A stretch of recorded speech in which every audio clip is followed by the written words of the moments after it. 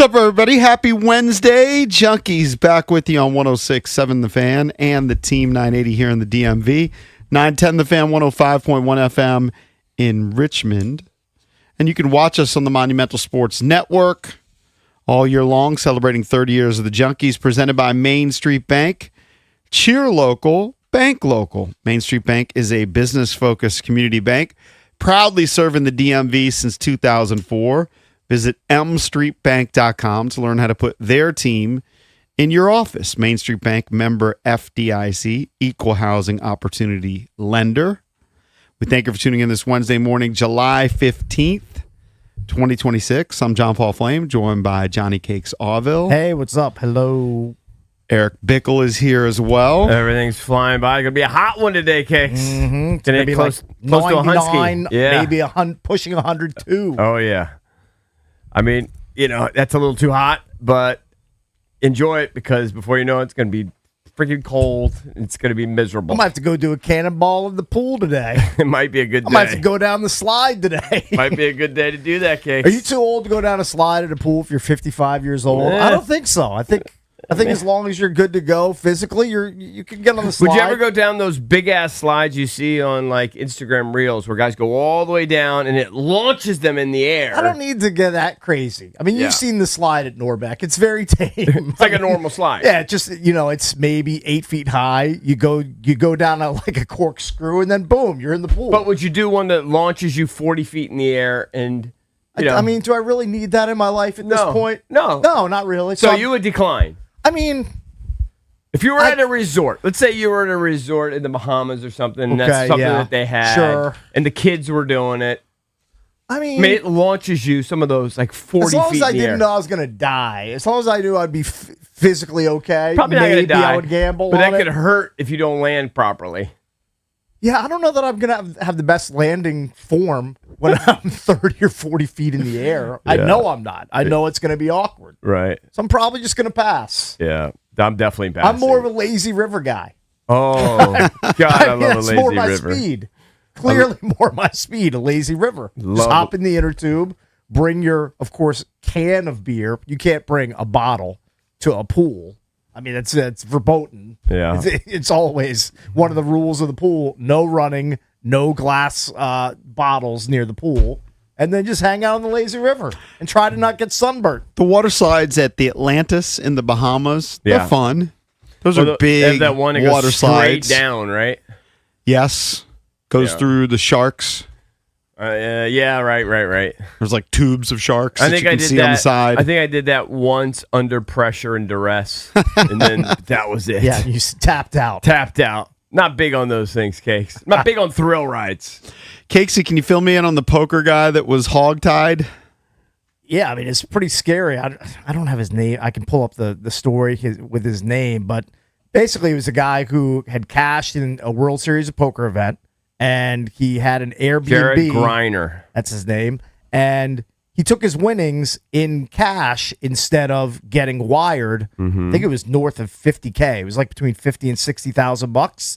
And when he gets back to his Airbnb, there are two guys that know he's heading there because, as Valdez pointed out, probably some sort of an inside job, because I don't think this guy's dumb enough to go on Twitter and say, hey, I've got 50 large in my backpack. I'm about to head to my Airbnb. Somehow they knew he was going to be there, and they grab him, they hog tie him, they steal all of his money, and then they peel out of there with his backpack stuffed with like $50,000 in cash. I mean, how are you going to catch those guys?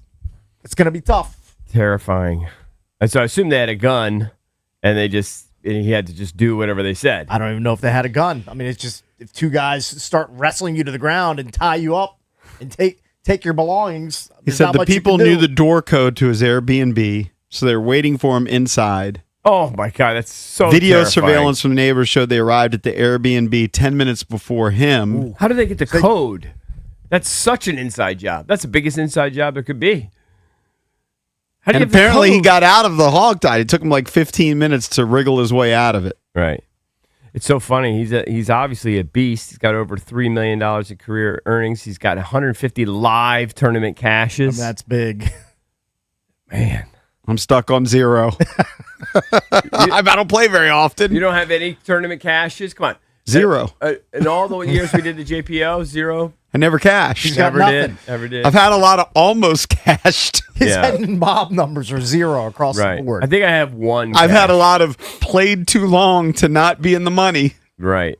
Yeah, I got that too. That's why I've gone the opposite way of late, where if I don't start off strong, I'm just going to go out quick. Right. Right. But it is kind of scary. Like if you're walking around like any casino and you have, even like a few $1,000s on you, let alone 50K or more, like you start to get paranoid about like Especially if it's what not you're normal carrying for in you. your backpack. Are people following me? Do people see me go to the cage and get paid? Like you never know what's going to happen. You got to have your head on a swivel. And I would advise, I'm sure this guy's going to take this under advisement. The next time you get paid, get the money wired to you. Get the Yeah. money wired to your account so you're not rolling around with 5 stacks of high society in your backpack. A lot of those So poker that guys, sucks. they walk around with those backpacks too. God only knows how much cash is in those things. That is true. Those high stakes guys. Well, I see people all the time in MGM National Harbor, like walking around with like nerd sacks, and these are now in vogue, and I can't pull off the look. It's the across the body like man purse. Yeah. A lot of guys. Jeff Walker uses A one of lot those. of guys rocking that move. Yeah. It's a bold move, and Yeah. I know I can't pull it off. Basically No. a fanny pack. It's basically a fanny Glorified pack, but fanny it's pack. but it's A little it's classier. utilized in a different way. Right. Like it's cooler to wear it across your body instead of wearing it around your waist. If you Right. just wear it around your waist next to your phone that you clip onto your waistband, which is another just screaming old guy move, it's not the There greatest. was an look. era, I don't know if it was in my late 20s or 30s, where I was a fanny pack guy. There was an era where Okay. I did wear a fanny pack. Me and the Hulk. I feel like the Hulk was a fanny pack guy. I don't know why. Did the Hulk rock a fanny pack? Lou Ferrigno? No. Hulk Hogan. Hulk Hogan. I feel like Hulk Hogan was a fanny pack Nobody guy. calls Hulk Hogan the Hulk. Sorry. I don't know. You call Hulk Hogan the Hulk? I don't know. To me, he was the Hulk. The Hulk. Well, You, you call know him the what? Hulkster, then you right. know it's Hulk Hogan. You wouldn't make fun of him for wearing a fanny pack because he'd beat your ass. no chance. No chance. is running wild.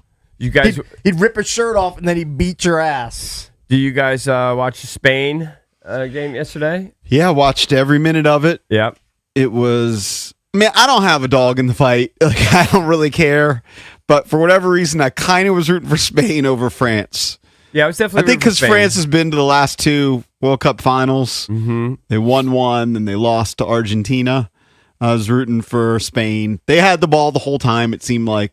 Yeah, Possession of the I ball. was kind of surprised the way France played it that way. The one guy had the penalty where he didn't see Lamine Yamal coming. Yeah.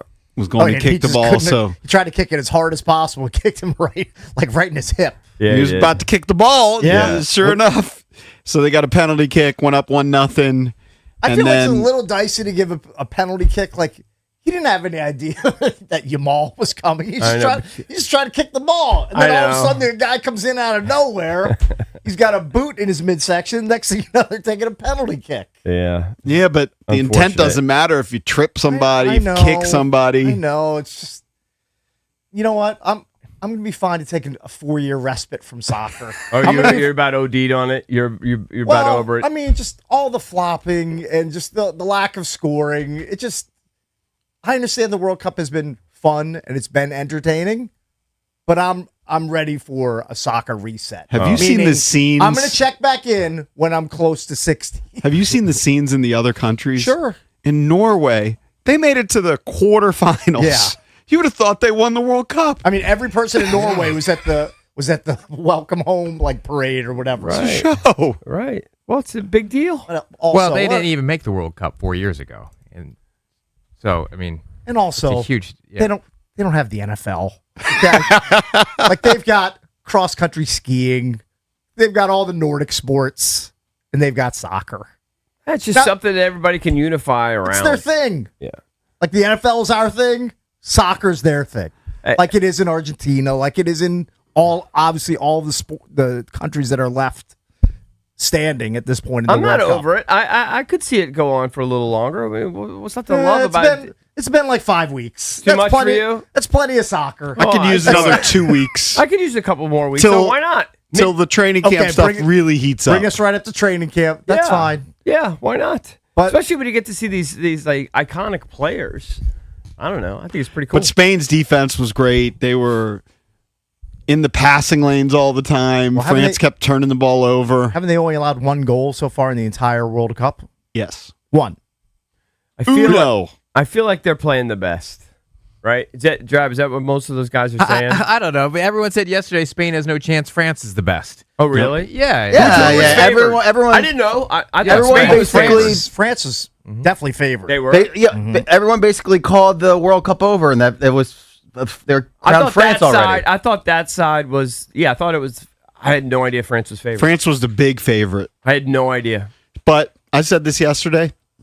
NBA Finals, when you watch the Eastern Conference Finals and Western Conference Finals, you would have thought, oh, OKC or San Antonio, whoever comes out, they're going to win it. And the Knicks ended up winning it. So who knows Now if today's Spain will take care of business. Argentina against England today. Right. England's a slight favorite. I'm Apparently the rooting hard countries for hate each Argentina. other. Yeah. There's some sort of history, but Messi's never played England. Yeah. Ever. I'm rooting hard for Messi, and then I'm going to be up against my boy Lucas, who, I said he wasn't from Spain. No, he was actually born in Spain. I was wrong. The Falkland Island Wars. I guess. That's like JP. early Okay. 80s. I remember something about that skirmish, but not much. Right. Remember a I feel little like bit. that lasted like a day. I think England gave them the beatdown. Yeah.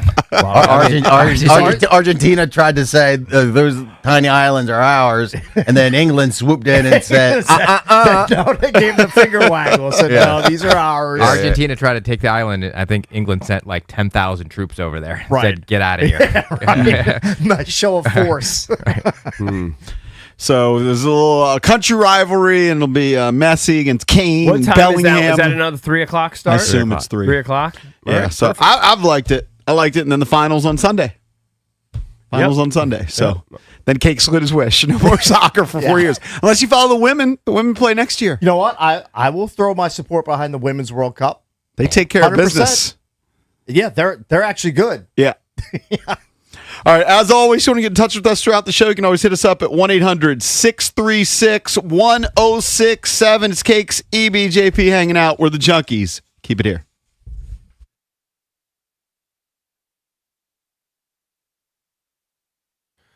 All right, guys. EB here for Golfdom. Their legacy began in 1982. Golfdom by Worldwide Golf has been your trusted golf shop for generations. From the early days to the present, they've been serving local golfers with excellent service and expertise. The goal is to empower your journey with the best gear and advice in golf. All backed by their legendary 90-day guarantee, Golfdom by Worldwide Golf is here to help you get there.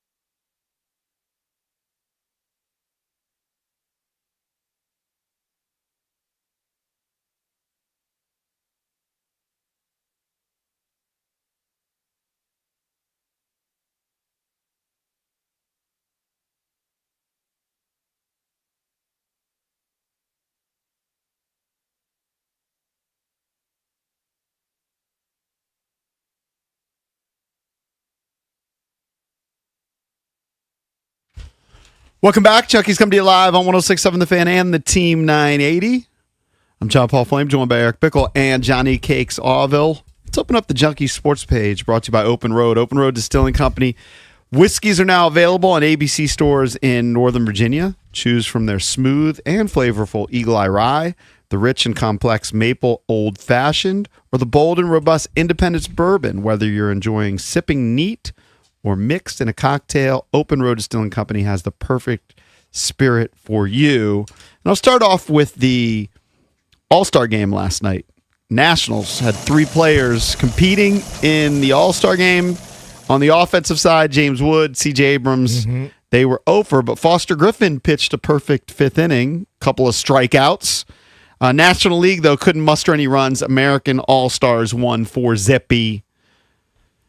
So that was the All-Star game last There's no night. ramifications anymore from the All-Star No. game, right? Yeah, just I did pure like pleasure. the bit where they came out and they signed the lineup card with the feather quill pen bit Right. in the wake of America 250. That was a nice touch. I All thought. right. Yeah, go Being old in school. Philadelphia. All right, I like it. National That's League outside. had 3 hits in the game. Yeah, that is a dud. Big dud. So that was your Major League Baseball All-Star game. We were talking about the World Cup. What were you gonna say? What did you think of the Sandlot bit? That was before the game. I actually didn't see that. Explain it, Valdez. Well, you know the iconic scene in the Sandlot where they get to play one night game a year, and that's on July 4th because of the fireworks that are going off in the town. Oh. And they ride their bikes to the Sandlot and they play baseball at night While the fireworks are going while off. the fireworks are going off, so they can see the ball. And then they had kids riding their bikes into the bank, Citizen Bank Field, and then fireworks started going off, and they were like playing catch with a bunch of the pros. I mean, I think it's a cool concept, but the Sandlot, I'm speaking for our generation. It doesn't resonate with us. I don't think like it does people like your age group. Yeah, It doesn't hold the- it's a millennial movie. It just doesn't hold the same cachet. I'm not sure I even We're more saw it. Stand By Me guys. I've seen it once. How old were you guys in 1993? 23. 23 years old. Oh yeah, that was a goofy kids movie. Yeah, Yeah. it's kids like so. I understand that it has an attraction for a certain age group. The Sandlot ship has sailed. Did it for- make you for this happy group. or did it make you just nostalgic? I just thought it was just big spoonful of nostalgia. Nice All touch. right. I thought it was MLB trying too hard. They force-feed it in. Like it was awkward. You had the players holding the sparklers. The whole thing was just kind of awkward. Okay. It was schmaltzy. Yeah. I'll be honest with you. All I really paid attention to was some of the red carpet stuff. And people were doing body language stuff with Paul Skeens and Livy Dunn. Okay. They were trying to say that Skeens is over Livy Dunn. Oh, really? He's had his fill. Yeah, just by the way, he's barely holding. He's just her ready to hand. move on. I don't know. That's the body language you guys were saying. Who knows? You do fancy yourself a body language expert. I couldn't tell. I mean, he was barely holding her finger. Mm-hmm. Who knows? Maybe he is sick of her. They have a major height difference, right? Oh, I mean, yeah. she's of like course. 5 feet tall, or she might be a little taller than that, but Skeens is a monster. Yeah, totally. He's got to be like a foot and a half taller than her, I would assume.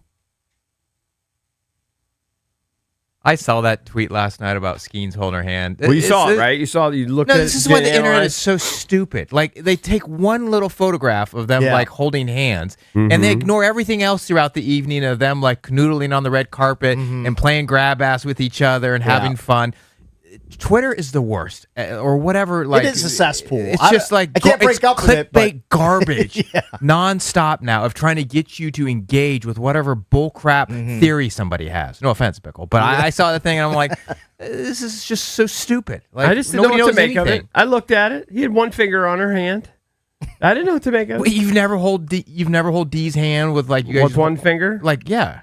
Not I really. did that a million times. Not really. You're just kind of like engaged in other things and you're still feeling it out. touching? You're still touching. Yeah. I mean, who knows? I don't know. I don't know. I didn't say I believed it. I just told you I read it. I know, and I'm observed it. telling you that I'm sick of the clickbait garbage on Twitter where it just tries to fool I everyone like into your these fake pushback. stories. I like it. All right. You're taking a stand over there, Drab. Because Twitter, it's- Twitter entertains me, so I don't mind. Well, it's because everyone gets $13 a month now off Twitter if you got a blue check mark or whatever. So everyone just tries to get this phony engagement. Yeah. Maybe. I know that my retweet yesterday hit 2.1 million views. I forgot to I retweet think it. that's an all-time record. I forget everything, but I forgot to retweet that, and Yeah, that would help me. I didn't send the guy with the micro the money yet, Yeah, but you I gotta will. send him I that. will do that today. Yeah. He needs our support. EB's in line with his handout from Elon. Hey man, if you could send me some dough. Hey, if you get monetized, believe me, do it. I could do a million things if I was really trying to get engagement. I could do like a poll every day. I could do. Yeah, a I know. million things. That's what Drab's mad about. That's what people are doing. No, I understand. Yeah. But What do you still- notice in this photo? No, it's always the I know I see it what's going on here, but I'm not going to say it. And everyone's like, "What? Let's go to the comments to figure out what's people." No, have yeah. Some deduced people do from this. Some people do terrible things. So they also do it like on Instagram. Well, there'll be like a pointless video that's like 3 minutes long of some guy like, I don't know, trying to fix a doorknob or something, and you watch the whole thing because you try to think there's a payoff, and there's literally no payoff. It's just endless nothing. Speaking of no payoff, the Wizards did shut down AJ DeBonsa. I was so disappointed when I saw that. I understand it, but they also shut down Will and Trey. Yeah. Why else did you watch? They're too valuable. The Your commodities leading are too scorer. valuable. Your leading scorer was Chris Livingston for the Wizards last night as they I lost. did actually to watch the Bulls. I wanted to see Caleb. Caleb Wilson for the Bulls finished with 19 points, hit a couple of 3-pointers, had 8 rebounds, and a block as well. So the Wizards' unblemished summer league record comes to an end as they lose their first game in the Vegas Summer League. AJ DeBonsa shut down. We mentioned the World Cup.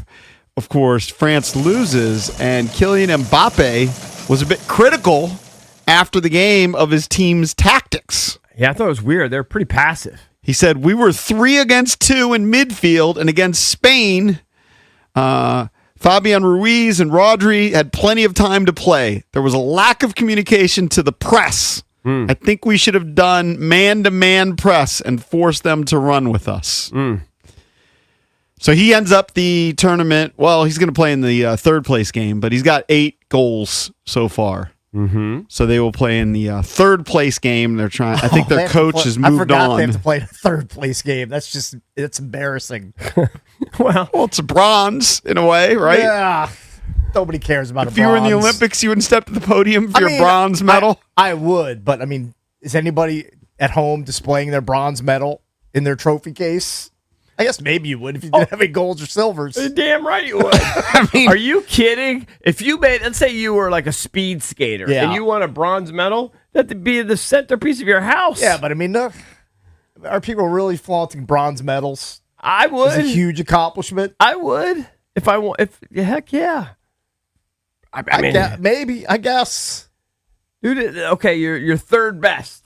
You're third best in the world. It's pretty good. I mean, it's pretty good. I mean, it's not great, but it's pretty good. It's pretty solid. It's pretty great. I mean, yeah, if you make the Olympics, like Chris Farley's wife, Yeah. she didn't get a medal, Right? Yeah. but was she in has the this an Olympics. amazing accomplishment that she competed in the Olympics. Right. I don't care what place she finished Yeah. in. Right. And Farley, his accomplishment was he got to have sex in the Olympic Village. Pretty great. I would imagine, yeah. Yeah. Pretty great. I'm just looking though.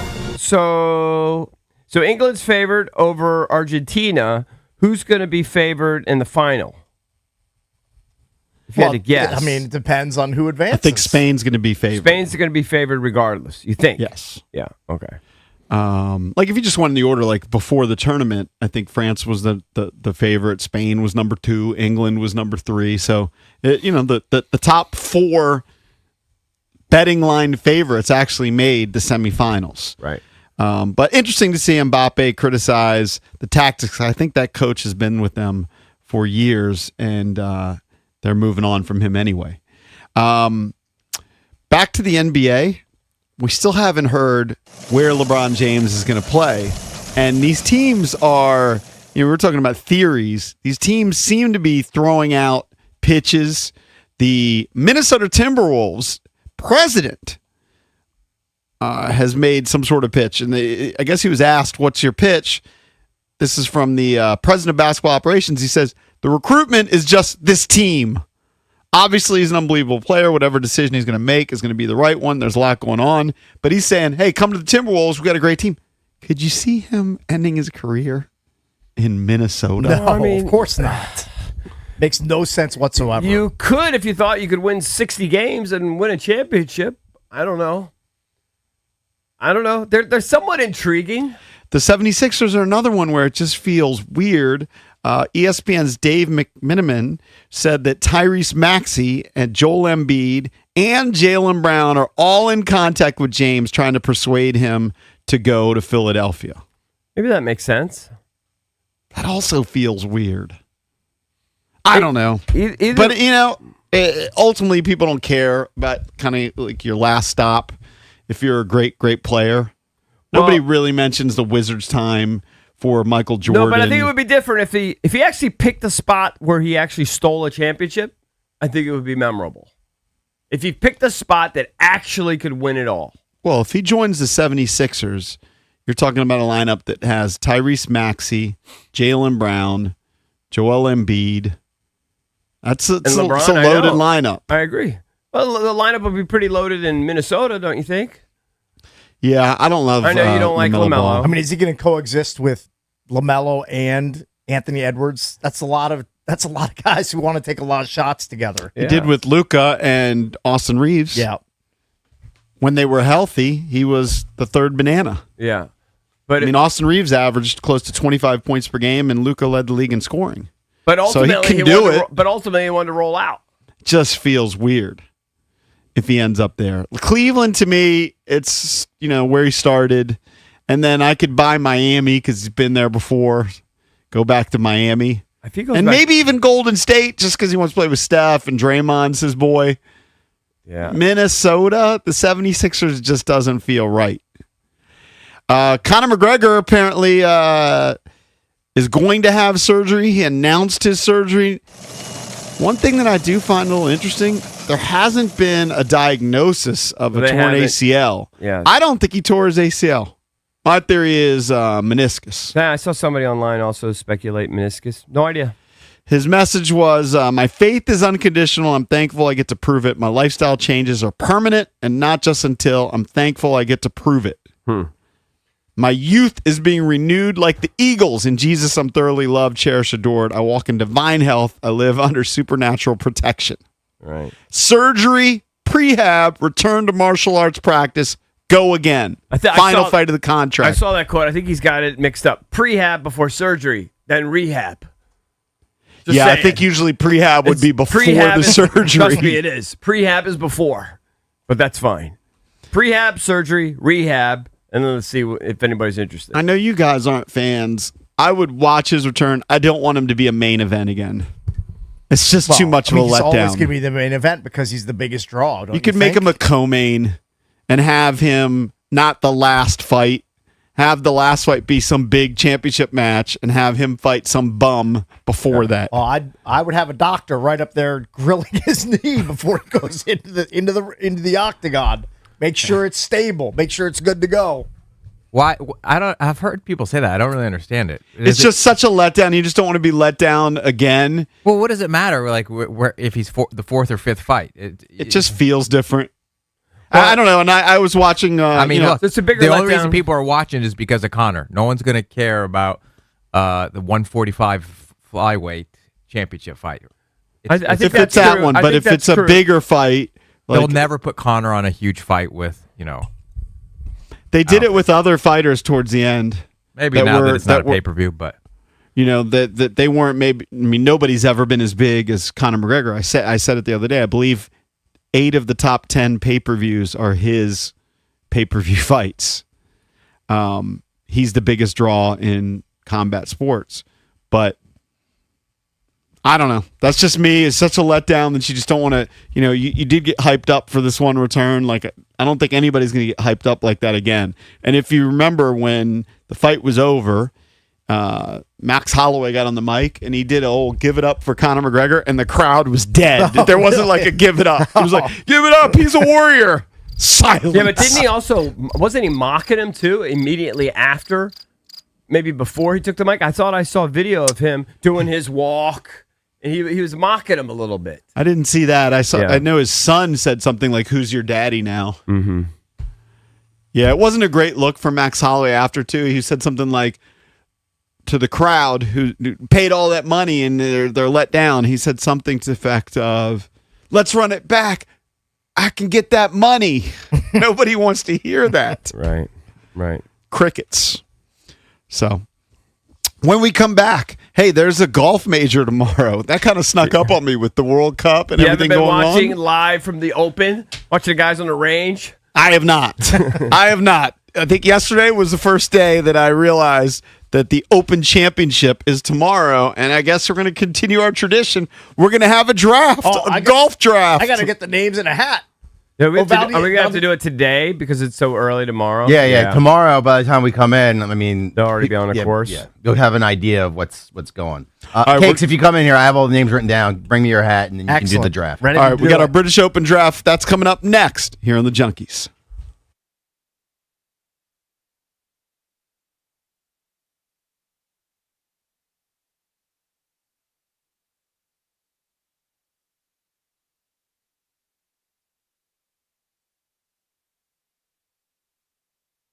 Turn on the news. There's a new headline every day. Inflation's climbing, interest rates shifting, new tax laws being enacted. It's enough to make anybody nervous about their money. But here's the thing. You don't need to chase every headline. At Trajan Wealth, spelled TRAJAN Wealth.com, their fiduciary advisors help you tune out the noise and focus on the big picture. They'll work with you to build a long-term financial strategy based on your goals, your risk tolerance, and your time horizon. Peace of mind starts by calling Trajan Wealth. Instead of constantly reacting to market swings, you'll have a plan designed to keep you on track no matter what the economy throws your way. Check them out right now, TRAJAN Wealth.com. Just like in sports, it's not about one play, it's about the entire season. Don't let uncertainty dictate your future. Call Trajan Wealth today. The number is 1-855-TRAJAN-1. That's 1-855-TRAJAN-1, or visit TRAJANWealth.com. Advisory services through Trajan Wealth LLC, SEC registered investment advisor. Additional services through Trajan Estate and Trajan Tax. Actual client, paid advertisement. Additional disclosures at TrajanWealth.com.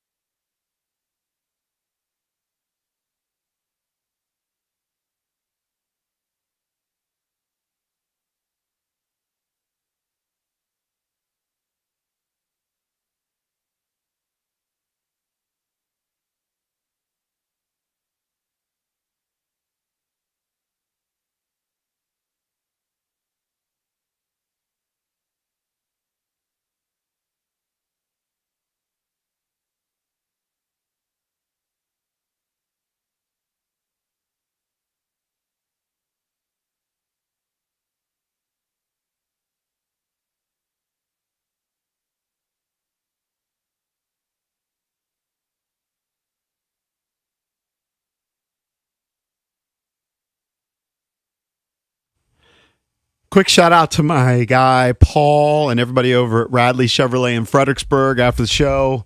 Drove all the way out there, picked up my Traverse again. It's like an all new car. Very nice. Still has the new car smell because I got Nice. an accident basically in the first week that I had the car. That's tragic. Unbelievable. So body shop hooked it up. Terrible luck. Nice, though. Great customer service. It's like brand new again. It's just a long drive to Fredericksburg. I was so tired. so long. I thought I was going to Such a fall long drive. asleep Such a long drive. on 95. I mean, you know how devastating it is when you're making good time coming back from wherever it is, South Carolina. Most recently for me, it was, and my wife's, North Carolina. And you're just cruising along, and then you just hit Fredericksburg, and it's nothing but brake lights and just crawling traffic. Yeah. Yeah, I mean, I've never breezed through Fredericksburg on the way back from the Right. trip. It's never happened. It's almost impossible. hard. And I it don't think seems it's like the possible for it to express happen. lanes are always closed the way that you want them to be open. Yeah, which makes sense. Look, there are traffic engineers getting paid lots of money to figure things out, but even an idiot like me can figure out, well, the traffic's coming down on a Saturday morning. You need Right. to open up the lanes southbound instead of northbound. Right. But I'm just convinced every time I get to Fredericksburg, on the way back at least, it's going to be a 30-minute slowdown. Yeah, now just I know went it. right after the show, so it wasn't Yeah. a traffic time, but it's still just a long way there. Yeah. You know what's an underrated spot that I stopped for fast food? I'd like to hear it. Cookout. Oh, well, I mean, you think I sleep on Cookout where I could get a corn dog, I can get hush puppies. I'm not familiar with Cookout's Yeah, game. Cookout's I don't know what pretty that good. is. You need to familiarize That's yourself. a fast food joint? Yes. Or it's really? It's yeah. That's news. That's a new So one. I don't know. Yeah, you can get like different basket combinations. I just got a cheeseburger, but Yeah. as Cakes mentioned, the choice of hush Oh, puppies. yeah, I get onion rings. I said, what two sides do you want? I said, actually, you nailed it. I got onion rings and hush Oh, puppies. why wouldn't you? Why wouldn't you make those choices? My breath was probably humming. Doesn't matter. You had a fantastic. All right, we meal. got a limited window here, right? We're going to try to knock out this British Open draft. Yeah, but it's only 2 rounds. We picked 2 guys, right? Yeah, but we got 6 guys. We got give it like 12 picks. Okay. I mean, it's going to take some time, I think. I don't think it's going to take that much time. It's not going to take old Flacy much time to make his picks. Really? Okay. All right, the draft order is Draft order. We will go. We'll go bottom to top. EB picks 7th. Mike Great. Marr is picking 6th. Thirsty Anna from Annapolis is picking at 5. Draft T-shirt in the 4 hole. Here's your top 3. Valdez picks 3. Cakes picked 2nd. And John Paul Flame is atop the draft board at numero uno. all right. And the rules are like always. We have to have 1 international player and 1 American player. Yes, Yeah. that's how it works. And you got to have the winner. If you don't, I guess it carries over to next year. All right. In the Masters. past, I have picked a Masters. player who didn't participate in the tournament because I didn't do much prep. I've done 0 prep begging for this, for you to but do I'm that pretty again. confident that he's playing in this tournament, and I'm pretty confident he's won it before. By the way, we should make a new rule going forward. If anybody picks somebody that isn't participating in the tournament, they have to pay like a $20 dummy If fee. you pay a penalty. Yeah, you have to pay a penalty right off the top. Sure, yeah, I I'll- would I'll have do paid the that. dummy fee in the past, but you can't make up rules for the past that you have to pay off. Understood. So I think he's playing. I'm 99% sure he's won it before. I'm going to go with Rory McIlroy. Yeah, I'm pretty sure Wow. he's playing. Get my international pick out there. I think that is a safe pick. This boned me recently because I took Scotty high and he did nothing. But I mean, he's the favorite, at least according to DraftKings. I don't know how you could pass up. Is he the defending champ? I'm going to take Scotty Scheffler as my U.S. guy. I think Sheffy off the board. He's been number 1 in the world for over 200 weeks. I mean, that's the easiest pick of all time right there. missed his cut last week. Fell but into my lap. I don't think it's a bad pick. I'm torn between these 2. I'm gonna take the guy that played this course when he was 5 years old. Okay. And lived 2 minutes from it, and would sneak on with his dad. I know he's not a long hitter, but I don't think you have to be a long hitter this week with how baked the fairways are. I'm going to take Tommy Fleetwood. All right. Fleetwood off the board. So we got 2 non-U.S. players out of 3 in the See, first 3 Tommy, I picks. think, had his dad carrying his bag for him on one day this week. It Nice. was very cool. Has Nice Tommy little Fleetwood trip. ever won a major? No. No, Tommy has not He's won a major. due. No. Yeah. Kinda. All right, If it's draft ever gonna T-shirt happen. now on the clock. All right. Well, I like where Valdez's head is at. I'm going to take the other English fellow out there. He played well last year at Royal Portrush. I will take Matt Fitzpatrick. You're not taking Rombo. No, You're out on the Rombo bit. No. I think Rom is down there a little bit. You I don't get him coming back? No, because he's international. Oh, I'm just yeah. not You're feeling out him. on Rombo. No. You're out on Rom. Okay. Yeah, Matt, stick together. All right. You're doing a Matt bit. All right, let's head out to the state capital of Maryland and reconnect with Anna. Oh, okay. We got to punch her up. Anna? Good morning, boys. Good Hello, morning. Anna. How are you, Anna? I'm doing great. I'm coming to you live today from the lovely Pendry Hotel in Baltimore, Maryland. Nice. Wonderfully accessible by boat with your own private pier off the side of the hotel. Of course. Fabulous. Fancy. That's baller. Fancy. Why are you staying there? Just for fun? Yeah, so this week our son is at my parents actually up by Cornell, EB. My mom and dad live on the Finger Lakes up there. Oh, okay. So our son is away this week, so we take a little time to, it's like an hour and a half run to Baltimore, so we came to Pendry tonight, and Thursday we'll have the boat downtown Annapolis. Those were my favorite lakes in high school. Finger Lakes. I was a big fan. Okay. All right, Anna. They're nice lakes. I'm just saying, it's a good, Some people like the Great it's a Lakes. fun spot. Yeah. Yeah, I bet. Yeah. All right, so All right, Scotty, so my Rory, pick, I'm gonna Tommy, Fitz have gone. Yep, I'm going to stay on brand with where y'all are headed, and I'm going to go with Tyrell Hatton for my international pick. Ooh, okay. All right. At least he doesn't have a temper, that Tyrell Hatton. Yeah, right? He can be an He's a little ornery spicy. sort, that one. All right. All right, nice pick. All right, stay Mike on Marr, hold. you're up next. Only one American off the board. You're Captain America over there. You're going to go with an American or a non-American player with your first pick? Not so fast, Cakes. I'm going to take someone who's been playing really good can jam and someone who's winning on and off the course. This guy, during the Masters, came out and said he was dating a missile, showed pictures of her. She was at the par 3 contest. She's a weapon. And this guy just won the Travelers. So he's winning on and off the course. Give me Victor Hovland. All right, now I'm going to look up Victor Hovland girlfriend. All right, so Victor Hovland off the board. That leads us to EB. Back-to-back picks Oh, wow. for you. All right. I'm going to go with a sentimental. I'm going to go sentimental. I'm going to, I think it's probably unlikely, but I'm going to go Justin Rose. And then I need an American. Yep. Man, what are the odds? I don't know if Wyndham Clark can do it back to back. It seems kind of crazy. I don't like Colin Morikawa. I love Cameron Young. I'm going to go Wyndham Clark, though. I'm just going to ride the hot hand. All right, Wyndham Clark off the board. EB's 2 picks are made. So we go back to Mike Marr. He needs an American-born player. I think this is a layup for me here. This guy won a major. If it wasn't last year, it was 2 years ago. So he's, shown up big time in these tournaments. Xander Schauffele. I think he won 2 majors that year. All right, Xander is off the board. Now we go back to Anna to make her American pick. Thirsty Anna.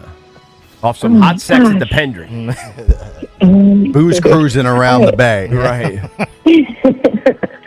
All right, so I have to have an American, and here's what keeps happening to me. I pick my winner, and then they don't win the major. They win the following week, like Fitzy for the Masters, and then he won Hilton Head the following week.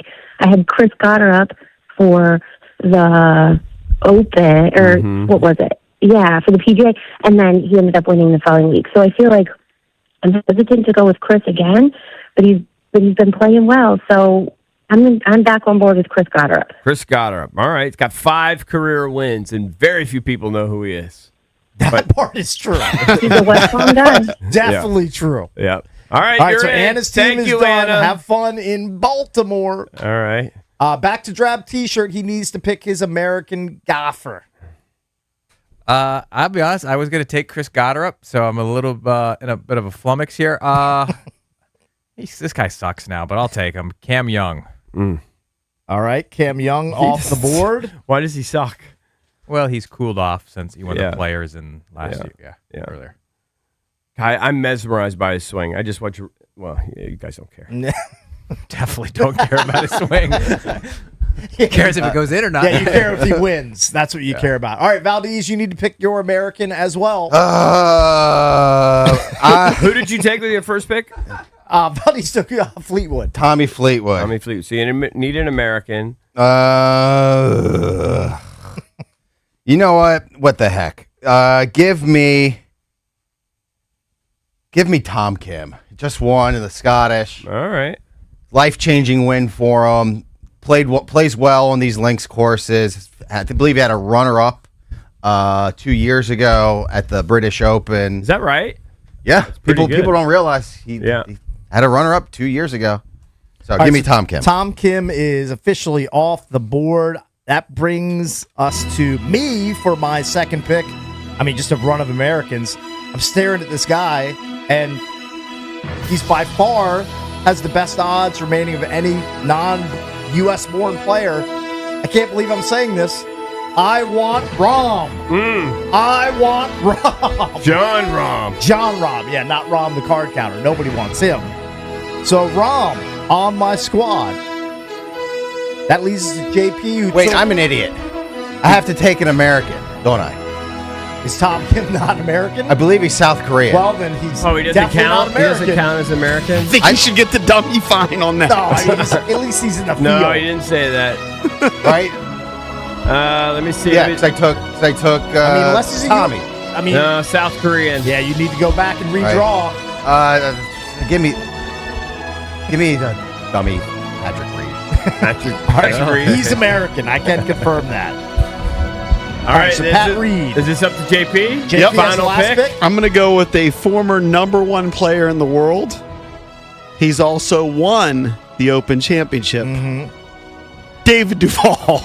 You're kidding, right? Taking him. Why? Why not?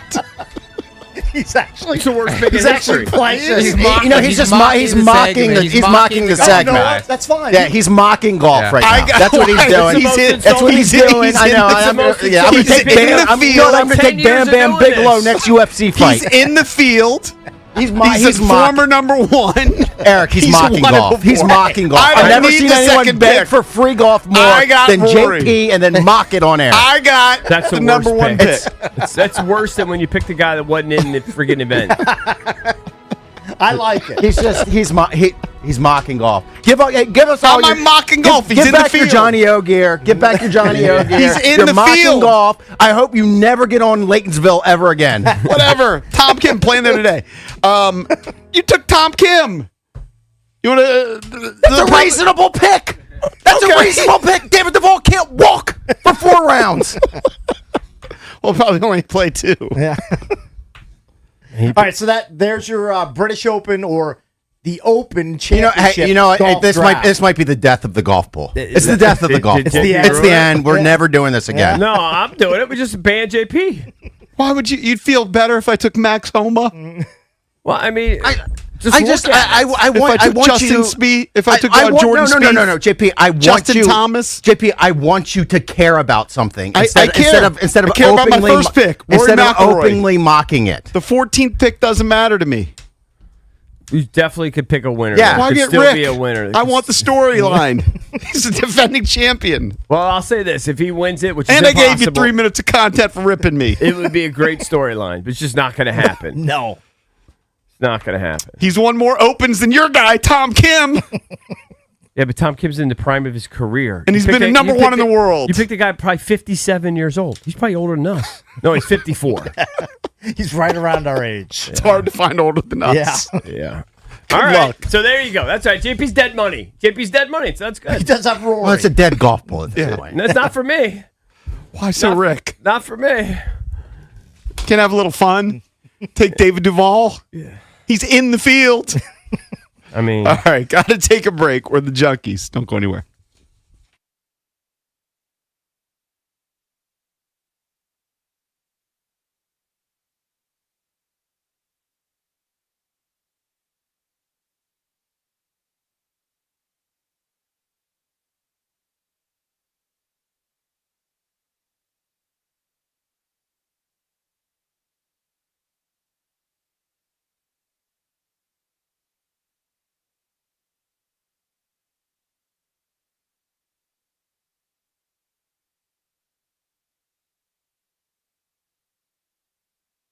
Baseball season's in full swing, and you can trade every game on Kalshi. That's right, on Kalshi, every game you can trade, but you can also trade futures, even all-star events. Look, Washington's back in action on Friday right now. They're trading at 47% to get a dub on Friday night. That means a $100 trade is going to pay out $179.40. You want to go with the big fave like the Dodgers? They're trading at 56% to get a win against New York. $100 will pay out $164.76. On Kalshi, you get to trade against peers in a live market. That means there's no house. And as the probability changes, you can buy in and out of your position. For a limited time, download the Kalshi app. Use the code JP. Get $10 when you trade 10. Kalshi. Kalshi. Trade on anything. Must be 18 or over. Only restrictions and eligibility requirements apply. Fed contract trading involves risk and may not be suitable for all investors. Prices, values, and available markets may differ from those mentioned. For more information, see kalshi.com/regulatory.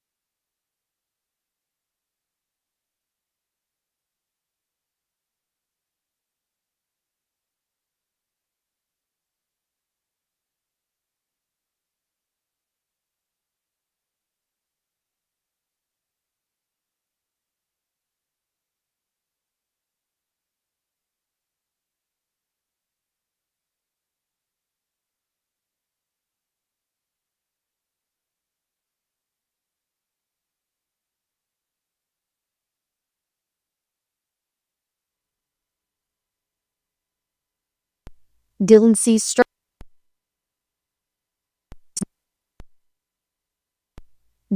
struck out the side in the first inning, combining with 10 relievers on a 3-hitter in a show of pitching dominance that led the American League to a 4-0 win over the National League in the MLB All-Star Game.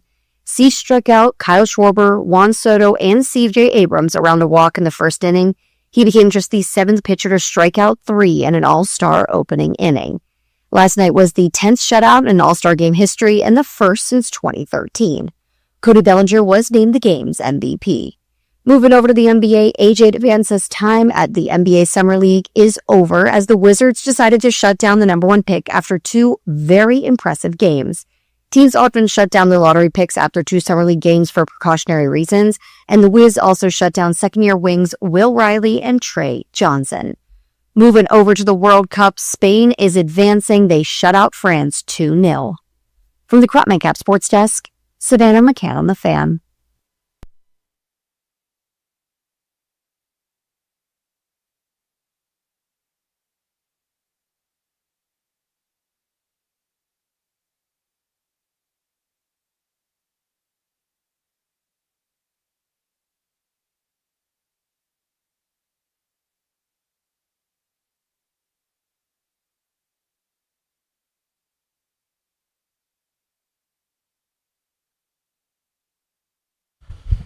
So Cakes always mentions what a nightmare it is to drive through Fredericksburg when you're on your way down south. This is true. On your way back, it's hard to avoid a backup. So this weekend I'm going to see my Maris peeps, going to the Foxy Gator.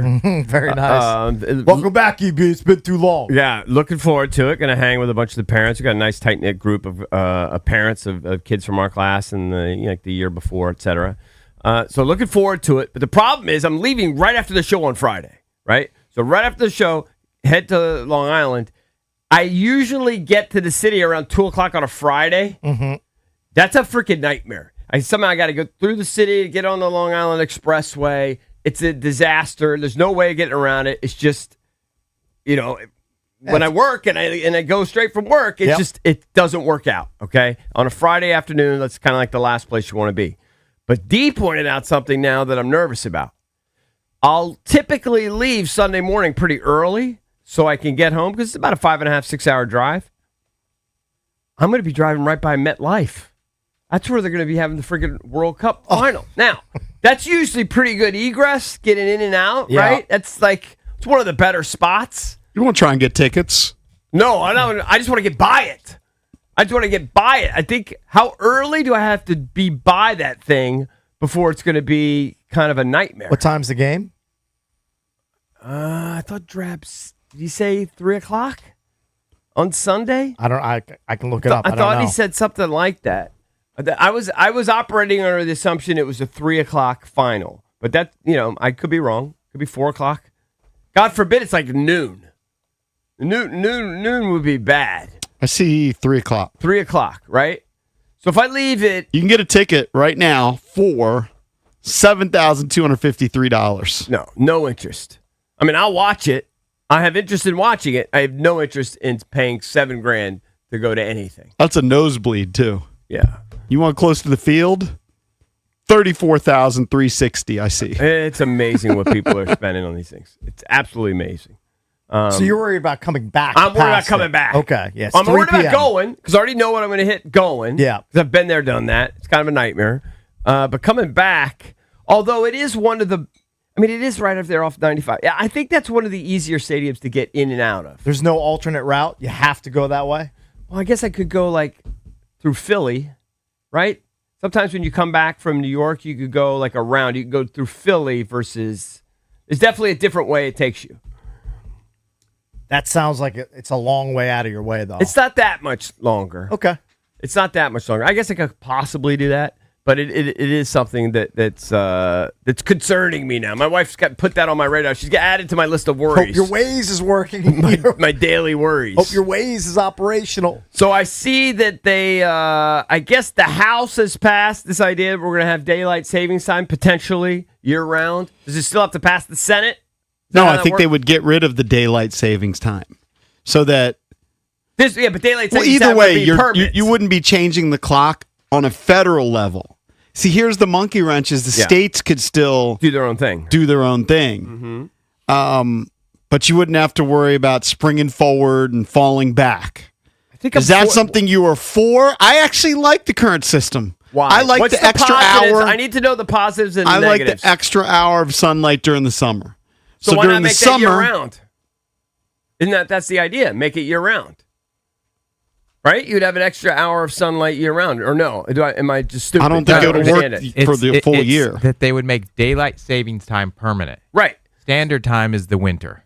Right. So daylight savings time permanent. Wouldn't that mean you'd have kind of more sun in the afternoon? In the winter time, instead of getting dark at 4:30, it will get dark at 5:30. Yeah, I'm pro that. The con of that. What's the downside? The downside of that many people are adamantly against is that the sun will not come up until 8:30 or around there. In the morning. Yeah, and it just depends where you're at. I mean, obviously, if you're in Minnesota or New York or Washington State, or like the sun's going to come up extremely late. Yeah, I mean, it's like pretty late. past 9 a.m. or something. This, I don't know. this, Pretty this late. is one where I'm a little bit like Cakes, where I've gotten used to it. So why buck the system? Sure.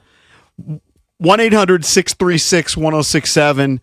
Would you be pro changing the system so where daylight saving time is permanent, or do you want the current system? I think I'm used to the current system and I'm cool with it. And I don't want it to be dark until 8 a.m. I'm used to it, and the only time it really affects me, fall back is great because you just feel like you get that bonus hour. The spring forward is the one that throws me, like for a week or two. Yeah, but then you get that extra sunlight I know, but in the evening. I panic about setting the clock ahead or having the clock set ahead. I Like, heard- I just don't like it. I heard one of these senators and they were talking about what a pain it is, what you just said, Yeah. to set the clock. And I was thinking to myself, first of all, a lot of your devices do it automatically. That is true. All right, All right. let me ask this And rudimentary it's question. twice a year. Which is- like out of 365 days, you're going to complain that you got to do this work twice a Yeah, year. but I do have a couple wall clocks that are like old school. Just have like cheap batteries, and you just kind of You got like a cuckoo clock over there. almost. You don't have any of those, like in your kitchen No, or I do. something. Yeah. Which is the system where it doesn't put me into a funk for close to a month when it starts getting dark at like 5:15? Well, that's why I think you would vote for daylight savings time, because you're going That to have would eliminate that. well, You're for getting the most more part, because daylight It wouldn't get dark at in the 4. evening. Yeah, I don't like that. Right. I hate it when it starts getting dark at 5 o'clock. Yeah, but your drives into work 4:30. will be dark whole time. It's already. It is every day. I get some sunlight. I get zero. First time I see the sun is when I walk out of this place and drive out of this place. Generally at true. 10:15. That's generally true for I don't us. know. I drive on the G-Dub Parkway and I can look at the monuments. I haven't seen the sun while I've been driving to work for 20 plus years. What time are you getting here? You're typically getting I here mean, at I'm 5? pulling in the garage usually at like 5:20. Yeah. Sun's not out. Not even close to being out. Yeah. That's because JP shows up a minute Jippy's before the being show. here half an hour later. I Yeah. beat you here half the time now.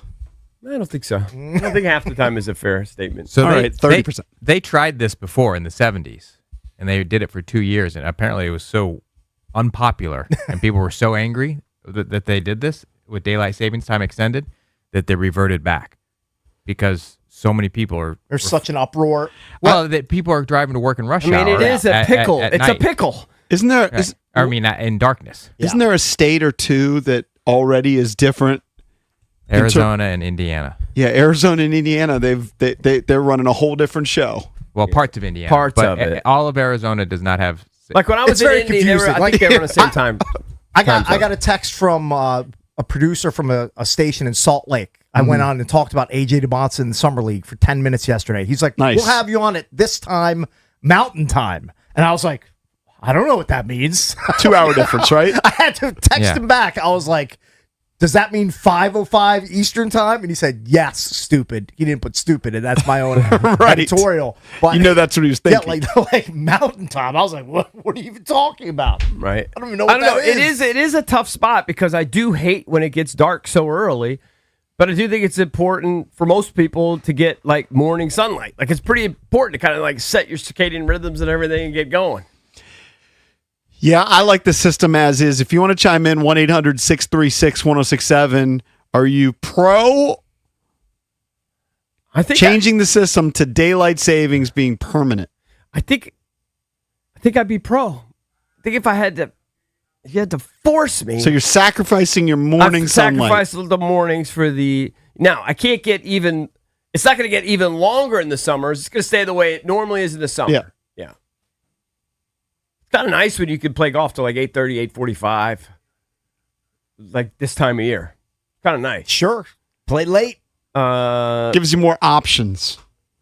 I think it could be somewhat depressing for everybody that like. So kids that go to school, they'll all be going to school in the dark, right? Nobody's going to school leaving their house past 8:30, right? Most people are on their road to school.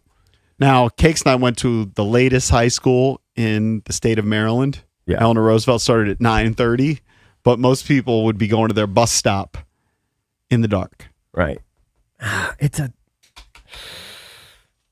And maybe the answer is just keep it the way it is. Can they keep it the way it is? There's really no way. In wintertime, where you could still not be dark at 5:30, there's really no way of doing it. And you add an hour or something to the day. It would be crazy, though, if it passes and then either Maryland or Virginia opts out and they do something different. Well, that would be and impossible. then Maryland, Virginia had different hours. That would be impossible. I don't think it would be impossible because the states can do their own thing. No, I understand, but it'd be impossible for us to navigate. My head would explode. Let's go to August. Chase would be in a totally different time zone than us. August in DC. What's Hey, up? guys. You're on with the Junks. What do you think? Well, I work on Capitol Hill. Mm-hmm. I think it's fine as is, but one of the arguments for it is that they're citing that a lot of people, there's like increased heart attacks and stuff when they spring forward and back. Really? Why? So on those two particular days? Because people are just not rested enough type thing? Yeah, and people are getting stressed out, but the congressman who introduced it is from Florida, and a lot of the Floridians are in favor of it for like tourism reasons. So if they get an extra hour of sunlight, that's good for Disney World. It's good for fishing charters, all the stuff they're doing down there. So Right. That's one of the reasons. I mean, if you had to choose, you'd rather have that extra hour in the afternoon than in the morning, right? On the whole It thing. depends on who you are, because I think like the origins of daylight savings in general is so that farmers could wake up early and have sunlight. So I could see some like rural states wanting to keep it as is. Right. Okay. All right. Hey, appreciate it. Thank you, August. Appreciate it. That's something I hadn't thought of. But I mean, most farmers today, they can put lights on their combines, lights on their tractors if they had to. Could they? I would guess. I don't know the latest in combine technology. I know you guys aren't going to know the These answer. are pretty but fancy. I'm going to throw it out there. Does any other country have daylight savings time? You think I know that? I mean, daylight How savings would we time know year that? round? I don't know. I have to look it up. Or change the clock at all? Like if you're in Paraguay, do you Yeah. change the clock at all during your year? The only thing I know about Paraguay is that they were in the World Cup and the U.S. gave them the business. Right, if you're living in Germany, are you Yes. changing your clock? Yes. I mean, I don't know about all the countries. I know for sure England does. All right, I'm going to find out right now. Let's go to Kurt in Ashburn. Kurt, what's up, buddy? Good morning, gents. Hey, how are you? Wow, 30 years. When is your sentence up? It's not really a sentence. We kind of enjoy it, actually.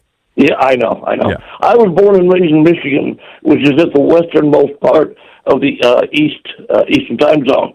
So we were going to school in the dark in any case. And I'm not in favor of switching it back and forth. I like it the way it is in daylight saving time. Real quickly, when they were voting on this in the late 50s, a woman wrote into the Detroit News and said, I'm not in favor of going to an extra hour of sunlight because it will be harmful to my plants. All right. Which is ridiculous. All right. But Kurt's in favor of just keeping it the way it is, just changing it twice a year, and those do seem to be, at least one of those two is kind of an annoying change. Looks like okay. So most countries in Europe, the UK, Germany, France, Italy, Spain, they shift clocks forward in late March and then back in late October. The United States, except for Hawaii, most of Arizona, and we know there's parts of Indiana. Countries like Australia, New Zealand, Chile, Paraguay, parts of Brazil observe it during their summer. Egypt, All right, parts so of it's, Asia. So it's not just us. Yeah. They say most of Asia does not use DST though, daylight savings time. Let's go to Donna. Donna, what's up? You're on with the Junkies. Good morning. I guess I'm in the minority, but I don't like the daylight savings time all year because, well, I'm a former school counselor, Yeah. and I'm thinking about all the kids waiting at bus stops and trying to walk to school in the dark, Okay. Right. especially little kids. And at least, you know, with the way it is now, they do have some daylight starting at 7. So you're worried about And, their safety, about getting hit by cars, that kind of thing? Oh, yeah. Oh, yeah. So what if you just I don't made think, standard time permanent? That's what I think they should do. Make standard time permanent. Because even in the evening, the kids usually get home by 5 o'clock, and it's still a little light at that time. All right, so I'm so confused now. I don't even know what standard time would be. What would So you wouldn't get the daylight savings boost where all of a sudden you do have that daylight till 8:45 here, or 9 o'clock. It's going to end at like 8. It would just be normal. Maybe that is. I don't know. 1-800-636-1067. The bill has passed in the House. Still has a long ways to go. Are you for making daylight savings time permanent? Who knew it was so controversial? 636-1067. Be right back.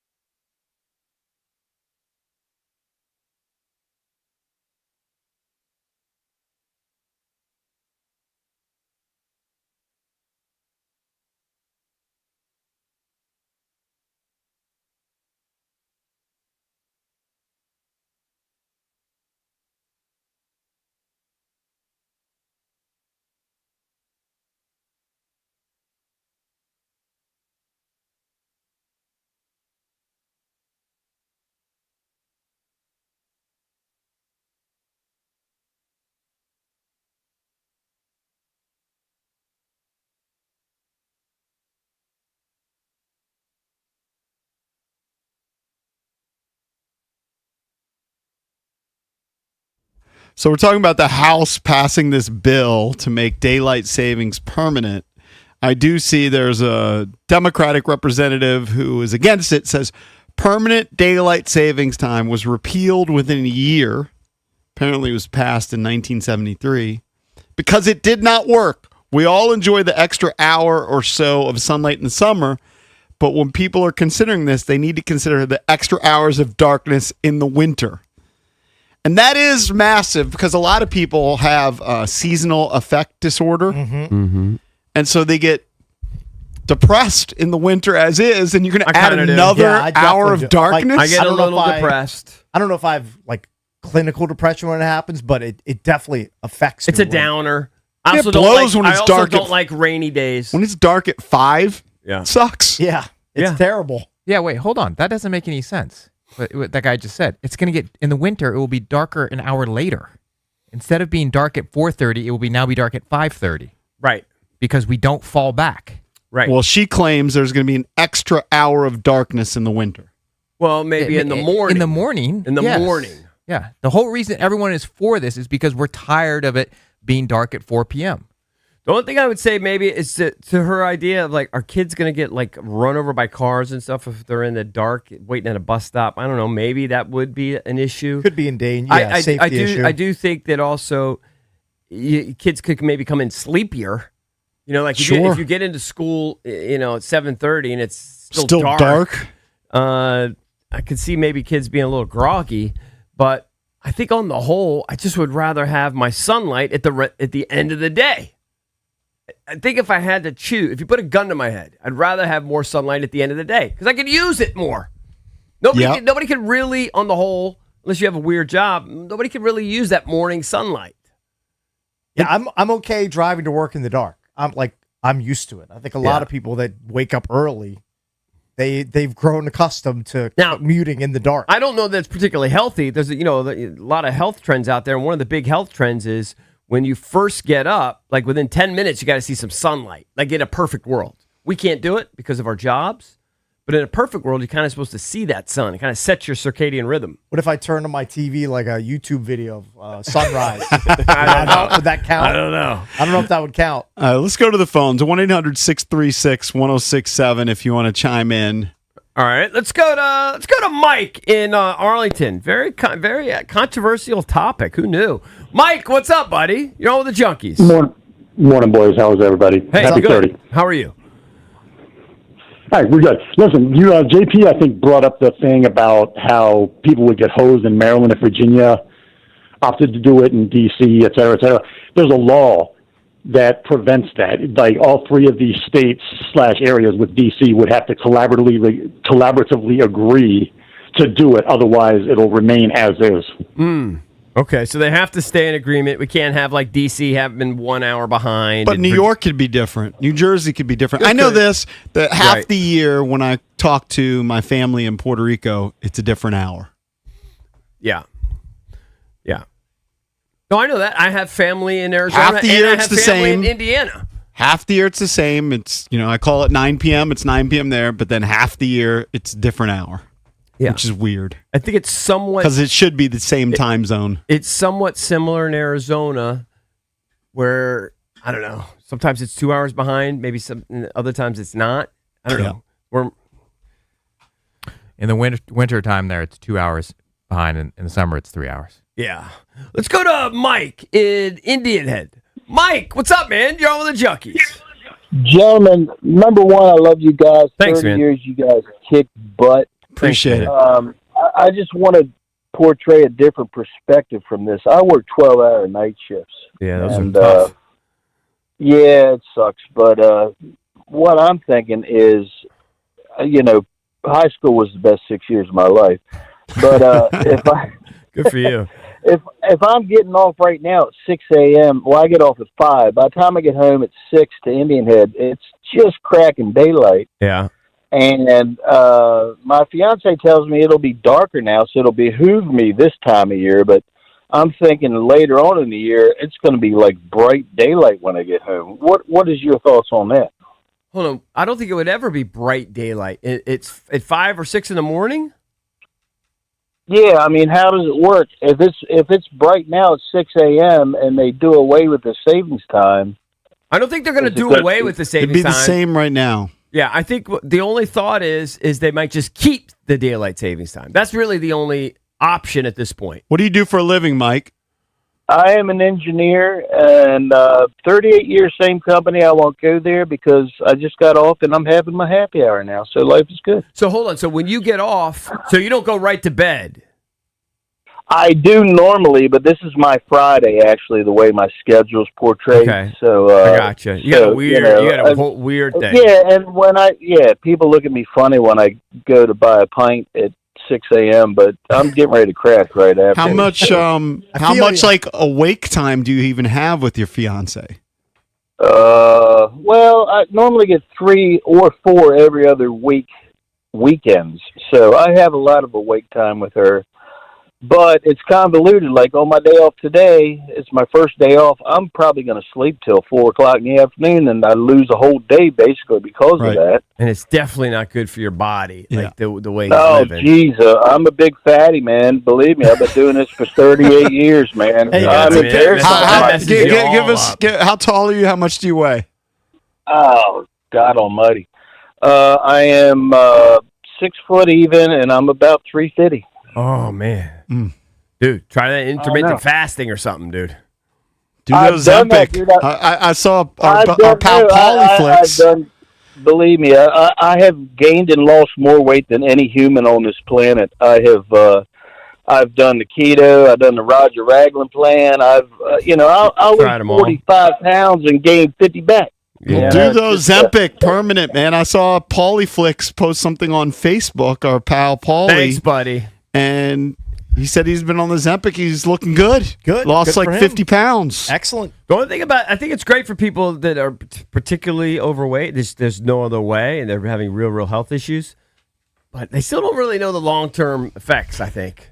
I'm sure there are some side effects. I'd be careful. And I've seen something called Ozempic ears, too. Oh, really? That your ears get long and droopy. Oh, who knew? I think you got to really worry about your bone density. That's one thing. More worried about my innards. Yeah. Well, you get that Ozempic ass, and that's just catastrophic especially if you're a female. I think you get away with it if you're a guy. A lot of guys have flat asses. Sure. You're talking to one right now. Yeah. This guy. Yeah. Hey, I saw you in your undies yesterday, Eric. Your ass isn't that round. No, mine's flat. Yeah. Yeah, because I've also lost weight. Sounds so weird. No, I've lost weight. I saw him in his skivvies. No, I know, because I was trying on my 34. I always thought Cakes you might rival Cakes for the flattest ass. Believe we me. might need to do some group have an ass squats. off. Why don't you guys do a butt man together, and we'll have an ass off. No. See who can twerk the best. I don't even know if Drabble Judge, see Cakes or my Eric. ass, believe me, I have a full-length mirror in between my bedroom and my bathroom, and when I walk into the shower and I take a peek, I'm getting old man ass. Just it is what it is. I start doing some squats. You should pull a Francis Dollarhide from Red Dragon and smash all your mirrors because you hate the way you look in the mirror. Mirrors they're not kind. Mirrors are not kind to me. No, I bought a Hex deadlift bar, so I'm adding that to my lifting, and it's pretty lightweight because I feel like I'm gonna pop a hernia every time I do it. Happens. I totally feel the pressure right where a hernia would be. Oh, better look out. Yeah. Better be careful. Scared. Hey, props to Polyflix for putting it out there on his Facebook that he's losing weight because of Ozempic. Yeah. You got a bunch of people out there that are taking all the high fives and congratulations. Yeah. When they're cheating, like my brother. My brother does this all the time. You're calling My out your brother brother. lost I like it. 70 or 80 pounds. Okay. And I'm tired of my parents saying how great my brother looks and what a stud he is. Because they're not giving you props. And I'm working my ass off in the gym, Yeah. and I'm getting 1/3 of the compliments that he's getting, and he's doing nothing. You can't let that stand. And he's because they don't know he's cheating. You won't Well, rat him out. You won't rat him out. I would feel bad. And Yeah. I'm like, isn't it obvious? The guy's a big fatty. Well, you know what's funny? Now he's is- 170 pounds. Hey, you know what you should do is next time you're with your family, ask him, say, hey, I've been doing these kind of lifts. What? Give me your workout routine. No, you don't even have to do that. You just ask him at dinner, like, hey, do you want seconds? Because, I mean, if you're on Ozempic, You got no appetite. Yeah, you got no appetite. Yeah. You should just force food in front of him and see what happens. And they're going to be like, what's happening here? Look at his pencil neck. He's got no shoulders. His body is drooping to the floor. Does he have the droopy ears? I'm telling you. Does he have Ozempic ears? I haven't looked at his ears, but I have noticed that a couple people have taken like Ozempic shots at me since I've lost like 32, 33 pounds. And I get a little bit bitter. I would too, yeah. I get a little bit bitter. To me, you do not at all look like you're on Ozempic. You look, because you're like you look very fit. Yeah, but I have lost a lot of weight. You have, yeah. Yeah.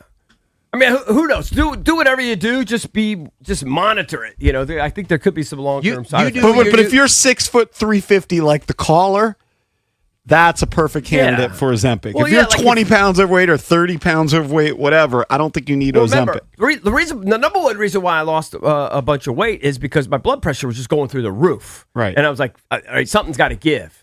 And it seems like I've got that under control. I was a good candidate. So if your blood pressure's out of control and your You had a health is just tipping falling point. apart, then you got to. If you can't do it otherwise, then sure. But need some outside help. Yeah, I do think if you have some discipline, you can do it though. Take a little pride in that, Cakes. As you should. Millions of people have done it. Even that guy said he's done it. And then it reverses. Then he does it again. No, it has to be a lifestyle change. You can't be just some fad. 1-800-636-1067 is the number. We're the Junkies. Coming right back.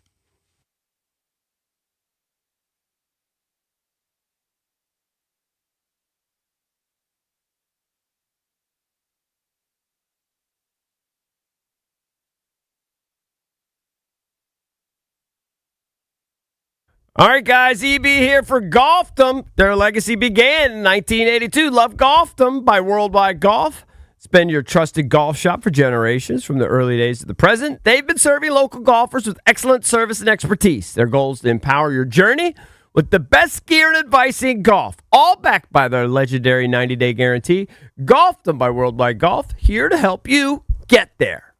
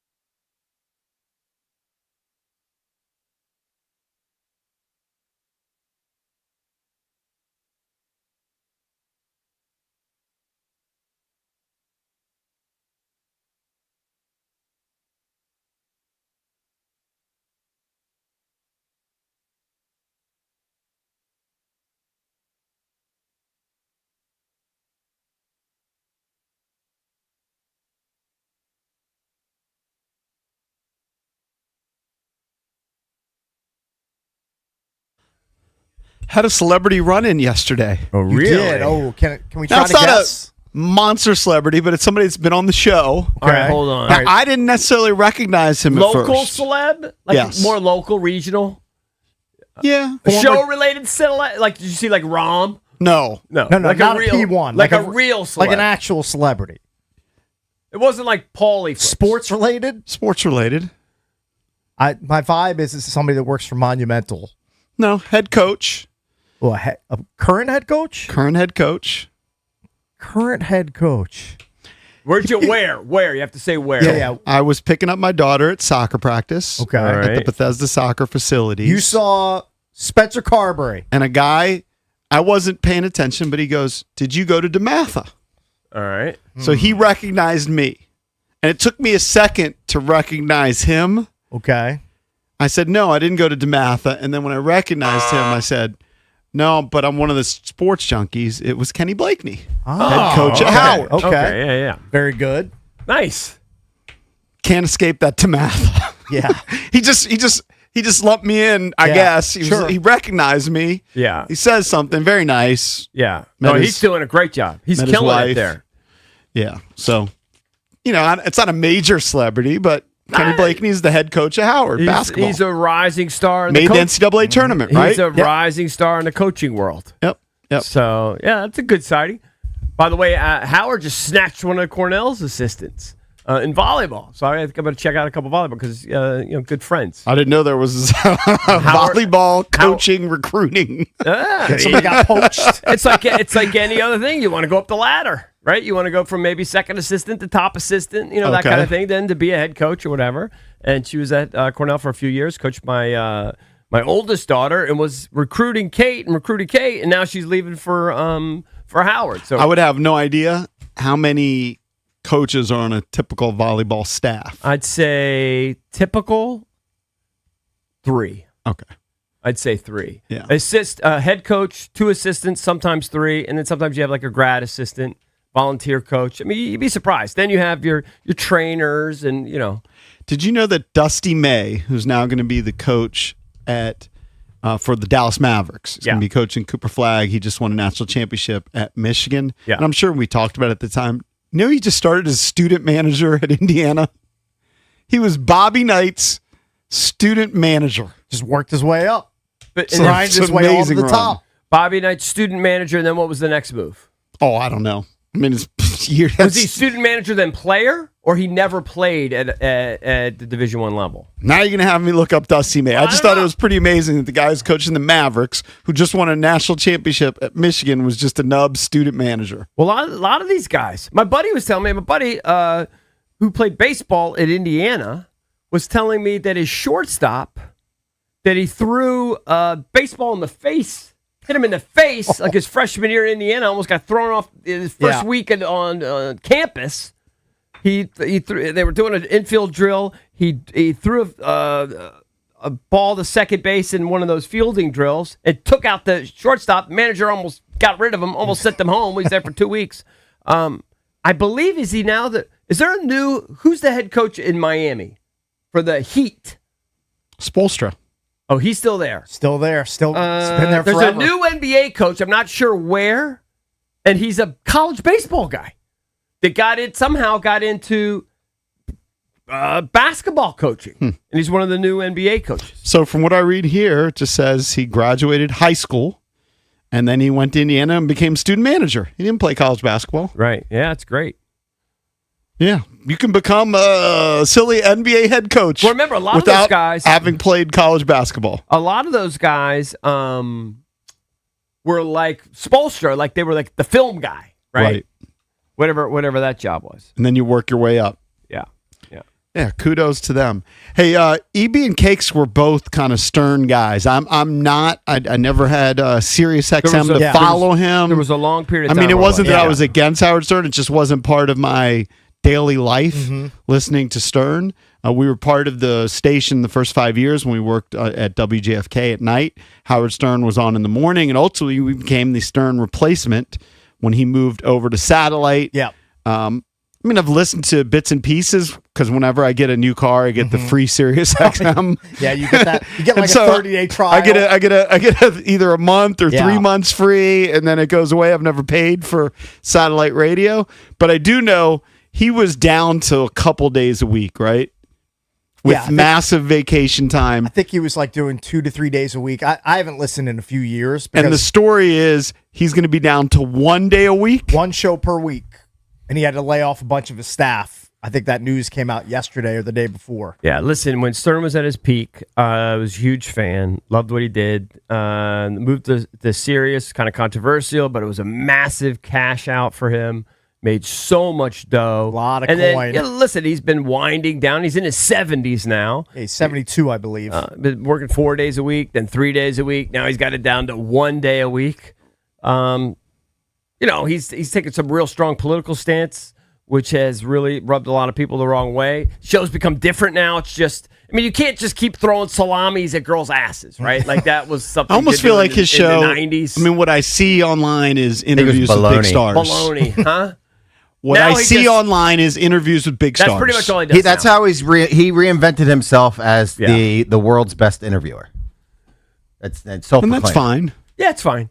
It's just it's a different show, and it's. But fine. I see a lot of old clips. Like I have no idea what he would be doing on a day-to-day or weekly basis. Well, he talks a lot about playing guitar. Oh, he does. He's taking up You guitar. still check it out because you have the I've Sirius in your car, checked it so- out. I don't check it out regularly, but I'll see what's doing. He loves talking about guitar, Listen, playing the guitar. I- He could spend 2 hours talking about playing the guitar. He was big into art for a period of time, like drawing, and he was big into photography. He goes through phases. Yeah. You got to find hobbies. Yeah. Hey, he's gone. Look, no one has managed their career better than Howard Stern in terms of from a financial standpoint. I think, don't quote me on this, I think they eliminated the news with Robin's News. Oh, okay. So Robin's not on the show any No, longer? no, or she's on the she's show, there, but I don't think they just got do- rid of They're not that even part. bothering. I don't think that's a segment anymore. But are they having like Sal and those guys? Are those guys still there? There's no way. I don't know. Remember the guy that just tripped over his feet when he threw out the first pitch? J.D. Harmeyer. Yeah, is JD still there? I mean, I think so. he would still be there. But I don't How big understand. of a staff did he have? Because they said he's laying off a dozen Well, he had a staffers. pretty big staff. Dude, at one point he might have had like 50 to 100. He had two Really? channels going. Yeah. It Well, was you know what the it tells whole thing. it kind of tells me that the contract that he just signed, that he re-upped with Sirius, that the amount isn't as It's much. nothing. It's peanuts. Yes. Because that amount that's given to him by Sirius is to fund the entire show. Right. It's not just given to Howard. For sure. So But- you got to pay Robin, you got to pay Fred, you got to pay Gary, Production You got costs. to pay Sal, you got to Right. pay writers, you got to pay Richard, Steve gotta pay Nowicki. Richard. Yeah, you got to pay It Richard. is heyday. Who's his driver guy? Oh, Ronnie, the he's Liberty. already he's already retired. Yeah, he's out in Vegas, I believe. Yeah. I know too much. No, at or one I point knew he was too making much. $100 million a year. Okay, now I think it might. Listen, God bless him, but I think that some people are speculating it's like $15 million. You know, Poor Howard. So if you're doing one show a week, you can't really have a staff like that. well, also there's nothing for those guys to do. Exactly. 6 days a week. And also, if your show as a total is making $15 million a year and you're doing one per week, it's still a great living. Like even if you're cutting a bunch of costs and expenses, like he's still making a ton of money. Like He's probably made $1 billion. how many in his 70-year-olds career. are making $5 to $10 million a year? And Not credit to many. him, he's still working to an extent. Yeah. It's one day he's working. He could completely shut it down, right? Sure. I mean, No, my he likes- grandfather. everyone my likes the boys. My He likes the grandfather was a boys. physician. Now he worked in his 80s as a doctor. He was an allergist, but he shut it down to where it was like 2 or 3 days a week. Yeah. Dude, he's Keeps a you lifer. active. He's been doing it for 50 years. Plus, his parents lived into their 90s. So I think if he's got good genetics. he's got good genetics. He'd probably be around for a while. If I'm working at 72, I want it to be 1 day a week. 1 day a I week. know. Follow Howard Stern's lead. It's a good That's bit. a great lead to follow. I'll give him I that. mean, It's a good bit. Might as well just retire. I'm Or with just you. call it a podcast totally because with you. a Or lot do- of yeah. podcasts are weekly, right? Yeah. He could do a one interview a week podcast. That used to be a secret pet peeve of his, that everybody had a podcast. Yeah, and- he could, yeah. Howard could never do a podcast because he's always est on He's podcasts always his made entire fun of career. it. Yeah. But now, podcasts are more popular. If you tell someone you work in radio, not impressed. You tell them you have some random podcast, they're impressed. It's bizarro. It is weird. Yeah. No well, one cares. I don't think like our kids' generation they consume media so different than we consume it. Oh, of course. So they're not checking out morning radio shows. No, they're much more into podcasts than they are terrestrial radio. Yeah. Yeah. It's just or the they're way of the listening. world. If they're listening to music, they're not listening to a radio station that often. No. Yeah. I should write down the hall that I know CK hopes people are listening to that station. Of course. Actually, there are a couple. Yeah. Actually, when I go into the bathroom and the drive is on, I want to stay in the bathroom longer. Right. It's all it's Sillies. from the 80s and the 90s that I'm used to. By the way, the guy I was talking about is the new coach of the Blazers, your team, Drabby, Micah Nori. So he was a baseball guy? He was a baseball guy at Indiana, and somehow he transitioned into basketball. Now he's a head coach. It's pretty cool. Doesn't give me high hopes. Does it? That and John Morant doesn't give He's you a high hopes. 23 Not nice for John Morant. He's a 23-year veteran of the NBA. Did I see that John Moran is going to start kayaking and stuff? He's gonna. Well, he talked gonna be about a how he nature likes guy? to do outdoor things. Yeah. He's I trying- think he already does. He Yeah. was kayaking, but that was like at his home, not in Portland. Got you. I would have never bet Hey, that he was a kayaker. Anything to keep that guy out of trouble. You do whatever. Yeah, put him out on a If you're marsh into on a fishing, river. a lot of guys are into fishing. If you're into fishing, Sure. kayaking, Go out and connect with nature. Do your thing. kayaks is next level. But Hey, so the World Cup is coming to its end on Sunday. Now is the time we're going to start transitioning to the NFL because training camp, I think the rookies report July 24th for the Washington Commanders. coming. It's like 9 days away. When we come back, we're going to start diving into some depth charts, do some NFC position player rankings. We're going to start with the defensive line, see where Washington stacks up. We'll tackle that next here on the Junkies.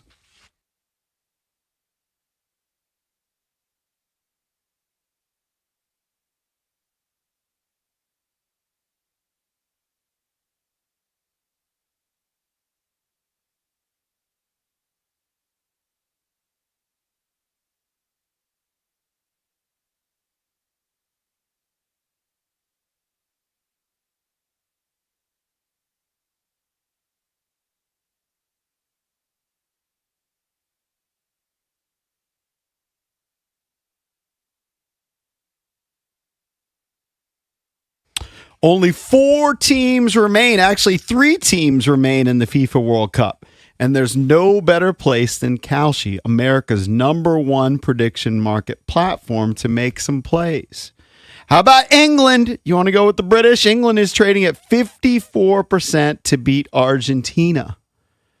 If they're going to take down Leo Messi, $100 is going to pay out $179.40 if England can get the win today. On Kalshi, you get to trade against peers in a live market. That means there's no house. And as the probability changes, you can buy in and out of your position. For a limited time, download the Kalshi app. Use the code JP. You're going to get $10 when you trade 10. It's awesome. KALSHI. Kalshi. Trade the beautiful game. Must be 18 or over only. Restrictions and eligibility requirements apply. Then contract trading involves risk and may not be suitable for all investors. Prices, values, and available markets may differ from those mentioned. For more information, see kalshi.com/regulatory.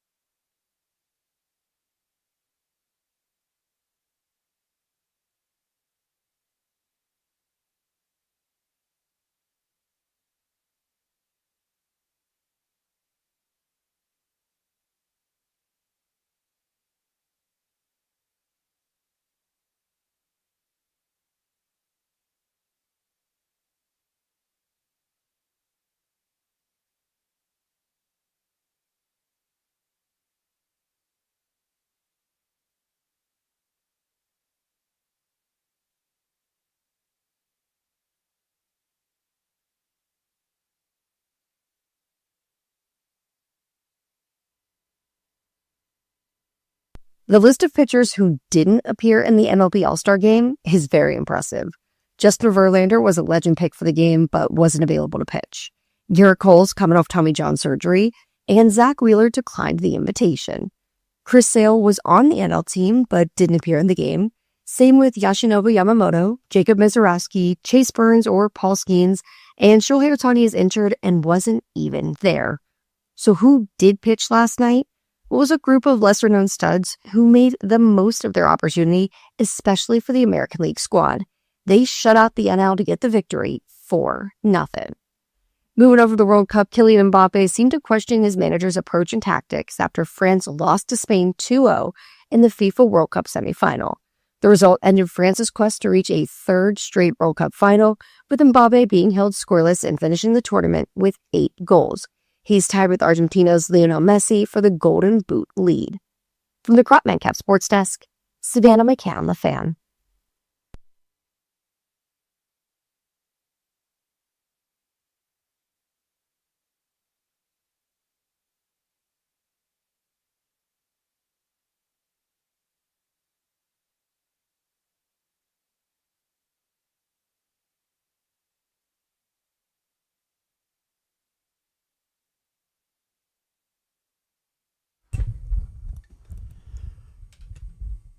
Welcome back. Junkies come to you live on 106.7 The Fan and the Team 980 here in the DMV.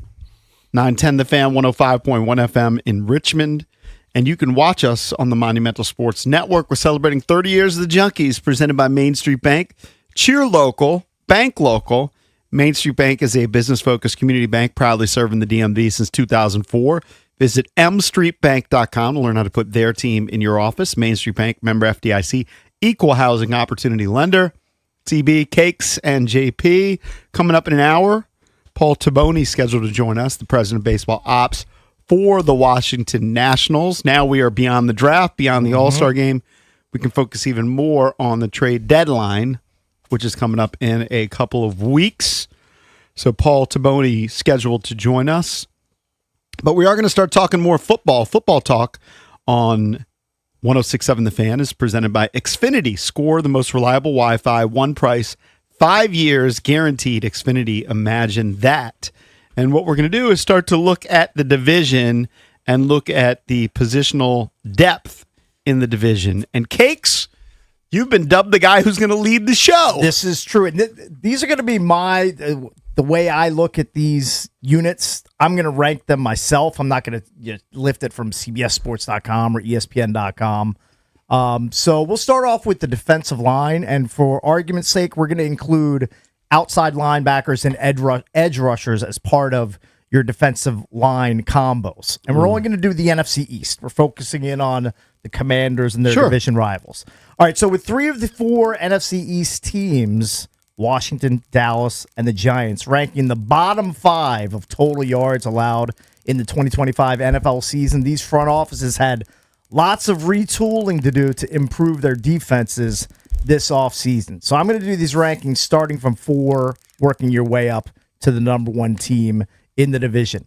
We'll start off with the Dallas Cowboys. Now, the Cowboys scored 27.7 points per game on offense last year, but their defense allowed a league-worst 30.1 points per game. Major changes were needed for this defense. We saw them trade for Quinnen Williams from the New York Jets. That happened in November of last season. Kenny Clark is another vet along that defensive line in Dallas that was acquired in the Micah Parsons deal. Rashawn Gary is a big piece that comes in. He was acquired from Green Bay for a 4th-round pick. He's had 15 sacks over the last 2 seasons, but he's never reached 10 in his career in a single season. You have the Cowboys D-line ranked 4th? I have them 4th. Wow. Out of 4 in the NFC East. All right. Now, the Cowboys also added Malachi Lawrence with their 2nd first-round pick in the 2026 draft.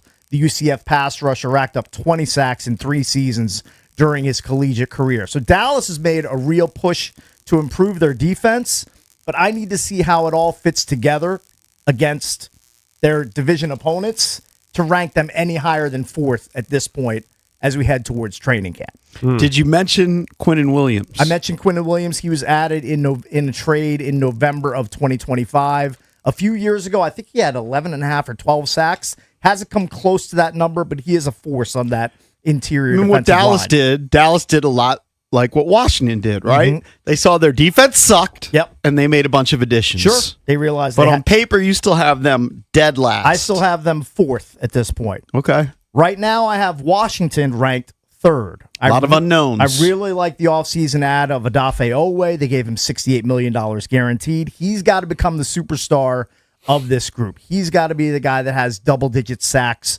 on a yearly basis to make that investment worthwhile. Now, remember, in Baltimore last season, 0 sacks. Right. Now, he didn't play a ton of games before he moved. Yep. But then he took off. That's though. a little troublesome.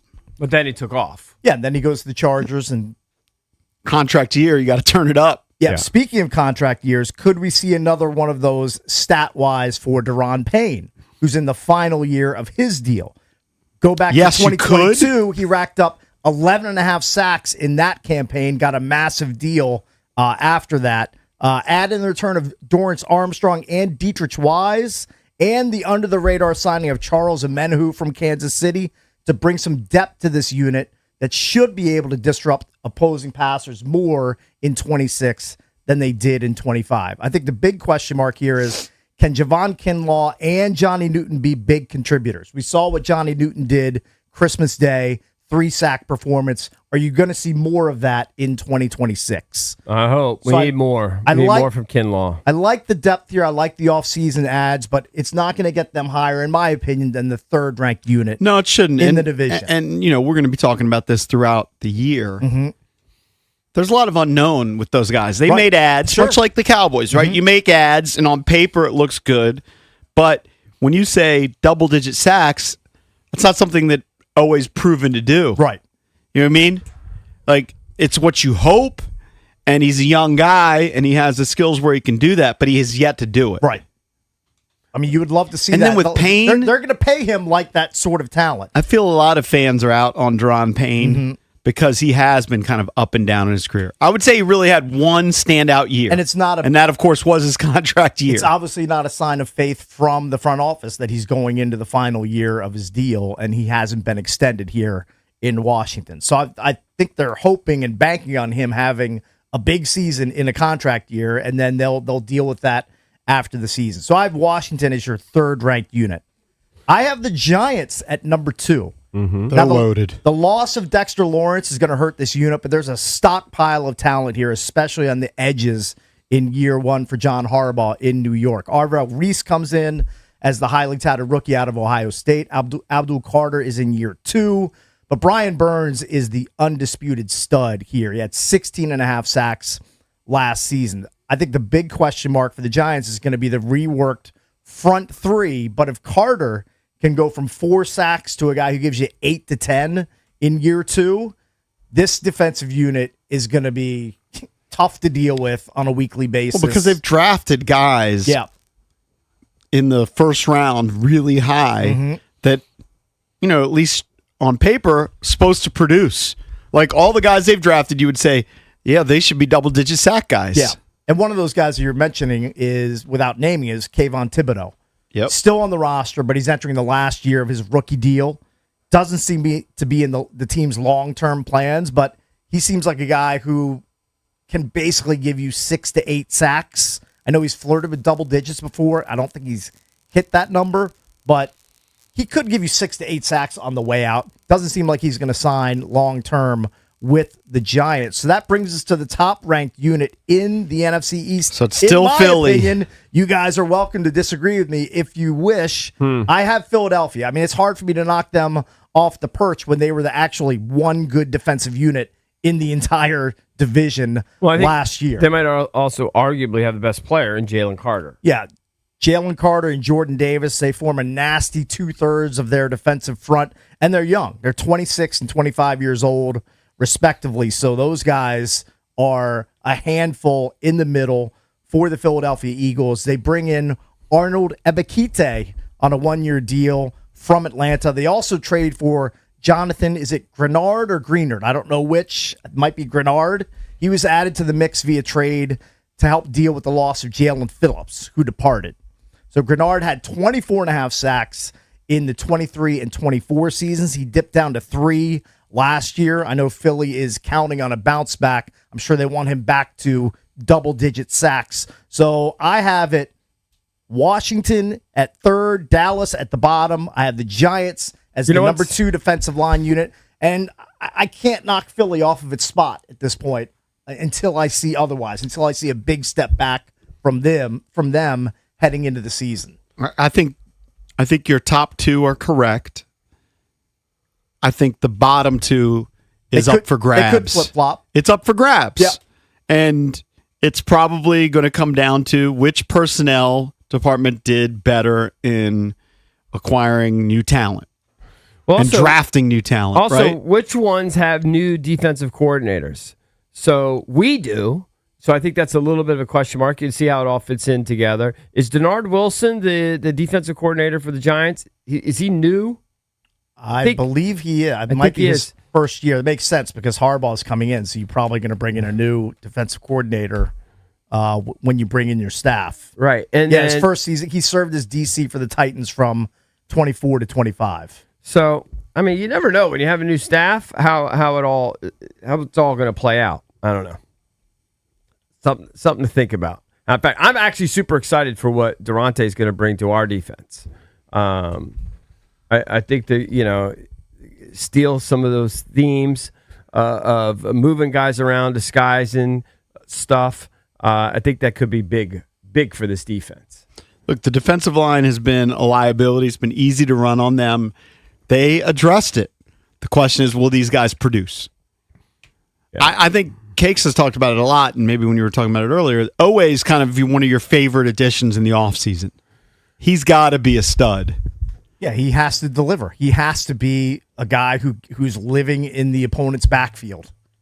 I mean, there's a reason you gave the guy $68 million.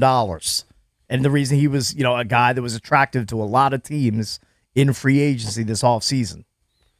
He's a disruptor, and this team just needs more of that. He's actually not my favorite. I mean, he's the big money guy. He's maybe the poster boy for it.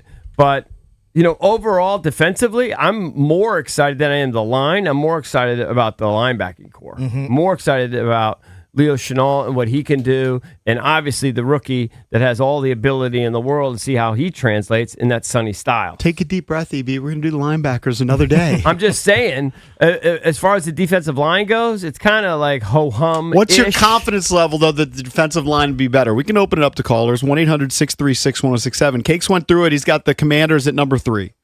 All right? The big ads, he went through it. Owe, to me, is the big one as an edge guy.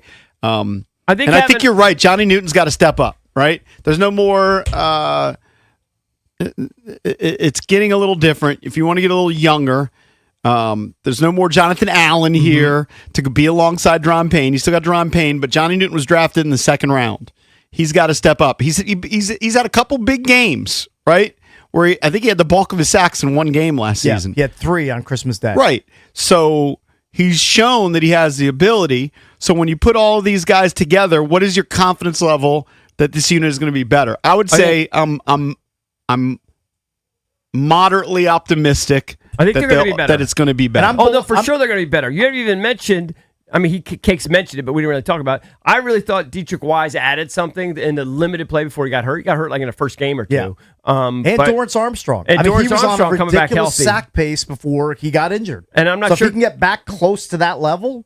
That's an under talked about piece that could contribute. And I think they're excited about adding Tim Settle, bringing him back, bringing in some defensive line depth, which you always need. I actually think, from a talent perspective, if they're all healthy, it's a huge upgrade. But do you think that the line is good? I think it'll be solid. Really good? I think it'll be solid. Average? I think it'll be solid, but it'll be should be a market upgrade over last year's banged up unit.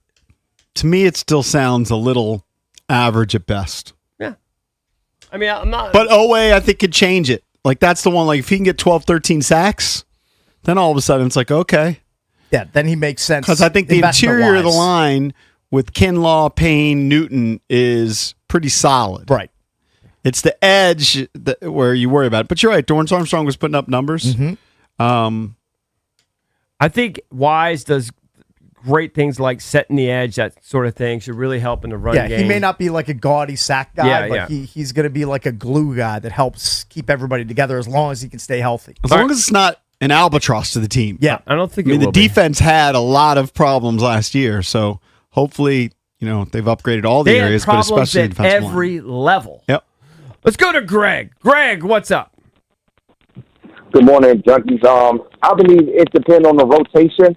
Like, the personnel rotation will probably be a bit totally different than what they did last year. I don't know how they rotated them last year. I know they got new faces in the interior, but I believe it depends on the rotation, who's ready to go at the time when they need to make plays.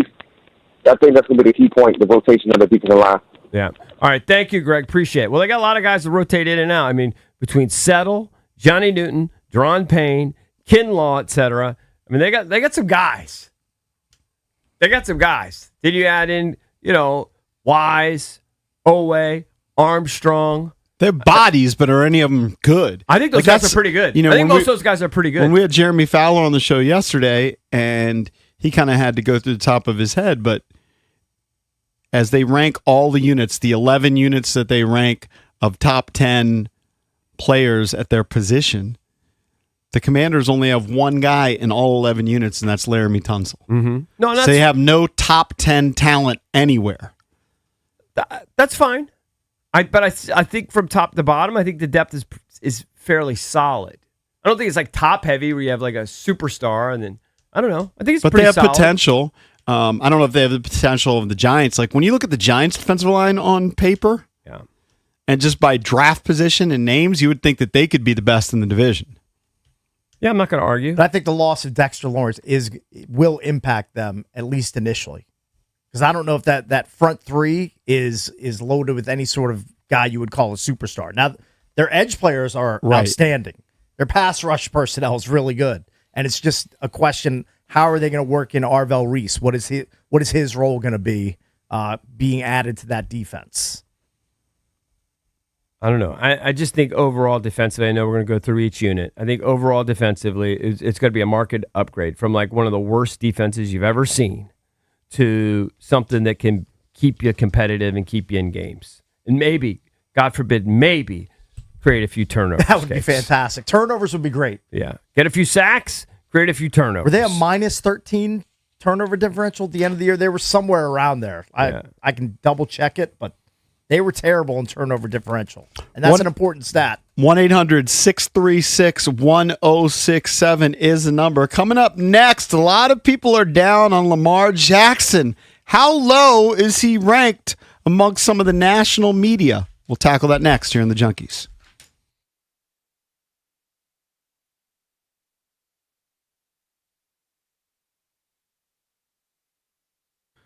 All right, guys. EB here for FanDuel. FanDuel's killing it in the World Cup.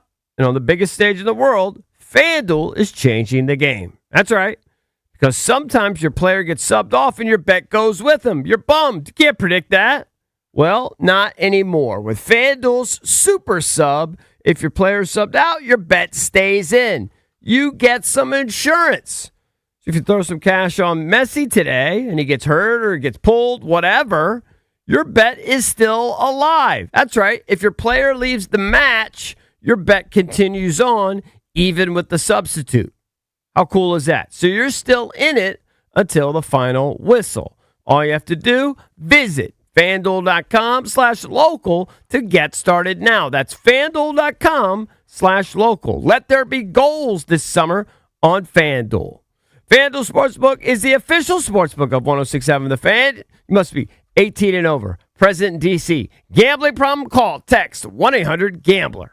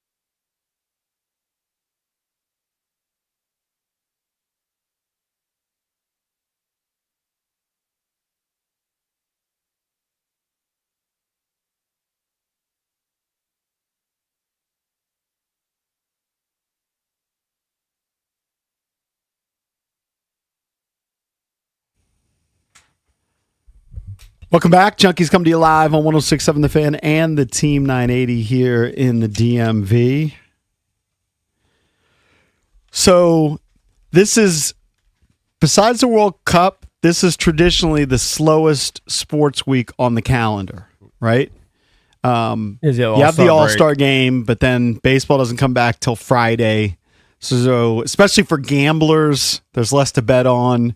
I mean, I guess you have Summer League, but there's not a whole lot going on. That's why the World Cup saves us. And you got Argentina playing England today, which is going to be huge. But it's kind of list season, right? We just started doing it. We're going through defensive lines in the NFC East. We're going to go through positions every week, kind of ramping up for training camp and preseason. And some of the national hosts are dealing with the same thing, going through lists, whether it's the top quarterbacks, the NFL players put out their top 100 players. That always comes up this time of year. I think we got the ESPYs tonight. But this was Colin Cowherd. The ESPYs are actually tonight? Yes. Okay. Who knew?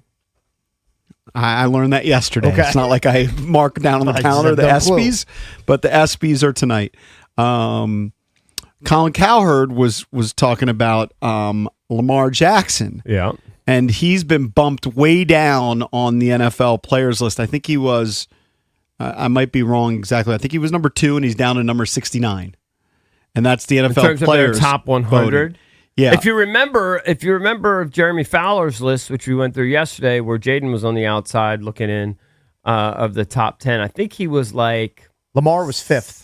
6th? Was he 5th? I believe he was 5. I can double check that, but I think he was 5th. That's still pretty high, and that was from a sampling of league executives. Right. Yeah, scouts, execs, coaches. But he certainly is not thought of as highly as he once was, and here's what Colin Cowherd had to say about it. But Caleb Williams, to me now, is a much better quarterback. Caleb Williams last year had seven winning drives or fourth quarter comebacks. 7. Lamar Jackson had 1. And you can argue, well, he was hurt last year. Yeah, he's hurt a lot now. And secondly, he's only had 5 of those kind of games in the last 4 seasons. He's not a great come-from-behind quarterback. Caleb Williams, when everybody in the arena knows he has to throw, is great. Lamar Jackson, when everybody in the stadium knows he's got to throw, does not deliver. That's who he is. I'm selling my stock. I'd take Bo Nix today in a fourth quarter come-from-behind situation. Bo Nix over Lamar Jackson. Why? Because the analytics and data tell you he's better. Man, it's a hard take. I can't agree. It's hard to swallow that. But if the numbers say it, now I'll say this. I believe Sean Payton, who's Bo Nix's coach, was a weekly guest of Colin Cowherd's for a year. That year when he was off football, he was on Fox. Yeah. If not weekly, monthly, I think he's tight with Sean Payton. So he gets a lot of his info from Payton.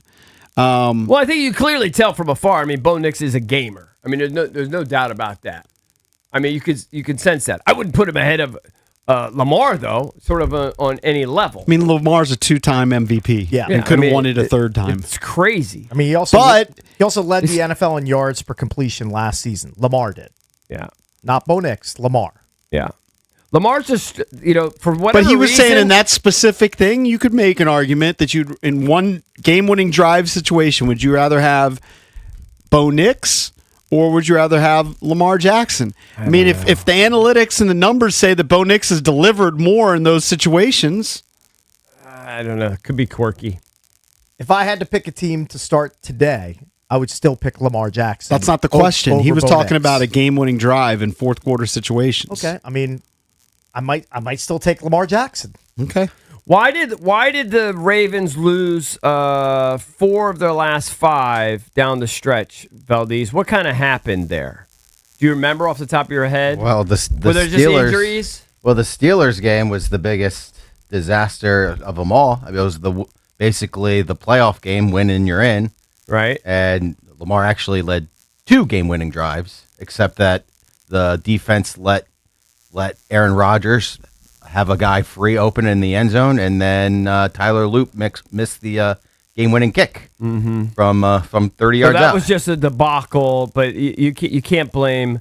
I mean, Lamar had 3 touchdowns in that game, so you can't blame Lamar. Okay, what about in that Who was it before? Who did they lose before? Was that New England? They lost 24-28 the week before. That's what it says here from Pro Football Reference. Why was he only 7 of 10? Why did he got injured in the first half, and then they had a lead, and then Tyler Huntley came in the second half, and then So there were some injury issues. I know he missed like the middle of the season, but even late he was still dealing with some. I don't think it's to the extent of Jaden Daniels, but I think there are questions about Lamar's durability. Yeah, but if you look at it on the whole, I mean, it's pretty solid. If you look at his track record. Look, if it was a complete season, and you're talking regular season, I might only pick 2 quarterbacks ahead of Lamar Jackson personally, and that would be Josh Allen and Patrick Mahomes. But, and I know you can point to certain things that were out of his control, like Valdez is bringing up a game where he leads them on 2 drives, but then the other team gets the ball and then they score. Like Lamar's doing his job there. Right, exactly. But the overall playoff resume is troubling. And I know sometimes it's a drop by, his tight end, not necessarily his fault, and different outcomes can change, but something is missing there in the playoffs. The same could be said to Josh Allen. Like Josh Allen, Joe Burrow, Lamar Jackson, these guys who are considered as top quarterbacks in the NFL. If they don't win one before their career is over, it's a huge disappointment, regardless of how many MVPs they rack up. They have to deliver in the playoffs and deliver a Super Bowl at some point. I think so. I mean, Lamar's only 29. People are trying to make it out like he's toward the end of his career. He's not even 30 yet. I don't know that anybody's making it out like it's toward the end of his career. I think he's just saying that he's saying in the late game situation he would rather have Bo Nix than Lamar Jackson. I don't think that's an unreasonable take. You may disagree with it. I don't think it's absurd. It might be a little absurd. I think it's absurd that he has Caleb ahead of him. I don't care how many game-winning drives Caleb had. Game in and game out, I think I'd rather have Lamar. If I had to choose one guy at the end of a game, I'd still take Lamar over both Caleb and Bo Nix. And just to defend Lamar in terms of his durability, his entire career, he's played 16, 15, 15, 12, not great, but still, well in the double digits, 12, 16, 17, 13. So, right, I said a lesser extent than Jaden Daniels. But, that's there's a little pretty concern. Solid, given how versatile he is. And I think if you played and how much he's exposed. Because I listened to the whole clip, he also talks about his sack percentage. And Valdez, you can maybe speak to that Lamar took a lot more sacks last season. Last year, he took 36 sacks. Yeah, he took a lot of sacks. Yeah. You would do if Falalele was blocking. He's a turnstile up front. It was bad. You know what? Go do a deep dive on Twitter. Go watch some of his blocking. Are you positive or negative for 2026 for the Ravens? I'm very positive. You are. Yeah. You like their off season? Yes.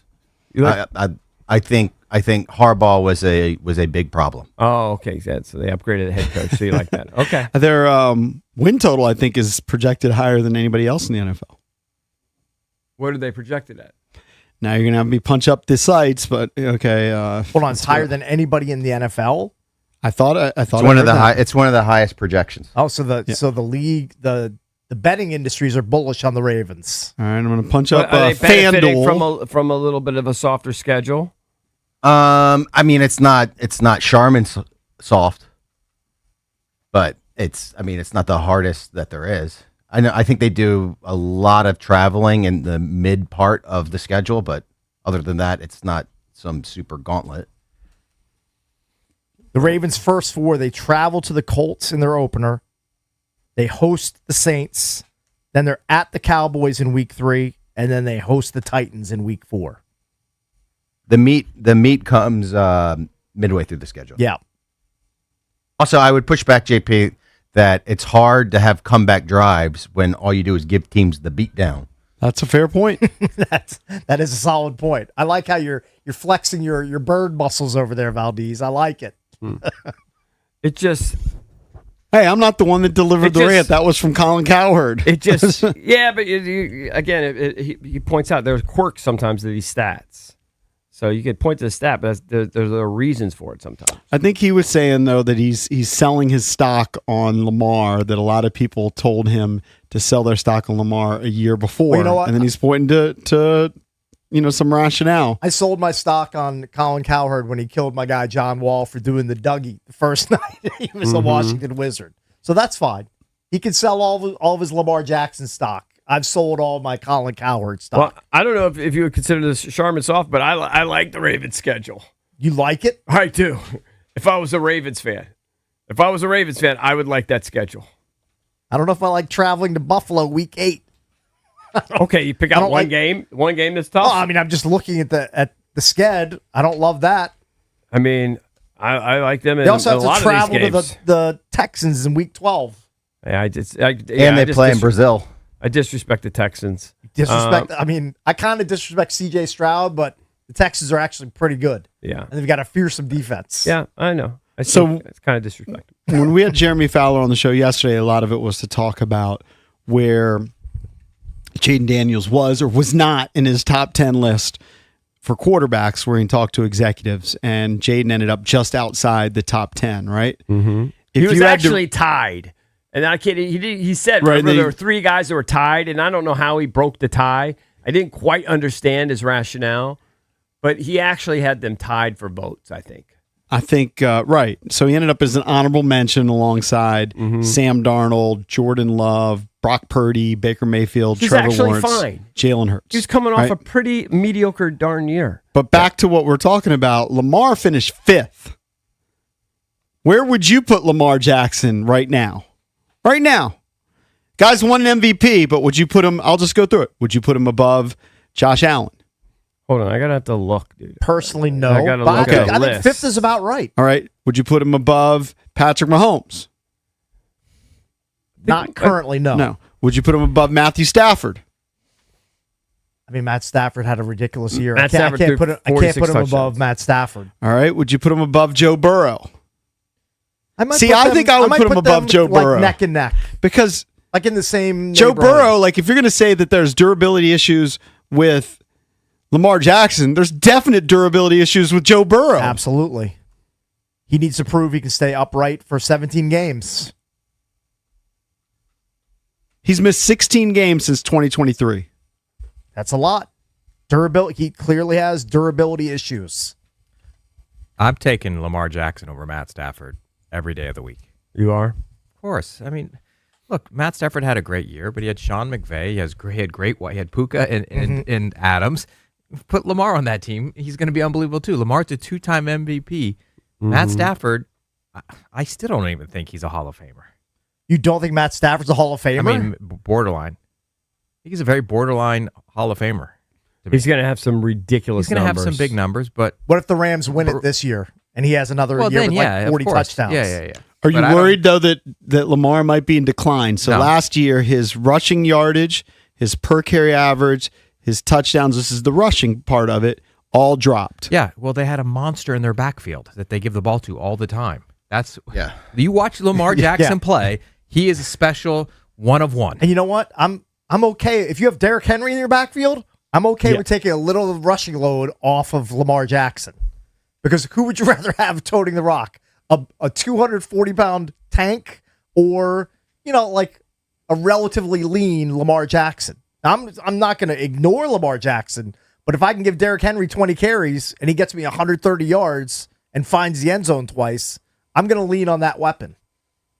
I don't know if I would take him over Stafford. I don't know. That's when it gets sort of dicey for me. But I would definitely take him over Bo Nix and Caleb Williams. Yeah.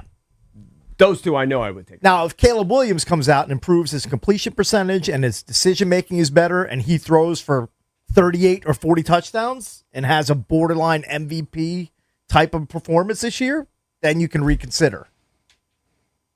But I need to see him make some better decisions and up that completion percentage. Caleb last year had 11 touchdowns, thrown at least 20 yards downfield. That was 2 more than any other quarterback last season. No, he's got the His sack spectacular in total him. dropped from 68 to 24 year over year. Yep. So a lot of it is kind of projecting out. The reason why he finished 10th is they project him to get better And then with all those fourth quarter comebacks and just being dynamic, to Colin Cowherd's point, that those game-winning drives, it's a situation where the defense knows you have to throw.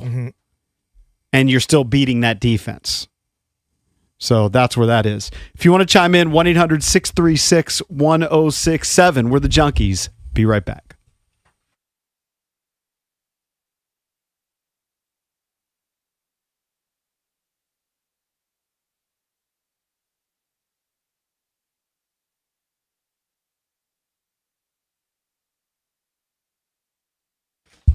Only 4 teams remain in the FIFA World Cup, and there's no better place to be than Kalshi, America's #1 prediction market platform. Just a monstrous game today, Argentina, England. You want to go with Argentina right now? They're trading at 47% on Kalshi to best England. That means a $100 trade is going to pay out $205.15. Not bad if Argentina can get the win. On Kalshi, you get to trade against peers in a live market. Means there's no house, and the probability changes. And as the probability changes, you can buy in and out of your position. For a limited time, download the Kalshi app. Use the code JP. Very important. Use that code JP. You're going to get $10 when you trade 10.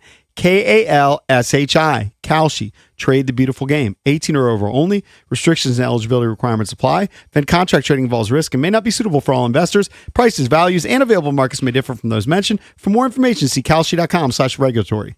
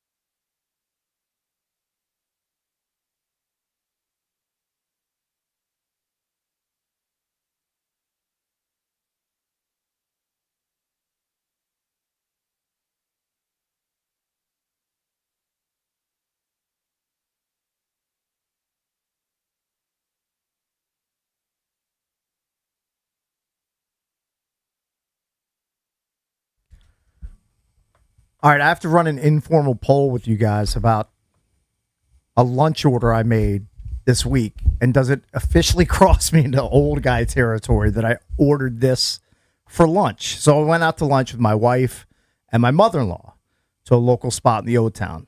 Not an advertiser, so I'm not going to give them a freebie. So I'm looking at the menu, and I come across the You Pick 2 section for lunch. And it's a variety of sandwiches, soups, salads. From where again? He doesn't want to say. Just a local restaurant. Okay. You know, like a mom and pop type restaurant. And I look at the You Pick 2, and my order was half of a Caesar salad. All right. Standard. And half chicken salad sandwich. All right. That's That's good. not an old man. And move. my mother-in-law, she was kind of taken aback. She's Why? like, What'd she want you to get? No, she thinks that's a senior citizen she order?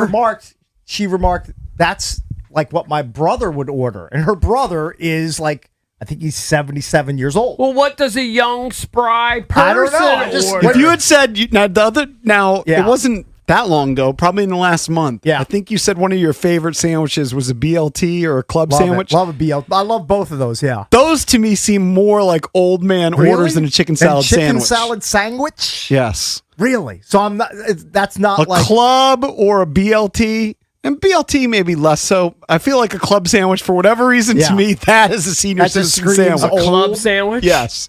Yeah, I don't see Mike Marr ever ordering a club No, sandwich. no. Club sandwiches are just like singles up the middle. Yeah, it's just a solid. It's a solid choice. It's a solid choice, and if you don't are unfamiliar with this place's menu, Yeah. or you don't like anything else on it, Yeah. you go with the safe play. But this is a perception game, right? He's saying is the perception that a chicken salad sandwich is an old person sandwich. I don't think so. That was never my perception. Yeah. My personal perception is club and BLT old people sandwiches. All right, so It can still be delicious. It can still be single. What about Reuben?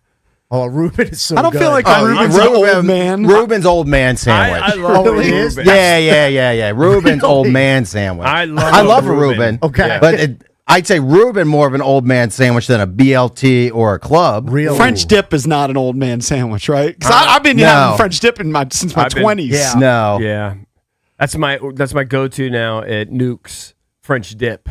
I love a French dip. I tell you, Nuke's, they have the pick 3. Oh, really? Which is No, elite. that pick 3 is that's a Elite. Unconquered $12.99. territory. $12.99. That's By a the way, pretty you're- good deal. Yeah. You sleeping on Cookout, which I mentioned earlier. Yeah. Our pal John DePompa sent me a text, and he did point out their milkshakes are elite. They have a milkshake board, which is it's like going to Dairy Queen. You know, it's like 30 choices. Yeah. You want chocolate banana? Boom, do chocolate banana. A lot of options there. By the way, when I was in the Outer Banks, there was a strip plaza with a Dairy Queen, a DQ. Yeah. And they had 100 signs on the windows and the door that said, it's ice cream only. Like, you can't come in and get a burger or tendies or whatever. Okay. Like, are people really seeking DQ out, to go get actual food? Sure. I know they I guess offer if you're near the food. beach, near the beach, maybe it'd be easy. It's just a fast food spot. Okay, I always just think of DQ. Yeah, as but most people would go there for dessert. Yes, most but people would go go get for a dessert. Blizzard. It's known for that, but Yeah. you can go get a cheeseburger and fries at Dairy Queen. See, I don't think they have. Do they have a Sonic in Corolla? I don't think they do. But in Nags Head, they do. Okay. So in Nags Head, There was one on the way down, and I drove by, and I was like, "Oh, Sonic Tots!"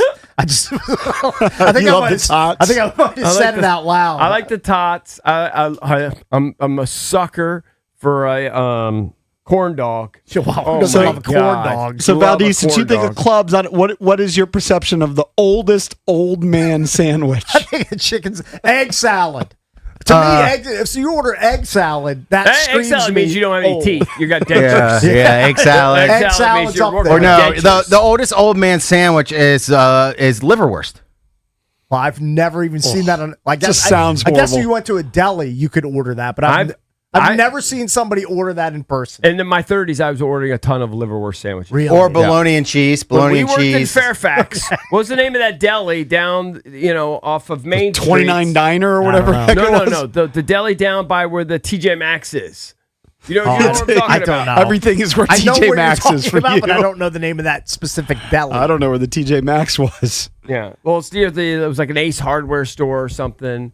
I don't know. Yeah. It's past the downtown area. We did frequent the Honey Baked Ham store. That felt like an old place, but we were Yeah. young back then. There's a shocker. There's a Honey Baked Ham store in the Leisure World Strip this Plaza. would never happen to Cakes because Cakes abhors cheese. For the but most if I part, go yeah. to any restaurant, and so we go to a ton of them when we're traveling, and they're nothing special. They're average restaurants. You just find something for Right. the girls when you have a volleyball tournament or something. If I go, and it's like a bar or a restaurant, whatever, and if they have a grilled cheese on the menu, any kind of grilled cheese, anything they do with it, I'm ordering. I will. If you have a grilled cheese on your menu, I will. If it's on some special bread or it has some weird 14 different cheeses, I'm going to order Do you have it. to get tomato soup with it? The one I had last week had tomato soup that came with it. Here's another sandwich. Is this an old man sandwich? Yeah. A tuna salad sandwich. I think it's in the same ballpark as chicken salad. That's very common. We make a lot of tuna salad at my house. Like, because we have, my wife will just say, hey, I made a batch of tuna salad or whatever. So, Stevie, you can grab some, we'll just have it in the fridge. It's like an easy kind of snack to throw together. I mean, is it an old man thing? I guess. I feel don't like- see that one as an old man. I just see that as that's like a peanut butter jelly. Like a lot of people have tuna salad sandwiches because it's just quick and easy. I do have a guilty pleasure when I go to Kiowa every year. I will get the whitest white bread I can find and an old school pack of Oscar Mayer bologna, and I'll have a few bologna sandwiches during the week. What do you put on it? Mustard? Just mustard, no cheese, No mayo? Are you no? You're not a mayo guy? I like mayonnaise in certain doses. I don't need a lot of it, but here's when I You don't mix mayo and mustard though like that, would you? No, never. I That'd be mix weird. mayo and mustard when I make sandwiches. The one time I want a lot of mayonnaise is when I bite into a spicy McChicken from McDonald's. I want the mayonnaise to basically squirt out. out Well, of you the know who does the sandwich. best job of that? It's so good. Popeyes. They put a lot. They put a lot of. They put a sign lot me of. up. You know what? Speaking of mayonnaise, old man sandwich. My dad would eat them all the time. Yeah. Banana and mayo. I've never even heard of that. That's I've abhorrent. never even heard of that. That's hideous. Yeah. He would take Herting Wonder Bread, slather it in Hellman's, cut up a banana, put it on there, and eat it. Again, that sounds like Herting. something with no teeth. It is. You got like dentures. Hurting. I would never ever, even if I was starving and they said you can either eat this or die, I might die. Anyway, I don't think you're an old man for having a Thank chicken you. salad sandwich, Thank Cakes. you. How'd it taste? I You didn't like it that much. No, I made a critical error. I didn't ask them to toast the bread. The bread was kind of floppy. By the way, I needed it firm. You're harkening back to when I That was flaccid bread. Now you weren't here last week, but I called out sick. Yeah. And the symptoms happened like once I started getting sick and I was like ducking under the covers and Yeah. shivering, and the next thing I know I'm sweating through it. Got I was that like, well, what did I do? cyclospora. Yes. And I don't think it was food poisoning because I Yeah. didn't throw up or anything. But what did I have? Like I started like going through the mental Rolodex. Like, Yeah. why am I sick? It's a Tuesday afternoon, and I had at a place where they had a pick two, and I had a side salad, a chicken salad sandwich. Oh, really? I You think that did. did you in? Yep. Dude, you talk about that cyclospora or whatever? Yeah. My wife It's is no joke. She's obsessed with it. She's sending daily updates on things to avoid, on how we got to cook all our vegetables. Yep. No more raspberries, no more blueberries, none of that stuff. Like, she is deathly afraid of having the diarrhea for like 3 weeks. Yeah. Well, nobody wants that. Now, apparently, if you think you have it, you get tested right away, and there is an antibiotic for it, Ah. and it should knock it out. It 3 shouldn't weeks be that Laria, big a you could deal. lose a lot of weight. Who couldn't? Yeah, it'd be nice to maybe have it for a couple days. Scheduled to join us next, Paul Simoni, President of Baseball Operations for your Washington Nationals.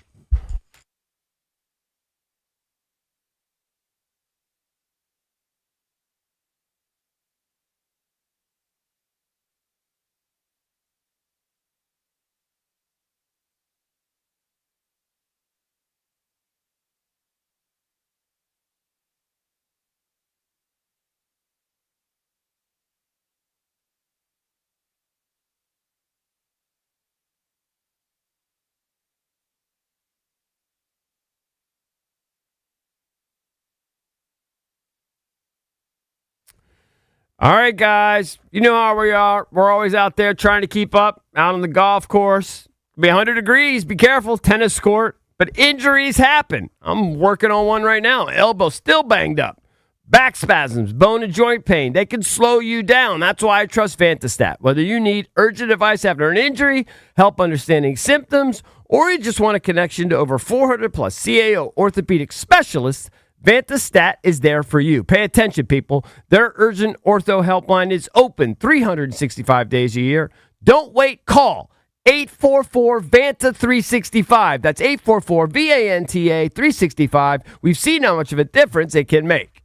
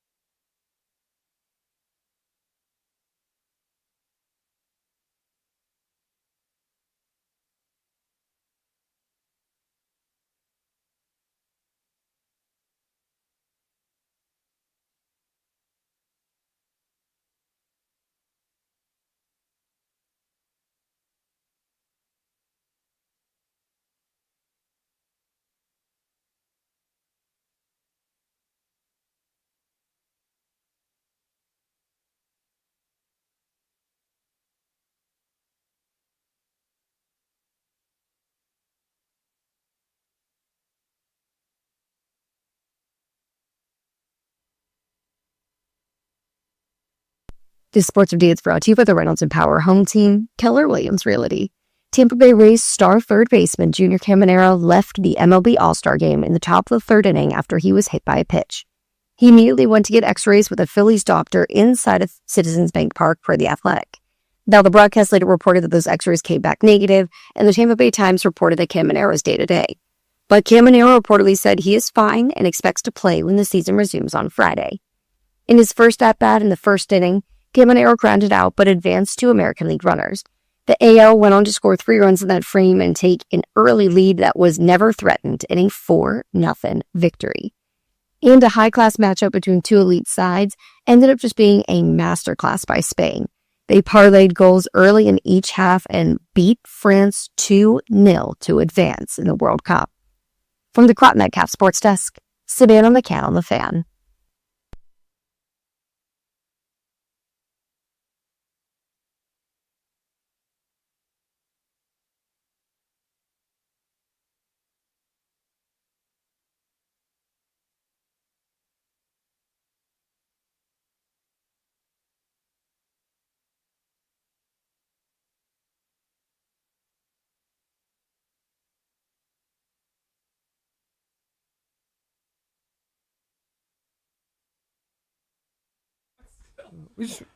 Welcome back. Chucky's coming to you live on 106.7 The Fan and the Team 980 here in the DMV.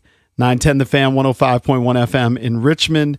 And you can watch us on the Monumental Sports Network all year long, celebrating 30 years of the Junkies, brought to you by Main Street Bank. Cheer local, bank local. Main Street Bank is a business-focused community bank, proudly serving the DMV since 2004. Visit mstreetbank.com to learn how to put their team in your office. Main Street Bank, member FDIC, equal housing opportunity lender. I'm John Paul Flame, joined by Eric Bickle and Johnny Cakes Auville. Every Wednesday at this time, joining us on the Rude Guest Hotline. Rude's the most reliable heating and air conditioning products in the DMV. It's the president of baseball operations for the Nationals, Paul Taboni. Hey, Paul. What's up, fellas? What's going on? How about that 5th inning for Foster Griffin? Yeah, it was pretty cool, wasn't it? The whole story is so awesome. So it was great to see him go out there and have some success. I know he was pumped about it, so really fun to see. Yeah, just an amazing pickup by you guys. We were actually kicking around the other day. What are the rules on that? As you're trying to sort of turn over every leaf to see where you get some help here, can you just dig into the Japanese well during the season? Well, what's the rule on that? Find another Foster Griffin. Is the Wild West? How does that work? How's that work? Yeah, no, it's a little bit different. They basically have to be posted if they're still under contract, and so what does that mean? Posted. What does that mean?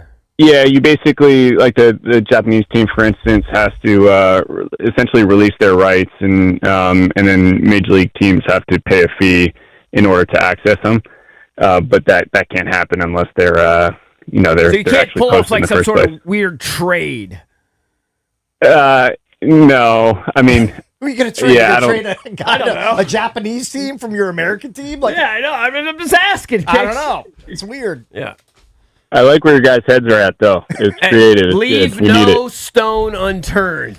All right, so Paul, let me ask you that we were discussing this earlier in the show. They recreated a scene from The Sandlot during the All-Star game yesterday.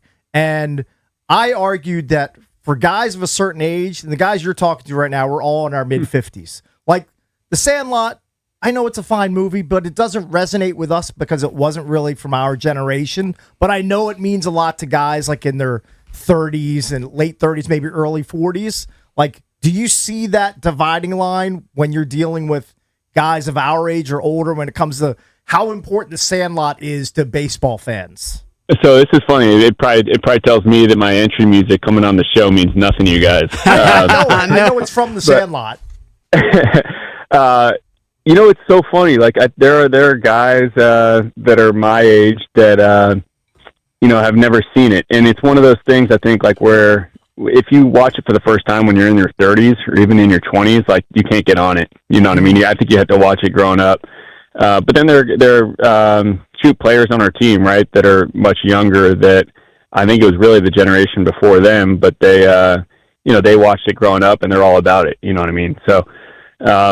It's hit and miss, but I will say, like, if you're working within baseball, you love baseball, whatever it is, and you grew up watching it, I think there's a stronger attachment to that movie than I think most baseball movies. I'm a Field of Dreams guy. That's more my speed. Sure, Bull than Durham. The Sandlot. Yeah. Let me go back to Foster Griffin. So Foster Griffin is somebody that is making right around $5 million this year, $5.5 million. but he's set to be a free agent. Are we talking extension yet with this guy? Do you buy into him? Can you give him big dollars? Because he's going to want more than that. Yeah, no, it's a great question, and obviously we'll keep all those talks between us. But I'll say, like, man, I don't think there's anyone in DC that wouldn't want to explore those options, right? So he's been so great for us, and he's been such an awesome teammate. He's been so steady. I think that's probably not talked about enough. It's not only like how he's performing over the course of the whole year, but it's every single time he goes out, he gives us a really good chance to win, especially with our offense. So that stability is huge for us, and we're gonna hope that it continues over the course of the next few weeks leading into the deadline, and potentially beyond. So he's been awesome, and can't say enough great things about him. I know you can't, and you got to do your job, but just know from a fan's perspective, it would be disheartening if he was moved, or they're not. It's just a 1 year thing, because then you just kind of feel like we're just a way station, right? And it's just guys come and go, and we can't keep our stars. And I don't know. You just know that, right? From a fan's perspective, It would be disheartening. Oh, totally get it. And man, like, if you think it's disheartening for a fan, right? And I know this is going to sound ironic, but imagine the scenario where, like, you got a personal attachment to him, right? Mm-hmm. And, like, not only do you love the player, but you love the person, and that's so many of our coaches and myself and so on and so forth. But at the same time, like, we're not even there, so it's like we can chat about it all we want. But right now, it's been really fun to watch, and we're going to continue to roll forward and hopefully win a bunch of games before the deadline, and then be in a good position to roll into September, October with a really good team. So there's a lot of scuttle in anticipation of the trade deadline. I know Bob Nightingale from USA Today had some buzz about C.J. Abrams and James Wood, and I'm not going to ask you to answer specifically, but would you say there are players on the team like a James Wood or C.J. Abrams that are untouchable?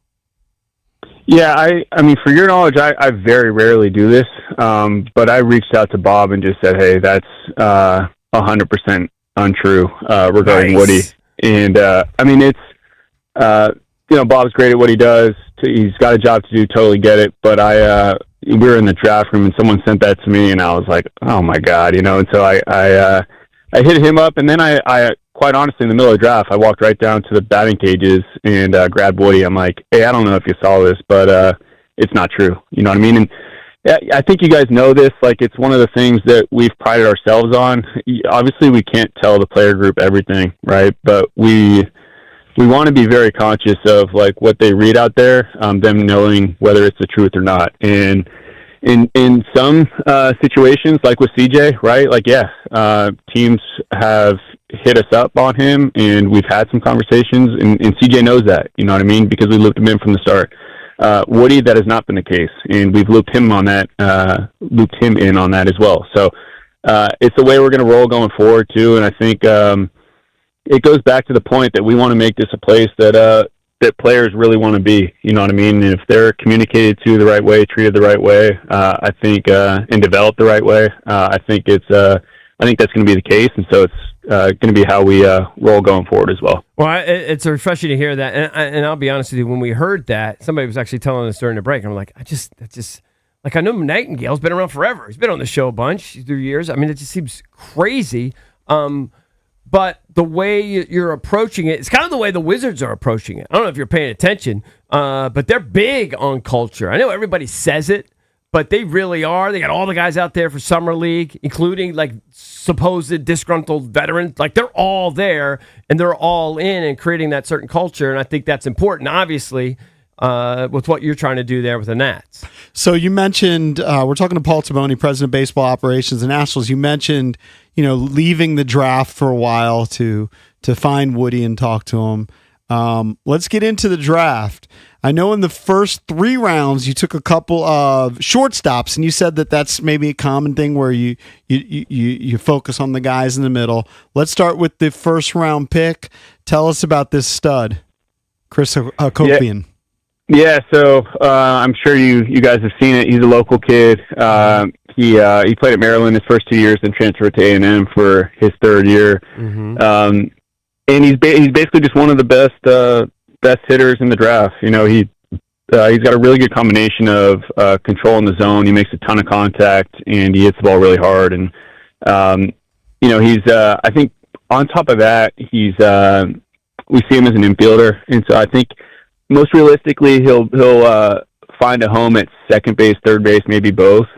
But I think what you're really getting with him is two things. Like, one, the offensive package, but then two, he really fits the character and the makeup that we want in the clubhouse. And he's a stud leader. You ask anyone at A&M, I mean, they talk about him like he's one of the best they've ever had, both as a player and like as a leader. So, you know, dating back to the press conference 8 or 9 months ago when I was introduced, we talked so much about creating a winning culture here. And the bottom line is you got to do it with the right type of guys. We just talked about Woody. Like, Woody's one of those guys.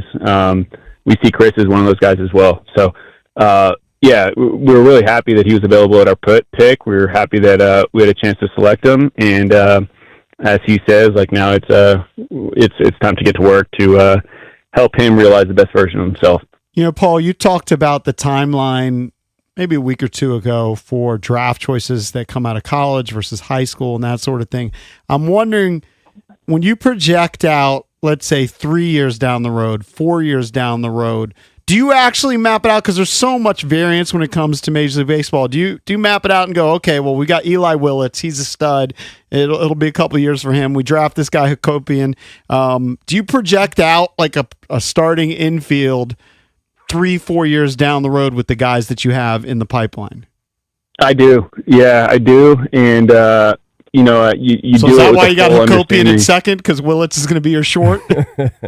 Well, no. Well, so first of all, Hakopian didn't play short for A&M last year. So he played some short for Maryland as a sophomore. Okay. But so I think he'll find a home most likely at second base or third base.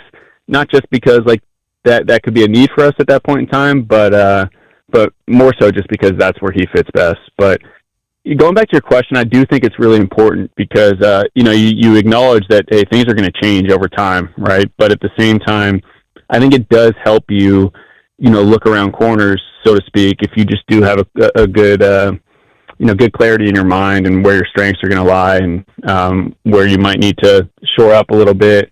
And, you know, once we get on the buying side of trades, whether it's, you know, this deadline, a year from now, 2 years from now, I think it gives you a lot of clarity in terms of like the quote unquote surplus that you can deal from, whether that's on the infield, the outfield, pitching, whatever it might be. Whenever we get there, being really clear-minded about what those areas are, I think is really important. Has Willits exceeded your expectations? He's really young. I think he's still 18 years old, right? Played in the Futures game, has been lighting it up in the minors.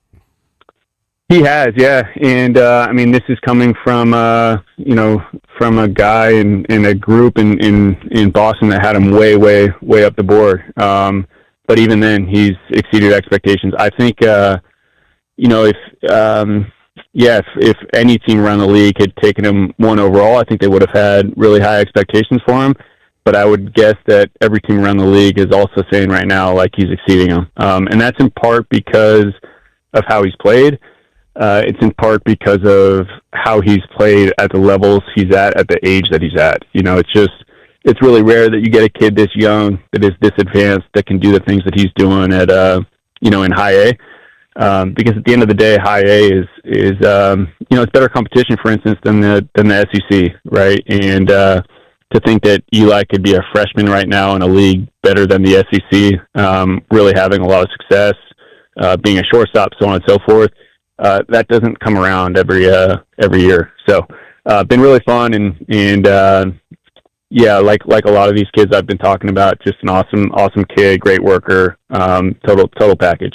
Paul, do you ever have to like talk those guys off the ledge if you didn't specifically pick them, if they were picked by a different regime, like you're coming in, there's always that kind of outlook that, well, this wasn't a player that we selected. Was there any of that with Eli or any of the other players that are high in the pipeline?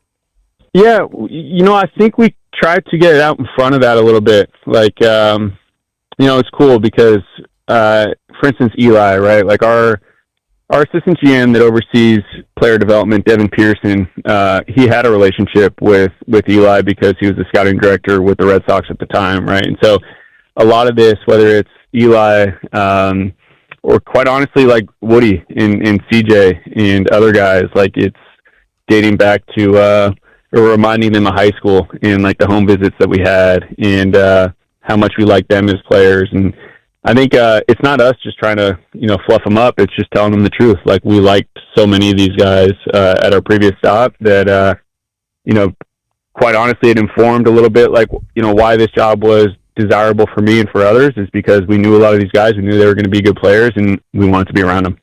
So kind of last question for me here, how timely is this break for you guys? Because, kind of running on fumes, you're really stressed with the bullpen. You guys, I don't know if anybody's made more transactions and more moves. You guys trying everything. Guys get a few days here to maybe rest up a little bit. Does this kind of come at the perfect time, potentially? Yeah, I think so. The good thing about our team is we got a really young team, you know what I mean? And so I think they can use like the mental break, but I actually think that their bodies are in pretty good shape. And it's actually been a great thing for us in the first half. I mean, we'll knock on wood here, but we haven't had many position player injuries at all, right? And so still, even with that said, being able to take these 4 or 5 days to, let them get a little bit of a blow and then come back here on Friday against the A's and be ready to perform, it's big. So, to answer your question, I do think it's coming at a good time, and we'll be ready to roll coming out of the break. All right, Paul, we wish you the best of luck the next couple of weeks. Look, you made some news. James Wood, untouchable. Yeah, appreciate it, guys. Love it. All right, thank you, Good Paul. talking to Appreciate you. it, buddy. Okay, talk to you. Yep. All right, man. That was refreshing to hear, right? Yeah. And reassuring, Tells me that C.J. Abrams isn't untouchable. Well, I mean, they said they've been upfront with CJ. Right, They've had some yes. talks. The one that will kind of break my heart is they got this great deal in Griffin. They give him $5 million, and I know he wants to get paid. He deserves to get paid. But we're just going to let our best pitcher go? I mean, I'm sure he's going to be interested. It's just a matter of can it be at the right price and for both sides. Well, the right price would probably be what the going rate is. Yeah. At That's some the right point, you got to price. start paying those At guys. some point, the right price is what the going rate is. Here's a guy who's made the All-Star team, had a couple strikeouts in the fifth inning last night. He's been producing for you. I mean, this guy's an absolute boss. You want to Just gonna keep him You're there. just going to let him go? That'd be disheartening. I'm with you, EB. Yeah. 1-800-636-1067 is the number. A little bit later on a game show Wednesday, we're going to give you a chance to win tickets to go see Soja with special guests Pigeons playing ping pong, and we also have tickets to go see Bob Dylan in concert. That's coming up at 9:45 here on the Junkies. Got the entertainment page next.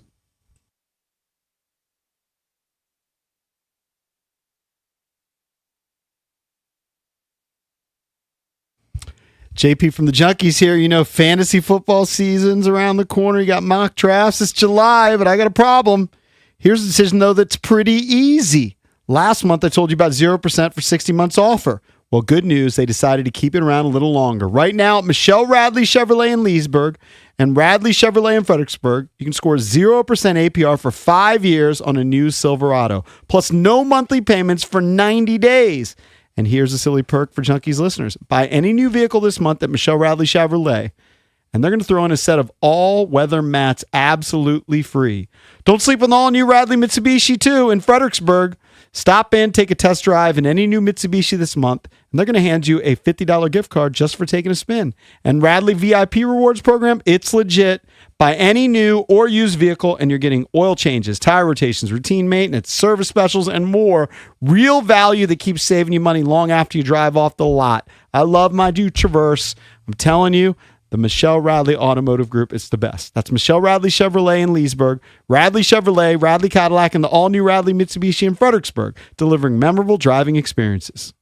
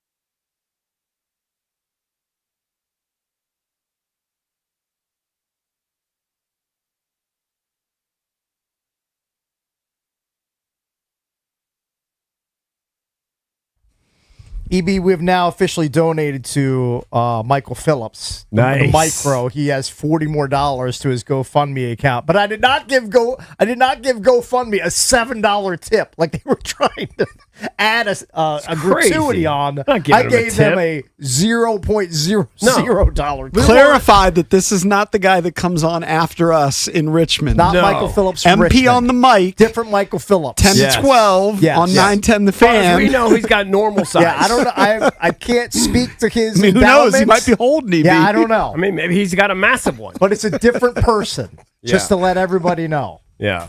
He's now has, I think, $13K plus towards his $22,000 goal. Right. We spoke on this at length. Is there yesterday. Is there anybody that you know personally that has a massive? Like, that I just know? I mean, I really wouldn't know of people at this point. There was a legend of one dude in high school. I remember. It was a dude on the football team. He actually pulled it out in like government class one time. Pretty good school. Like, Guys pulling it out in the middle of I mean, class. it wasn't approved. Well, but I'm I sure mean- the teacher didn't approve it or didn't But I know mean, it was happening. It definitely happened. People, it was like people bragged about it. Like it was ridiculous. I mean, if you're doing that without any sort of preparation, then you're definitely willing to show it off. Yeah. You know what I'm saying? I mean, like, do any of your boys, are they like legendary for that?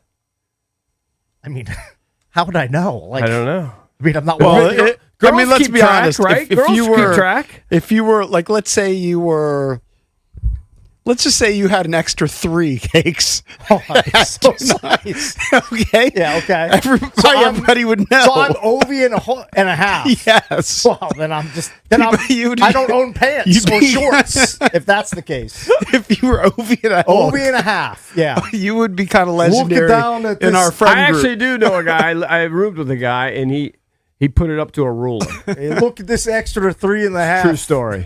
Right? And it was an ocho. Yeah. If anybody here It was over an ocho. had an ocho and a hook, Yeah. you would know about You it. would definitely know about it. Like, I have no idea what's going on with Mar, You know who I'm Drab, talking about, Valdez. right? I got no idea. Yes. I think he was under that. Oh, but no. just barely. Are you kidding? I saw it. I don't know. I mean, that's saw it. 35 years ago. Saw proof. I saw proof. You had to have proof, and he proved it. What does Teddy Roosevelt say? Speak softly, carry a big stick. Yeah, that is true. It's a very good By the point. way, that guy was about 150 pounds, too. I don't even know. How, about 10 pounds of junk. Who, the guy in high school? Yeah. You don't sound envious or anything. Yeah.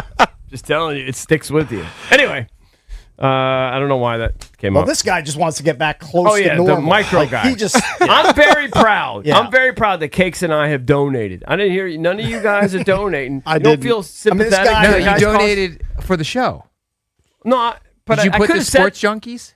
No, I just put my No. name. It doesn't No. matter. No, you should have I put the didn't- sports junkies. Ah, whatever. This personal. This is a personal donation. This is coming from the It's heart. kind of a Nubs donation. If it was a big one, like triple digits, I probably would have put.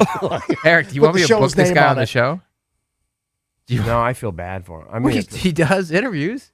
You He brought likes it up. his ADs. You keep bringing them up. well, I mean, it's. I still want Brandon Ayuk. I That's don't know. my I number mean, one. We've had a guy with a borderline micro for years on the show that just won't stop talking once he's on the air. Named I Ron. don't know. I mean, I don't. I think I'd be uncomfortable. I wouldn't know what to say. The guy has to wear diapers. I think it'd be a good booking Drab. I don't think it'd Especially be a during bid minefield. I don't season. even know how we could get through it. on the air. How could we even Get it in before the football season. How could we even get through the interview without Valdez We're dumping 19 pros. times? We'd figure it out. Yeah. Also, We'd be able to talk our way through it. Valdez and I always say this. The bits don't end. Shtick doesn't end when football kicks off. Right. We can have Michael Phillips on. Yeah. 365. Mhm. I There's agree. always I time. agree with There's that always time for a 100%. guy to talk about Yeah. his tiny Yeah. Johnson. I agree with Yeah, that. there's always- 100%. always You an open think slot. Michael Phillips can't come on because it's Football Friday? Maybe there's some listeners. They say it's a flicks. What's the percentage? It's a very small percentage. It's like 1 in 1,000. I think. Hey, you we would had do that. That's right. Hey, yeah. we had a horse contest during the spring break We could do party. the Why don't we have opposite. Why don't we have a pony contest? we could do that. A mouse contest. Maybe there's a listener that wants to Hey, chime it's in on Monty. it. You guys want to drink ponies in the cooler? If you We can do hold the it there at starboard. we do the anti-horse. Yeah, we could do that.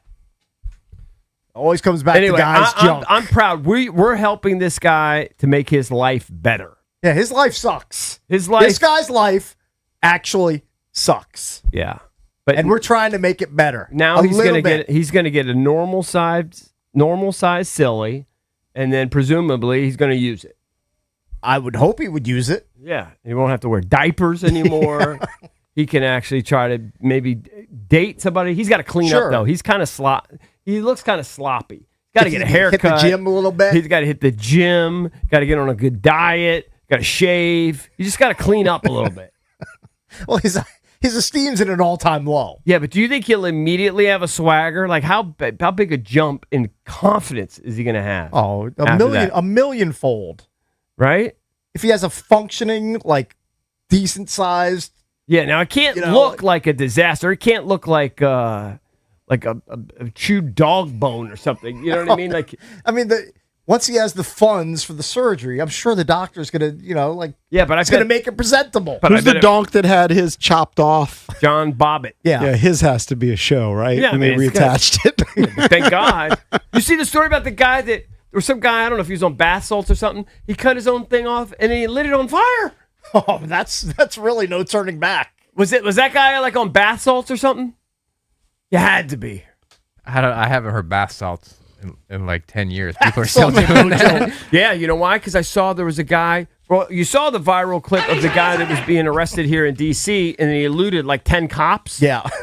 And did Cake see says that. some people were saying, I didn't know if they were joking or not, that he was a former like Pac-10 running back. I don't know. There was a split screen of him like carrying a football, and then there's like the video of him literally evading through a football team worth of cops. But there was a guy that I think he might have been in Tampa, and he was running around evading the cops. They were chasing him on foot, and he jumped up somehow like Spider-Man on top of the roof of a building, and then looked back, waved at him, and then jumped off the back of the building, just kept running. They said he was on bath salts. I mean, When you have bath salts, do you have superhuman strength? I don't know. I can't remember. Honestly. Is bath salts when people eat each other? They get Yeah, on, I think they were eating I think there was each other. a case like 20 cannibalism, years yeah. ago where a guy was like eating another dude's face off. Right. Because he was high on bath salts. Indiana man accused of cutting off his Johnson and using it to start fire in mother's garage. Yeah. So, I mean, he clearly was under the influence of something. I mean, who's doing that? You realize how it's all, I mean, who's doing that? I mean, that's insane behavior. It's actually crazier. Oh, yeah. Cranking a fire starter. It's actually crazier than blowing your brains out. Because blowing your brains out, you're dead. Yeah, like you're cutting off a vital organ. The most vital one, and then you It's got to pretty live with important. it. And then you got to live with it. And you're And lighting then it on fire. You're spraying it with lighter fluid and throwing a match on it. This is such a banger. Don't think it isn't. It's called Firestarter. Yes, by Prodigy. Yeah. Or is it the Prodigy? Prodigy, I'm not sure which. All right, I have some good EP stories, but I don't want to do them now. Why don't we go to an early break, and then we'll come back, we'll finish out on the EP. You want to do that? Yeah, we also have some prizes to give away. All right. In fact, why don't we just hook up caller number 10 right now? 1-800-636-1067. We'll hook you up with a pair of tickets to go see Soja with special guest Pigeons playing ping pong. That's Saturday, August 1st at Nationals Park. Tickets are on sale now. For tickets and more event information, visit thefandc.com/events. Caller number 10 at 1-800-636-1067. You'll win the prize.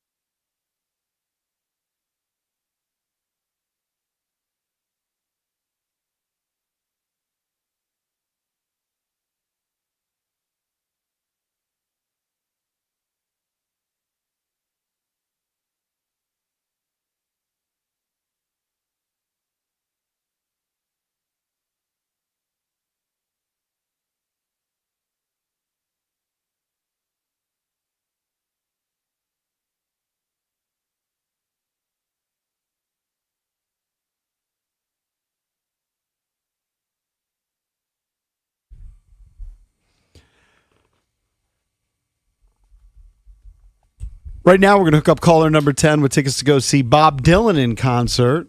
Call us at 1-800-636-1067. You can go see Bob Dylan Friday, July 24th at Wolf Trap.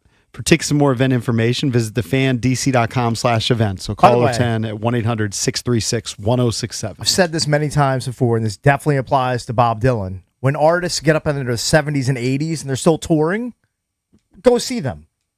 Like, because you don't know how long they're going to continue to keep touring. Yeah, I think so. That's probably So true. go out and see these artists, support them as they're into their 70s. And Bob Dylan, I believe, is 85. Mm. And he's doing 2 nights at Wolf Trap. I didn't think Good for him. he sounded good when he was in his prime. Right. Hey, he's Imagine an how acquired bad it is taste. now. He's a legend. Hey, real quick, He's an let's American go to legend. Let's go to Todd. He wants to chime in on the sponsorship of Michael Phillips. Cakes and I, American heroes, helping this guy get a normal sized dong. $40. But if you want to call us American heroes, sure. We're complete strangers. That is true. Todd. Or brothers in arms. Hopefully not. The junkies are lifesavers. The junkies that save BDK. The junkies that save draft t-shirts.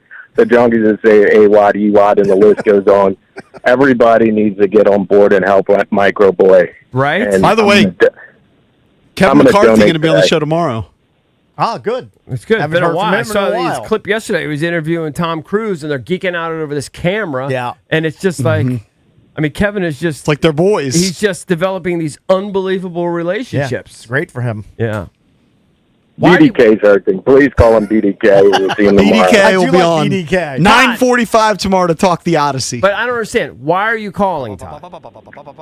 I just want to. I want to help everybody just get on board, and we got to support Micro Boy. I'm going to donate today, and I Yes. think the junkies need to. They need to go full throttle. I mean, get Micro Boy in studio. Forget about the phone draft. You got to get him in studio. I mean, if we raise point. a Yeah. significant amount of money, maybe we could Well, do it. you know what we need to do is we need to have our listeners, when they do donate to Micro mention Boy, the junkies. Yeah, put in the little memos. Sports junkies told me to do this. Yeah. Right. On air. That's actually a great Junkies idea. Radio, Yeah. Yeah, Junks Radio. Yeah, Junks Radio told me to do this. I mean, it's one of the more noble causes in the 30 years we've been doing this. I mean, honestly, we don't really do that many charitable things. I know you We don't guys do a lot. You guys do the Purple Heart thing. Yeah. Which is a great This is our new cause. This could be our This new is our cause. new cause. If he gets new junk, could he get it tattooed across the new junk? Well, I mean, I mean, why come would on. you do Yeah, that? let's- Why would you do that? He's just getting a new toy. We don't need to put a tattoo on it. Yeah. Like 5 seconds after he has it. Right. I would like to see proof. Right though. now, his canvas is not very big. I mean, No, but he's gonna have a much bigger canvas. Yes, good for him. He's gonna have a much bigger Pulling canvas. for him. Yeah. This is the flag we're waving in 2026. You know how like celebrities, they'll have a certain charity that they play for, Yeah, yeah. and something, a cause that's near and dear to like them. Matt Damon, I think he's bringing water to people like around the globe. Like he's literally raised hundreds of millions of dollars to like do wells and provide water for people that don't have access to water. We're helping the underendowed. Yeah, that's our thing. That's our cause. That's our thing. So Apparently, if Cakes is on like Celebrity Wheel of Fortune, Yeah. and Ryan Seacrest says, "So who are you playing for?" Cakes is going to go, "Well, I'm playing for the underendowed." play for all the micros. We've out always there. been about chunk because we did vasectomy madness for years. It's one of our tentpole things, JP. It's I kinda think it's the one deal. of the most noble causes you could ever donate to. I mean, you we're could literally change a person's we're life. saving this guy's life. Yeah. Hey, do you think we could link up with a doctor, and then we could give away an enhancement? Yeah, give away an enhancement to a micro. I don't see why not. We have a micro contest. I mean, is this with like a plastic surgeon? What if is we that who gave we'd what go if we to? gave Rom a free enhancement? Think Dr. Shin wouldn't be sized? a ROM enhancement? He would be all about it. Does Dr. Shin does he do that surgery? I think he does fertility stuff now, but I would guess it's like a plastic surgeon, like right? riding a bike for him. I don't sure. know. Yeah, we got. I'm sure you dealt with that. And we got to know some people in the medical field that can point us in the right direction of a doctor. They'd be That's willing a to. serious specialty. I mean, you think it's so I don't rare? think it's. Yeah, I don't think there's a lot. Well, they of- say it's 1 in 1,000. I don't think So how there's a many lot of people in this enhancement surgeries. Okay, but if you're in this area, what is it? How many people live in the DMV? Millions. Say 3 million. Is that low? I think that number is way off. 1 in 1,000. Have a micro, Like, Well, it doesn't have to You be the think world's it's less or smallest, more? but I mean, it guys, qualifies as a micro. They says it's the size of a pencil eraser. Like, I know. That's not 1 in 1,000. Yeah. Like, maybe Okay, he's got the absurd case, but to be technically a micro is still ridiculous. We know someone personally that qualifies. We've never seen proof. It's also Well, true. actually, we did see someone else. I saw proof. Oh. I actually saw proof, and I think you did too.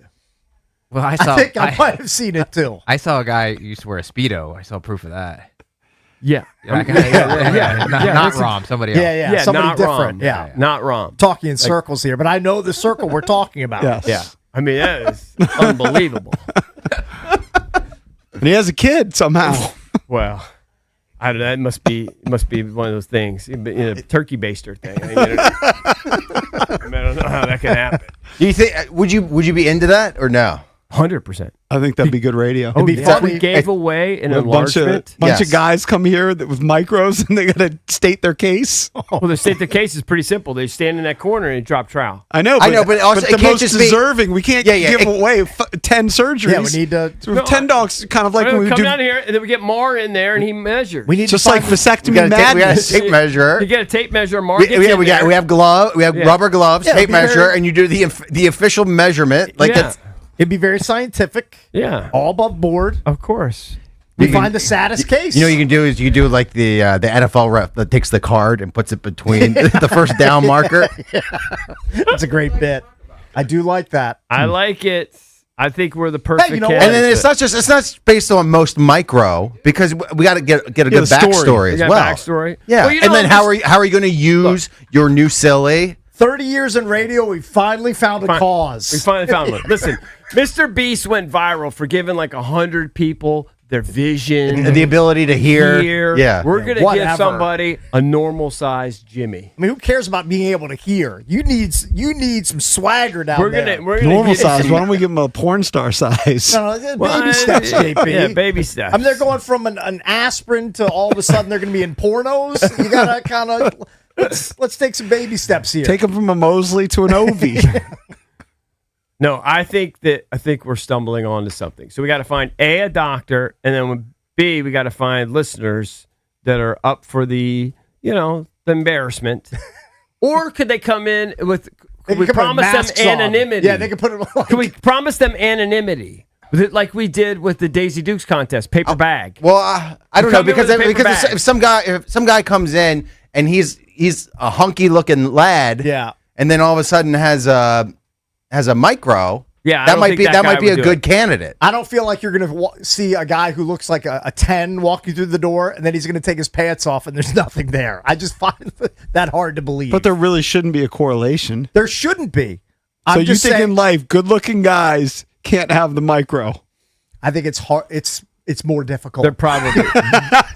Like if you tried to tell me with a straight face, hey, Brad Pitt's got a micro, I would laugh in your face. I would say, no, he doesn't. He's got a baseball bat hanging down out of his pants. Hey, Terrence Howard. Does he claim his is micro, or just said very small? Right. I think it's been there may been have been proof. Oh, proof. I don't know. Wasn't that a story like 10 years ago? It sounds familiar. Yeah. Now But that you I'm say not that, sure. but he was like, what? Didn't he like? Wasn't he like sexually accused of like sexually assaulting chicks and stuff? He was sexually assaulting chicks with his little tiny thing.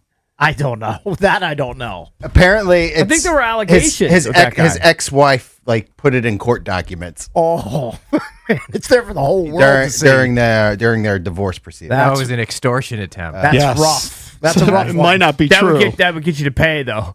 Get that out of the court documents. All right, let's go to Shane. Hey Shane, What's going on, Junk? How y'all doing this What's up, morning? Shane? doing great. What's up, man? I just want to know whose job is going to be doing the tape measuring. Who's going to be holding Mar. the tape measure? That's all I Mar. want to know. Hey, I whoever's think been here the Jake's- I shortest think that's tenure. Jake's job. Hey, get it? Shortest Jake's gonna tenure. love it. Shortest tenure. He has to deal with the shortest Maybe junk. we could have. Maybe you know what we could do is we could bring in celebrity measurers too. Yeah, because they're going to want to be Yeah, part yeah. of it. Well, instead of money, Mike, he's measuring Mike. Yeah. Exactly. Look at him. He's cringing over there.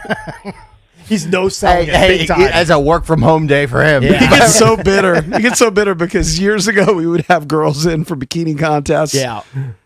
Sexy tattoo Hey, contest. this is what happens when you run out of ideas. Ship has sailed. Yeah. Sorry, Mike. Just bad We've timing done on your all the part. other stuff. Junkets, calendars. He was born too late. Yeah, you were born too You know- late. you know what? missed the golden era. After we do this, we'll do a vaginoplasty. Would you Possibilities are endless. Yeah, you could inspect that, Mar. So that would be kind of like the tit for tat, so to speak. You know. Can think of some good sponsors for that contest. Not so talkative right now, is he? Yeah. Come on, what happened to Mike? All right. I think, listen. So all of a sudden he's mute Mike. Yeah, mute Mike. Money mute Mike. Well, we should have heard Gavin here a couple minutes ago. He's on the phone with the caller, and he was like, I'll measure, I'll take care of it. Yeah, well, I'm not uptight. Just give me some rubber gloves. Yep, that's all you need.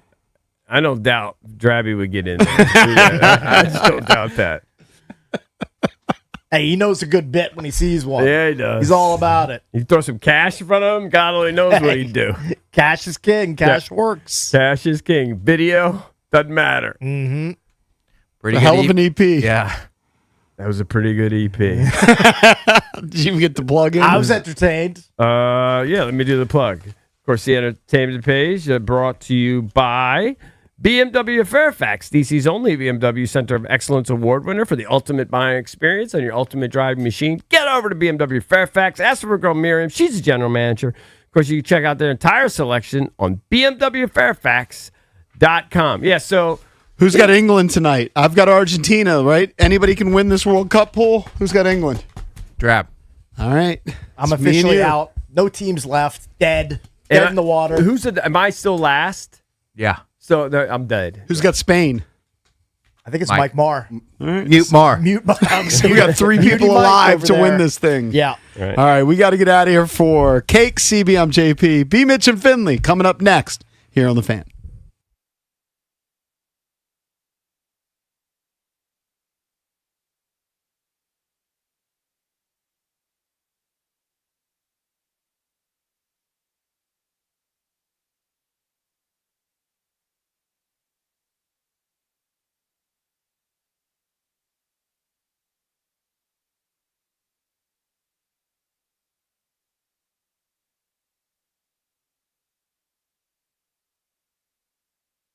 All right, guys. Evie here for FanDuel. On the biggest stage in the world, FanDuel is changing the game, people. That's right.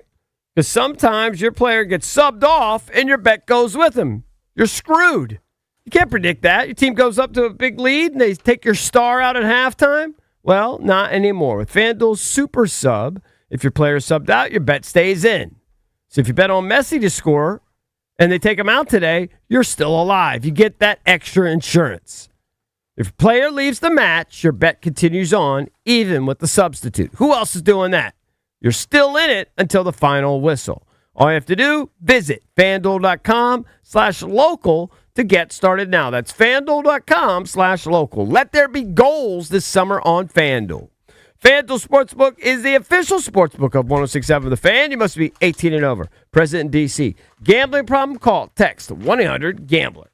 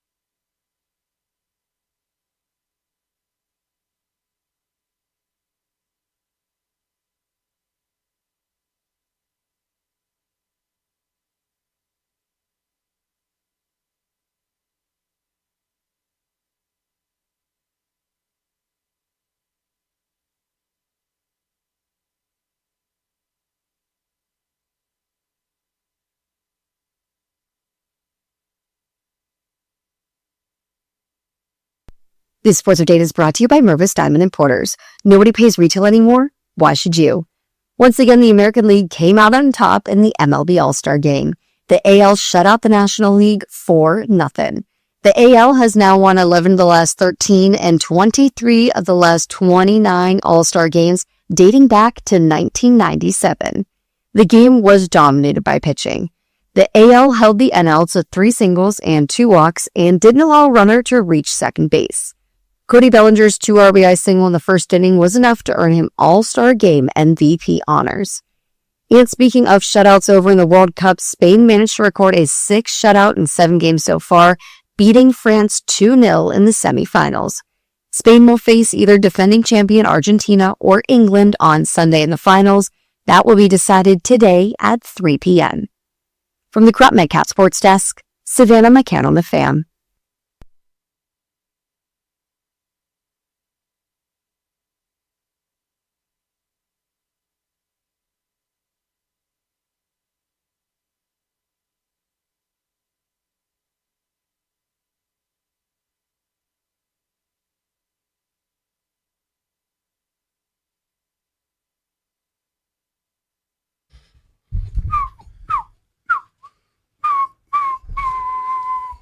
What up, everybody? It is 10 a.m. in the District of Columbia, and simply going to work should not be a dogfight. Like, people that live in Des Moines, Iowa, or Tucson, Arizona, or even larger cities. I imagine if you live in Nashville, you're able to drive to work with some regularity. This city sucks with traffic. I've not lived, but I've been in Nashville during rush hour. I've been in Arizona. Does everywhere suck, or does it suck more here? Everywhere suck. Well, and everybody's going to work. It's tired. Well, and then you have to leave a little later. So, Good thing we're colonizing Mars, because let's just start fresh. So, put me on the first boat or whatever, airplane, rocket ship. Get me to Mars. Let's start fresh without traffic. I don't know if there's water. I don't know if it's habitable, but I'm ready to start fresh. You'll be dead in a day. You want to take a boat to Mars? I'm flustered, Jeff. Dude, you know how bad things are in this damn city? It started on my block. I live on a little ass residential street. The dude was 2 doors from my house with the slow stop sign. You know, they turn it around if traffic's coming in and you got to go slow, or they turn it the other way and you got to stop. This dude, there's no one anywhere, and the dude's just looking at his phone facing the stop sign at me, and I just honked. I said, yo, there's nobody here. Let me out of my driveway. Like, what is going on out there? So I had to do camp drop-off. Actually, it was swim team drop-off. You know what they're doing at AB? The big kids build rafts out of cardboard boxes, and the little kids ride them and try to race across the pool. All of these boxes, I'm guessing, what would the term be? Melt? Like, cardboard ain't going to hold up in the pool. Some of them do. They have a lot of fun with it. But they're going to end up swimming. So I got to do drop-off. So it's swim team. So it's just a way of teaching them how to swim. They can swim. Yeah. But it's like a fun activity. Yeah. So I have lots of time this morning. Lauren had to go to the office, so it's me and the girls. And we just hear a racket outside. Just a straight up, it's a construction site. And I'm like, what the hell is going on there? We walk out, and I actually had a text from Papa this morning. He's like, what's going on in your street? It's a war zone. You know where I live. I'm on a hill, right? Up the hill, I don't know what they're doing. Water main construction, perhaps, taking down a tree, adding a vault. I don't know what was happening, but there was gigantic construction equipment. Gigantic. Down the street, gigantic construction equipment, and my man with the stop slow sign. And I was like, where am I? Am I on Main Avenue? They're fixing the water stuff, bro.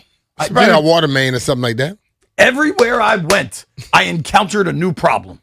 And that's not how I best operate. You don't operate well ever. So you have to learn how to just deal with things. Think about it. What they're doing now is probably because some other reason you had, some cause, some complaints you had, water, sewer, something. They're fixing it. Are they?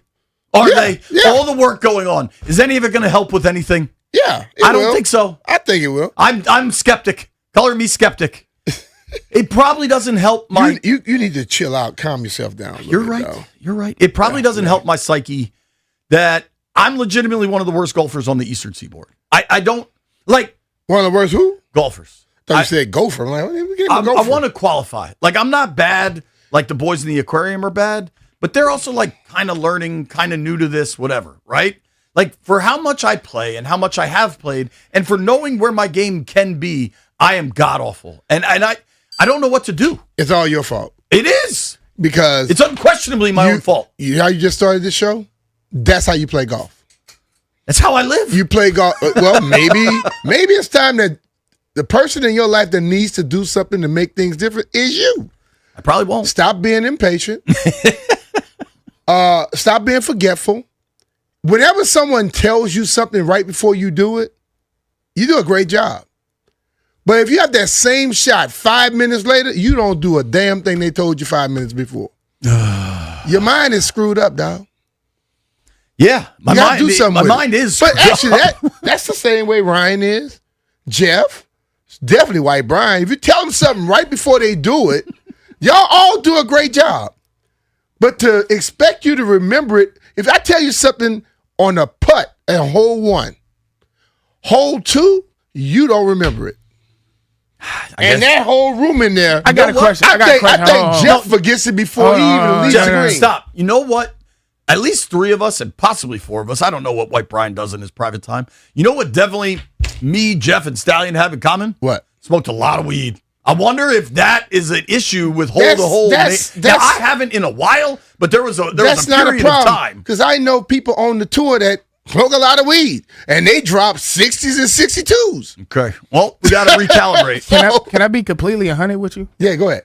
I don't forget it. I just be tired. I be worried about that first. Because when you get to 18, your body hurt. My knee be all tight and Jeff, stuff. you are riding in the car. You haven't Jeff, walked turn 18 your own microphone yet. off, please. Yeah, you haven't walked 18 yet. But I'm talking about you. If I tell you to do something right then, you do it. Hole 2, you forgot it. Let's. Ain't got nothing to do with tired on 18. Let's do this. He lost all that weight. He still talking about he tired of 18 holes. He riding the cart. He's crazy. I want to thank Jordan Bob from College & Co. yesterday. We had a great time Yes, at we did. Woodmont. Woodmont was flexing, man. That course was terrific. Mhm. My only complaint about yesterday was What? outside of my own play, which is car pad only. nah. It's summertime. It's so hot. You got to protect the course. I'm not mad about that. Yeah. The bugs. I hope. Well, that's summertime. The bugs are out in summertime. I hope the Commanders' defensive line is as relentless as the bugs. Those bugs were outrageous, dude. Oh man, we had a blast. It was great to hang out with Pete. He played well. Jordan, what is this a fair description of my man Jordan's golf game? Kid could play. He could play if he could just putt. Well, he putt well. He just was a little off. Like the greens were, they were. It was tricky. They weren't fast They necessarily, weren't but they fast were pure. yesterday, And but they were tricky. Like you gotta know it. Yeah. You know. How about that putt I had where I was above the hole, and he said trickle it down, and I probably put it 15 feet past. He told you to trickle, and you tickled it. Yeah, there was no trickling. Yeah. But the B Mitch and Pete crew, we won, so that's all that matters. The math doesn't math, by the way. How the math don't You matter? said you won by 3 on the front. We were 3 up And on the we front. won by 3 on y'all, the back. Y'all were 3 up going into the last hole. I won the last hole, fool. You don't know I how to kind of add. had checked out because we had already closed it out. JP, no, you checked out because you. I almost broke my wrist coming out of the fescue. Yeah. So how do you not understand? You all are 3 up. We're 3 up on the front. We're Math ain't even right mathing. now. And the last hole, guess who got the par, Ryan? B Mitch. Not me. And nobody else did. So guess who won it? We did. Guess who had the double bogey? Ryan. Me. Had a lot of those. There was some sports yesterday. There was lots of sports. Oh, it was an upset yesterday. We was called it, were we? Yeah, let's start with the baseball because the home run derby Monday night was electric. I thought it was awesome. Mm-hmm. The All-Star game last night was just straight up pitching. I mean, There was a couple home runs too. Now one. I thought we had one early, and then the guy hit one later. The dude hit a 2-run single. There was no hitting whatsoever. There was a home run late by the dude Vargas on the White Sox. The AL scored 3 runs in the first, and then there was literally probably not even dudes on base. The amount of strikeouts in that game, including for the Nats. I mean, I think Abrams got up twice. Wood got up once. I think it was 3 Ks. This is an advantage And all for the three pitchers. at-bats. The pitchers are pitching 1 inning. And they come in, have their They absolute come best in and stuff. throw everything they can, and they gone. But it's also, I think it's a testament to how good top-end pitching has gotten. Like, if a dude only needs to show you 1 inning of work, they all throw 103, it seems like, with just disgusting movement when they need it. It was cool to watch, but after the electricity of the home run derby, I thought the All-Star game, I don't want to say it was a dud because I enjoy watching good pitching, but dude, they also, I understand it's a television show. I understand you have a lot of sponsors, but like the amount of musical interludes during the All-Star game, like they do America the Beautiful, then they do God Bless America. At one point, Boys to Men was singing, I don't remember what song they were singing, but it was like to Stand Up to Cancer. Like, baseball's done such a good job of speeding the game up, and then the All-Star game is just a slog, dude. But the All-Star game, they're going to do all that extra stuff and make it a little long. Every All-Star game goes a little longer. Sure, but most of the other sports have natural breaks, halftime, right? So you have your halftime performance. Yeah. But baseball has always had those little breaks. 7th inning stretch. Yeah. They did it in the 4th. They did it in the 5th. Because they're going to prolong it. Like the interview I did when you had asked me to do yesterday. Yeah. That's what they were talking about. When you go into like a certain, like halftime or in any of these bigger games, when it's prolonged, how does the athlete stay in tune? How do they? And what you had, like I said, told her, people work on the time. Not that let's say halftime is normally 20 minutes. Let's go like that. Let's say all of a sudden you're in the Super Bowl, it's going to probably be 30. Yeah. So you don't start doing your actual stuff until you got 20 minutes to go. And then it seems to just roll in check for you. You know what I mean? Yeah. It took too long. Here's my point about JP, the pitching we know last night. you are impatient. B, last night, White Brian just gave me the stats. There were 10 hits in that game. 10 total hits, 27 strikeouts. It was all pitching the whole game. But you watch a regular baseball game, how many hits you going to see? More than that. You might see less than 10 hits sometimes. Rarely. When a pitcher is going off. How many hits in an average baseball game, White Brian? I don't. Maybe you're right. When you don't see 27 Ks, though. Yeah, you don't see 27 Ks. Speaking of pitching, Foster Griffin came in for the Nats and dealt. He looked great. He had 1 inning, 1, 2, 3, 2 strikeouts, and dude, I think kind of maybe you popped should up to let center. him start going to the 9th inning when you need something to happen for the Nets. The biggest upset in the world yesterday, Spain. Yeah. Spain took it right to France. Mm-hmm. They won 2-0, and it was interesting because we talked about it yesterday. We're not soccer experts by any stretch, but we've been watching, and France has been by far the most dominant team throughout the World Cup. Like, France's offensive attack is just Ferrari power. Like, they just go, go, go, go, go. And yet, Spain was this team that hadn't lost in 3 years or whatever. Mm-hmm. And they'd only given up 1 goal. And sure enough, you see it yesterday, like, Spain just won the Euros, right? And now Spain's going into the World Cup final. Hard to think they're going to play England, Argentina. We'll get to watch that today. I can't wait. We're actually going to talk some soccer with Jamie Watson a little later. Could it be that they were very up for that game because Mbappe is a guy who plays in Spain, and they like, we're not letting you beat us? Do you need to get extra up for the World Cup semifinal? Yeah, you do. No, it don't make a difference when you get extra up. If you're an athlete, whenever you see the best of the best coming along, you want to be up and whoop their ass. They might just think they're the best. They may think that, but I'm saying that may be it, and let's hope that they didn't have their best game this game. Sure. Because you see that happens a lot of times. You see a team come along and destroys a team, and then the next game you go, what the hell happened? But Spain's not like an underdog in this. Like, they might have come in equal to or even better odds to win it. Like, it was Spain and France were neck and neck, 1A, 1B, as far as who was going to win the World Cup. So I think it felt more of a surprise to us because France had been playing so well. Mm-hmm. But I think from, like, the talent on the field, they're pretty damn even. Dub, is that accurate? Yeah, they were essentially co-favorites coming in. Yeah. I don't know, man. It's going to be interesting today because we were talking about it yesterday playing golf. I'm not a big conspiracy theory guy. But people think Argentina's been getting every break so far. It's not a conspiracy. When you watch the games, you see every damn call that they can get, and every time they do something wrong, they don't get a call against them. Right. Just saying. It's going to be, I think England has had decades of terrible losses to Argentina in the World Cup. Like the most famous is Maradona, hand of God. I think that's 1986, right? But I kind of think England gets them today. What do you think? Yeah, we got to see, though. We've seen these games go, and I'm like, I sat here. You were at the beach, and I was sitting here watching Egypt and Argentina, and Egypt started that game like Argentina looked like they were kids. Yeah, and all of a sudden, things changed, and they lost. Egypt lost. So I don't know. I just don't know. Yeah, it'll be interesting. I'm going to update the official B. Mitch and Finley World Cup winner predictions. White Brian was first out because he took the U.S. like a fool. I believe Stallion and B. Mitch took France. You guys are out. Mm-hmm. It's now me and Jeff. J-Dog's last two standing.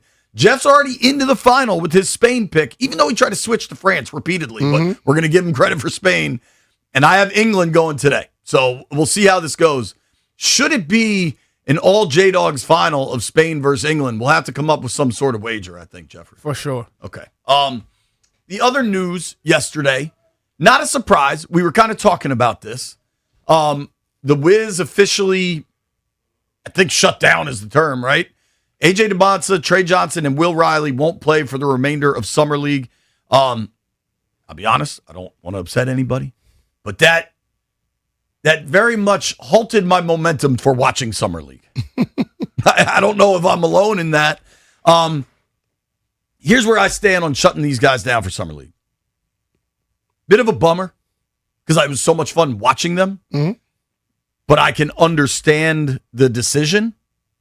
But like, if we're going to shut everybody down, why are we doing Summer League? Yeah. See, everybody thinking like it's kind of a bigger picture question. The first thing everybody says, yeah, you don't want them to risk getting them hurt. You can get hurt the first play of the regular season.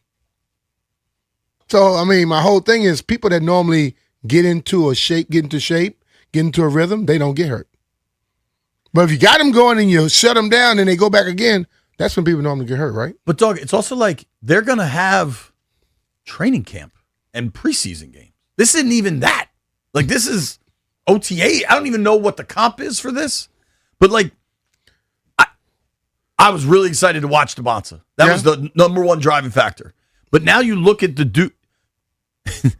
Let's go through the Wiz starting lineup last night. Felix Akpara, the second rounder they traded up for, big fella, big shoulders. Kadari Richmond, Chris Livingston, Seth Trimble, and Reese Beekman. Okay. How the hell? Juju is a guy I've enjoyed watching. How didn't he start? Maybe Coach Sorrentino. Maybe he's in position already to be on the squad. They want to see some other people. Now, Caleb Wilson did play for the Bulls, so at least that gave it a little bit of juice, but he didn't play a lot of minutes. I wonder if he gets shut down. We're shutting guys down in summer. I think that's normal. I don't think this is abnormal for the league. Out of all the professional sports, nothing softer. Basketball is the one sport where whether the guys are working or not, they're hooping. Yeah. So when you say, I'm going to pull them out of this game because they may get hurt, they still hooping. They don't go sit down like football.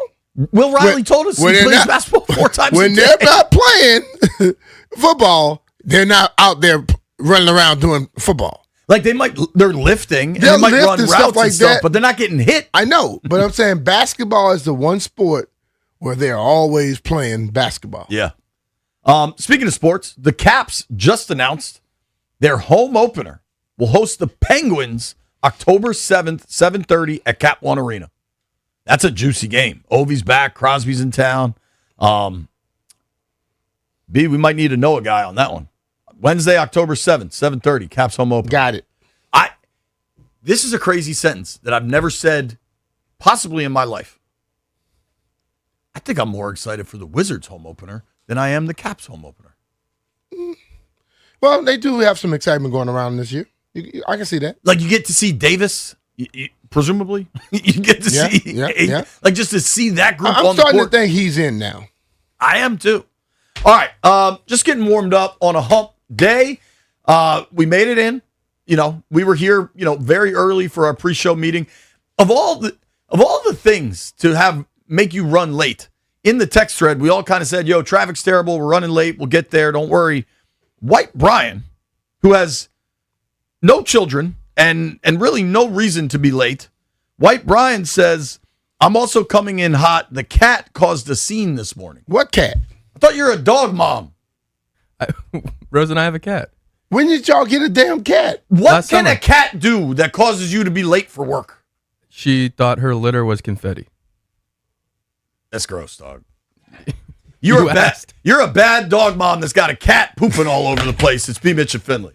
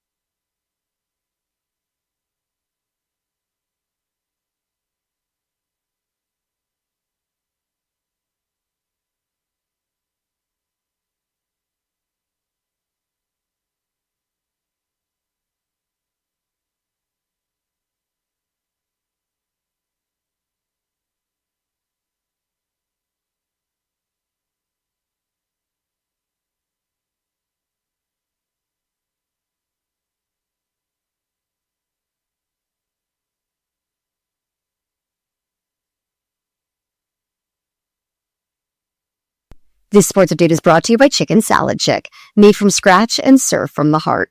The American League won again, beating the NL squad 4-0 in the MLB All-Star Game. Things weren't great for the National League at the plate. They were held to 3 singles and 2 walks.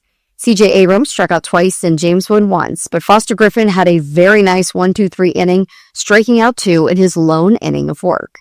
And Spain put on a masterful performance, beating France 2-0 to advance to Sunday's World Cup final. It'll mark their second ever appearance in a final. When they won the tournament back in 2010 was the last time. The Spaniards will face the winner of the second semifinal game, which is between Argentina and England at 3 p.m. today. Chicken Salad Chick makes food from scratch every day using fresh quality ingredients. Whether you're craving traditional, savory, spicy, or fruity and nutty chicken salad, there's something for everyone. Enjoy Chicken Salad Chick as a scoop or a sandwich, or grab a quick chick for life on the go. Visit Chicken Salad Chick or order online today. From the Crop Metcalf Sports Desk, Sabela McCann on the Fan.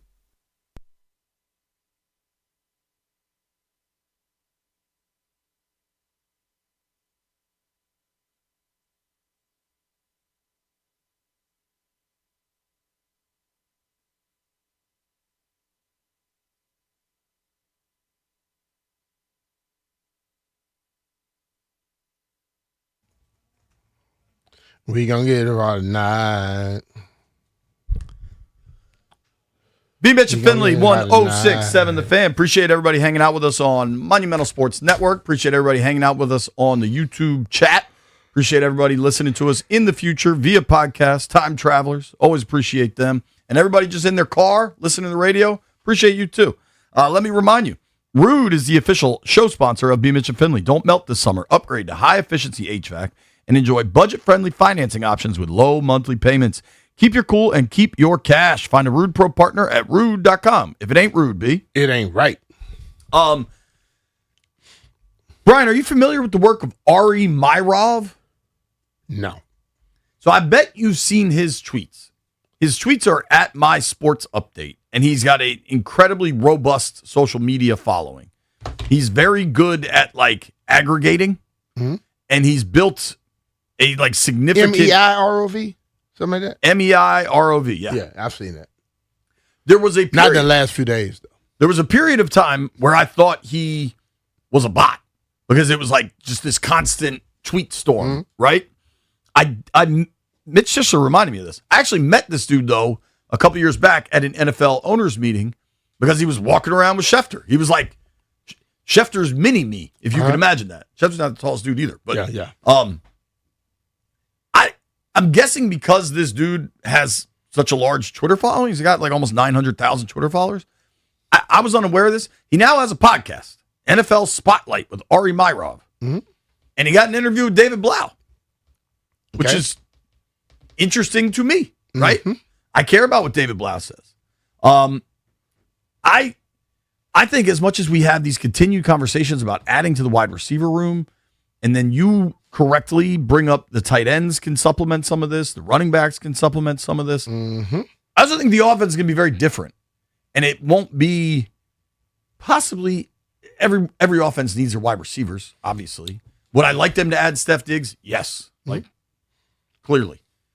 But it's all going to look very different, and I think David Blau is a far more central character to this story than maybe is widely acknowledged. If that makes sense? Yeah.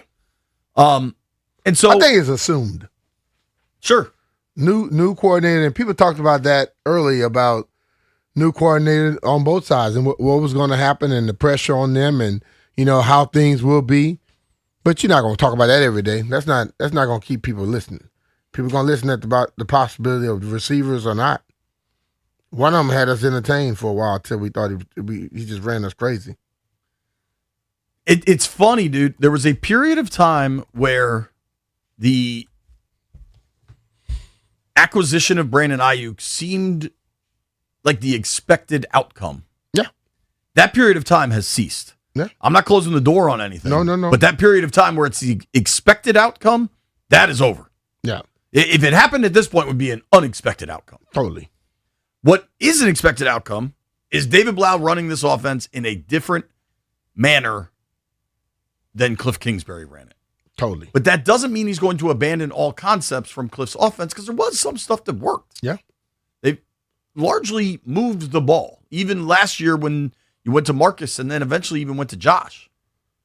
Let's hear from Blau on how he's going to build out this offense. In short, without giving anything away, to summarize, I guess, I would like it to be a culmination of the best that I've seen.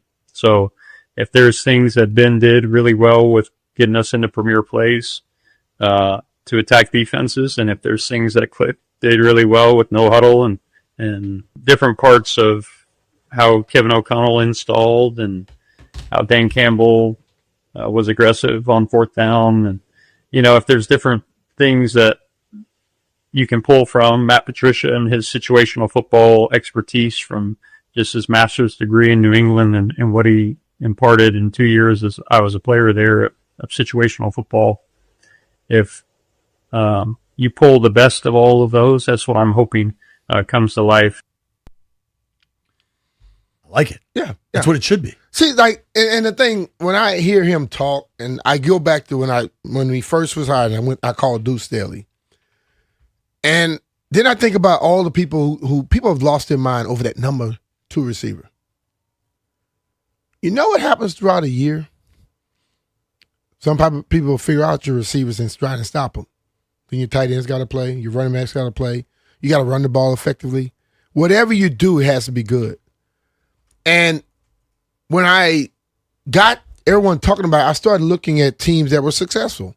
And if you look at teams that are very successful, normally one receiver has a lot of damn yards. The second receiver on most teams now is a tight end. Hell, the tight end leads teams like the dude in Oakland, well, Vegas now. But if your running back has anywhere from 350 yards up, that is a hell of an asset. And I think David understands that part. You see what I'm saying? Yeah. Like, when he was in Detroit, he knew they went to the running back a lot out the backfield. And that running back was deadly. Yeah. But if you just think, like everyone look at it as like, oh, you got to have 2 top receivers. You're not throwing it to him every play. You need somebody else to take the pressure off of him. And in this day and age, the tight end is as effective as anybody on the football field now. Because the tight ends have gotten more athletic. They're much more fluid in their route running. And they have a distinct advantage over the damn safeties and linebackers in this league. I'm guessing if you had to pick a player to surpass national expectations, because I think there's an interesting dichotomy of the local impression of this roster build versus the national. And I think Chig Okonkwo is a prime example of that. He wasn't a first day of free agency guy. Like, They signed Chig because they didn't spend the money on Pierce or Linderbaum, right? Like, they were willing to spend some money, and it gets allocated places, and those guys went higher prices than they were willing to do, and then they signed Chig. You know what I mean? But I think nationally, the opinion on Chig is that he's a good player. He's a useful player, but he's a player that for 4 seasons, use the old Mike Rizzo line, back of the baseball card, he's going to give you about 500 yards. I think that would be, I don't know, they're called a dark horse or whatever, but like if you had to pick one guy that will surpass expectations, my guess for you is Chig. I'll pick him. The way you've talked because about it. the question I think I look at is we have to stop going along with just analytics and what people say and look at the overall. What quarterbacks he had when he was in Tennessee? Probably some dregs. So when it was Cam Ward last year. A young guy who was finding his way. Tannehill at one point. Was it, who's my man, Levi's? The dude that eats the bananas? Yeah. Will Levis. See, that's what I'm saying. When you have subpar quarterbacking, sure, I don't expect the receiving or tight end receiving to be great. So if he had 500 with those guys, Zach Ertz had 700 one year. Yeah, he was in 24 when everything went well, and he caught it, receiver. And he basically was tackled where he caught it. If he had 700, you can't expect Chig to have more than 700 if he goes through the whole season with Jaden, because we know Jaden will look for that tight end. And if he can run, if he does what people or brag about him about is that he can the running after the catch, the yards after the catch. I could see him surpassing 500 rather easily. You know who I think, largely just because expectations are dramatically low, especially compared to draft status. Mm-hmm. Ben Sinnott was the 53rd overall pick 2 years ago Mm-hmm. by Adam Peters. And then Cliff and Ertz have this relationship, and Ertz was able to get open and be that kind of, target that Jaden could trust. I'm with that. And Ertz dominated. Sinnott's had 16 targets in 18 targets rather in 2 seasons. But see, part of that is Sinnott's problem too. I agree, but he got to get on the field and he got to get open when he's on the field because we know one thing: number 5 will find an open receiver. But if you look at the Bears last year, and we know that the Ben Johnson influence is going to be real, the Bears had 2 tight ends that were a big part of their offense in Colston Loveland and then Cole Kmet. Like, could you envision this? Colston Loveland last year in Chicago, 58 for 700, 6 touchdowns. And then Cole Kmet, 30 for 350, 2 touchdowns. Like, if you get that kind of production from the tight end position, that's 1,000 yards and 8 touchdowns. See, still, those 2 tight ends have shown how good they are. Loveland was a rookie. Still, he showed out. He got drafted high. He showed how good he was coming out of college. Yeah. Ben has to get to that point. I know, like, we look at the guy drafting second round, drafting third round, we automatically assume, no. Hell, the individual got to go out there and show the coaches, I deserve. Sure. We're not, I mean, just because he's a tight end don't mean he's going to throw the ball. I'm just saying, I think we're going to see a lot more 2 and 3 tight end sets. I understand. I think there's going to be more looks to the tight end. Like, just to compare the Chig to Loveland then. 58 for 713. I think that's success. Oh, 100%. And I wouldn't set the yardage total that high, but like, if you tell me Chig ends up at 50 for 600, that's success. Like, if you get a receiver north of, if you have a secondary guy north of 600 yards, receiving yards, and Terry gets you 1,100, that's a pretty high functioning offense. Yeah. Because I think Rashad White's going to have a big role. Like, but see, I'm coming to the Andy Reid and this Joe Gibbs mindset. If I have somebody that's better than your people that are checking them, that game, I may go to him more than I do Terry. That game, if I got Rashad White coming out the backfield and he's cooking linebackers, he's gonna run some option routes. I'm gonna send him up the side. I'm gonna send him up the damn hash marks. I'm gonna have him doing a bang 8. I'll put him out on the numbers and have him run a bang 8. If I got a linebacker I know can't check him, he is my focus that day. Not just because you're my receiver. I'm with you. I guess my point, and maybe it's Bates, maybe it's Yankoff. I don't know who it's going to be, but I think from a target share in the offense I'm expecting to see, I think you're going to see Chig get 60 to 70 targets. Maybe it's north of that. I think there will be another tight end with 40 targets, just based on how this offense runs. And I think if you can combine that production to 1,000 yards, this team's winning 11 games. Like, if you can get that kind of production from that position. Just don't get stuck on a tight end because it could be Rashad White. Sure. Who's that addition. I just think that we get stuck on tight end, receiver, and when we start talking about the receiving, it's whoever catches the ball. And Rashad White, we know, out the backfield is a beast. We're going to open the phone lines up on this. Who is an offensive candidate you think will break out in David Blau's offense? 800-636-1067, 800-636-1067.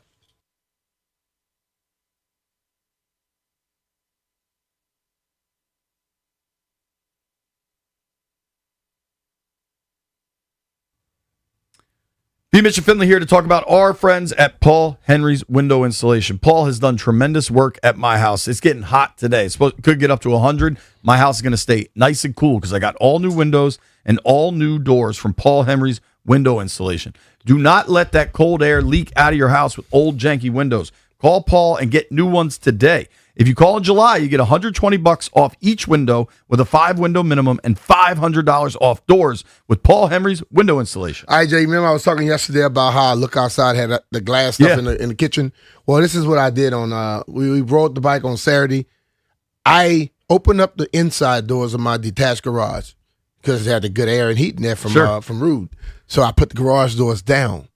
And all of a sudden, the cold air starts coming into the actual garage. You know, your actual garage is hot as hell. Oh, yeah. Cooled off. Oh, I love because the doors that Paul put in, the windows he put in, doesn't allow that cool air to go out. And all of a sudden, the garage felt like an inside of a house. Love that. So Paul does a great job. And then, listen, when he does it, when he comes in and he installs, you're going to feel exactly what JP and I talk about. So call Paul right now. You can receive $120 off each window with a 5-window minimum and $500 off doors. Contact Paul Henius Window Installation today and tell him B. Mitchell Finley sent you. PaulHeniusWindows.com, your clear home improvement choice.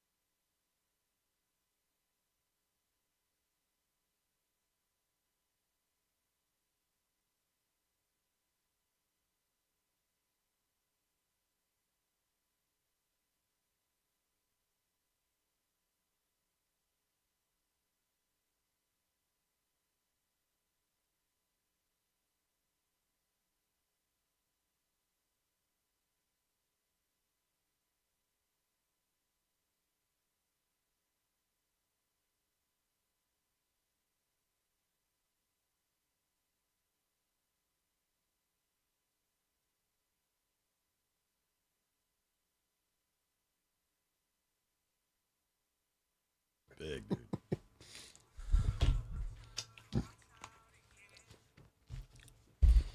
B. Mitch and Finley, 1067 The Fan. We're going to take your calls now, 800-636-1067. B. Mitch believes Chig is going to have a breakout year in David Blau's offense. The quarterbacks in Tennessee for Chig for 4 seasons have been pretty bad, or at least young. He's going to be playing with the best quarterback he's ever played with by a mile in a system that I expect to be very tight end friendly. So I think Okonkwo has a big opportunity. Who do you think has a big opportunity? Let's go to Nick in Maryland. Nick, who do you like to break out? I tell you what, I'm with B. Mitch, man. More cowbell, more tight end. I'm a tight end, big time proponent of tight ends. And I'm telling you right now, we got a lot of trickery going to be going on, a lot of sleight of hand. And don't be surprised if Mr. John Bates, because he can catch the ball fine. They just never would throw the ball to him. And he was open a lot of times. But I think Bill is going to get added to receiving the ball out. I've heard some stuff you guys are talking about, stuff from camp.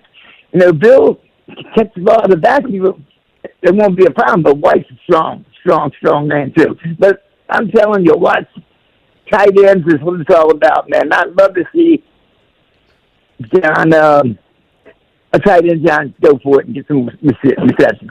All right, bro. Appreciate you, man. Appreciate your call, Thanks for the call, Nick. All right. Thank you, bud. See you, man. Jonesy is in D.C. Jonesy, who do you like to break out?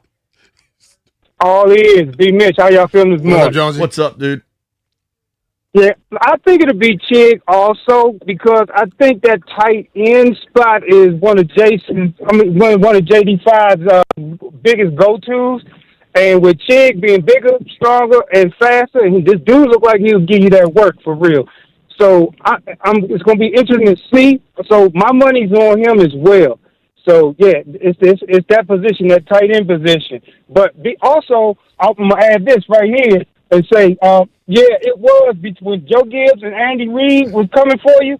It was the hot man that day. I remember on a Monday night game that Philadelphia Eagles came to FedEx Field and played the Redskins.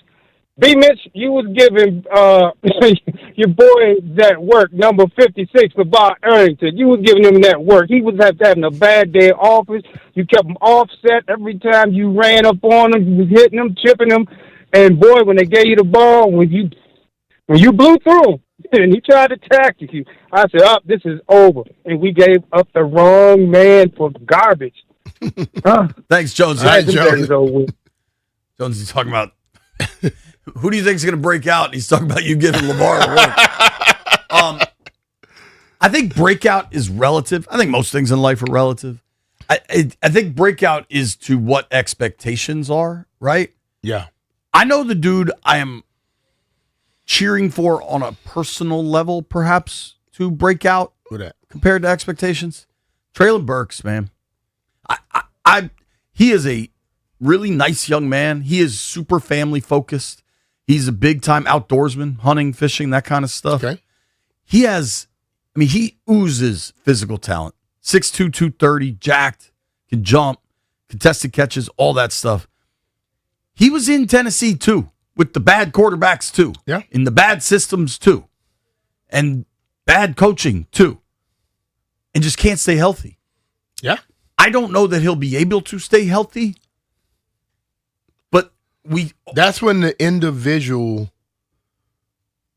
his ability to do the things he need to do starts to pop in. You know, you can't expect everybody else to fix that for him. He got to fix that for himself. And so, injuries are so hard to try to quantify or explain because so much of it is bad luck. Mm-hmm. But sometimes if it keeps happening to the same person, you wonder what's going on there. And his injury's been all over the place. He had a knee, he had a collarbone. You just wonder if he could stay healthy. The stats last year do not pop, okay? 10 catches on 22 targets for 130 yards. Obviously, that touchdown catch everybody remembers from the Broncos game. But,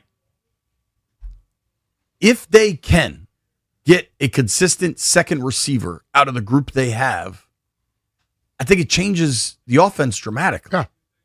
And if that could be Antonio Williams, who's a rookie, if that could be De'Ami Brown, who we've seen have real success with Jaden Daniels. We've seen that. Have you seen there was another batch of videos? Wale put one out. A whole bunch of guys were out in L.A. working out together. I don't know if you saw that, but it was Jaden and Terry and Diami and the whole crew. I think there's real reasons for excitement. I'm going to take Toothpick on this. Toothpick, who you got breaking out? I got Jade Lane. I think he can take another step, man. Listen, he's still developing as a receiver, and he found spots last year in the offense, but he wasn't catching the ball. If he improves his hands, we already know what he can do on special teams, but if he can give us another 200-300 yards and a couple of touchdowns on offense, that's a big step. Give me Jay Lane. I like it. We'll keep the phones open, 800-636-1067, 800-636-1067. Who is going to be the breakout star of this David Blau offense? It's B. Mitch and Finley.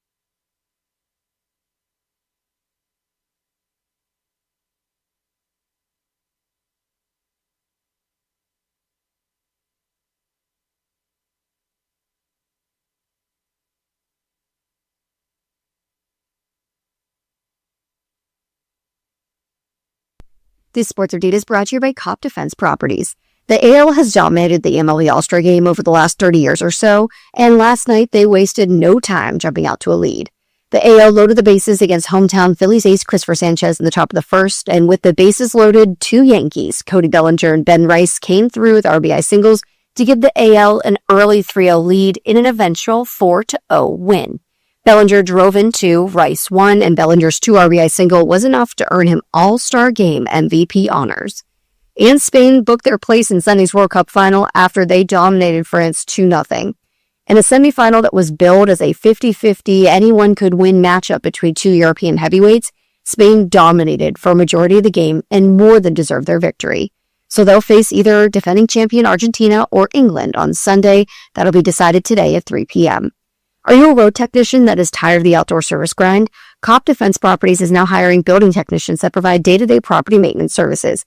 Competitive pay and minimum 30-hour weeks, free training and development, and great benefits. Apply today at COPT.com. From the Crop Metcalf Sports Desk, Savannah McCann, The Fan.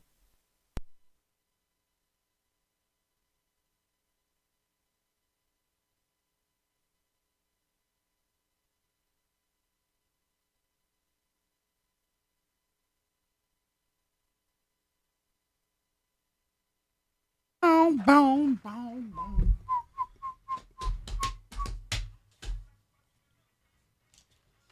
B. Mitch and Finley, 106.7 The Fan.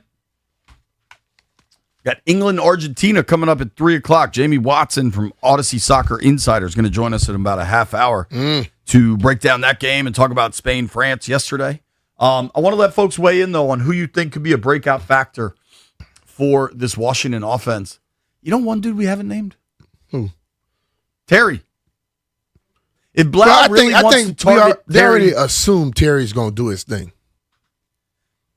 certainly, but and I get it's more a figure of speech than it is a reality. But if Blau really wants to target Terry 10 times a game and Terry plays 17 games, like Terry's never gotten to 150 targets. Even in 24, when Terry was really good, had 13 touchdowns. He only had 117 targets. Like, what does that look like if Terry actually gets 150? Be a lot. Be a lot. Be interesting. Let's go to Jupe in the DMWV. What's up, Jupe? What's going on, fellas? How y'all feeling? We're good, brother. What's happening with you? Yeah, I'm good. Damn, JP, stole my thunder. That's what I was going to say. I normally try to zig when everybody else zags, but I'm going to just state the obvious. It's going to be Terry. Like you said, if Blau stay true to his word, he moves them around, he gives him 10 targets a game, I'm expecting at least 1,200 to 1,500 yards receiving and double-digit TDs. And then add in the additions of Chig and maybe some up-and-comers with Williams and Luke and Lane. You're not going to be able to double Terry every game. You're going to have to respect everybody else. So, yeah, I'm going with Terry. That's all I got for you, fellas. Good stuff, bro. Appreciate you, Jupe. Good to hear from you, buddy. Let's hit up Shane is in Fairfax. Phone lines are open, 800-636-1067. Shane, what up? Who do you like? JP, B. Mitch, how y'all doing today? We're good, brother. It's got to be our draft pick, Antonio Williams, right? That's what we drafted him for. He's got to step up and come up there and do his thing. But hopefully our tight end Chig can come out there and do his thing. But it's right now, I don't see Terry getting 1,500 yards. And what receiver outside of Terry scares you on the other side of this wide receiver room? What other receiver are you going to plan for? They're going to double team him every game. There ain't nothing on the outside that's going to stop them from double teaming Terry. We ain't got nothing but Terry. So, yeah, Terry's got to step up, but no, it's got to be our young receivers. They got to step up. We draft them for a reason. Let's see them produce. I like it, Shane. I mean, one dude nobody's mentioned is Luke McCaffrey. You know what I mean? Yeah, but I'm serious. Run through the numbers you were telling me. Huh? I was just like looking. I went back and looked at some stats. And there was a year when myself and Larry Sinners had 100 receptions together for right at 800 and something yards. You don't always have to throw it to a receiver. And if you double Terry all the time, a tight end's going to be single, or other people going to be single, and guess what?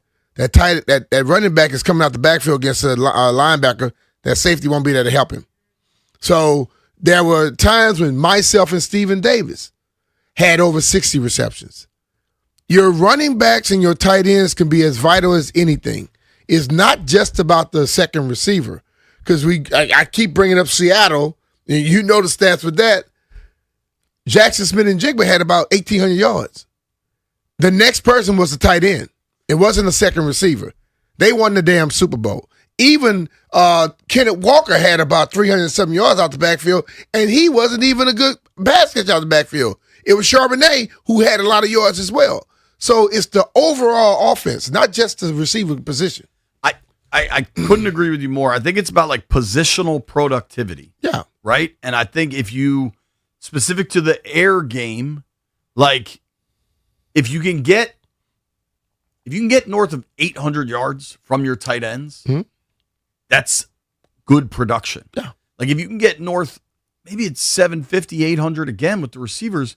I do think seeing him during minicamp was pretty, I don't want to say eye-opening because it's a dude that has real accomplishments in the NFL, but I don't know that people are thinking about Rachaad White in the correct vein and what he could bring to this offense. Rachaad White has 2 seasons with over 1,000 yards from scrimmage.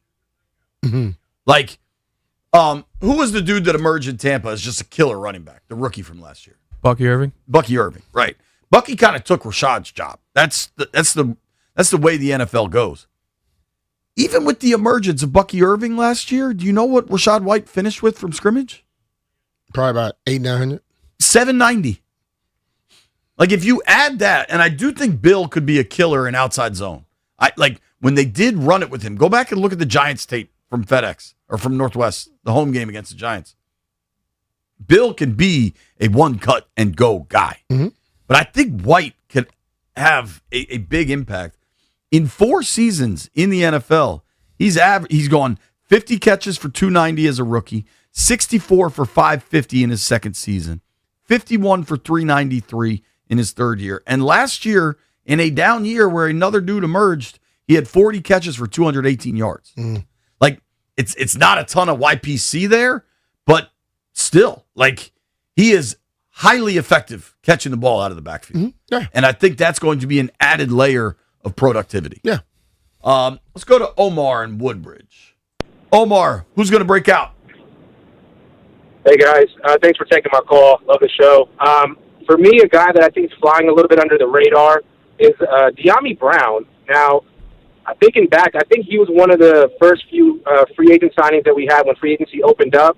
And I'm thinking back to that 2024 season. It felt like, having Jaden Daniels helped elevate his play. And I think they were developing like a rapport. Like you think back to that Lions game and all that. And then, obviously he left for Jacksonville, but he was one of the first, guys that they brought back. I got a feeling that they're just kind of blowing smoke right now about getting an additional wide receiver. But I think there's a quiet confidence in the building De'Ami and Jaden can do together.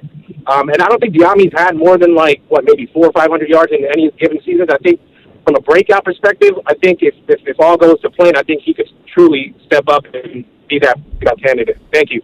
I like the call, Omar. Thank you.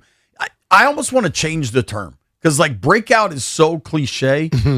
Where could you see unexpected productivity? Because to his point about De'Ami, in now 5 regular seasons, so this is a big sample. He's never gone for more than 308 yards, and that was in 24 playing with Jaden. So, what is unexpected productivity from De'Ami? 500 yards receiving? That would be. Right? Yeah. And he is a vertical threat, and if you are running more play action and some of it succeeds, maybe that allows more deep shots to De'Ami, right? Yeah. In 24 playing with Jaden, he had 30 catches, 308 yards, and 1 touchdown. Then the playoff run was just banana land. Yep. And so if De'Ami can be that guy, especially the guy we saw in the playoffs. How many games he played in the playoffs? 3? Yeah. Let's just take that production in the playoffs, multiply it times 5, basically 15 games for a football season. What that amounts to.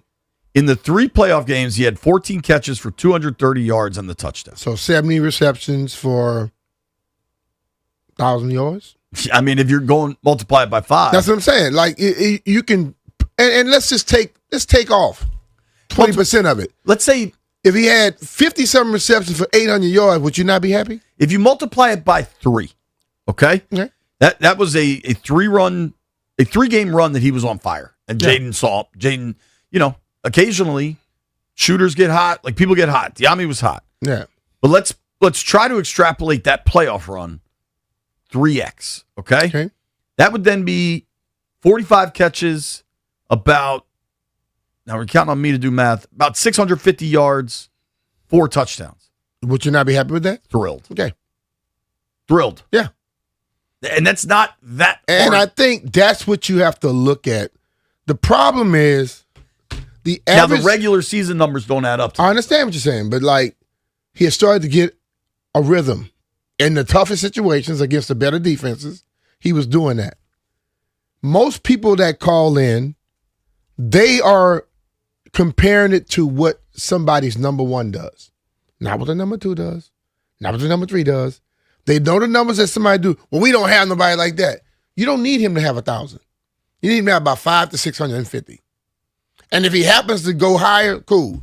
But if he brings 650 yards with Terry doing what he accustomed to doing, all of a sudden Rashad White throwing 600 you up start there. seeing different how people got to defend you differently. So everybody can't get 1,000 yards. But if you got guys dropping in 300, 400, 500 in multiple positions, all of a sudden the defense trying to prepare for you has problems. People want to point to the Bengals, the Cowboys, the Rams. Here's a comp, okay? Washington doesn't have their defense. I certainly wish they did. The Texans. Texans are a good team. They're a playoff team. They won a playoff game despite, C.J. Stroud had one of the worst playoff performances we've ever seen. The fact that the Patriots got to the Super Bowl with C.J. Stroud threw 5 picks and then they faced off against Jarrett Stidham, God bless you. You got there. Credit to you, but goodness gracious. But let's look at the Texans, okay? Just as a comp. And everybody's freaked out about wide receiver 2. Nico Collins is a baller. Nico Collins went for 1,100 yards, 6 touchdowns on 71 catches. Their second leading receiver was Dalton Schultz. 82 catches for 770 yards. Okay. Their third leading receiver was a receiver, Jaden Higgins. I believe he was a rookie last year, right? Higgins went 41 for 525. So your second leading receiver, not pass catcher, but receiver, had 41 for 525. Then you got another wideout, Xavier Hutchinson, 35 for 430. That's a playoff team. That's a team that won 12 games. Yeah. Like the hunt for Red October, you got to have Pickens and Lamb or Chase and Higgins. Like that is not customary. It's about production all over the offense. I am with it. Let's go to John in Herndon. What's up, John? Hey, guys. What's up, man? Thanks for taking the call. For me, the breakout is I still have hopes for Luke. That, it's an important year for him, make or break. But, he's shown flashes. And then as an alternative, I think Bill, I agree that what they've done in the running back room should help him because he is a guy that spins on a dime and can break out. Anyway. All right, man. Appreciate the call, Appreciate dude. the call. There's also no wrong answers. Actually, we're going to test that theory. Jeff has one.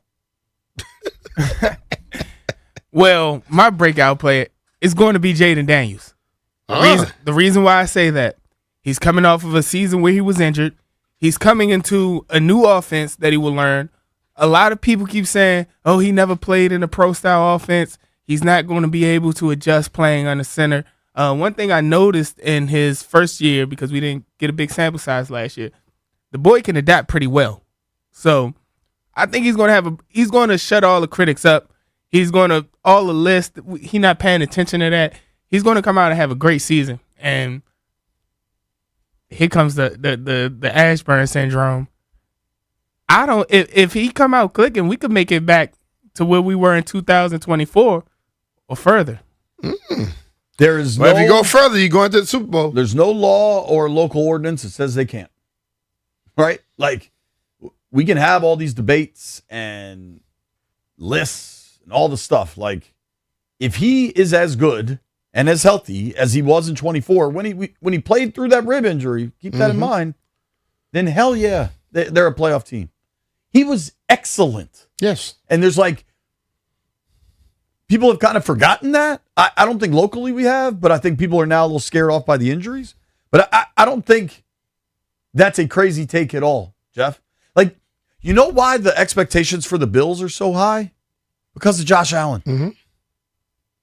Like that, some teams, the Ravens had a coaching change. They have a first-time ever head coach. They're still considered a Super Bowl team because of Lamar. Yeah. Like when you have a quarterback that's in that conversation, it changes everything. I still believe we in this town worry about the injuries more than nationally because they know how good he can be. Let's go to Manny in Southeast. Manny, how you doing, bud? What's up, fellas? How y'all doing? We good, brother. Hey, look here. I was on there earlier, but got pulled over, so I had to hang up. Stay off of Central Avenue because it's hot. Okay. My breakout. What'd you do to get pulled over, Manny? Nothing. It's Central Avenue, bro. Maryland. I was in Maryland. I was DC tags in Maryland. I shouldn't have been in Maryland, and I knew better. So I'm sorry. You know what I mean? But no. I think it's gonna be Terry. I got to piggyback off Jeff. JD5, he definitely going to be one because Terry going to show up. When Terry got something to prove to everybody, you know what I mean? We're not forgetting that Terry is a dog. And if everybody say we got all these weapons, because if you think about the coaches Blau been under, Ben Johnson, Mac, and all them, Zach Ertz, Laporta, and Lovelace and Komet, they were all monsters in them offenses. So if Chig, and I think myself particularly, Chig is better than all of them. He never had a real quarterback, and he got the numbers he got. But if Rashad White and Chig doing what we say or what we think we're gonna do, Terry gonna kill him. Because 1-on-1 can't nobody check him, and he don't drop the ball, Mr. All Hands, everything. You hear me? So I'm going to say Terry, man, he got something to prove to y'all. He got something to prove that, man, he stood out. He heard y'all talking bad about him, and he been a Redskin commander, football teamer, and been through all that BS, and, man, everybody kept carrying him. So, yeah, he going to show off this year. Watch. I'm telling y'all. All right, babe. Appreciate you, Manny. Get out of Maryland, dude. Apparently that's... No, I'm in Southeast right now. I'm on 8th Street. I ain't playing with him. I love my dog, Manny, Y'all bro. be good. Manny is Take care, straight Manny. up DC. I love Terry. I love Manny. Y'all current. That's my dog. The fact that Manny is off the BA stuff is very telling on the BA stuff. Jeff, do DC drivers get pulled over on Central Avenue? Is that a thing? Everybody get pulled over on Central Avenue. It doesn't matter what tags you have. Can I ask you a question? Yes. Central Ave is what, if I'm coming from here, it takes me out to Northwest, right? Yes. Like yeah. it's just East Capitol turns into Central Ave. And it will you'll make the left. Yeah. This is a real question. I'm not doing a bit. Is that I've driven there plenty of times. Is that like a white privilege thing? They're like, oh, the white dude's driving through here, let him go. Yeah, might be. Nah, that ain't a white privilege. I seen white people, Hispanic people, black people, everybody pulled over on Central Ave. All right, let's take one more on this. T is in Orlando. You're What's up, lucky, T? JP. Hey, what's going on? I think your filters leaked out my information, but JD5 was my breakout. JD5 breaks out, everybody breaks out, and that's the way it's got to be. I like it, man. bro. Good call, Appreciate it. dude. Thanks, T. Thanks for listening down in Florida, dude. Appreciate you. When we return, there was a big old soccer game yesterday. There's a big old soccer game today. Spain, it was not an upset, according to everybody on Twitter that has been mad at me. I can't wait to talk to Jamie Watson, the Odyssey Soccer Insider. Next, we're going to preview England-Argentina this afternoon, talk a little France-Spain, and is Spain now, they got to be the favorite to win it. Nobody go anywhere. It's B. Mitch and Finley.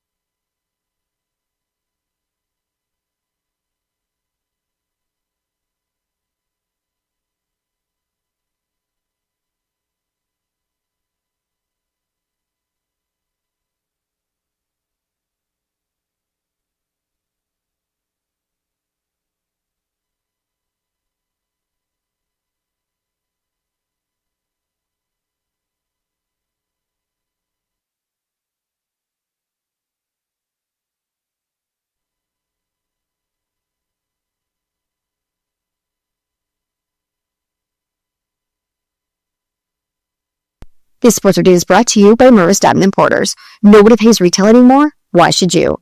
Gio Caminero was hit on his left pinky finger last night during the MLB All-Star Game. Now, the last thing anyone wants to see during the Midsummer Classic is a serious injury, and fortunately for Caminero, he avoided one, so it just goes down as a scare. X-rays at the ballpark came back clean, and he is now day-to-day. And global powerhouses meet in the FIFA World Cup 2026 semifinals as Argentina takes on England at 3 p.m. As the defending World Cup champions, the Argentinians are aiming for their 4th overall title at this tournament, while England is hoping to break a 60-year drought as their lone World Cup championship came in 1966. The winner of today's match will advance to face Spain in the World Cup final. Celebrating her birthday, discover the stunning collection of Tacori fine jewelry at Mervis Diamond Importers. From engagement rings and anniversary bands to necklaces and bracelets, at Mervis you will find the largest selection of fine quality diamonds and Tacori jewelry in DC. Go to mervisdiamond.com. From the Crop Makeout Sports Desk, Savannah McCann on The Fan.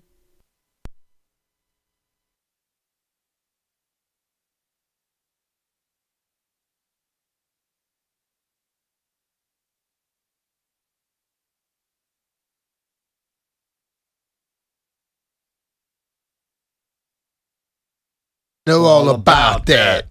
B. Mitch and Finley, 106.7 The Fan. We're excited to jump on the Rude Guest Hotline. B and I've really been enjoying the World Cup. Yes, I'm I have. hardly a soccer expert. That's why we have Jamie Watson joining the program now. Jamie Watson is the Odyssey Soccer Insider, and all insider calls are presented by Lowe's. Members get more at Lowe's. Jamie, what's up, man? What's going on, guys? How are you this morning? We're good, We're brother. good, dude. I'm really excited for the game this afternoon. But before we kind of preview England, Argentina, let's talk about what we saw yesterday. I think France had been such a wagon that people were kind of surprised, but Spain's world class too.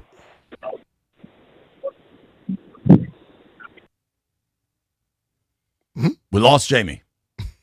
I'll let you call him back, or maybe he'll call us back. Reach out to him, Ryan. That was interesting. But you're right, though. When you think about it, man, they don't allow a lot of shots on goal. No, dude. So they are relentless. And them getting this, when it was 1-0 for most of that game, because Spain didn't make it 2 until into the second half, I think. Mhm. When it was 1-0, I thought France was still going to come back and win. Yeah. But once Spain got the second, it was When they over. got the 2-0, you start thinking like, oh, just like in Right. I think we got Jamie back. Hey, Jamie, a lot of people saw yesterday as kind of an upset, but I don't think that's accurate for folks that really know the game. Hey, first of all, sorry, fellas. I think that's the reminder. I got to pay my cell phone bill here today. Secondly, you're right. What a treat we were treated to yesterday. That was incredible watching France and Spain. And, when you look at the rankings, I guess it was 2 versus 3. Today's 1 versus 4. First of all, the Final Four is the top 4. Wow. What a turn of events that is to get that in the World Cup semifinals. But you know what? Spain put a masterclass on, and it was the one way in which you can really frustrate France is to not let them have the ball. And Spain just passed the ball to death yesterday. It was a clinic on how important professional sports is to have a good game plan, to get a good buy-in from everybody, and then tactically be able to approach the game where you execute the coach's game plan. And when you do that, all the things aligned for Spain yesterday. They got an early goal through a penalty kick, and then from there, they stifled what I feel was the best offense within the World Cup, maybe within the last several World Cups that we've seen. And now Spain get a ticket to the final of what I like to call the best World Cup of my lifetime. In the 40 years I've been alive, this one has been the absolute best from start to finish. And man, today's going to be an incredible semifinal with so much history between England and Argentina as well. But the thing about Spain, does anybody else play defense like they do? Man, the fact that they have gone through this entire tournament and only conceding one goal is insane. It's absolutely crazy. That was the last matchup against Belgium in the quarterfinals. So to get that far without conceding is spectacular. No, they're the best defense in the tournament. And, defense wins championships. In this case, it might help Spain win a World Cup for the second time in the first time since 2010. But they've been so good. And it's crazy to think the only team that has gotten a result that was able to tie them is that small set of islands off of West Africa Cape Verde. They were the only ones to be able to tie against the European champions and potential World Cup champions. How wild is that, fellas? It is. Wow. It really is. You know, this may sound stupid because I am stupid, but I think it's possible, as impressive as Spain's run prior to the France game of only giving up one goal was, whatever that body of work is, 5 games, I'm guessing, maybe 6. I think I'm more impressed that they didn't give up a goal to France. I mean, between Mbappe and all of the offensive talent and how France has looked throughout this tournament, to stifle that attack is so incredible.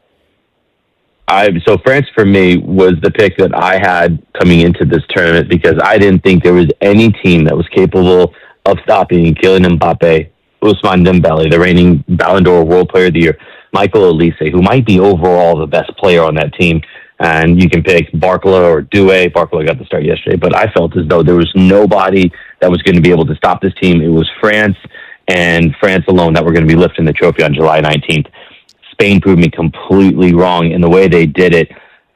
It just was a combination, first of all, of saying at times when you need to have the skillfulness to keep the ball away from your opponent.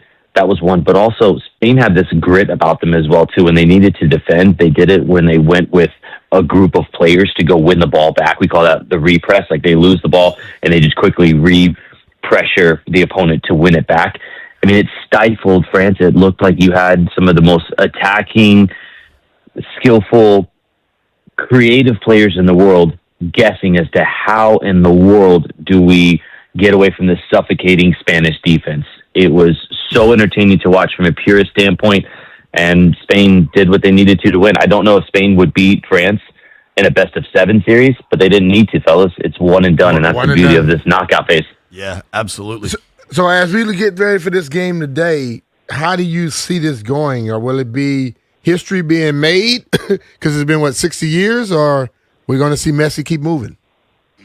Such a good point, right? 60 years since England last won the World Cup. And when you look at this matchup here between Argentina and England, it's very, very history rich. It's one of these matchups that in '98, David Beckham, who had just started getting his hype of, world adoration, he's dating a Spice Girl. It's all the amazing things that are coming with his startup career. He gets a red card against Argentina, and he ends up getting sent off, becomes the most hated man in England.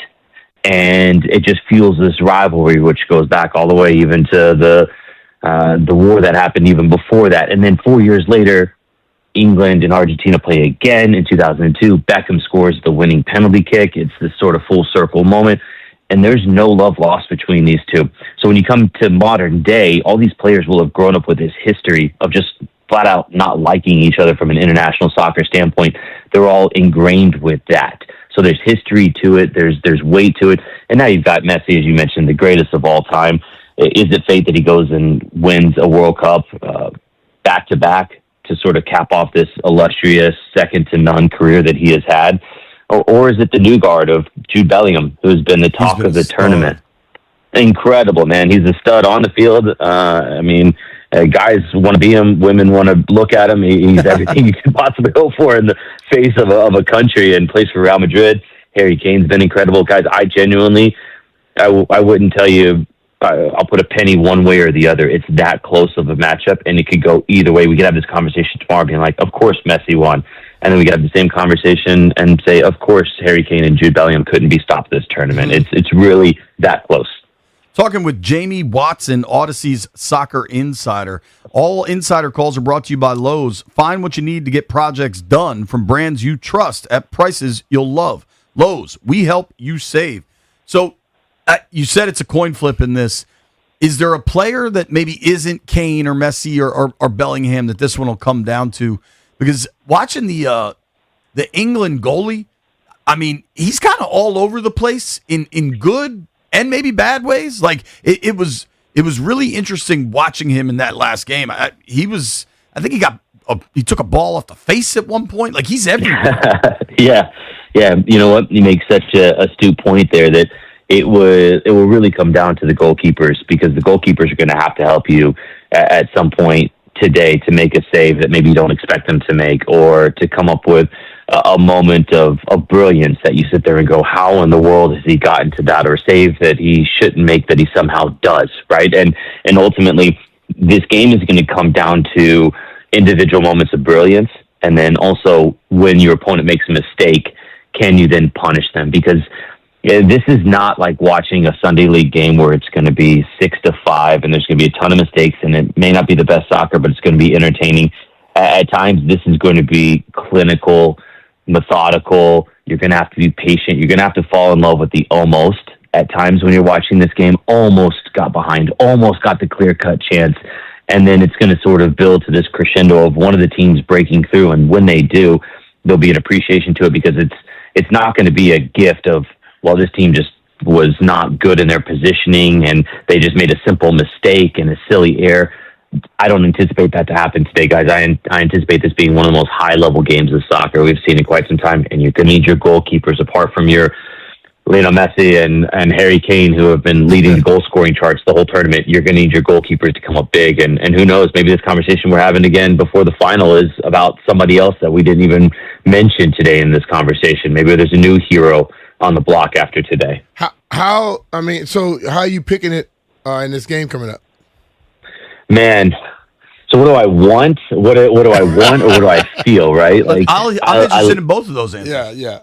So then you guys got to put a prediction on it as well too. What I would like to see, I'd love to see Lionel Messi being able to lift another World Cup trophy. The guy's brought so much to my life, to millions of other soccer fans. This guy is simply incredible. And then there's the element of, well, yeah, I'd love to see England be able to do it 60 years on, and to be able to see the English fans that the English Premier League is something that a lot of people just flat out fall in love with and watch every weekend. And a lot of these players, and a lot of people would love to be able to see England have some success at the world stage as well and pull off this upset. So, look, what do I want to happen? I think Argentina.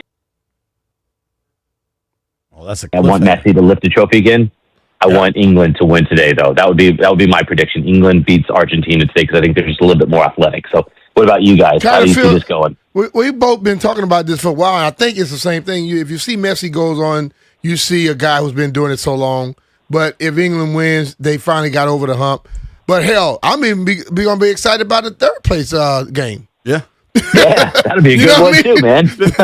Yeah, it might be as good as the damn finals. Jamie, we're going to run out of time. I did want to ask you, now that we have a week or 10 days or so since the disappointment with the U.S. team, can you look at the totality of their run in this World Cup and be happy with it, or is it disappointment?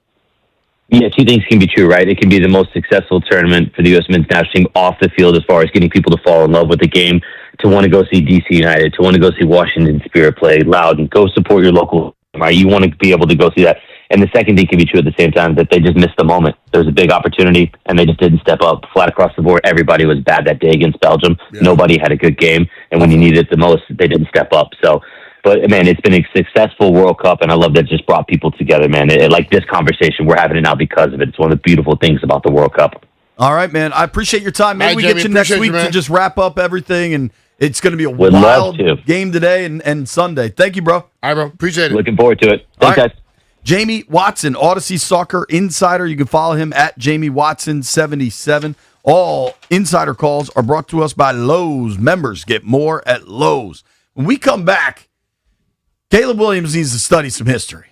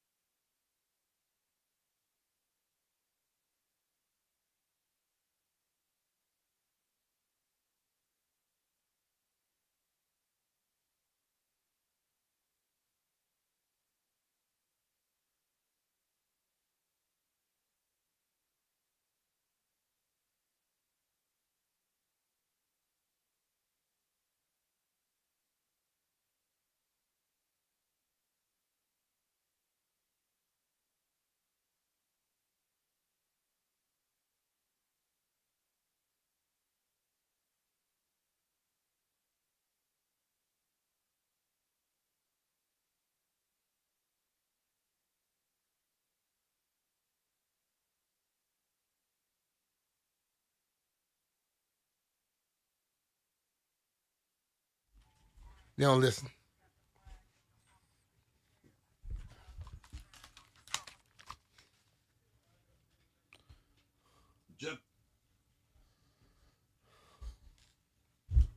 Jeff turning my mic on when I got a mouthful of nuts. B. Mitch and Finley, 106.7 The Fan. Shout out to everybody in the YouTube chat. Those people are crazy. I haven't checked the chat out in a while. Let me go check this out. You know what? I want you to listen to this. I need you focused for a moment here. Mm-hmm. I saw something on Twitter or Instagram, saw something on social. There is a lot of excitement right now with Caleb Williams. Mm-hmm. Bears quarterback. They had a good season last year. He made some incredible plays. Mm-hmm. Like, I saw this Colin Cowherd thing. You know, it's list season. We saw the quarterbacks list on ESPN that had Caleb ranked, I think, 9th overall. Colin Cowherd had Caleb Williams ranked 3rd overall, 3rd best quarterback in the NFL. If you go with the Mike Shanahan model of scouting where you only look at highlights, Caleb's that dude. Yeah. But there's a lot of lowlights. He misses a lot of easy stuff. But regardless, Caleb Williams is the quarterback of the Chicago Bears. And the quarterback position comes with more responsibility, especially media responsibilities, right? Talking with Bleacher Report about Bears history. Can you give me your Bears Mount Rushmore? Ooh, I'm going to go Matt. I'm going to go McMahon, Devin. It's either Urlacher or Singletary. Yeah, hard to pick between those guys. Who's Matt? Forte. Does he not know Walter Payton? Apparently not. Matt Forte? What about a fellow by the name of Gale Sayers? Matt Forte is not even in the thought process when you start looking at running backs in the Bears. Matt Forte is a fine player. I'm not trying to knock Matt Forte. No. I'm knocking him. You said Mount Rushmore. Yeah. So if I ask you Mount Rushmore of people here, what's the dude used to wear number 30 back in the day? Trump candidate? Yeah. And I say him. You wouldn't think something wrong with me? Dude, ask me. The Mount Rushmore of Bears players. The first player is Walter Payton. Walter Payton, Gale Sayers. Butkus, Singletary. Dick Butkus, Mike Singletary. I would think of Richard Dent. Hester jumps in there, yes, but I don't think Forte Hester might be in the Forte doesn't get named. McMahon wasn't very good. He just walked around barefoot crazy. playing golf. Yeah. I'm not saying he was bad, but like Mike Singletary, to not name, we have 3 young, dumb idiots in there. And I bet all 3 of them would know to say Walter Payton for the Bears Mount Rushmore. Yeah. Stallion? 1,000%. Wow, I don't know what that is.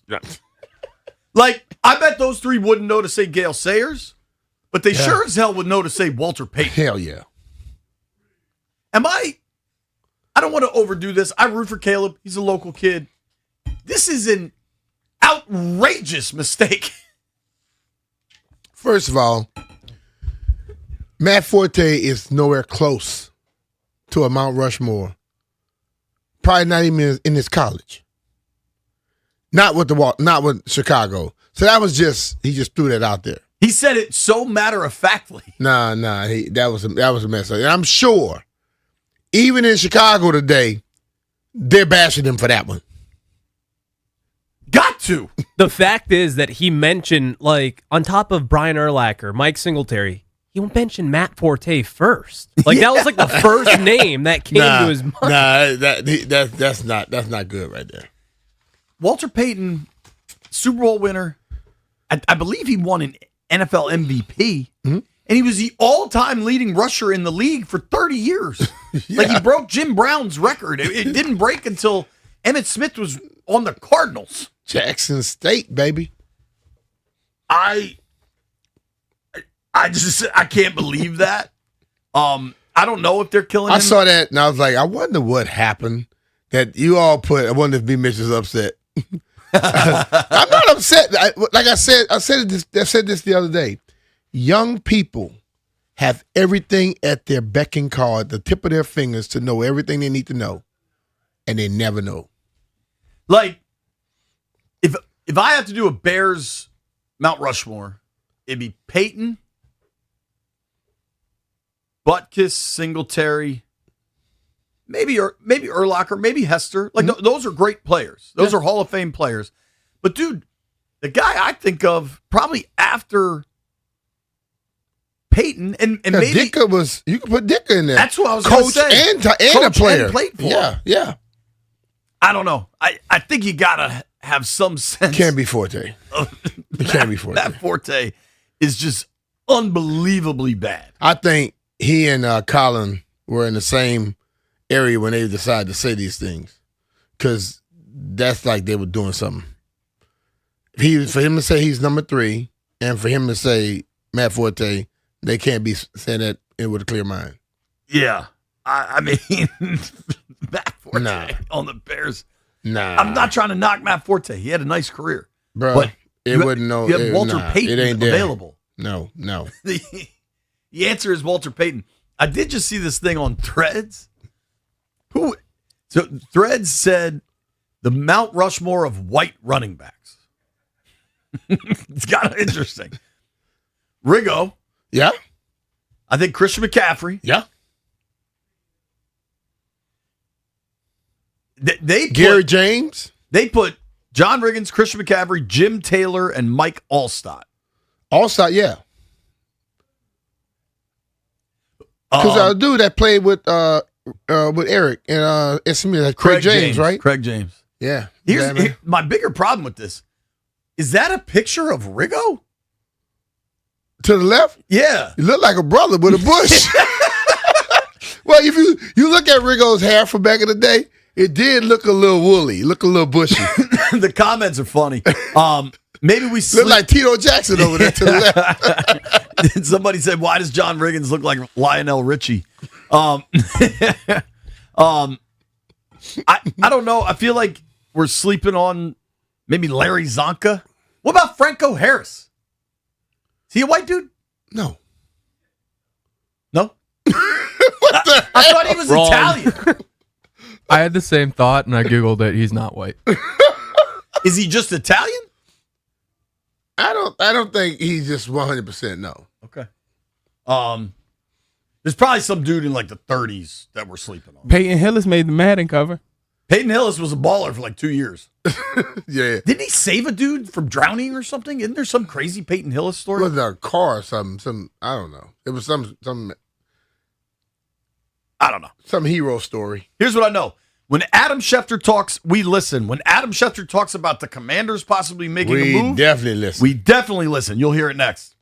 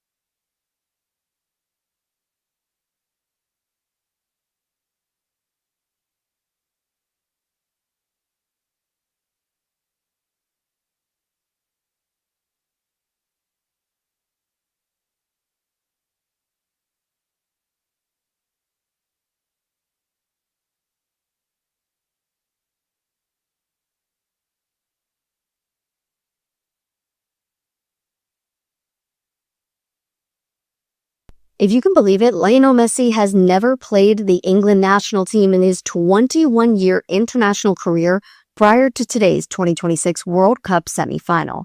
Despite earning over 200 caps for Argentina, he missed the last international fixture between these two nations, which was back in 2005. It was a friendly due to a suspension.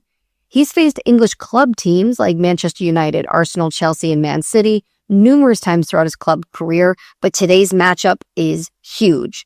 Semi-final match is today at 3 p.m. with the winner advancing to face Spain on Sunday in the 2026 World Cup final.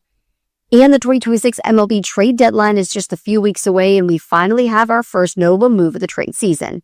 The Astros are reportedly trading veteran starting pitcher Lance McCullers to the Milwaukee Brewers, according to The Athletic. McCullers had a no-trade clause in his contract, but he waived it for this move, ending his 12-year run in Houston. From the Crop Metcalf Sports Desk, Savannah McCann, The Fan.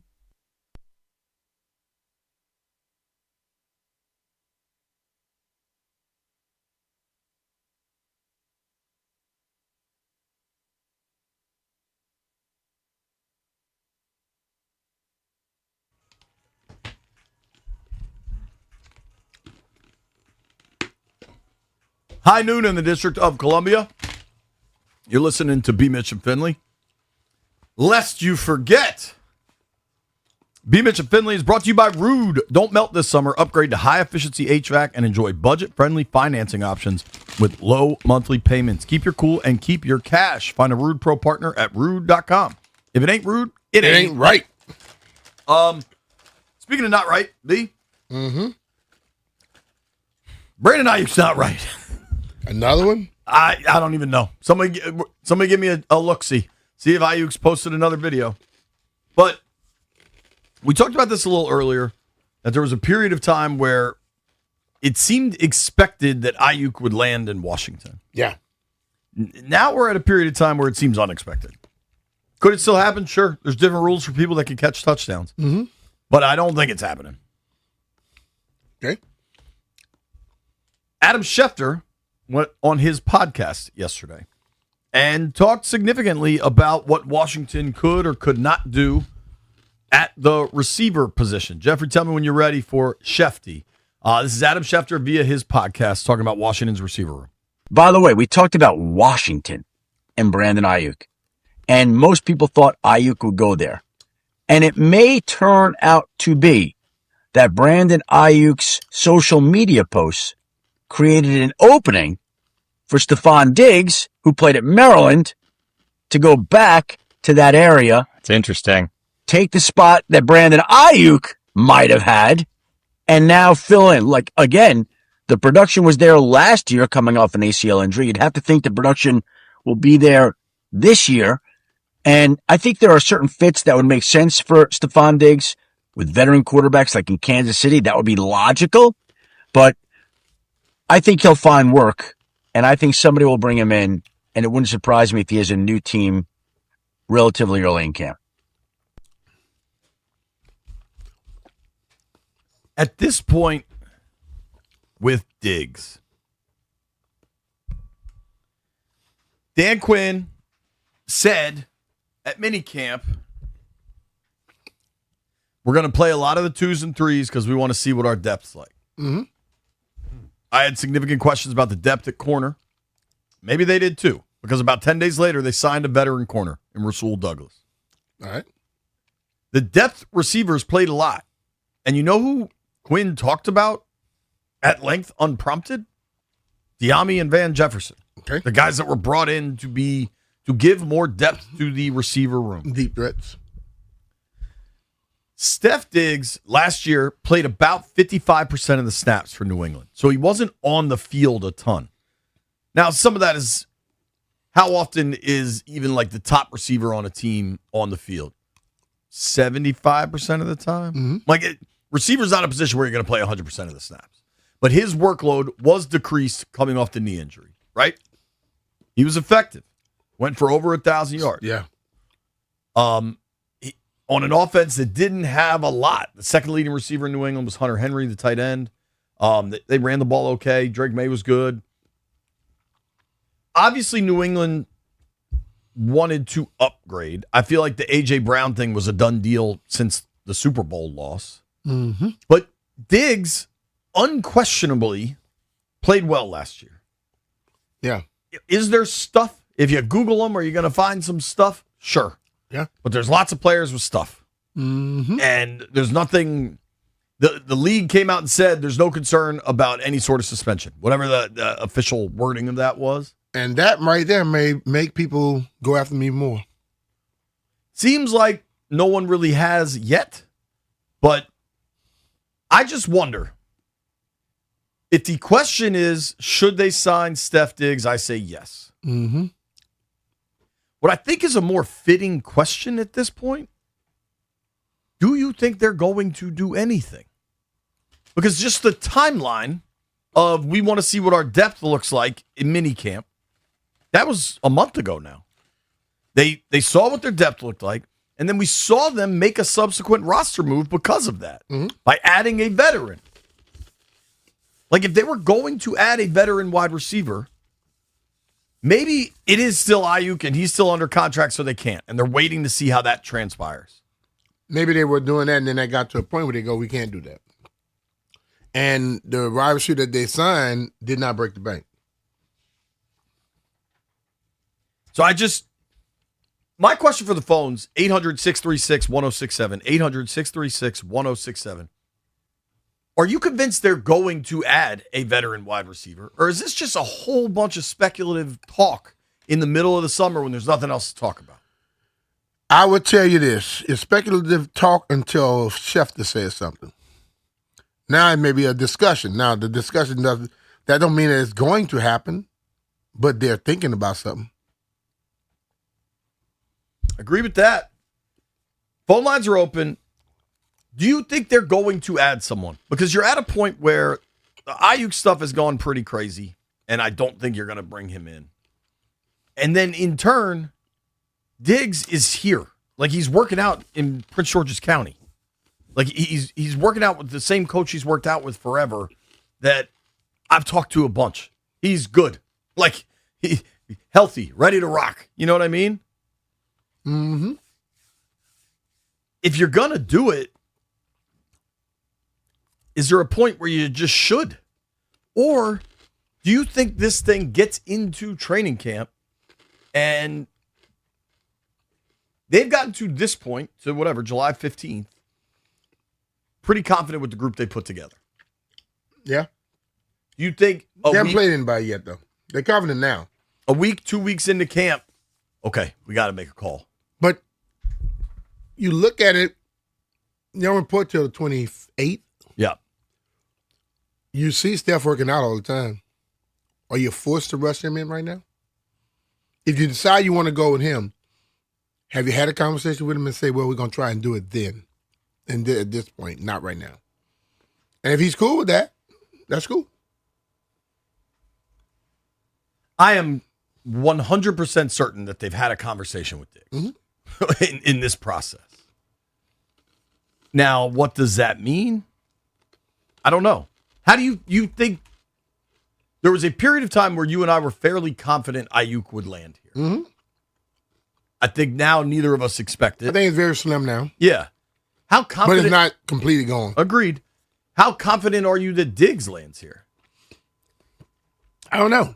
I think this one here, if I had played like him last year and had the year I had, what you said, 55%, and still had over 1,000 yards receiving and how many touchdowns, I would want to get taken care of.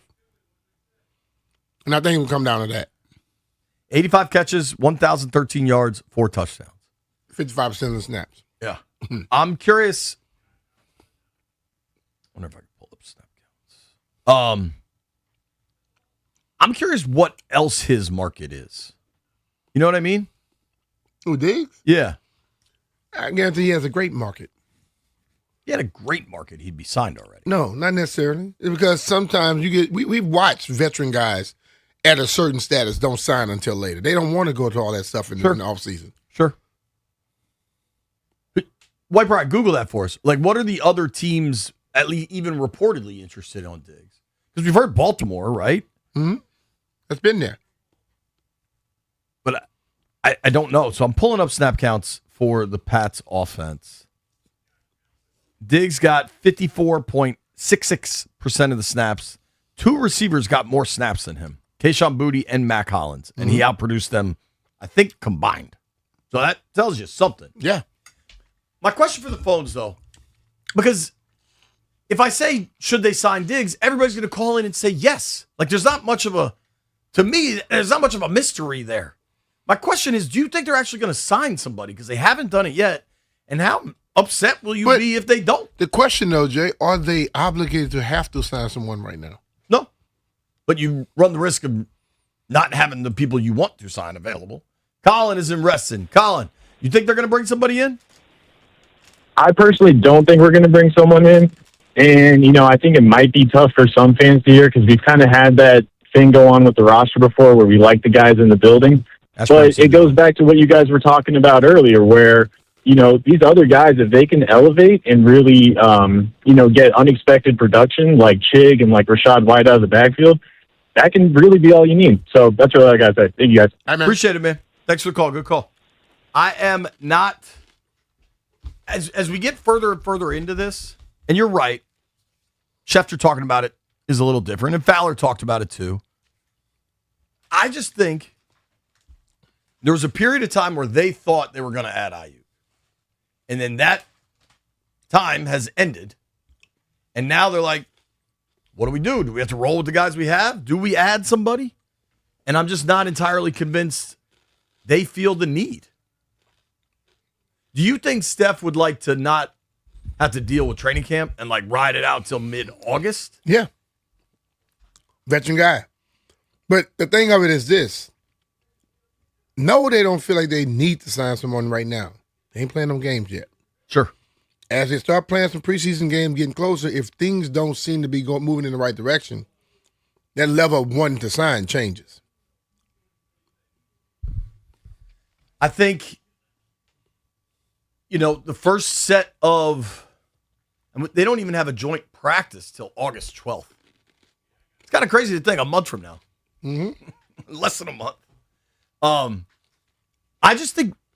I think fans need to be prepared that there isn't a wide receiver coming to town because it almost has become this foregone conclusion. Maybe it'll still happen, but like the actions of them adding a veteran earlier this month because they saw they needed to, like we saw that. It happened. It occurred. Mm-hmm. They haven't done that at the receiver position. Yeah. Is there a hurry to this? No. They don't play a game for 2 months. Mm-hmm. 3 months. 2 months. 2 months. 2 months. I'm not a math guy. If they do it in 3 months, Jay, we're going to have an issue.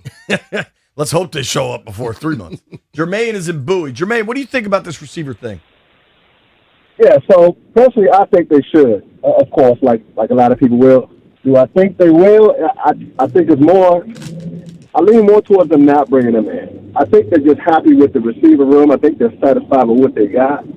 If it was me, though, I would bring them in on an incentivized contract, which means, if you reach a certain mark, this is what you get.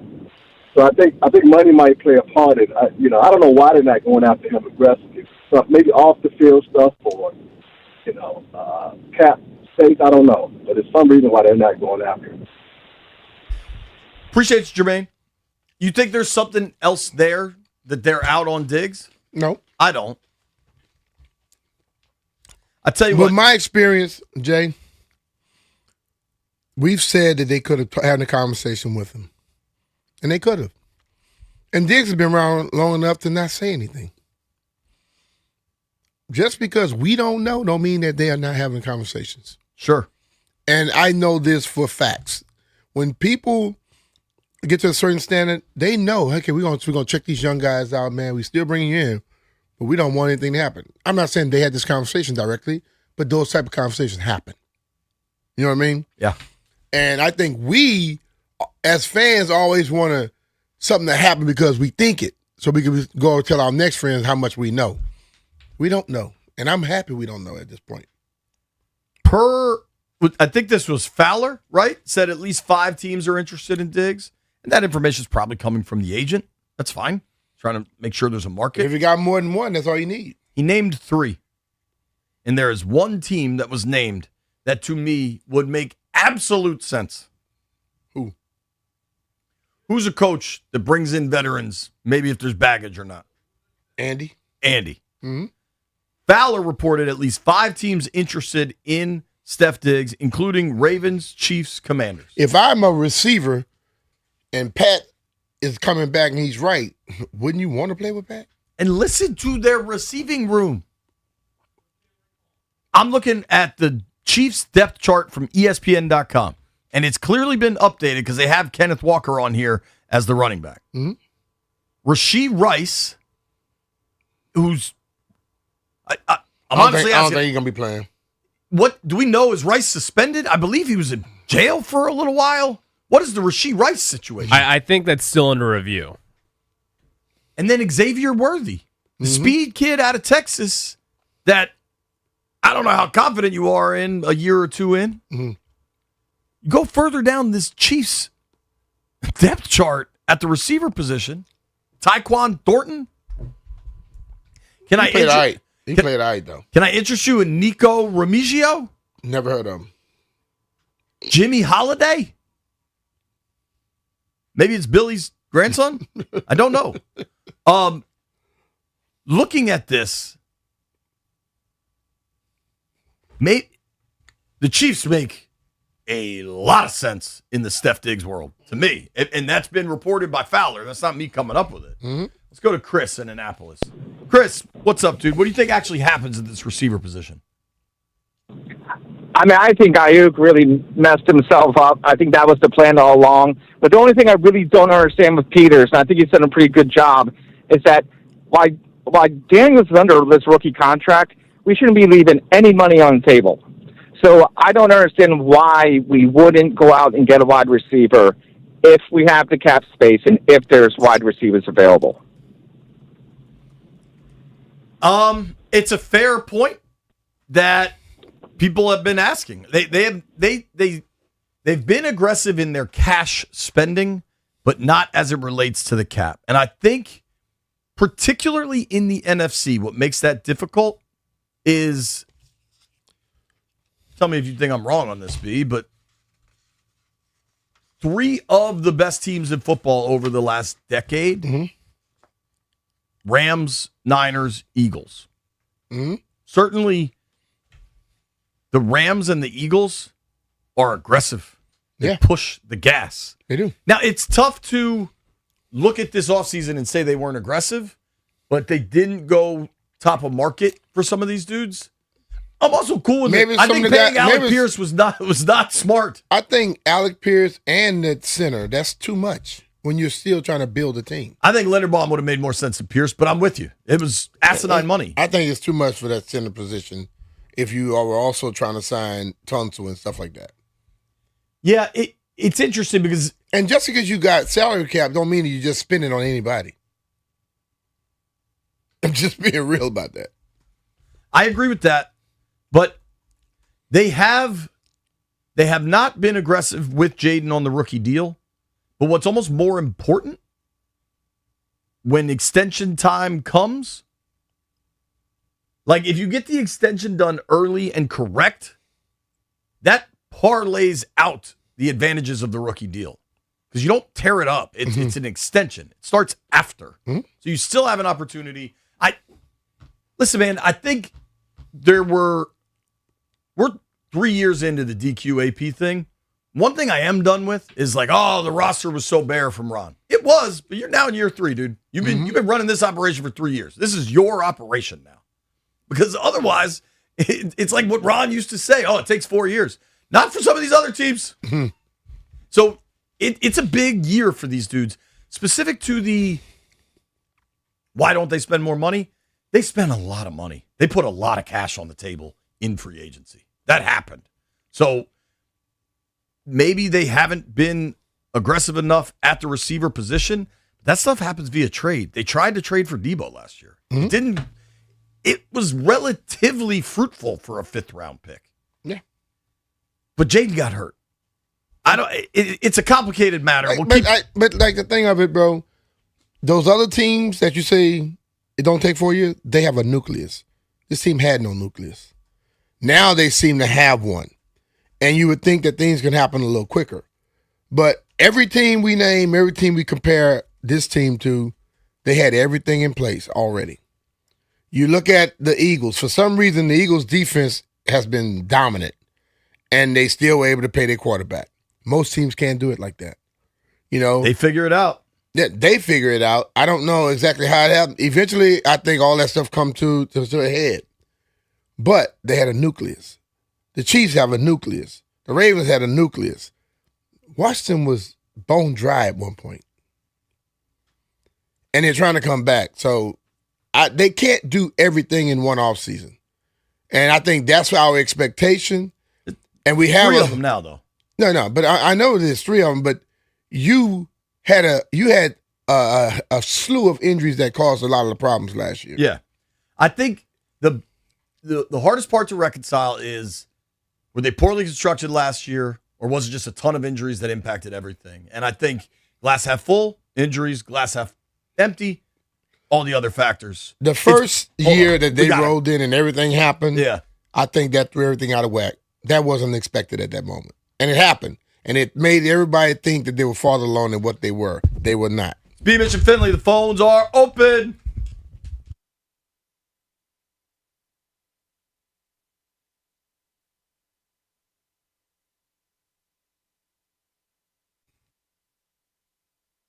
The Horseman Automotive Group in Virginia has been serving area car buyers for over 100 years. With that kind of track record, you know they got to be doing something right. Conveniently located all across Northern Virginia, Horseman dealerships offer many of America's favorite and best-selling brands like Toyota, with 2 locations in Chantilly and Fairfax, plus Kia, Ford, Lincoln, Chrysler, Dodge, Jeep, Ram trucks, Chevy, Buick, and GMC. In addition to the unmatched selection, Oarsman offers incredible deals and financing rates. And let's not forget about Oarsman's tremendous selection of quality, certified used vehicles to choose from. Maybe best of all, the vehicle is backed by the Oarsman's Lifetime Edge, with up to $1,500 in extras, including complimentary car washes with every scheduled maintenance, loaner cars with every major maintenance, and the lifetime engine guarantee. And there's more good news. Have a car to sell? Take it to Oarsman. They'll pay you up to 125% of the Kelley Blue Book value, regardless of its make, model, or year. It's simple at Oarsman. They like to keep their customers happy. Take it from JP and I to beyond satisfied Oarsman customers, and let's ride together.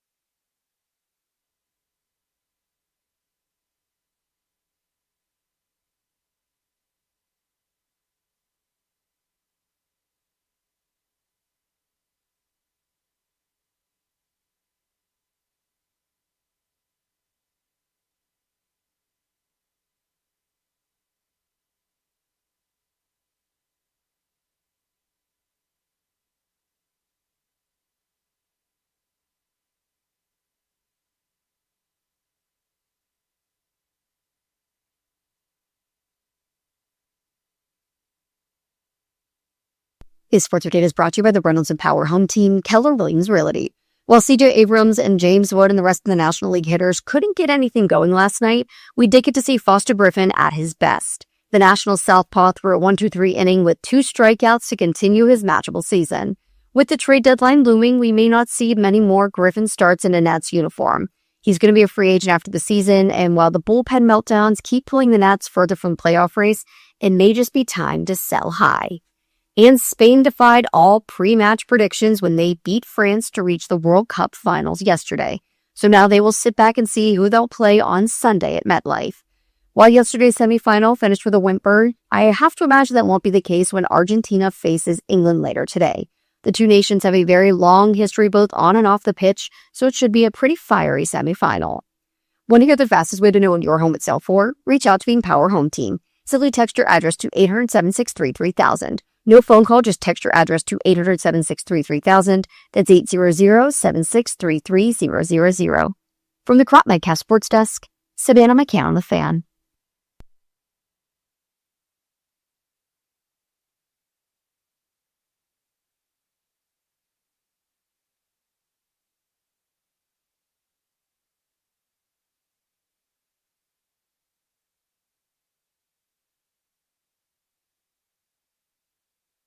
Quite a track right there, Jeff. Hip hop's greatest love song. It's funny, we're having this like big picture conversation about the Commanders on July 15th. The first game is September 13th, I believe, up in Philadelphia. And I was just in there with the boys, and we're all just like, man, what do you think's going to happen this year? And there is a remarkable level of like confusion because they overhauled everything. They had to. They went 5-12. New offense coordinator, new defensive coordinator, new D-line, draft a stud in the middle. And B, we've been doing our position breakdown throughout the last few days, right? We've already done what we do, O-line, DBs. Today it's linebackers. And I just wonder, they're largely switching to a 3-4, at least in base, which is kind of interesting because, like, Owe and Chason are now listed as linebackers. But for me, in the more traditional sense of linebackers, you're talking about the middle level, right? You're talking about Sonny, Chenal, Luvu, McGee. Still have Nick Bellore, who's more of a special teams ace. Kane Madrano, a guy they drafted last year. Ali Cahoe's still on the roster. But talking day one, we're doing our countdown to training camp, breakdown of the Washington linebacker group. What do you think Sonny Styles brings day one, week one? I think Sonny, although being a young guy, brings a leadership quality because that's everything everybody talks about it with him. I think also he brings a level of athleticism that we did not have at that position. Him and Leo together brings that. I think coverage, and I look at his length, and I believe that that's going to be a help, unlike what we had.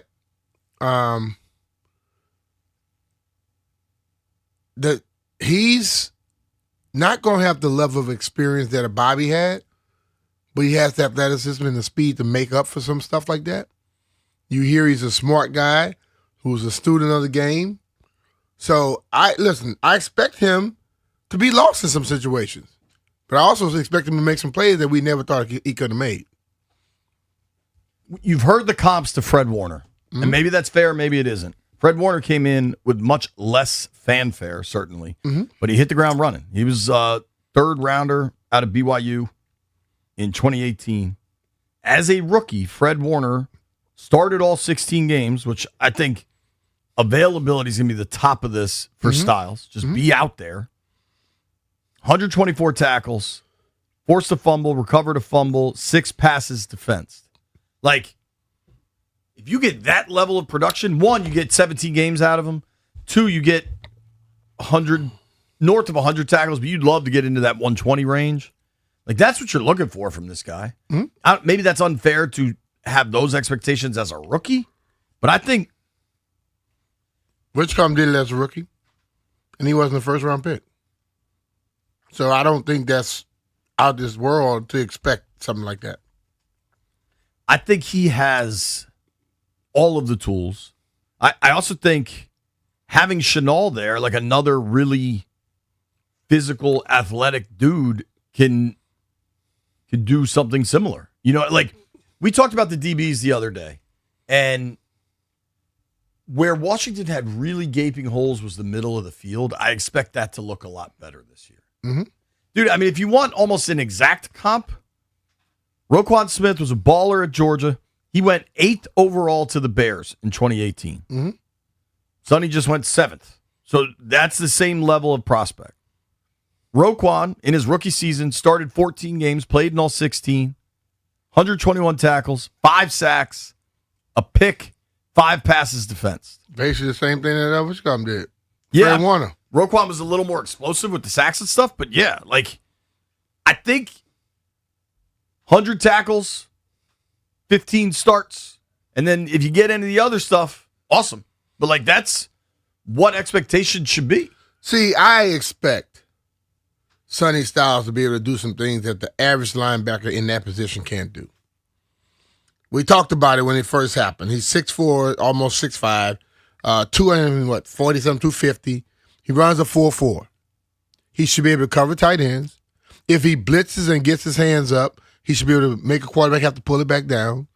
I think he should be able to be athletic enough to, when we're talking about Devontae Jones' defense, where he will be blitzing all types of people. He should be able to get to the quarterback as well. Turnovers are something that we all say, like you say, it's depend on the bounce of the ball. But he's athletic enough and long enough to be able to get his hand on some balls, don't you think? Totally. Whether he's knocking it down or whatever. So I don't think it's a bad expectation to expect him to get 120 tackles. You're in the middle of the football field. If your defense is funneling people to the linebacker like they should be, hell, I expect him to be making the tackles. The kid Schlesinger last year, second rounder out of UCLA for the Browns, 156 tackles, defensive rookie of the year, 2 picks, 2.5 sacks. Like, that's a position you can hit the ground running. That's what I'm saying. And I'll say it till I'm blue in the face. What's in front of him is more important than what he actually is doing. Sure. Because if the people in front of him handles their job at a high level, which you expect them to do, you brought guys in here with experience. You brought guys in here who you expect to do things, Oweh and guys of that nature. Chason, Menahu, though all those guys there should make his job a lot easier. So if they are doing the things they need to do, we can see you got 3 levels. The back 2 levels suffered because of that last year. Sure. They should prosper because of it this year. What do you think about Chenal? I like it. I like him tremendously. He's athletic as hell. He has a lot of tenacity, smart football player. So, and then that's another thing. Having him around Sonny, I think it speeds up his process. You know, if you're just a young guy coming in here and you are the only one like you, or you don't have anybody, veteran guy like you around, your growth is stunning a little bit. But when you got a guy around you like that that's going to also be talking to you, giving you hints, I can see him hit the ground. He comes from a football family. You know what I mean? His dad played, so he has a feeling of all this, and now having a guy like Leo around him should help him out tremendously. I have no way to know this, but I watched minicamp, and I watched OTAs, and I watched Styles. Your eye just kind of goes to him. He's kind of that gifted of an athlete. He seemed to be in position for big plays. Mm-hmm. Now, there's no hitting. Yeah. But he seemed to be on when the ball was going in 7-on-7 and 11-on-11 out to a running back or underneath to a tight end. He seemed to be in position to make big plays, whether that's big hits, whether that's getting your hands on the football, forcing a deflection, whatever. He very much seemed to be in those positions. Mm-hmm. And I think that's an advantageous place for this defense, because I also think somewhere along the way there was too much Wagner slander, right? Bobby still, hell, what were his numbers last year? I bet he made 115 tackles or something. He just the speed wasn't there to go downfield. Mhm. And what do good NFL offenses do? They take advantage of that. And he wasn't getting help from the corners or the safeties either. Nothing worked last year. Nothing. So like to put it all on one player is silly. That said, the speed in the middle of the field is going to be dramatically different. Dramatically different. And What's the kid we had here? Holcomb? Yeah. Cole Holcomb. Remember? I don't expect this, but remember how everybody talked about all of the people talked about with him was how fast he was. But when I watched him, he was always out of position. And he was out of position sometimes. He didn't know what he was doing. And he was out of position because he didn't know what he was doing. He was running full speed to get somewhere, and then he ran right past the play. I don't see Sonny as that type of player. I see Sonny as a guy who uses speed to his advantage, and he seems to understand the concept of what's going on around him. I don't think Cole Holcomb ever understood the concept. When he got to Pittsburgh and Mike Tomlin started getting in his ear, he started to look like a different player, but he's dealt with injuries, I think, the last when he was here, it wasn't injuries. Yeah. He was just out of position all the time. But to that point with Wagner, he had 162 tackles last year. Yeah. It wasn't all bad. Yeah. He had 162 tackles, 4.5 sacks, and 2 picks. See, the slander got a little out of the control. slander was out of control because of the covering. Yeah. But little hint about the tackling. Where was the tackles? If the tackles are within 4 or 5 yards of a defense of a line of scrimmage, that's exceptional tackling.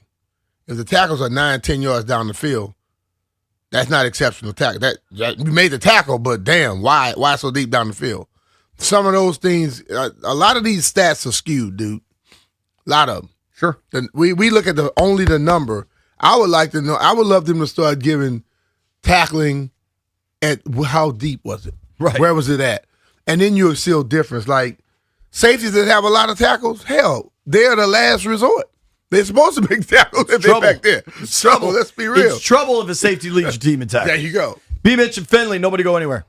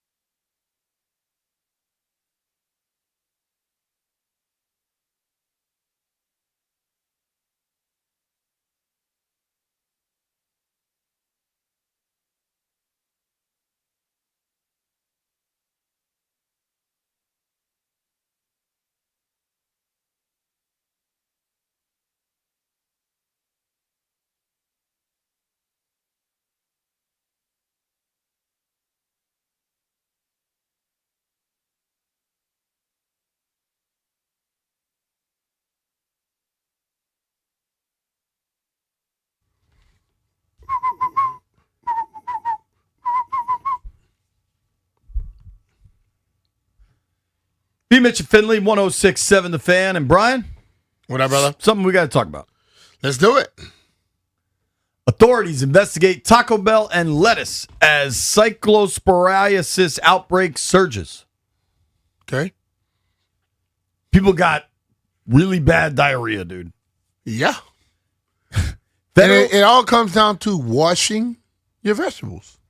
Federal and state health officials are investigating whether Taco Bell restaurants played a role in one of the largest U.S. outbreaks of a gastrointestinal illness caused by a parasite that contaminates fresh produce. Mm-hmm.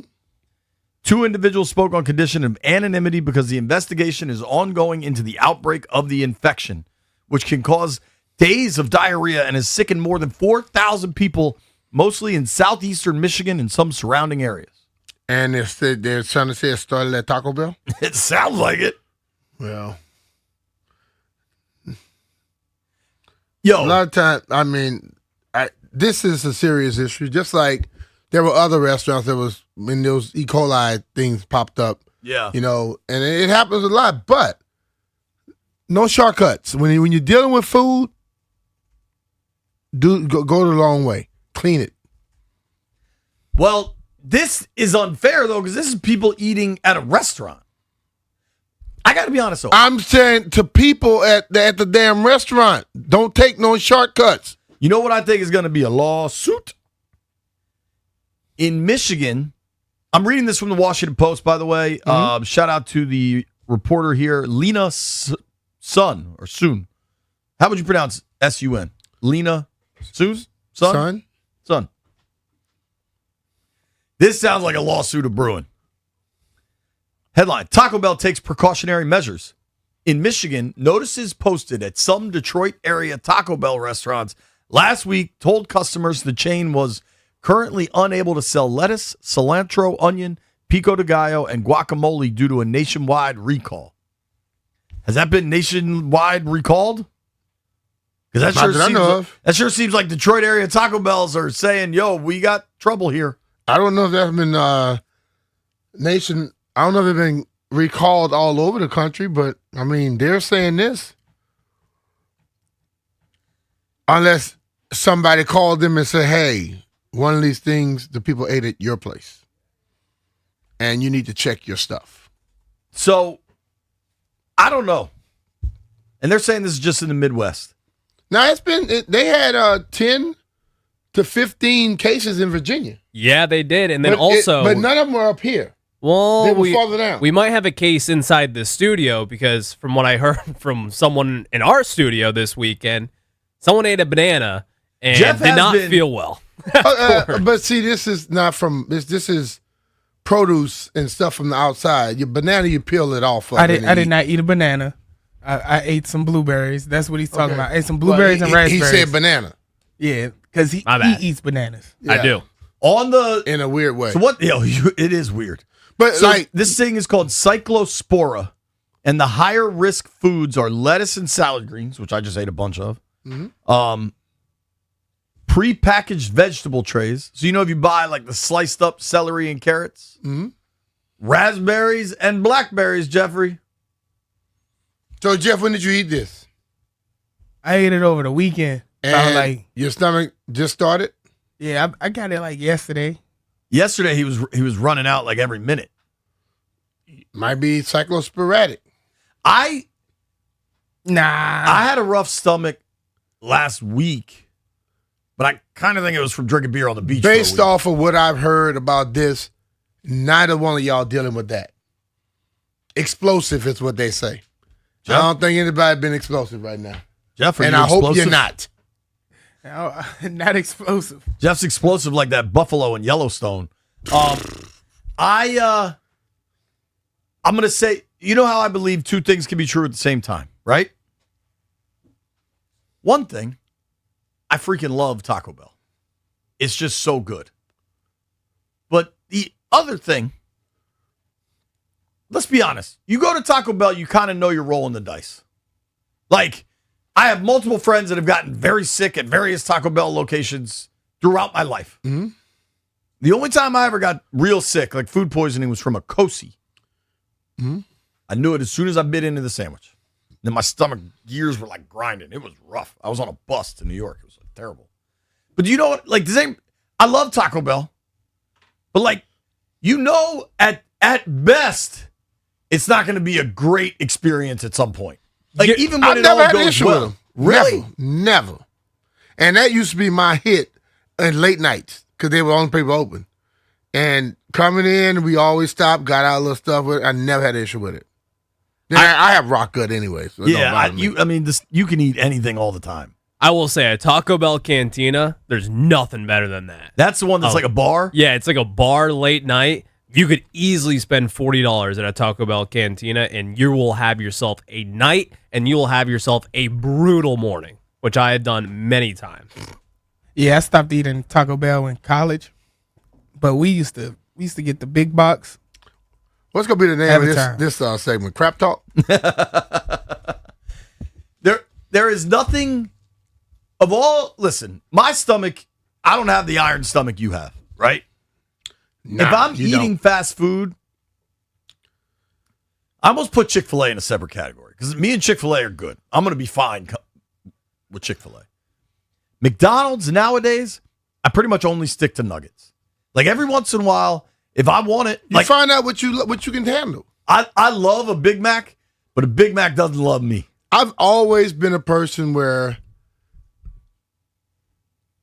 for years you hear about all these breakouts and they always name lettuce.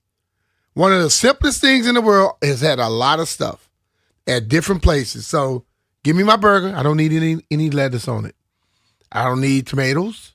I just need the mayo, ketchup, and give me some cheese and whatever. I don't really need all that extra stuff. When you go to Taco Bell, I don't like all the little shredded lettuce stuff on my. I like when I'm. How do you feel about the Mexican pizza? Nah, it's so good. Yeah, but my thing, I don't like so many beans. Jay, I don't like stuff that take away from the actual taste of. You know what I'm saying? Like I'm a steak guy, so if I'm gonna eat something, I want to taste that. Sure, I don't want to have all that other stuff messing up the flavor. I think, like, however you rank your potential to get sick from this restaurant, Taco Bell's at the top of the list. Like and I don't mean sick like cyclosporasis or whatever, where you're like legit. What's the other little place that everybody go to? The bowls and all that. What's it called? Chipotle? That always have breakouts. They do. So there's been many of them, and their I name also always love pop Chipotle. up. Chipotle doesn't really love me. That's why I have Michael Jackson moonwalked away from it. You don't like Chipotle. No. You don't like any of the places. You're not like a fast casual guy where it's like they kind of make it in front of you. I feel like you're not really into those spots. Nah.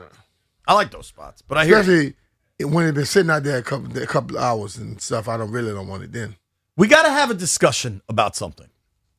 There's a lot of discussion about what constitutes the DMV. And Barstool put out this map.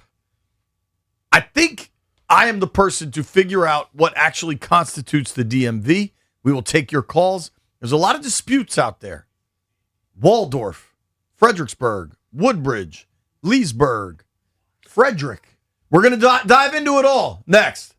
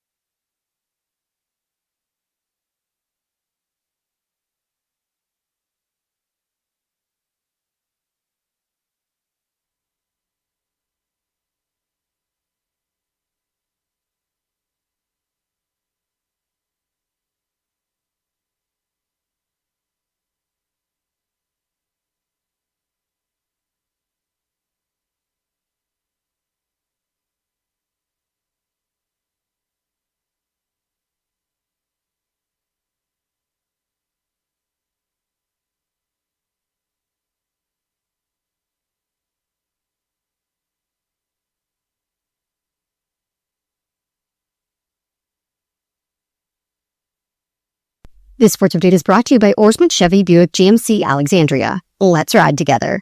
The Washington Capitals announced the club's home opener for the 2026-2027 season. Drumroll, please. The Capitals will host the Penguins on Wednesday, October 7th at 7:30 p.m. at Capital One Arena. The Caps' complete regular season schedule will be announced tomorrow. It marks the second time in the last 4 seasons that the Capitals will host the Penguins for their home opener and the 6th time overall.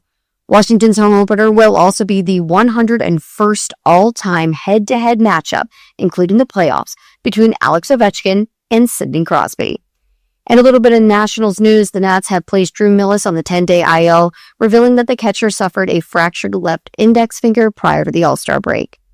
Oarsman Chevy Buick GMC Alexandria keeps their customers happy by offering great deals on the area's best selection of new vehicles, each backed by the Oarsman Lifetime Edge, featuring up to $1,500 in extras.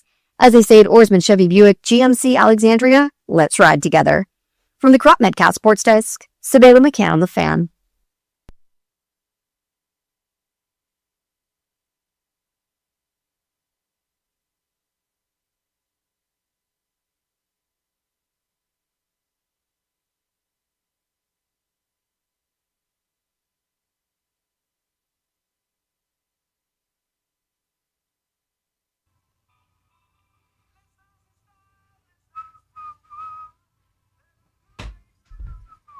B. Mitch and Finley, 106.7 The Fan. Now, it's July 15th. There's no sports. Thank God there's this England-Argentina game. But it's the day after the All-Star game in America is notoriously slow. There was real excitement surrounding the Wizards in Summer League. Then they benched all the players we were most excited to see. I don't want to say all the good players. But this debate has been amplified recently because Barstool Sports. So it started with me. We'll start with Waldorf, Brian. I got to be honest. I slept on how far south Waldorf is. Okay? Mm-hmm. Let's do a mileage calculation via my phone from here to Waldorf. Waldorf, Maryland. It's only 20 miles south of where we sit right now. Now, that is Charles County, correct? That is not PG. It's Charles. Okay. Charles, yeah. So, Daryl Johnson, you know DJ, good friend of the program, photog at Monumental. Daryl Johnson lives in Waldorf and is a very proud DMV guy. Mm-hmm. And we were out. It was mini camp. It was Tischler and I were shooting a TV show, and DJ was shooting it. And somehow, I don't know why we had to wait around for a while, but we started. Mitch got very adamant that Waldorf is not part of the DMV. And DJ's claim was, if people say it's about counties, Waldorf is about 2 miles to the PG County border. So it prompted this big DMV debate. What constitutes the DMV? Mm-hmm. And then earlier this week, Barstool put out this map of the DMV. And it started with, it's a series. Have you seen this? You want me to send it to you? Please send it. Okay. It started with a series of concentric circles. All right? And it was basically like, if you look at the Beltway, just actual 495, no one disputes that those areas inside of the Beltway are the DMV. Yeah. Period. Then they have another circle, another layer out. Mm-hmm. Call that like 15 miles out. Okay. That starts to include areas like Gaithersburg, like Woodbridge, probably going west out where you live, like Chantilly, Centerville area, going east, probably Bowie, Laurel area. To me, that is the DMV. No. Then they go one more out. If you go another circle out, you start to include Baltimore and Annapolis. Yeah. Baltimore is not the DMV. Period. Hard stop. They don't want to be the DMV. Period. Hard stop. Baltimore is its own thing. I even think Annapolis is its own thing. Annapolis is not the DMV. Right. To me, you can't draw circles because the DMV extends much further west and south into Virginia than it does north and east into Maryland. Like, Jeff. Yes. Tell him about the DMV. Okay, so the term DMV was coined by a rapper named 20 Bello, right? And the DMV has become the Washington metropolitan area. So anywhere the red, green, orange, yellow, blue, we're going to have to add silver and purple in a minute. That's the DMV. It's the metro area. Everything else is just like its Fredericksburg. own. That's too far. Yeah, Fredericksburg. You think Fredericksburg's too far? Yeah. That was my first takeaway as well. You included Fredericksburg, and then Listen, that bro. is a 50-mile drive. I ride out in Waldorf and what you call them all the time, in White Plains. That's not really the DMV. That's another country. To be honest, Southern Maryland is definitely its own thing. I just don't know when the DMV stops and Southern Maryland starts. When you I pass, think Fredericksburg's part of it, man. When you That's pass- when the traffic starts. No. Like if you're driving to DC up 95, you know you're screwed once you get to Fredericksburg. You over 50 miles out. And you know you're screwed. When you get to Springfield, where the last metro is probably, Fredericksburg, another damn 50 minutes. So you want to throw West Virginia in it? Hell, keep going. You're going to want to put I know PG West County Virginia You're going to want to doesn't put count. Delaware in it. I know West Virginia doesn't count. I just think that's a fun bit with Jupe. Yeah, well, Jupe, you're not in the DMV. So what is your definition? I think it's basically like the metro areas and stuff immediately around the Beltway, not stuff 55 miles from the Beltway. Let's let the folks weigh in. Edwin is in Laurel. What's up, Edwin? Hey, how you guys doing? Doing well. Thank you. I think with the DMV, man, generally I would say if there's a metro train in that county, it's in the DMV for sure. So Loudoun County, I didn't feel like it was in the DMV before. I'll have to say it's in the DMV now. I'll say the eastern limit of the DMV is Laurel. And Laurel? Southward, Laurel, because the metro goes to Laurel, you know. So anything, even Laurel? Howard County, Laurel, yes, absolutely does. It's done so for years and years and years, decades. For the South, I would say Charles County. County is part of Southern Maryland. It gets murky there because a lot of people have moved from DC towards or PG towards Waldorf and into Charles County, but Charles County is definitely Southern Maryland. So I'll say up to Waldorf, perhaps. Anything south of Waldorf, definitely not. Definitely not. DMV. I think you would have to put that. What metro stops in Laurel? No. The metro goes to Greenbelt, but metro buses go to Laurel, definitely. Yeah, they vaguely They get a definitely pass. do. It's All a right. fact. Edwin, I appreciate the call, dude. So my boy Sinai texted me this, and I think it's similar to what Edwin Which was one? saying. The bagel Sinai or the Bagel Sinai. or the drink Sinai? Bagel Sinai. He said it's got to be the transit system. So you could take the metro and then take a bus, and then that counts. But you could take the metro to a bus to get to BWI Airport. That's too far. There's probably what's the southern? If we go with the whole transit system, hell, we're going all the way up to Philly. Like this, what's the southernmost metro stop? Springfield, probably. There's a lot of these metro stops I only know because that's the line I need to take. I think Springfield is probably one of the last ones right there, right? But there's probably a bus from Springfield down to Fredericksburg. There's a train that goes to Ashburn. The Silver Line, the actual Yeah, metro. yeah, too. yes. That's the Ashburn, train. Vienna, Springfield, and Huntington. Well, hold on. That's Amtrak. That's an Amtrak stop comes through DC, goes to Fredericksburg. Amtrak don't count. It's Amtrak WMATA. doesn't count. It's But what WMATA. about like VRE and whatever the Maryland version's called?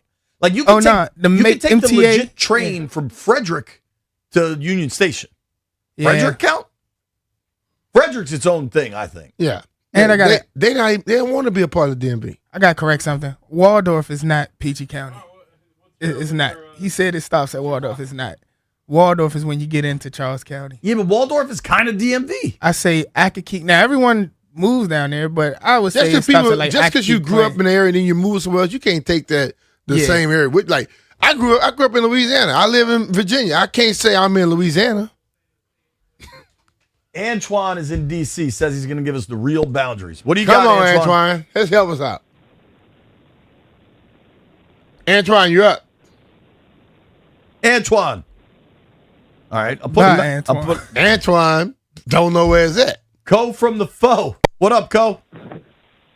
Hey, what's up, man? Hey, I agree 100% with you, B, man. Just because you lived and from an area, you moved somewhere else, that don't make that area where you from, man. The DMV area is the Metro Rail, and now I'm thinking we got to exclude Silver Line because that joint is extending too far out. You know, we got to go with the original Ashburn Metro is Rail. legit DMV. No, it's not. No, come on. You know that's not. That's not. JP. That's where we got to go with the legit Metro Rail, the blue line, So y'all green cheer for the line, team red that's not line, from the yellow DMV? line, orange line. Say it again. The team that everybody cheer for is not from the DMV then. No, they are from the DMV. They just practice elsewhere. But they home is where you lay stadium. Home is where you lay your head, baby. Where their home stadium is Northwest Stadium, because you know that. And hopefully with the migration of the new stadium, we'll get the daggone practice facilities up further, closer north. Nope. But the DMV is definitely Waldorf. It's definitely not Waldorf either, fellas. It stops there. It's not Waldorf. It's not Waldorf, man. And thanks. I've been a whole so long, man. Look, we need to get Diggs because we're gonna be angry when somebody else get it. We're Diggs in locker room with. I appreciate you, Co. There's like too many people talking at once. Were you talking in my ear or over Co? Okay, well, say what you were saying then. No, I was telling you, the real parts of Virginia is really only the northern side. Like once you get past like Alexandria and all that, it goes into its own little world of Virginia. Well, not little world, but own world of Virginia. Because some people from the Virginia would tell you the 757 is not Alexandria. That's not all the same. 757 is not way DMV. past Richmond. That's like 5 hours away. Yeah, but to all of VA, it's just like how all of VA tries to claim the 757, but they're not. It's how all these other places try to claim the DMV. The people up here don't try to claim the 757. B, I work in the music industry. Yes, they do. I understand what you're saying. The people up here don't try to claim the 757. No way. And they don't try to claim up here. I'm talking about the people from Virginia, because the only part of the V in Virginia is that northern Virginia side, that Alexandria and right there. Other than that, it's not the V. But we know, like a lot of music stuff, Jeff, we'll be honest with you, they like to say stuff that they are that they aren't. So that's understandable. Where do you think the western border is? I think it's Leesburg. Of what? The DMV. I don't know if you can go way out to Leesburg. You get like past that, Leesburg, it definitely is not. Alexandria. Purcellville and stuff. Alexandria is south, not west. Well, that's the part of VA where it stops. But that's south. It also has to have a western side, Jeff. Anything past, any out that, if you say anything other than Alexandria for the DMV, no one will accept it. That's If you the only part. Listen, this is what I say. You It's ask the me only where I part- live, I say Centerville. I don't tell you on the damn DMV. Is Centerville DMV? I think I live in firmly. Centerville. No. I don't worry about the DMV. I live in Centerville. All right, we got a crazy man on the line. Dan is in D.C. What's up, Dan? What's up, JP and D Mitch? What's up, dude? man? So let me tell y'all this. It's two DMVs. Baltimore is definitely a part of the DMV. It's called Delmarva, Delaware, Maryland, and Virginia. That's different, dude. That's the Delmarva Peninsula. That's only the eastern shore, by the way. The Delmarva Peninsula is east of that's the Delmarva, not DMV. I'm born and raised DC. I can't stand them Baltimore Bammers. I'm trying to tell you, if they say they from DMV, they're talking about Delaware, Marva, Virginia. Delaware, Marva, Virginia. Yo, Dan, I appreciate you, dude. People from Baltimore do not say they're DMV, period. People from Baltimore are Baltimore people. Yeah. Baltimore. Baltimore. All right. Thank you, Dan. Let's try to set a western border. Because certainly all... I know it is not West Virginia. Montgomery, Prince George's, Alexandria, Arlington, Fairfax, there's no debate. That's the Beltway, right? The debates... I live in Fairfax. Right. You're in it firmly. The debates come when you get to Charles County and you get to Loudoun County. I think the furthest west we can go... If you say Alexandria again, I'm going to scream. That's south. Which is a stretch still, Tyson's. Is that west? Yes, you're insane. It's literally right on the Beltway there. Tyson is inside and outside the Beltway. Yes. The farthest west you can go is Tyson's? It's Tyson's for you to call it the DMV. The culture is completely different out there.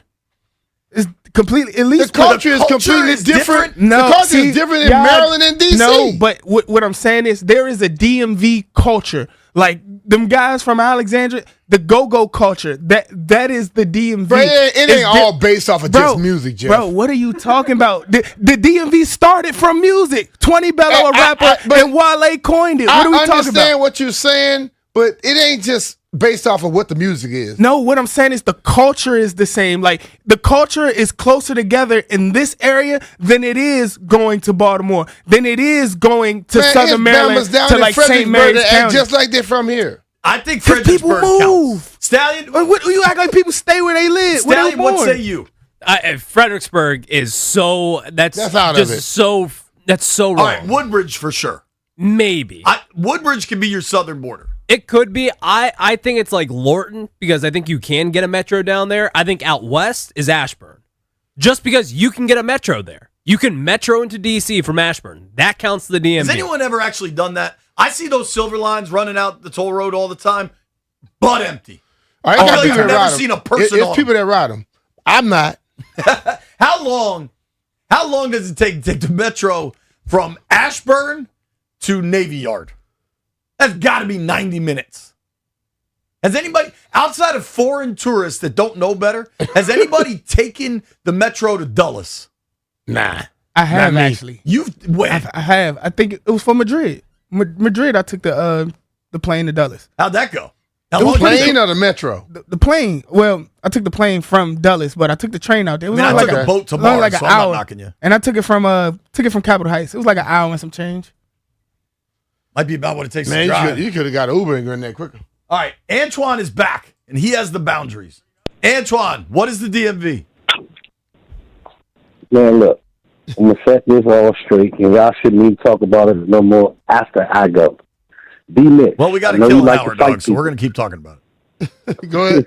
D-Mitch, I know you like to fight people. Don't fight me on this, because you said something about Fredericksburg got people that act like they from the DMV. No, I was just Fredericksburg is saying not the it. DMV. I was just saying they act like it. I never said Fredericksburg from the DMV though. Okay. That's too far. So the furthest south you can go, Finley, you was right, is Woodbridge. That's the furthest you can go. North is Laurel. In Maryland, north is Laurel. What we got west, the furthest you can go in the DMV is Bowie. Anything outside of that, you dead. You're not from. That's not Bowie's the DMV. east, not west. Of course. I'm sorry. East. Furthest east you can go is Bowie. The furthest south you can go is Waldorf. Waldorf, because you had a lot of the community, a lot of the DMV people, not because they moved out there, but that culture in Waldorf has always been kind of like most of PG County in D.C. Once you go further in Charles County to, what's that, La Plata and all that, you're dead. That's too far. That's dead. That's too far. Waldorf's Even though far La Plata south is in right Maryland next as to you can go. Waldorf. It's the next town. It's La Plata. So Laurel, La Plata, Bowie East, and Woodbridge South in Virginia.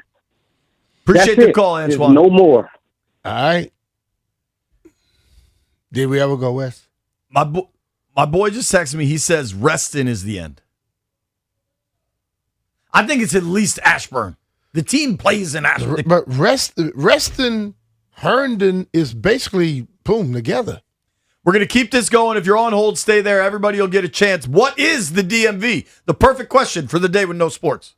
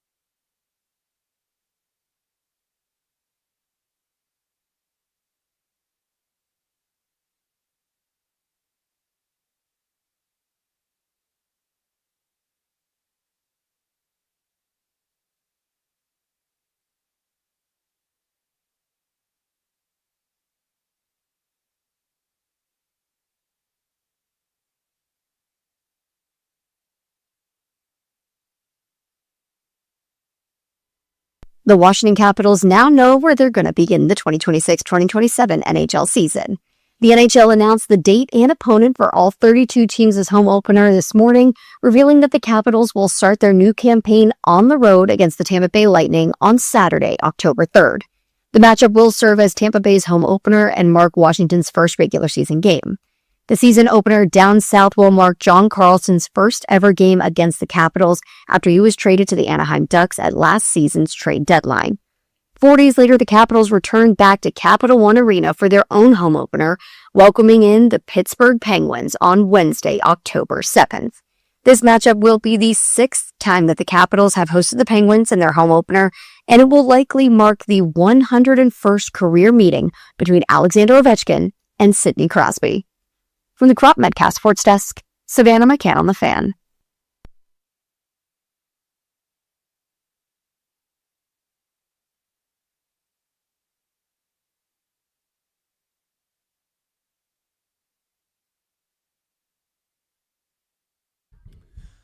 Get a lot of young students say, oh, man, I'd love to do what you do.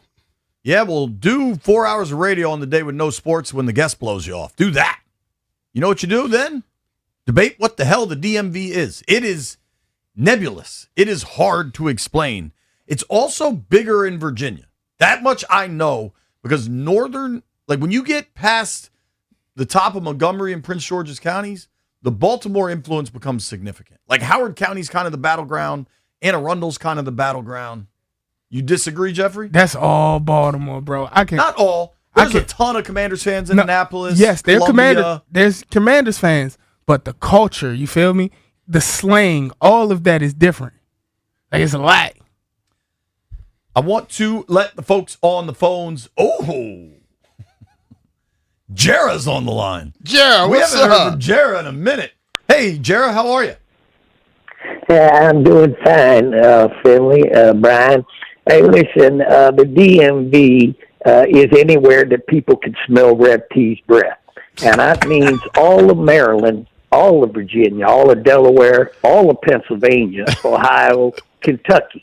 In fact, last week when they thought we were in some damn heat dome, we weren't in no damn heat dome. That was the Red T breath dome.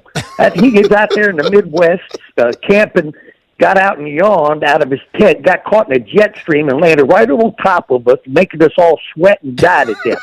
And I'll tell you something else. There ain't no damn vegetable virus or sickness going out. That was tainted by his breath. These people are sick and tired in their stomach and everything else. They got bad bowel syndrome because of Red T breath. Hey, listen, y'all have a great show, and I got to go. Thanks, Jera. Thanks for the call. That's a part of his talk right there. I hope the Reverend's doing okay. Brian, we've got a caller from La Plata. All right. Hello, Marvin. What's the DMV? What's going on? D-Mitch, JP, you're killing me. La Plata is definitely included. For me, it's where your signal reaches. For anybody, for any parts of the DMV. But definitely La Plata is certainly a part of it. It's a quick trip up 210 or Route 5, and 35, 40 minutes, you're in D.C. That sounds far, dog. No, not at all. Yes, it is. A quick trip to the Nationals or the Commanders, that's me, my fave. But I'm telling you, hear it from me. The culture is here as well. You guys got to get down here more. But La Plata is definitely. La Plata? So, I'm sorry, Marvin. That's too far, dog. The fact that he's Come like, on. it's a couple roads, then you're on this one road for 45 minutes. That is too far, dude. Thank you for the call. I go down there now. I do. The hell was that? I don't know. Trash can. Yeah, there's got to be a better system with the trash cans. Now you got to slam it to make sure to get everything out of it. I did have one person say this to me on social media, and I thought it kind of held some water. Okay. The DMV is where you can get the 106.7 The Fan signal on your radio. Like, well, there are some parts right there in Fairfax where you won't get it. It starts to die at a certain time. If you go out Route 50 towards Annapolis, the signal cuts out bad. Hold on, JP, because y'all always get on me for this. That man literally just said that on the phone. Say what? He literally said, the DMV is anywhere we can get you all guys show. Oh, all and right. I'm telling you, That's not true because you could be in areas that are inside of what we've been talking about, and it'll fizzle out. The station, our station, sucks in Tenleytown. I've told CK that before. Like, you know where the Wegmans, where Sidwell Friends is on Wisconsin Avenue? Station cuts out right there. I think it's because there's a ton of old antennas there because that's where every TV station used to be based because it's the highest point in the city. But I don't know. Yes, White Brian. Growing up in Pennsylvania, I listened to Mets games on the radio station from New York. So I don't know if I can get with that. Okay. Jason. What does that have to do with the topic? Well, like, I wouldn't consider myself from New York because I could listen to. Yeah, but we're not talking about New York. We're talking about the DMV, dog. In my car We're in talking about the Pennsylvania. DMV. See, you and that cat, y'all both going crazy. Jason is in Arlington. Jason, what's the DMV? Yeah, first off, I'm in my 50s, lived here my whole life, so I have some perspective here. All right, the DMV, I'm sorry to say, is anywhere where your cable system includes 4, 5, 7, and 9. I mean, otherwise, it's Richmond or Baltimore.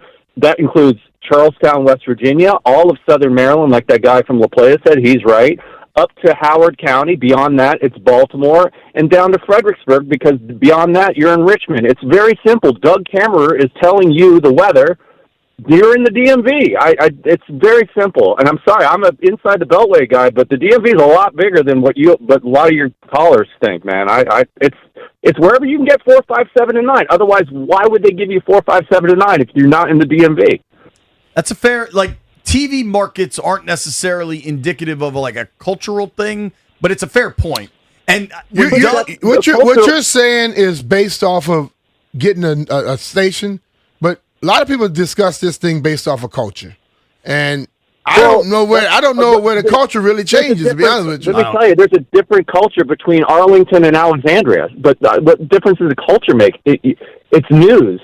4, 5. If you get 4, 5, 7, and 9, they're speaking to you because you're presumably in the market. Period. This is not a difficult question. Just honestly, watch 4, guys. Jason. Very Don't worry about simple. the rest of them.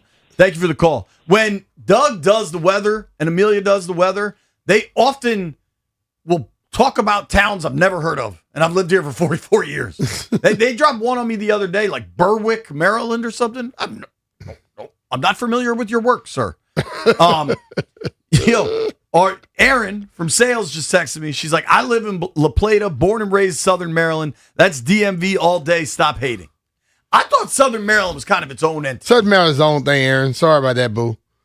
Bring us some crabs when you come to work tomorrow. Now, my mom just texted me and said, I can't get your signal right now in downtown Annapolis. I think Annapolis is its own thing. That's like a boating culture. That's its own place. Yeah. I think the thing where it becomes like the whole term becomes misconstrued is because how it was created and where it has come, like where it has gone. You feel me? Because like I said, I hate to keep bringing music in it, but the only people who was calling this the DMV were like rappers and people coming up in that time. It has since and it's since blown up. Way past that. Exactly. But that's what I'm saying. At first, it was an urban thing. You wasn't hearing no one call the DMV this out there at first. Jeff, very strong opinions on the DMV. I'm a DMV historian. Jimmy is in Manassas. Nah, that's not true. What's up, Jimmy? Jimmy, you up? You eating chips? You there? No, I'm here. Okay. I don't really know much about Maryland. I try to stay out of Maryland as much as I can. But I think in Virginia, it's Prince William County, Fairfax County, Loudoun County, and then everything inside of that towards D.C. I think, so you say Prince William and Loudoun, That's and then Manassas obviously and all Fairfax that. and Arlington. To me, Manassas is, right? But like if Waldorf is 25 miles from our office, and there's a question about Waldorf, how many miles is Manassas? Manassas is 29 miles from our office. Yeah, and I live in Fauquier County in Warrenton, and that's too far. It's 41 miles from my house. Yeah, DC, I don't think Warrenton, I appreciate the call, Jimmy. Thank you, All right, buddy. bro. I like how he said I try to stay out of Maryland as much as I can. Smart man. I remember when we were kids, when I was a kid and it was snowing, you had to wait to hear the announcement on the news. You would just wait. I was watching Bob Ryan on NBC4 as a kid. And I remember when they would say Fauquier County, we all thought it was the funniest place on earth. Like, I didn't know where it was. I didn't know a thing about Fauquier, but I loved hearing it. You said kind of funny. That's how I remember it. Zeke is in Southeast. Zeke, what up, Zeke? Where is the DMV? Hey, what's up, guys? Hey, I hate to admit it, but my boy Jeff is absolutely right. He hit it on the head. Let me tell you what happens. People don't realize we're talking about two things. The DMV, first of all, it's a cultural thing first, and that's created from go-go rap, and we went through a lot, but now it's more of a location thing. But the original DMV, hey, it was DC. That's the first letter, right? DC. A lot of us moved to PG County, so that's where Maryland got in. Waldorf because we moved to Waldorf. Outside of that, North Virginia is the only place in Virginia. That's the original culture, DC. Because if I go and play go-go down in Fauquier County, they have no clue what it is. Baltimore is stuck on house. It's all about the culture more so. You guys are thinking about the location. Well, if you're going based off of go-go, and you're going off of Northern Virginia, what really constitutes Northern Virginia? Babylon. No, you don't go Northern Virginia. I'm asking the question. Alexandria. So that's just Northern Virginia. So if you talk to anybody in Southern Virginia, they tell you you're going to Northern Virginia, they go Woodbridge and anything up. They locationally a part of DMV, but not culturally. Appreciate you, Zeke. I've been listening to the same music in Centerville since I got up here, and I listen to it when I'm in DC. I don't know. John is in Chantilly. John, where's the DMV? Yeah, that's to me simple. What I want to answer the question. You said nobody takes the metro from Ashburn into Navy Yard. I do it all the time to go to the Nats game. But you ever try to drive from Chantilly? I live about a mile from Bryan. Drive from Chantilly into the Navy Yard at 4:00 in the afternoon. It takes you an hour and a half. Yeah. So I sit back on the metro and take that all the way into Navy Yard. It takes an hour and 20 minutes. You sit back, you relax, you can enjoy some beverages there. Don't have to worry about driving out of there. Is that Silver Line? Silver Line. And it's 2 stops in Dulles Airport, and you got to say Dulles Airport's in the DMV. It's interesting because a lot of these hard charging, the DMV is defined by the Metro Rail, don't want to count the Silver Line. The DMV is expanding. Like, things grow. Bam, there we go. Things don't stay the same. They The grow. Silver Line counts. It's a part. It's on the Metro map. I don't know if the Purple Line will be, because the Purple Line is like a different entity. I think it's only in Maryland. What's the one that they built over there that passed by Columbia Country Purple Club? Line. Bro, that's right there. How can it not be? I agree. I don't know. Last one on this. Nick is in Uptown. What up, Nick? What's going on, fellas? How you doing today? What's up, brother? How you doing, man? I'm blessed, always blessed. Thanks for your time. Listen, I might get a little passionate here, but I gotta tell y'all, okay? Yeah, you guys gotta listen to Landfill. Landfill is giving y'all the exact. Whoa, brother. Listen to who? He's giving you. You got. I'm sorry, Jeff. You gotta listen to Jeff, okay? my apologies, okay? No sports. It's the no sports that's going on right now. He's giving y'all the exact history, okay? The DMV, the nucleus of the whole thing is it's DC. It's about DC culture. The culture that's as extended outside of the metro area. It's about the culture, guys. When you go, unless you're someone from DC, like myself, you know what I mean, humbly like myself, who's actually traveled, well traveled outside of the area and understand like the culture does change in certain areas. When you go certain areas, you know what I'm saying, further down south of Virginia, the culture does change. Yeah, but dude, the When you go culture's further south, different you know from what I'm saying, in Friendship areas in Heights Maryland, to it Northeast changes. DC. Like, No, sir. That's not enough of what. Nah, The culture that's not in it, sir. DC, the culture in DC from Northwest over to Northeast is different. Nick, I appreciate you, Indeed, but and listen, I lived in your both. evidence I lived was in both. categorically I dismissed lived- when you confused Jeff for landfill. Thank you for the call, sir. I appreciate you. Nobody go anywhere. He remember old Jeff. We have absolutely nothing to bet on, but we'll figure something out.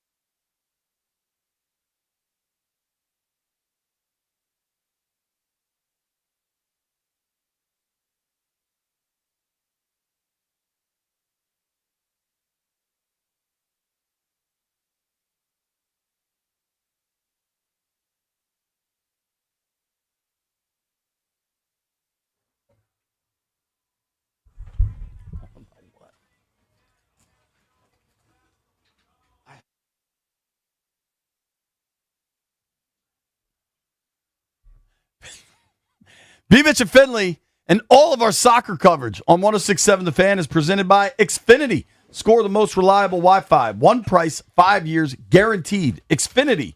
Imagine that.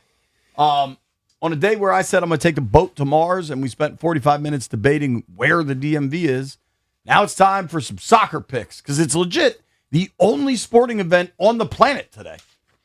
Are there WNBA games, Jeff? I know you mentioned that earlier. Games. What? There are WNBA games. Okay. So it's not the only sporting event on the planet. If you're interested in the WNBA, they're playing right now?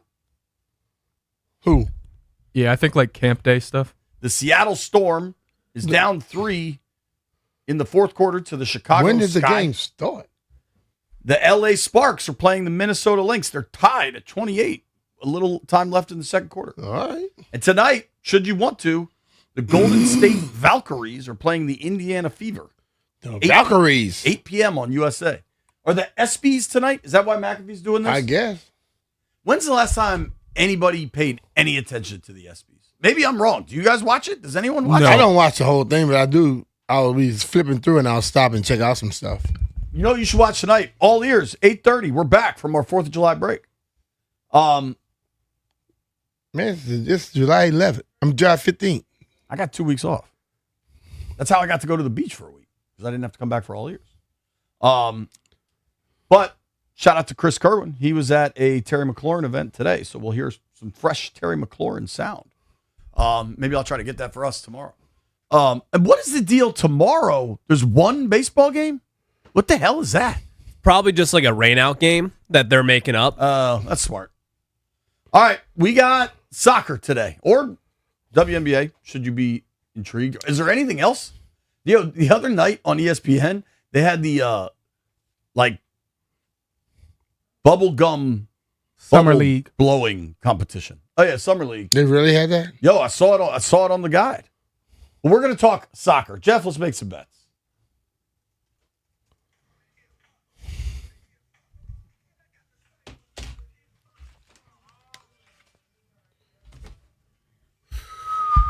Gather around. I won last night because I took the American League. I know that. You lost because you had France. I took an L too. I think you took a double L. Double L. I think that's hot dog hat situation. Where is it at? I don't know. Stallion will go get it. How'd we do last night, White Brian? JP, you and I won. Everyone else lost. Oh, yeah, you took Spain. Good for you. I don't know what the cat man's saying. Jeff's cattails are wild. All right.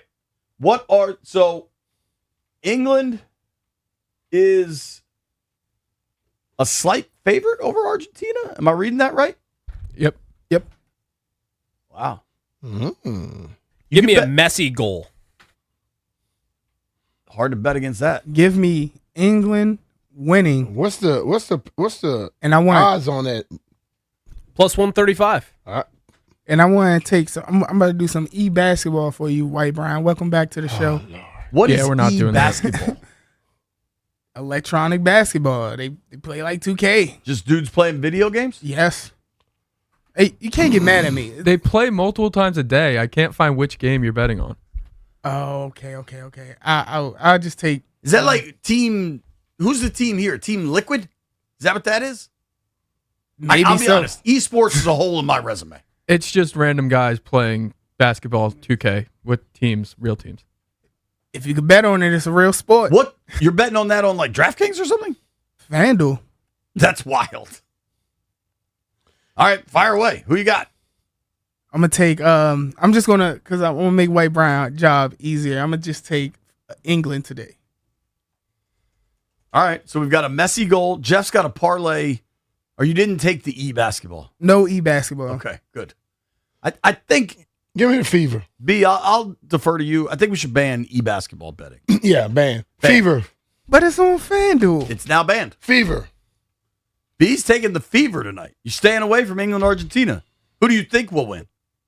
I'm hoping England win, but Jeff picked them, so I'm getting away from that. You're rooting for England? No, I just hope they win. I'm not rooting for them. What is that delineation? Somebody said that they like them, and I'm like, okay, I hope they win, so my friends be happy. So what's very interesting, at least to me, my dad grew up in an era of like extreme turmoil in Scotland with England, right? Everybody hated England. But as my dad grew older, he would root for England in the World Cup. My cousins now, you should see the texts I get during the Norway game, actively rooting for Norway. And now for the Argentina game, very actively rooting for Argentina. My cousins now very much don't want England to advance. Confused. I don't know. It's interesting. W, what are you taking? Both teams to score.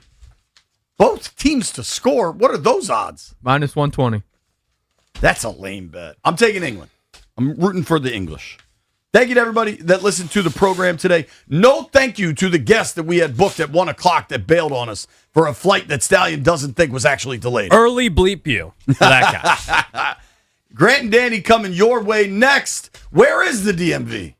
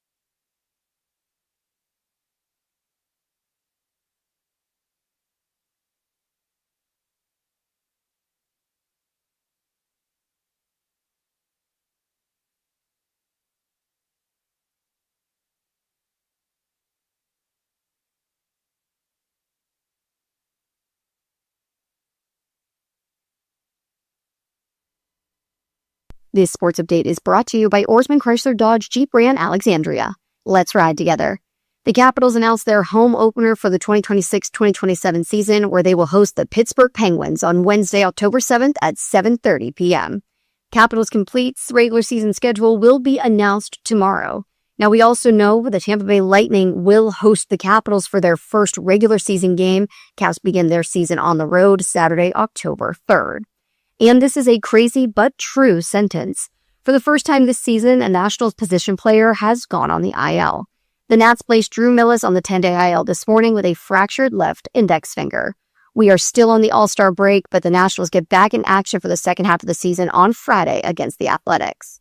Orsman Chrysler Dodge Jeep Ram Alexandria keeps their customers happy by offering great deals on the area's best selection of new vehicles, each backed by the Orsman Lifetime Edge with up to $1,500 in extras. As they say at Orsman Chrysler Dodge Jeep Ram Alexandria, let's ride together. From the Crop Nightcap Sports Desk, Savannah McCown, The Fan.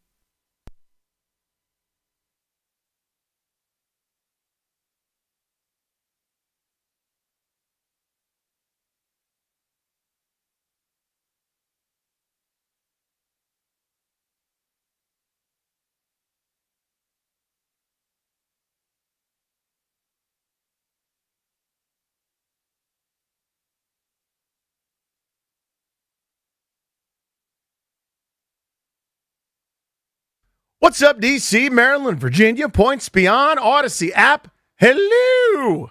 G&D here on The Fan. Tobes is in for Jeeps. GP was in Philadelphia. Probably on his way back, right, meow? Probably be back with us tomorrow. It's all good. We got you on the slowest sports day of the year. Toby, what's up, man? Yeah, it's one of those days where you're trying to figure out what the heck am I going to do tonight. At least there's some soccer to get us through here in about an hour. But after that, I don't know that there's much else going on today. There's Netflix Quarterback. I've watched one episode, and you're, of course, speaking to the star. Did you watch episode 4 first? I haven't gotten in. No, I probably should have just cut right to it myself. I think we'll play that probably, what do you think, Darius, 200, 300 times today over the course of the show? Yes. Again, it's not a big deal. If you guys don't know, I'm in the Netflix show Quarterback. And again, I want to reiterate, because there's been a lot of questions. I just want to clear up any confusion. I am not the star of the show. A lot of people think I am. Wrong. No. It's Jaden Daniels. It's Baker Mayfield. It's Joe Flacco for some reason. It's Cam Ward. Then there's a group of people that are also in it prominently featured afterwards. I'm in that group after them. So not a star, but I'm in the Netflix show Quarterback. Again, I'm not bragging. I'm telling you what happened. Got a good show for you guys today. We're going to have some fun, let our hair down a little bit. We'll talk some All-Star game here in a moment. And it is the slowest sports day of the year. I thought a couple things they did last night for the All-Star game were really cool. But I have to start here and get something off my chest. The workout boys did our workout. And what's a workout if you don't get to tell people about it? Okay? I know you guys don't care about the specifics of the workout. I'm not asking you to. Strober, me, Toby. We all had crazy, weird days. A bunch of weird stuff happened. I got a story that I'm going to tell later on. I don't look very good in the story. It cost us hundreds of dollars. Oof. And it's a mess up. And you know what? To fix it is my wife. You know who's thrilled about that? Not her. Point is, it happened. I'll tell you all about it. But the boys are doing our workout. We did a little. Now, Tobes has the gout. Yeah. I got, and we're going to talk about this later in the show too. This is what I have currently. Carpal tunnel on my right wrist. Mm-hmm. I have plantar fasciitis in my left foot. Also, my left ankle, Achilles tendonitis, diagnosed with that. Nice. And jumper's knee in my right knee. That's currently. That's to go with my normal round of back stiffness. Okay? That I have to be really diligent about stretching and cracking and doing all the different formulas and stuff like that. Okay? That's what I have going currently. Tobes has the gout. And Strober is 22. Mm-hmm. Okay? So he has no problems. So we decided, what we're going to do instead of our normal kind of like dynamic motion, really hard every minute on the minute or as many reps as possible. Misery boot camp thing I put us through every week. We're like, let's just get a full body lift. Let's just get swole about it. And the theme was what, Strobes? What was the theme this week? You could say it. Don't be a bitch about it. Don't be a bitch about it. That was the whole thing. Just do what you want, but don't be a bitch about it, right? Yeah. That was the deal. So Tobes rolls in. We're doing our weightlift circuit, doing some abs. We're just getting the work in. The boys are working hard. The following is driving me crazy. Not in like a mean way, because it sounds so diminishing when I'm too up in arms about this, but it's insane. If you guys have exercised before, if you've worked out, you know the exercise called face pulls. Okay? The face pull. It's where you've got the machine that you would either do lat pull downs on or anything that you can do that's got the attachments and a pulley. Okay? It's working the rear part of your shoulder. So what you do is you hold it a little above shoulder height, okay? Pull it towards your face, then separate just so you get that burn on the back part of your shoulder. You're just working that. So on the machine that we got downstairs, you could do it with 10. I will do it with 15s, just again to make sure we're getting the burn. I think Strobes did the 15s. Toby comes over and goes, psh, literally makes a sound. He goes, psh. After he does it once, 35 pounds each. 35 pounds each. If you found a bodybuilder in their prime, that's what they would do. Like, Jesper Bjornsson, who's competing for the world's strongest man. Like, when I do fast pulls, I do 35 pounds. Magnus Ver Magnusson, world strongman champion, would do 35. He goes, 35 too much. I can't do good form. I'll probably do 30. It's more than like most dudes are curling with or doing like lat pull downs with. Toby does 35 pounds and just reps them out like it's nothing. It's crazy. And again, I know you guys don't care. It's a marvel to watch. Tobes, I tag you. I don't know if I'm just doing them wrong or something, but I mean, I tried the 15s after the fact too, and I was like, this is just nothing. Yeah, for you. For you, it's nothing. I don't know. So just to put it into context, everything else, let's move this weight down a little bit. Let's make sure that it's a little more my palate. Let's make sure I can do this. All right, I'm going to have to lower this one a little bit because Danny's over here, freaking world's strongest man. I can't do this. And then we get to that one, and it's like, geez, Danny, are you even trying? Yeah, it's insane. And again, it's not going to make any sense to so many of you, and the rest of you don't care. Just know that it's all I can think about. It's all I want to talk about today, and we've got 4 hours and 21 minutes, give or take, and it's going to come up again. Old 35 face pull over there. That's Toby. All-Star game last night. What'd you think? I really enjoyed it. I mean, it's the pitching obviously was the dominant factor in this one. The American League dominated once again. It's always funny how the AL seems to do this in the All-Star game every single year. The National League is so superior this year in terms of the standings, and yet the American League still just hands it to them. By the way, this Christopher Sanchez guy, I don't know does he think he's Foster Griffin? Like, is he not able to go out there and just get outs? Maybe Foster Griffin should have started that game last night. Love it. I think Christopher Sanchez might have been ruined by the Nationals. He felt like he really struggled going into the break. The Nationals were one of the few teams before that to kind of get to him 5 runs in 5 innings, so maybe the Nats have something to do with it, but the hitters didn't fare so well for the Nationals last night. I think 3 strikeouts total for C.J. Abrams, 2 of them, and then 1 for James Wood. But Foster Griffin looked really good. And I think some of the extra stuff that they do, I'm not always the biggest fan of making everything need to be larger than it is. It at the end of the day, it is a game, right? So, let's just play baseball. But I do think some of the stuff that they do alongside it is cool. And I thought last night, if they would have actually started at 8 o'clock like they said they were going to, that would have been a little bit more appreciated, been better, and we would have been able to be done by 11 o'clock. But outside of that, I thought it was fun. I thought it was a Sandlot tribute. I don't know if you guys had a different read on it, but the way that they had Ray Charles doing America the Beautiful, and everybody kind of coming out and with the sparklers and the flags and kids running out the position, the one kid playing catcher, Freddie Freeman, the guys chatting up the big leaguers as they're all kind of watching the fireworks.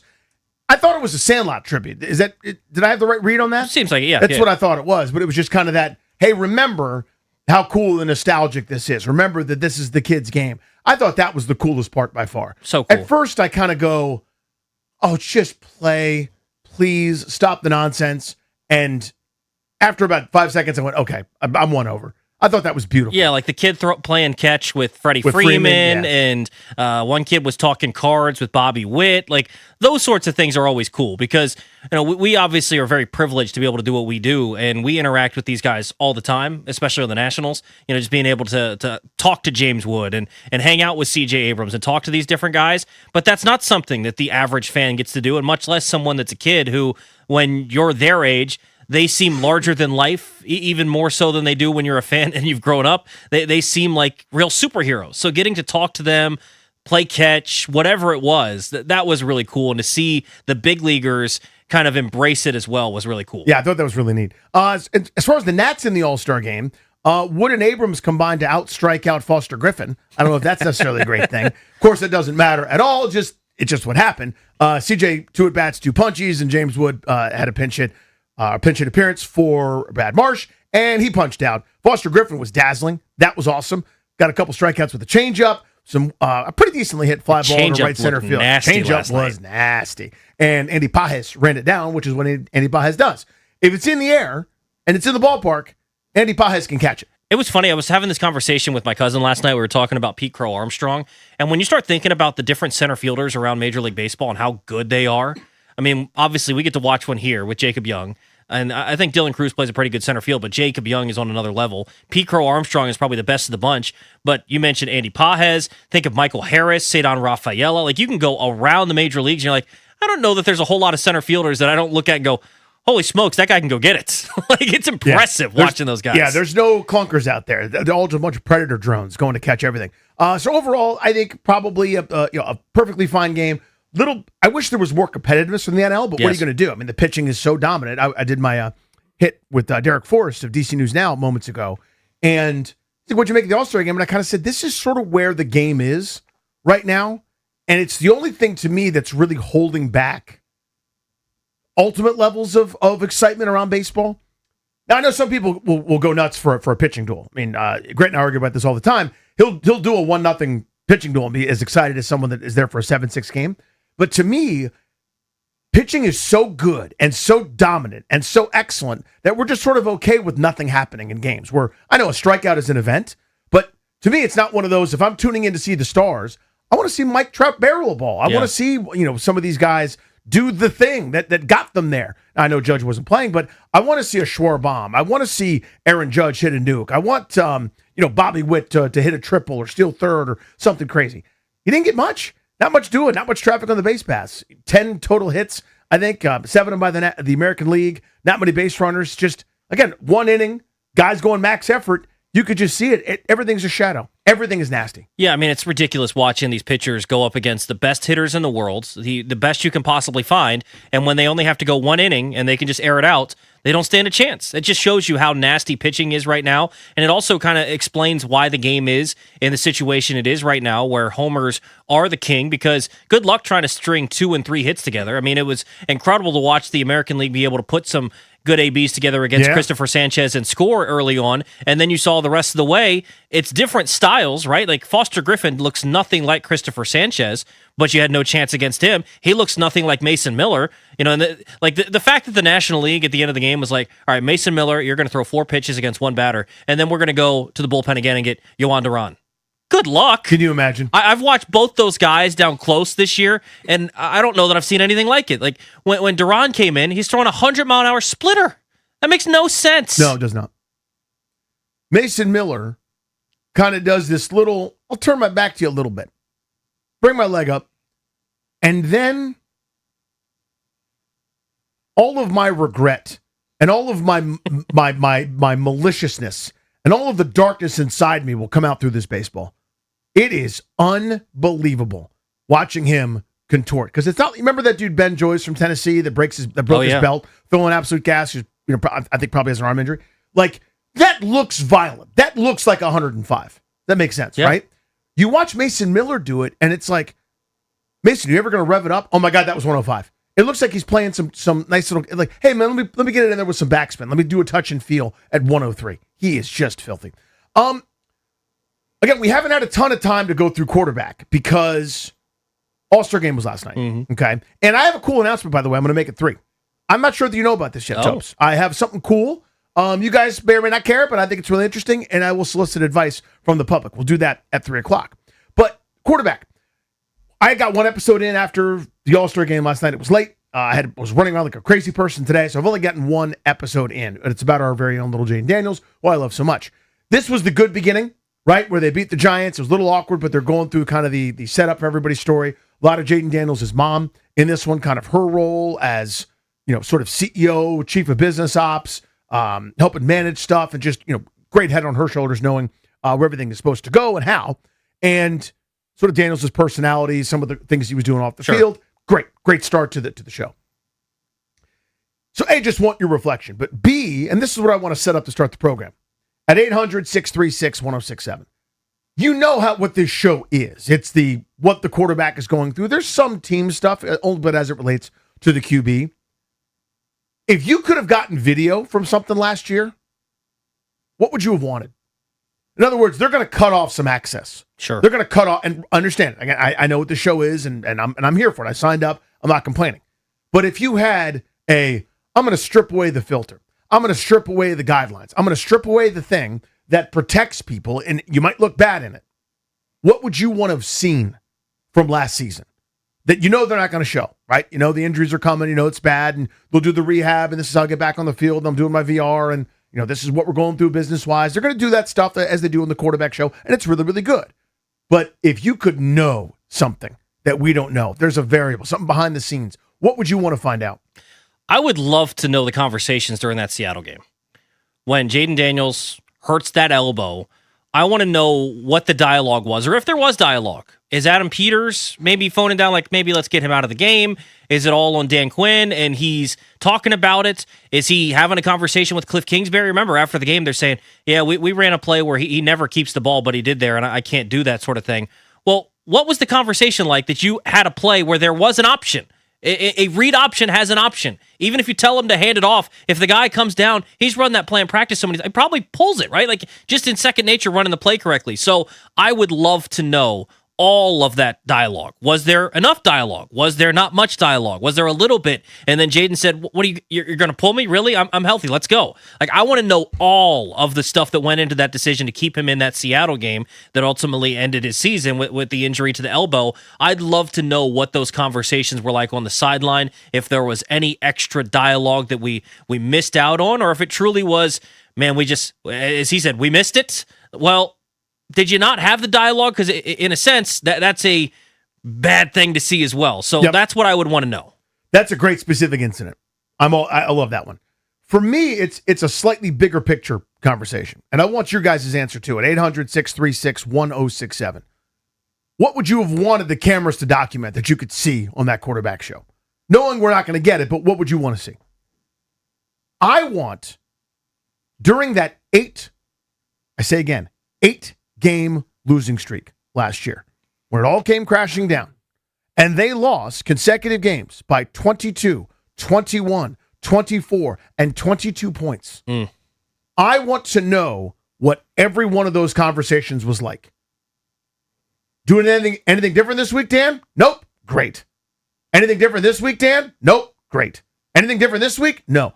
I want to know, why wasn't Joe Witt replaced? Why weren't we changing seats earlier? Again, it took 4 weeks of losing by 100 points for them to finally go, okay, fine, we'll change seats. We'll have Joe Witt go from the sideline to the booth, or booth to the sideline, whichever stupid thing they did that made no difference.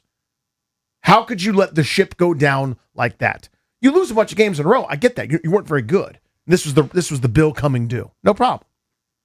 You cannot lose like that in this league and not have repercussions. And it was the softest wet tissue paper repercussions. They had Joe Witt change seats while you were getting embarrassed and pantsed by dramatically superior teams. And you had designs of competing. You were 3-2, hadn't played your best football yet. Daniels was banged up. Remember Green Bay? And then you beat the Raiders without him. And, we know the whole deal. This was reigning NFC title game team. This is a team that's going to get back to it. We know that. We think of them now as that his season was a disaster. We didn't know it was a disaster during. Yeah. As it's slipping away and they're falling down the mountain and they're losing by 100 points, who said what to whom? How much stay the course was there? How much, oh my God, what's happening to us was there? I don't want to hear about the rhetoric. I want to see exactly and hear exactly what was being said during that 8-game losing streak, but most specifically, that 4-game stretch where they got outscored by 100 points. It's them and one other team this millennium that has had that happen to them. I need to know everything about it. 800-636-1067. Quarterback is ongoing, right? If you guys have had a chance to rip through it, we'd love your reactions to it. I'm only an episode in. I'm going to watch it as quick as I possibly can. It's catnip for me. I love the show so much. They do such a great job. What do you wish you had access to? Maybe we'll put it that way. What do you wish they were able to tell you? 800-636-1067. G&D on the Fan. Tobes in for GP. Your call's next.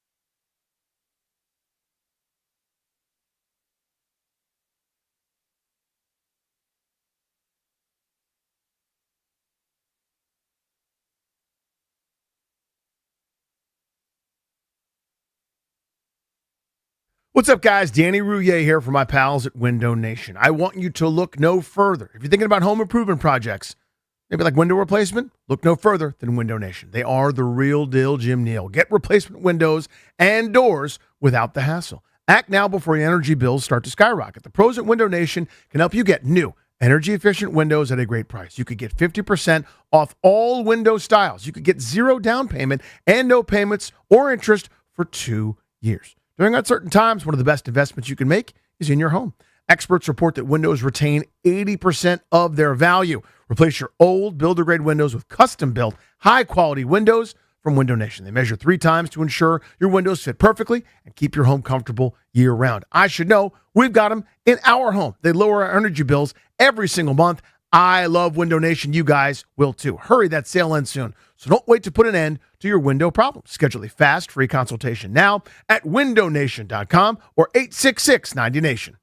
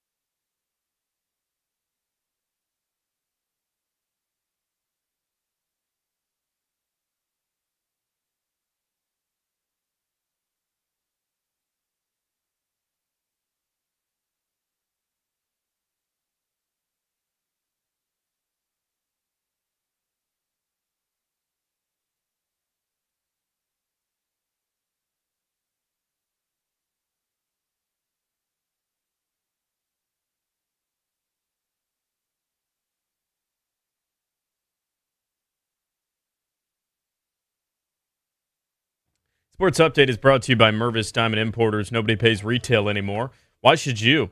The AL victorious 4-0 in the All-Star game last night with the first shutout in an All-Star game since 2013. Nats offensive stars C.J. Abrams and James Wood went 0 for 3 with 2 strikeouts, but Foster Griffin delivered a perfect inning in his lone inning, striking out 2. In other Nationals news, Drew Millis is off to the 10-day IL with a fractured left index finger.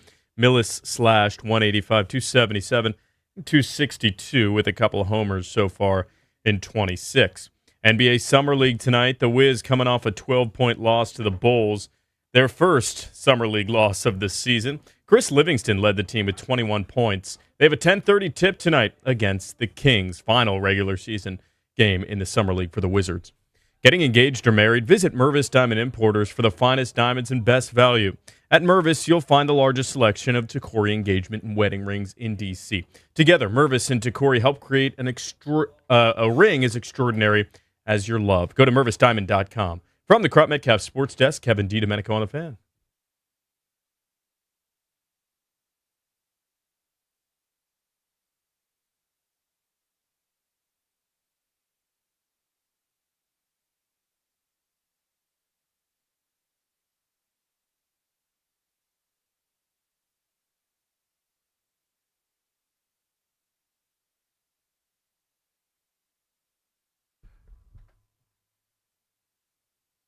Welcome back. G&D here on The Fan. We are brought to you by the law firm of Condori and Morad. Estate planning, elder law, real estate transactions, probate administration. Their attorneys are always there to protect you and your family's assets. Schedule a free consultation with their team today by visiting kmlawyers.com and be sure to let them know that we sent you. That's kmlawyers.com. Tobes in for GP. I got it's old Randy Duguay here, Netflix star. Danny Rouillet, thank you. I have a cool announcement I'm going to make at 3 o'clock. It's really cool for me. I don't think it's going to affect any of you at all. It might a little bit. I think the best I can hope for is someone will hear it and go, oh. So that's what I'm hoping for. If I can get a, huh, or a, oh, okay, then I've won. That's as good as I can hope for. Yeah. We are doing our position group of the day, assistant to the regional manager. Yes. Position group of the day at 3:25. Double play 3:45. Beltway Blitz at 4. We'll talk about Toby's gout at 4:25. I'm kidding, but that's part of the topic there at 4:25. And I got a Trae Young take I want to unload on you guys. We'll do that in the 5 o'clock hour. But right now, of the moment, and Darius and Strobes and company, I want to go to you guys here in a second. But Quarterback television program on Netflix. It's so good. It's wonderful. I know people are devouring it because it's got our own Jaden Daniels in it. And anything I can find out, I want to find out. I want to see. I mean, even the stuff that's not hard hitting, and it sounds like I'm criticizing it. I'm not. The stuff that's not hard hitting. I loved the few moments of him at the Boys and Girls Rec Center, taking those pictures with the kids and interacting with the little girls. Like, my dad's a big fan. He's like, are you? And she's like, yeah. And like, awesome. I love him so much. I just want to see him do stuff. Great dude. The photo shoot that they accompanied him on, whatever that was for, whatever the promo was, kind of going in depth and interviewing his mom, talking about her role and what she does, and how it sort of makes more sense and putting some kind of voice and face to the thing. All about. If I had my druthers though, and this was a different thing, this was one of those like uncensored documentaries, and I could see whatever I wanted. I want to see every single conversation, and Daniels would be involved to some degree, but every conversation during that really was an 8-game losing streak, but that 4-game slide where they went from relevant to disaster. And they lost to the Bears by a point. We forget about that. Monday Night Football, it was a gross game, but still, they were there. Should have won the game. Probably should have won it, right? Yeah. 25-24, you lose it. Hey, that's football. Year before, you got it with a Hail Mary. This year, you lose. Whatever. Is what it is.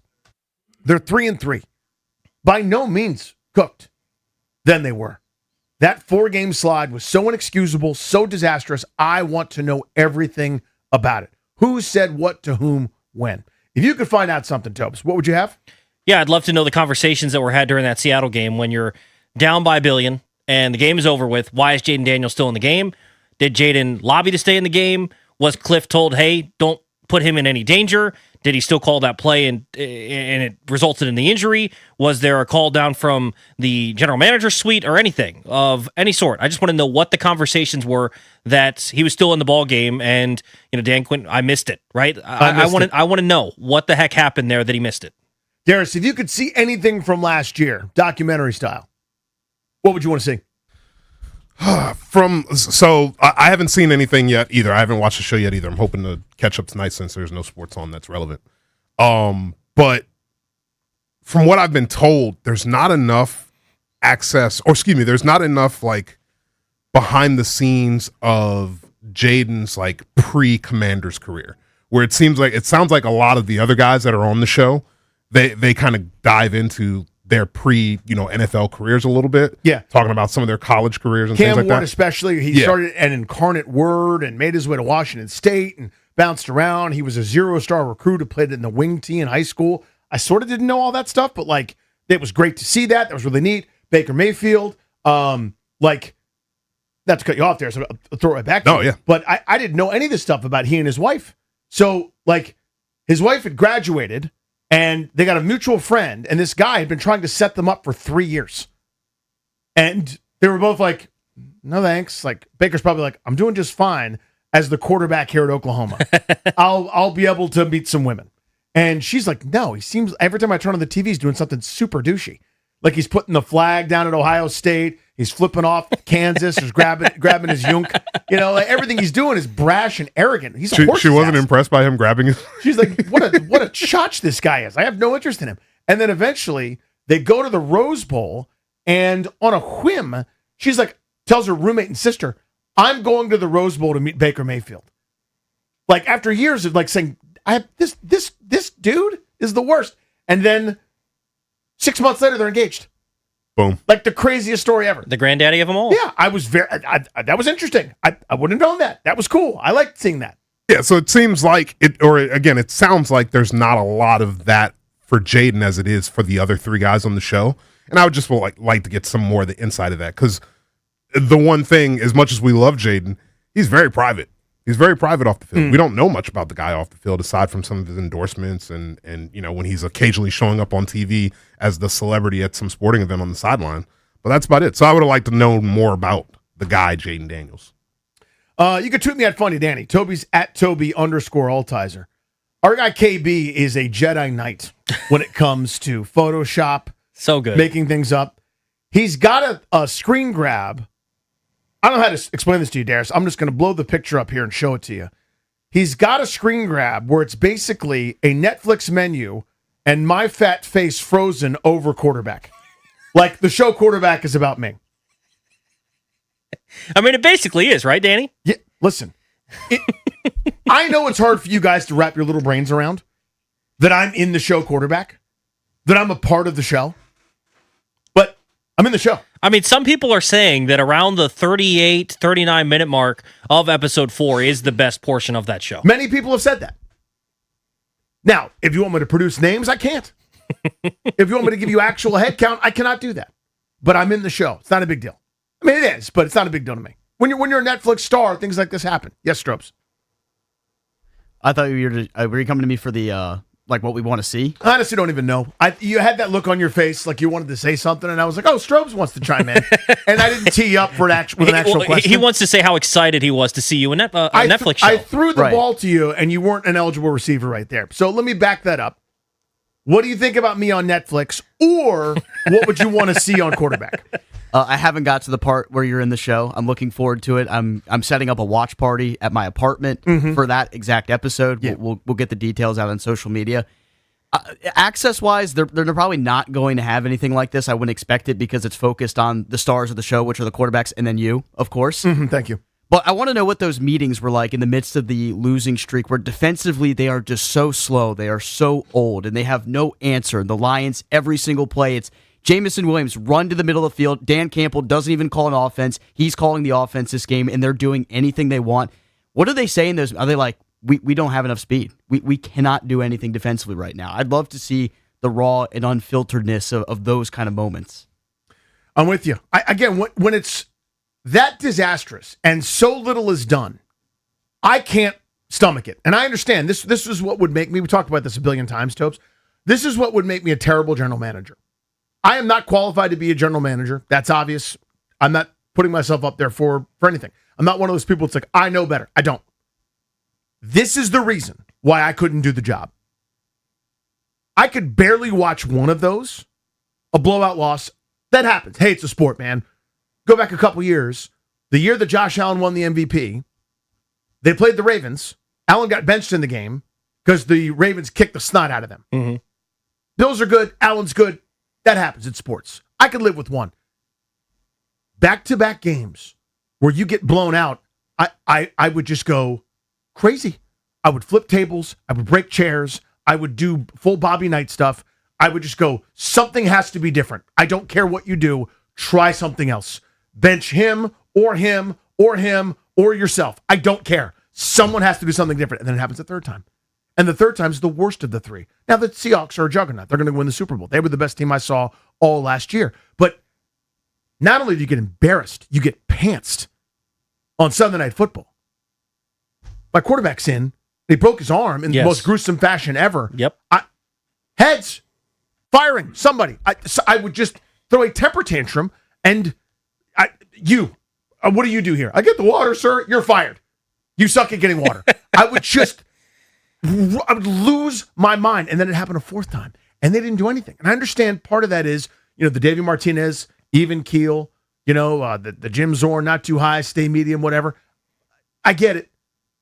When it's that disastrous, I need every bit of information as to who was responsible. And I need punishment. I need someone to feel a fraction of what we felt, which was embarrassment. Yeah, feel the pressure. Where is the shame that comes with it? Teams lose in this league every week. A 4-game losing streak, while not fun, is not unheard of. You go through a schedule where you go to Kansas City on Monday Night Football, for goodness sakes. A lot of teams lose that game. Now, I know Kansas City didn't end up great, but that's Patrick Mahomes, man. Yep. You lose a game to Patrick Mahomes, no problem. You lose a game to the Seattle Seahawks, the Super Bowl champs. Yeah, no problem. You lose a game to the Detroit Lions. That's a pretty damn good team, right? Now, again, last year didn't go the way you want, but they're still plenty capable. Even you lose at Dallas, I know it stinks, but that was a pretty good football team right then at that point of the season. You combine the way they lost those 4 games by, again, 100 points. Yeah, look lifeless. And looked lifeless and gutless and planless and rudderless and nothing.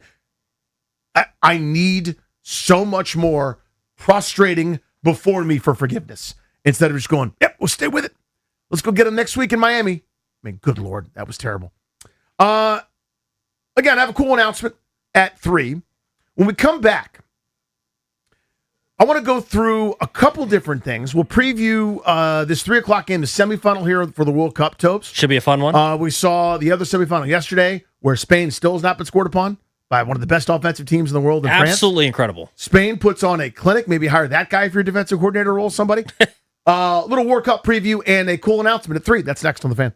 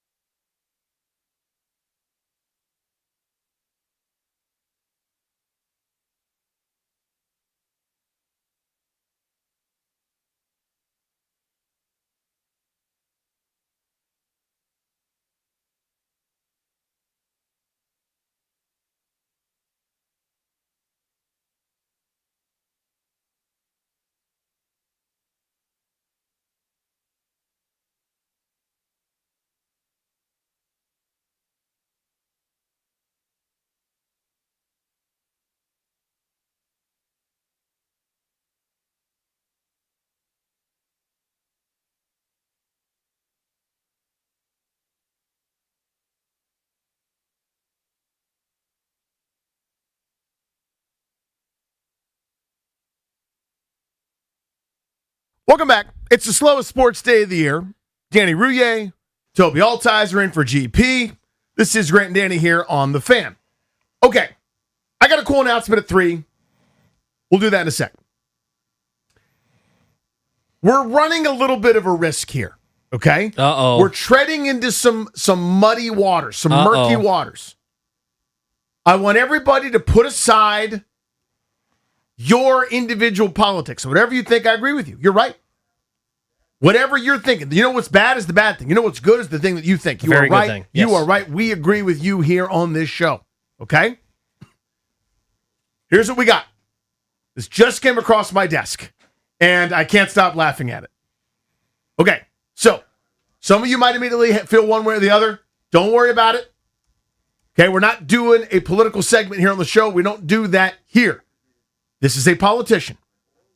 I want you to listen very carefully because you're going to hear it. There's you have it ready? Okay. This is Senator, I believe? Senator, yeah. Senator Chuck Schumer speaking on the Senate floor. Senate floor. Okay? This is Chuck Schumer speaking on the Senate floor. Don't worry about the content. We're not having an argument about the content. Just listen to this. And we need a complete investigation that's independent. Now on Iran and the NDAA. We do need an investigation, Chuck. We got to investigate those pants. We got to investigate those underwear, bro. That's pretty tough. You ever seen that movie with Martin Lawrence, Blue what? Streak? Do you have one? Do you have an issue down there? Now, that's pretty tough. The best part of it, after he blasts gas on the Senate floor, is he knows he did it. He's got his hands in his pockets, and the visual's a 10, where he kind of gives like a Dangerfield kind of a move. All right, so again, listen for it. You don't have to listen too hard. The microphone picks it up. It's about 2.5 feet and a body length in between, right? Or a body width in between. You can hear it clear as day. And we need a complete investigation that's independent. Now on Iran and the NDAA.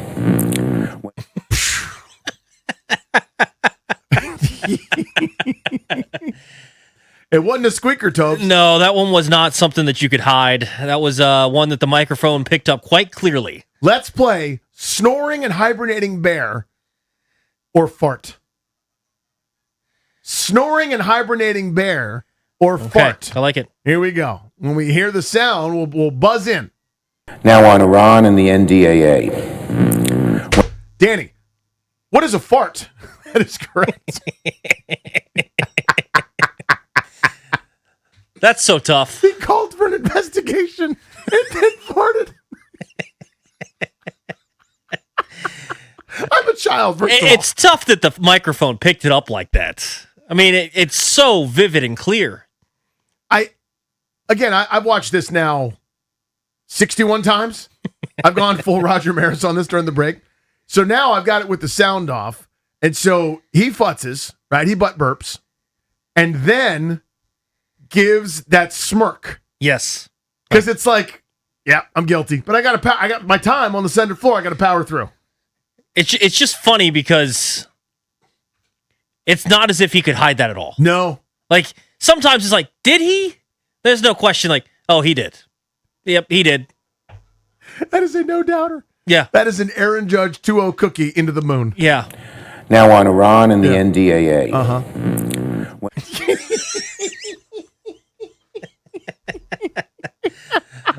That's pretty tough. Now for more serious business. I mean, yeah, good luck trying to get anybody to care about what you're trying to say after that. Now you listen to me. Okay? I'm a serious man that will be taken seriously. I have a point to be made about this administration.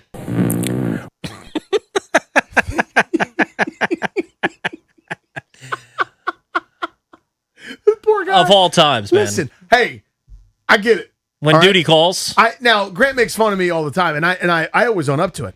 I fart a ton in this studio. I do. Yes. I do. That's the thing. That is factually And correct. It is not my favorite thing to do, and I'm sorry about that. But I'm here. Like, when the light's on, The mic's on. The show is happening. Where am I going to go? Like when it's a commercial break and I'm in the producer studio, I will back out of the room. The bullpen gets crop dusted. Yes. And then I will go back into the room. But what are you going to do? Again, we all digest. We all have issues. Gas is gas. It's only so many places it can go. And right after he called for a very serious and formal and impartial investigation, he needs to investigate his own drawers. One more time. And we need a complete investigation that's independent. Now on Iran and the NDAA. When Just the low tone of it too, just like it was trying to sneak in without you noticing. It's a low rumble fart. You're right about that, Tubbs. it's one of them rumblers, right? There's no force out. There's no crescendo. That escaped. Didn't it? Yeah. Didn't it escape? Yeah. Okay. I apologize to everybody. I imagine Senator Chuck Schumer does as well. Did you pass any bills today, Chuck? No, I passed gas, though, on the Senate floor in front of America. Just like that. That's tough. Okay? Everybody okay? We did it, right? We got through our that's your political segment here on Grant and Danny. When we come back, 3 o'clock, I have a cool announcement. We have our position group of the day, assistant to the regional manager. That's at 3:25. Double play at 3:45. Beltway Blitz at 4. We're chock full. We got some stuff. But I have a cool announcement. I'm going to solicit some advice from you guys next at 3.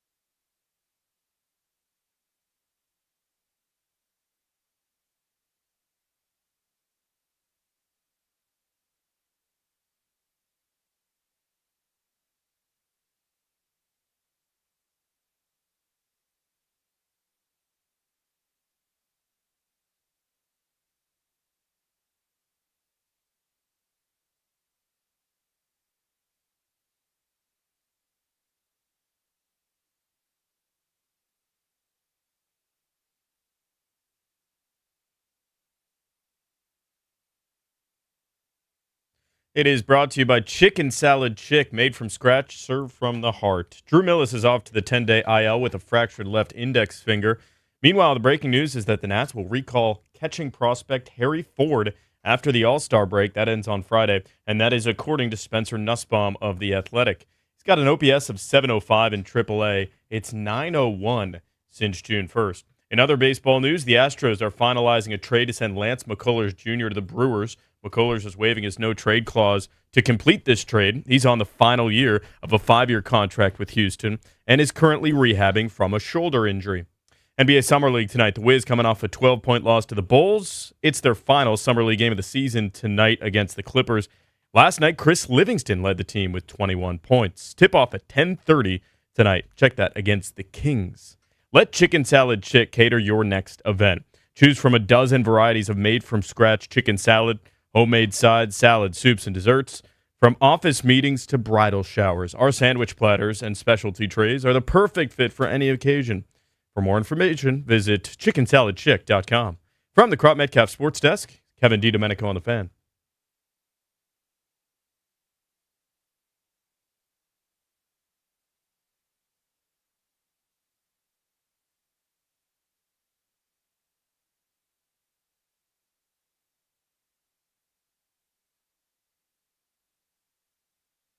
Welcome back to G&D here on 106.7 The Fan. Special shout out to our friends down in the capital of the Commonwealth, Richmond, Virginia. 910 The Fan down that way. Worldwide on the Odyssey app. GP is out. Toby is in. We're exclusively sponsored by the law firm of Condori and Morat. Estate planning, elder law, real estate transactions, probate administration. Their attorneys are always there to protect you and your family's assets. Schedule a free consultation with their team today by visiting kmlawyers.com. And be sure to let them know that we sent you. That's kmlawyers.com. England, Argentina just underway. We'll keep track of that one as we go. Position group of the day coming up at 3:25. And we're talking tackles, offensive tackles, left tackle, right tackle, everything in between.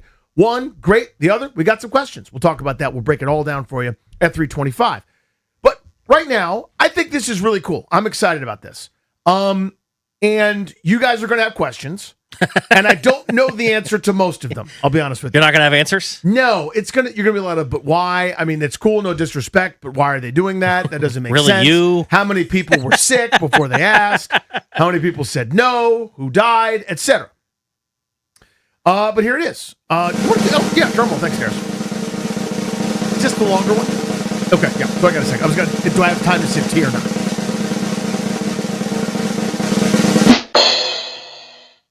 Saturday, July 25th, 4:05 p.m. Your Washington Nationals will play the Arizona Diamondbacks. That's not news. There's nothing crazy about that.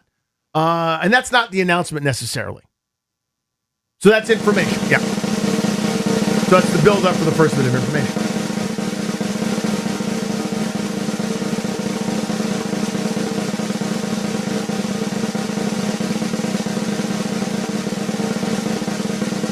The radio call features frankly, my favorite play-by-play duo in the world. Dave Jagler, Charlie Slows. So in this game, it's weird, but every once in a while, Dave gets this big national assignment that he's got to go do for ESPN Radio. So Dave Jagler will actually not be on the call on July 25th. Uh-huh.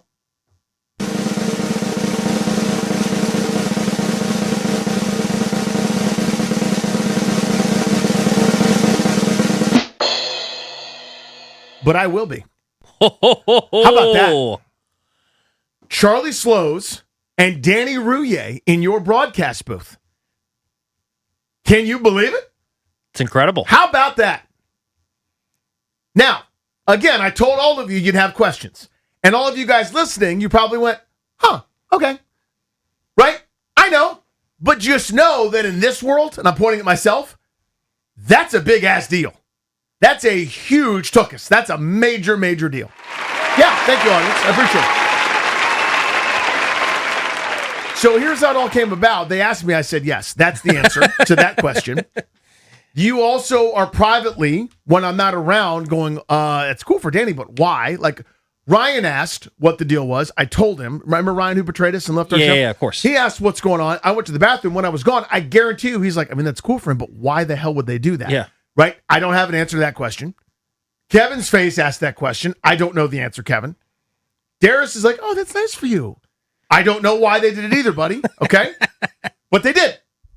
So I am going to do color. Again, me. I'm going to do color. Charlie Slow is doing the play-by-play. Charlie's great at that. Yeah. I will do color for a big league baseball game. That's on Saturday, July 25th. That's absolutely incredible. Congratulations. buddy. That's going to be a blast. I'll be on post game, so I'll be listening, chatting with you after the game, hopefully after a Nationals win.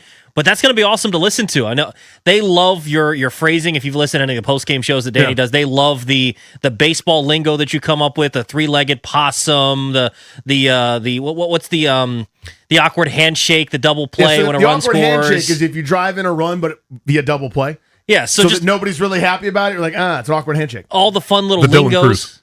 AKA the Dylan Cruz, Yeah. All the fun little lingo that'll get thrown into the broadcast. I think Charlie's going to love that, so that'll be fun. Yeah, the duck snort, the service dog, the three-legged possum, which is a ground ball. It's not going anywhere, but no one knows how to pick it up. It's one of those things. And just having been around the game so much and played forever, and you run into the hillbilly with the lingo. You run into the coach from the middle of nowhere and Gump, South Carolina, with the saying and stuff like that. It kind of sticks with you. So I've realized that people kind of dig that stuff, so I've tried to work it into the lexicon, and hanging out with Charlie and Dave, being able to do post-game has been incredible. Love those guys, even though they lose a lot when I do post-game. Yeah. I think it's only a matter of time, by the way, before the Nats are like, you can't do it anymore. So hold on. If you're doing the actual game, then what happens? Is there a chance that they win? Listen, 50-50. Given my luck, though, good Lord, man. I mean, again, they're 3-13 when I do post-game shows. That's impossible. Yeah. For a team that's 500. We figured it out the other day. I think you were doing middays. They're 18-18 in games that I've not done postgame. Which stands to reason for a team that's around 500, right? Yeah. So you're telling me if you did not do post games this year and it was just Grant and I splitting it, this team would be probably in first place in the National League East. They'd be 5 or 6 over 500. Be ahead of the Marlins, certainly. Nip it at the Philly Seals. We might be talking about them as a legitimate World Series contender if it weren't for Danny Rouillet. So, yeah. Yeah, but they're going to keep, if they keep asking, I'm going to keep saying yes. But I really am excited about this. Just to stop being self-deprecating for a second. And I want you guys' calls. 800-636-1067. Legitimately. Give me some advice. Give me a thought. Charlie's the best. He and Dave are perfect together. I'm going to try to not screw that up. My default is going to be to go full Dave Chappelle. Oh, you could shut up. That's my thought. I'm going to shut up for the most part. But I got to talk at some point, right?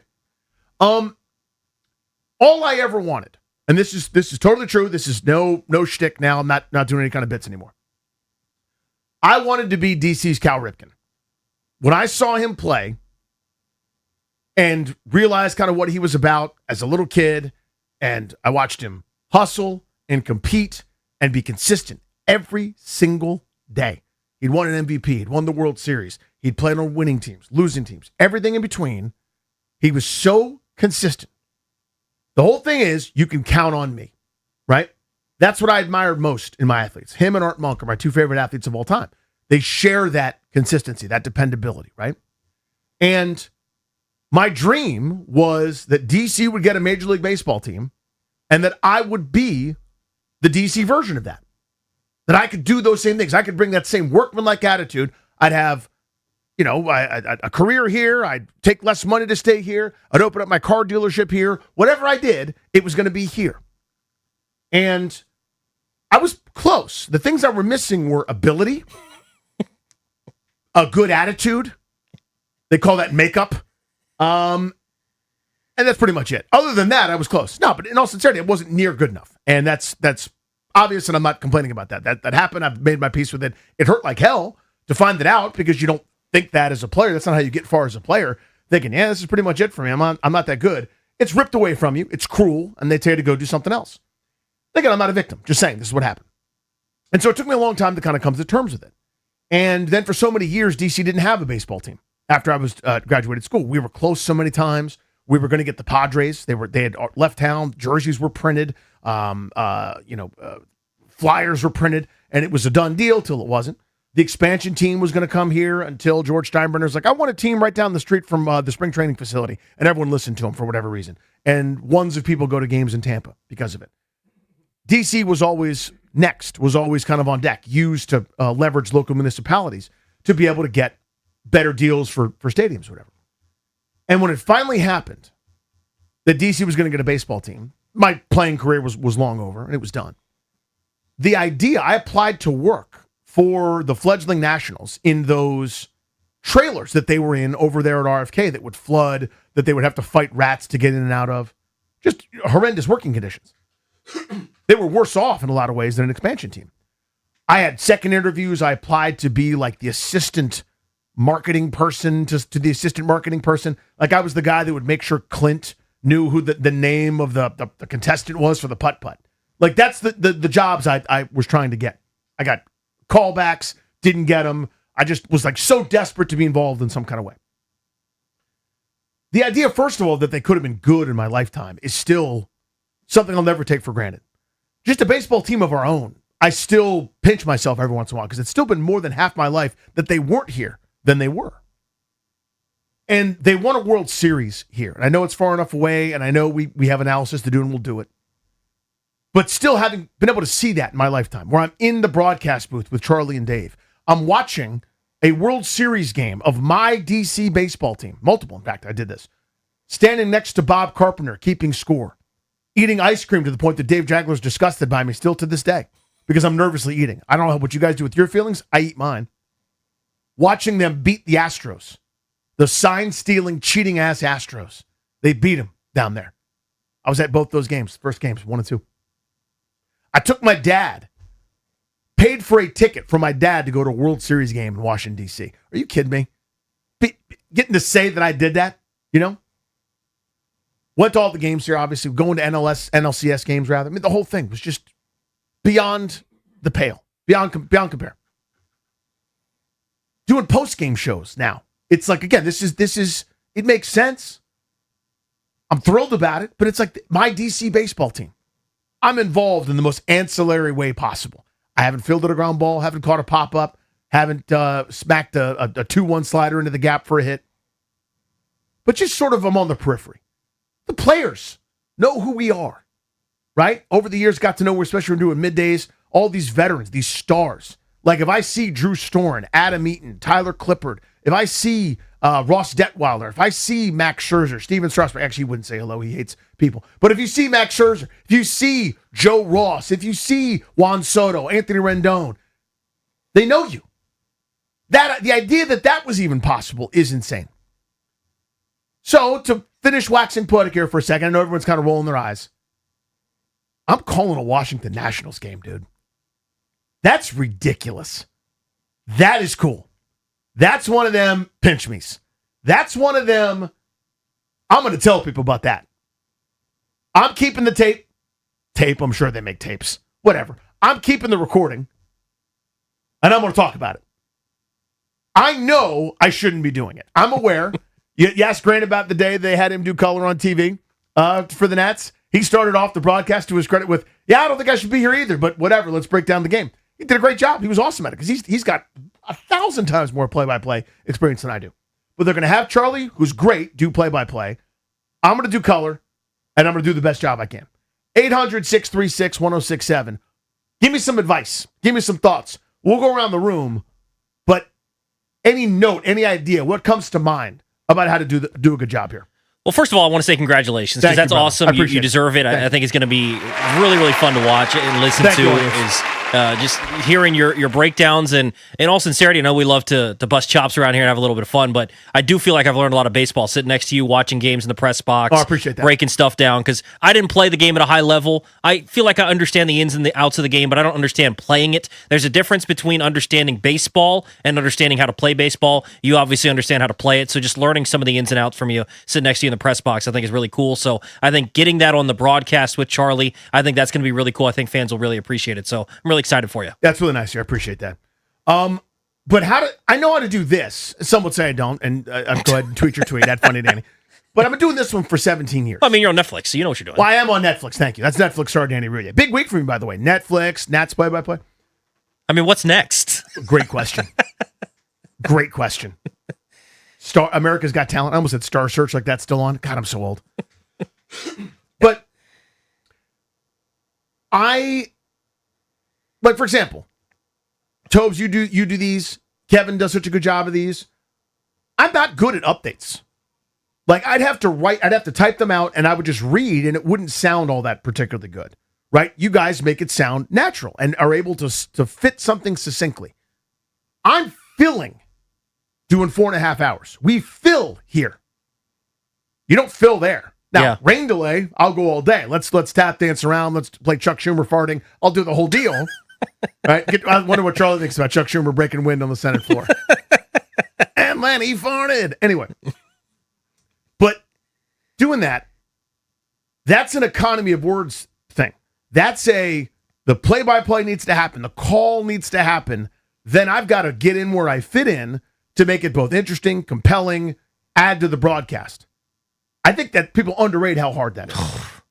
Very difficult. Right? I mean, just think about whenever you've listened to a baseball broadcast, especially now with the pitch clock, where Charlie and Dave are trying to tell a story, or they're trying to tell you about something that happened before, or even break down a play like you'll be doing as the color commentator, and it'll be mid-sentence, and Dave goes, and here's the pitch, and then you're right back into your story. So you've got to be able to weave in and out with the play-by-play going on. So that's not easy. That's something that'll take a little bit, but I think you'll get the hang of it. You understand how it works. In general, like I think there's probably going to be a handful of times where Charlie's going to look at me and going, you should probably go at some. You should probably talk at some point because I'm so nervous. Because again, behind the scenes, we got a few guys that call the show that we talk to on the phone. That again, it's such a treat. I get to say stuff like this. Joe Theismann, for example, is incredible. One of our favorite guests. David Aldridge does this too, to a degree, where they're still going in their train of thought, but there'll be a pause, and I am the jumpiest.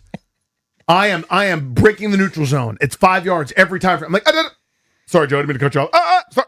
I've done it 1,000 times. Can you imagine being able to say, I've cut off Joe Theismann 1,000 times when he's called into our show? I've talked over Joe Theismann. So I'm so terrified of that I imagine there's going to be like a 1,000, 1,000. And then Charlie's going to go, are you ever going to? I will say, the beauty of doing the play-by-play and working alongside them, they're going to help you out, obviously, but there at least is a crowd noise. Like for us, when there's dead air, there's nothing there. There's nothing. Right? Like at least if we do that sort of pregnant pause or something of that nature, there's going to be some ambient noise of the crowd, and that kind of plays in. So it won't sound as bad. I'm sure, as any broadcaster, Danny, you're going to analyze what you yourself are doing. It actually sounds fine. You're going to go back and be like, why the heck did I do that? And you realize that after the fact that it was okay. But I think you'll do a great job. I think it'll be good to get some of the insights of, someone that played the game at a pretty high level and understanding how to break down the little things that, maybe Charlie and Dave, even though they obviously have learned a lot, they didn't play at that high level either. Like they understand that as well. So I think that's what they appreciate, some of your insights. I think that might be the selling point. Because again, anyway, who knows? I'm now starting to be like, no, I get why they picked me. That's what that sounded like. I didn't mean that. Darius, what do you got for me? To piggyback off of Toby, baseball is one of the only sports where you can kind of get away with the pregnant pause and it being okay because there's so much ambient noise. There's plenty of times where on the broadcast where neither one of the guys is saying anything and they're just kind of letting things breathe before the next pitch, and that I think that's totally fine and totally acceptable. Whereas a sport like football, you got to fill in that time in between, or a sport like hockey. John Walton basically doesn't stop talking at any point. He has to keep going at all times. He's a Terminator. Yeah. By the way, this is not what you're talking about, but just it got me thinking. One of the first things they did where they're like, hey, I don't know who. That was weird. Let me try that again. Our boss was like, hey, you guys are a new show. Let's reintroduce you to the world. Go on with, Dave Johnson and Glenn Consor. Go on. And so John Walton was kind enough to invite us in the booth. And the idea is that we were going to be able to talk to John Walton. Well, for 8 straight minutes of the 10 we were supposed to be on with him, it was nonstop action. There were no ices. There were no whistles. And so Walton's just going, end-to-end action here. Nothing is stopping. Puck's in the corner. Here's Karamachov to Bubba Blopsov to Bobrovsky to the other guy with an olive in his last name. Puck's waffled to... And I'm like, he didn't breathe. He never stopped.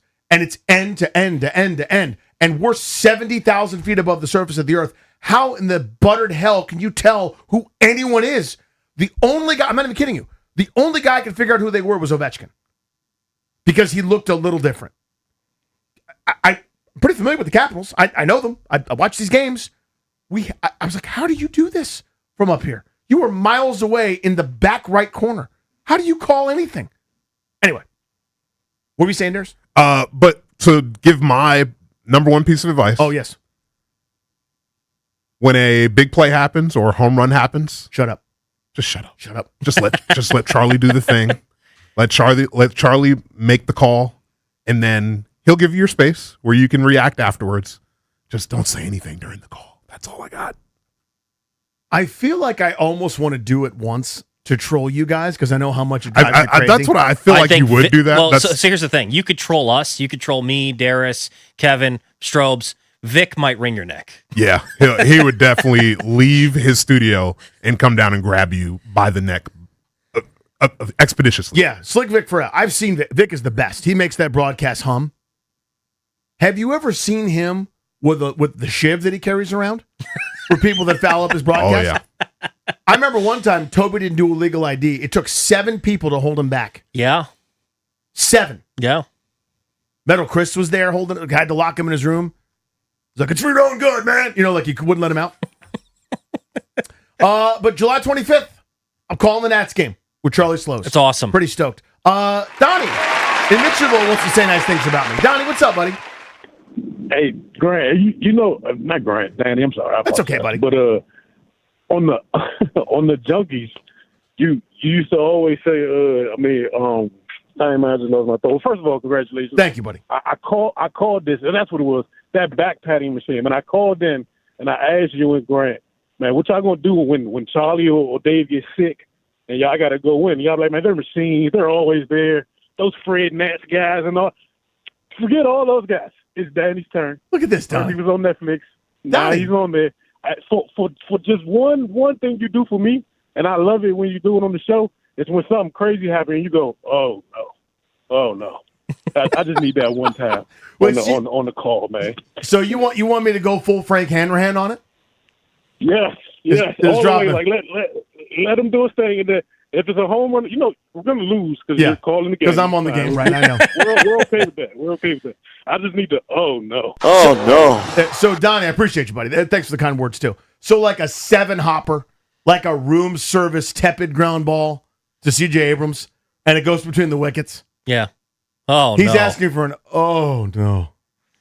Oh no. I'm hoping we don't have to hear that, to be honest with you. Unless you're doing it for, man, as the D-back center fielder went back, he went, oh no, because that one had no chance of staying in the yard. That's what I'm hoping. Yeah, Corbin Carroll said, oh no. Yeah. It's hard to squeeze that in there. Yeah. But I'm really excited. I really appreciate the Nats for thinking of me, and appreciate everybody over there for saying, yeah, that washed up pudgy zilch that hasn't done anything athletic worthwhile in decades. Let's have him do it. And I'm pumped about it. Really appreciate that. We're doing position group of the day. That's next. Tackle time. Tobin, I'll break it all down. Stay with us.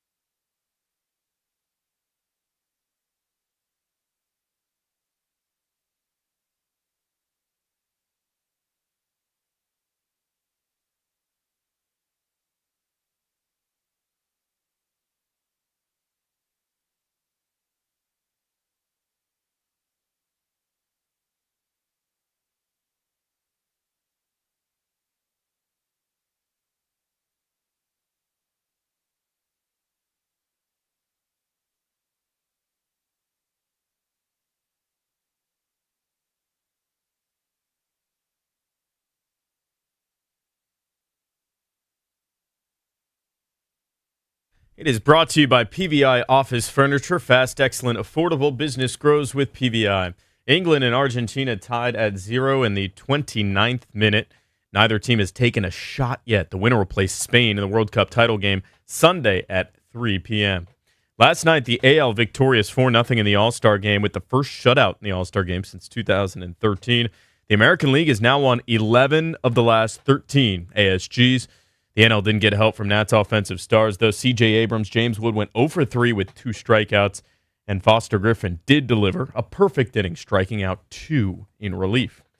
After Drew Millis went to the Nats' injured list, Harry Ford will join the team on Friday. That's breaking news according to Spencer Nussbaum. He's being recalled from AAA Rochester, and that is after the All-Star break ending Friday. Strong teams need spaces that keep up. PVI Office Furniture helps businesses create better workspaces with expert guidance, new and used options, fast delivery, and installation by PVI's own team. Visit PVI's massive Frederick showroom or go to PVI.com. Come experience the PVI difference today. From the Crop Metcalf Sports Desk, Kevin DiDomenico on the Fan.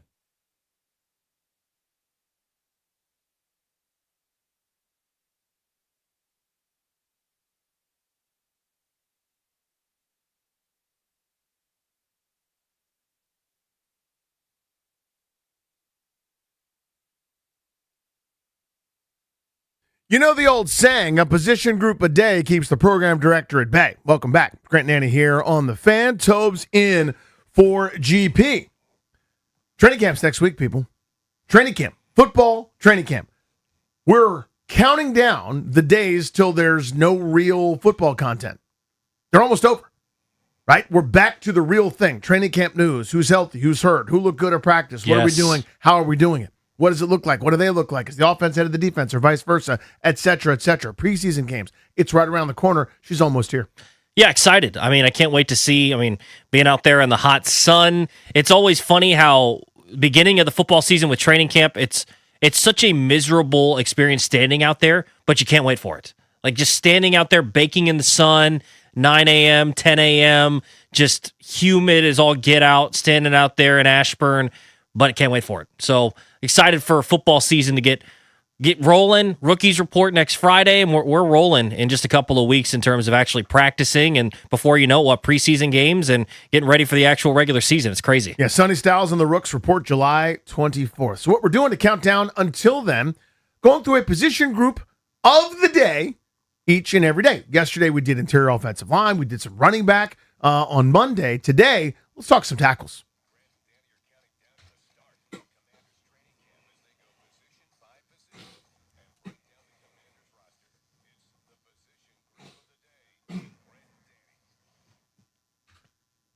So we're talking offensive tackles here, Tobes. Let's get the superstar out of the way first. Yeah.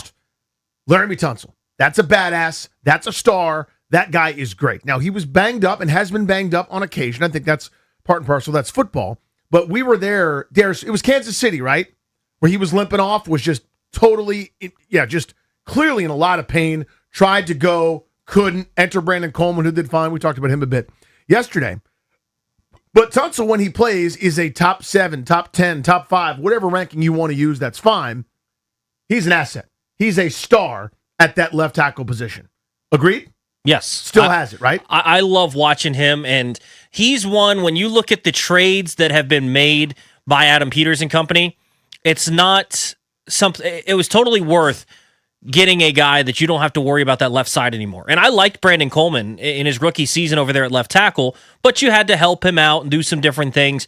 As soon as you got Laramie Tunsil, you didn't have to worry about the left side. It's locked down. It doesn't matter who's lining up over him, whether it's one of the best defensive ends or not. You're going to leave him alone, and he's going to do his job over there. It's a blast watching him. And he's one of the few guys, honestly, Danny, that we learned this a little bit with Trent Williams. There are certain guys that I don't really care what you do, just show up and play on Sunday, and we're all good to go. And that's kind of how I feel about Laramie Tunsil. If he doesn't show up to OTAs, don't care. Doesn't show up to minicamp, don't care. Has to sit out of training camp practices, no big deal. Has to miss practices during the regular season, don't care. You play on Sunday? Great. That's all that matters. You're going to go out there and do your job. Laramie Tunsil is one of those set it and forget it at left tackle, and that's a real privilege to have in the National Football League. Is there something that you could see this year? I mean, it's hard to quantify this exactly, but where Blau and company might go, we've got this asset. I think of all the use of Trent Williams, who you referenced. I think that's a good one.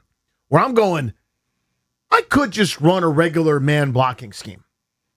I could also let that predator hunt. Yeah. I could get that guy out in space, having members of the secondary recoil, make business decisions. I could run a lot of quick screens that have misdirection the other way. He can get out there and make that reach block. He can get out there and get to a linebacker, a safety, somebody coming down.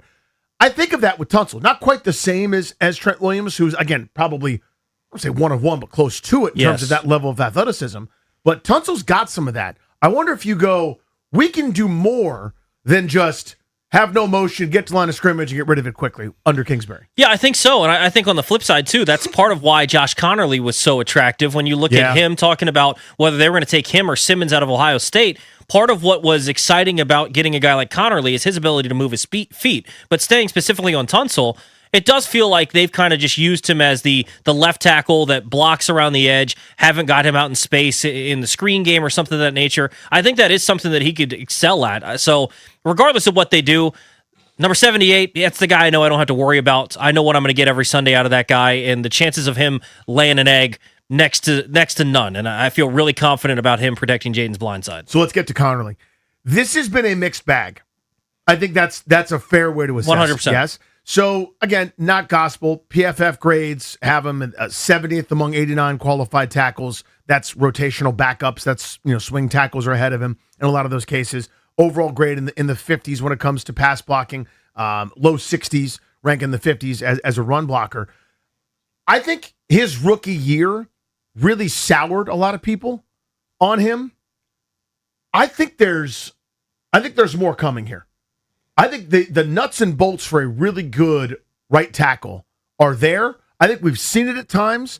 I'm hoping this is the year that we kind of, he looks at his fist like the hero in the stupid cheesy action movie and recognizes that he's got everything he needs in the toolkit to be really, really good. Yeah, when you look at the top of this offensive tackle list, the top 10s where Laramie Tunsil was 5th, Penei Sewell was an early pick. Trent Williams was an early pick. Tristan Wirf's an early pick. Jordan Mailata's a little bit different, but obviously you get that. Darnell Wright was a first-round pick. Lane Johnson was an early pick. Andrew Thomas, early pick. Alt, early pick. Garrett Bowles. You don't get many guys that are very elite at their position at 29. And so for Josh Connerly, the reason he was available at 29 is because there was going to be some development that was needed. He could have gone back to school for another year at Oregon, and maybe he's in a top 5 conversation, but instead he decides to come out.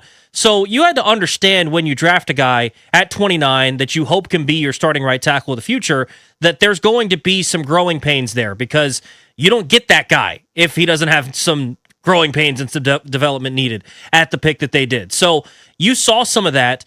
I'll just tell you, Danny, from seeing him at OTAs and minicamp, he looks bigger. He looks like some of the baby fat that he was carrying. He's kind of growing into his grown man body a little bit more. So I'm curious to see if he's a little bit stronger. But you saw the makings of a guy that could be a really good offensive tackle. It just at times didn't play out that way. I think having a full year under his belt, now a full off season to work with this, I think he's going to be in a better scheme here, because I do think they're going to run some of that outside zone stuff. And I think even just hearing him talk, there is excitement for him to be able to get out in space. Getting him in space is the key. And I think that's where he's going to really excel. So I think year 2 for him, he's going to take a big step forward, and maybe he's not, knocking on the door of this top 10 list anytime soon, but I do think you're going to feel really good about him at right tackle going forward after the step that he takes this season. So, again, his rookie year was not great.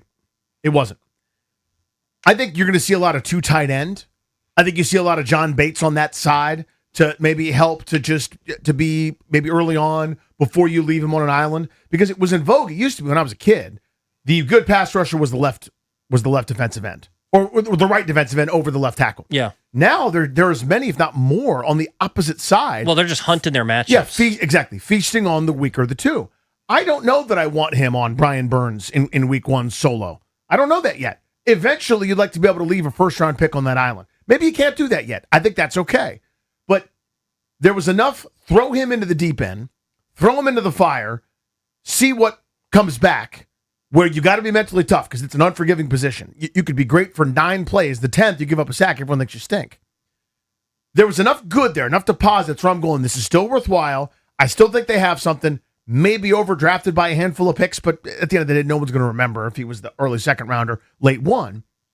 I think he can play, though. And I think this is, I don't want to say make or break, but this is the year that those of us that believe will either be validated or still have questions. You'll kind of see, right? Yeah, and I feel like for him last year, obviously he started the year going up against some really good pass rushers, struggled early in the season. That was obvious. But again, you kind of expected there to be some growing pains for him. I thought as the season went on, he showed some real improvements. And then at the end of the year, kind of took a little bit of a step back to what you'd seen maybe in the middle portion of the season. So I'm hoping that a full off season, maybe in a scheme that fits him a little bit better, where they're going to be able to get him in space with screens and different things, even getting him on the move just for the run game. I'm excited to see what he can do because I do believe that there's some really good potential for him here, and even something that, okay, he's a good right tackle with Tunsil. Whenever Tunsil's done, this is a second contract guy to be your left tackle. That's kind of what I'm hoping for him. Obviously, you still need to see a lot more there, but I think he's going to show some real growth in year 2.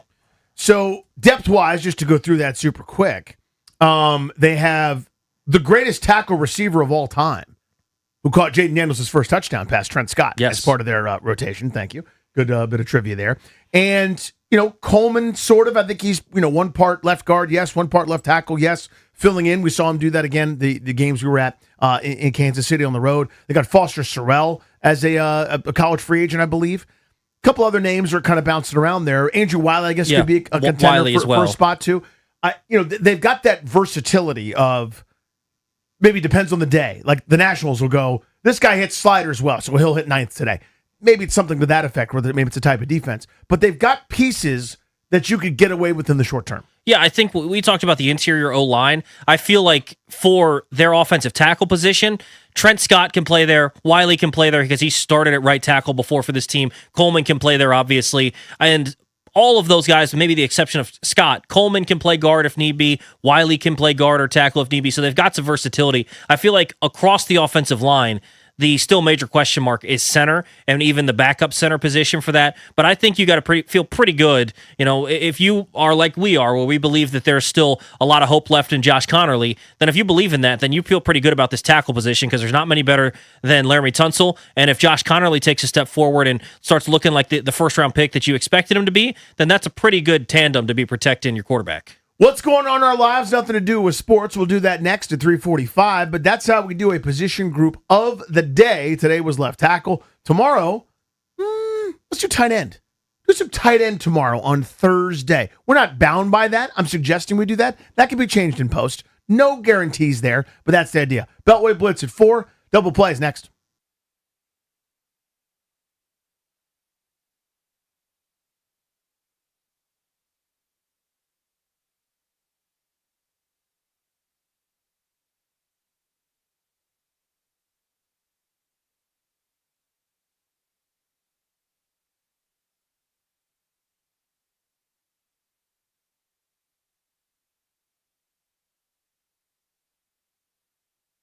What's up, guys? Danny Rouillet here. $30 million in guaranteed prizes.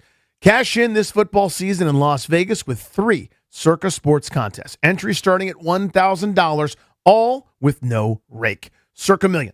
18 weeks of point spread action. 128 different ways to win. Circa Survivor. Pick one winner each week. Last one standing wins. And Circa Grandissimo with a $100,000 entry. Enter Nevada. Play from anywhere. $30 million guaranteed. Visit circasports.com for details.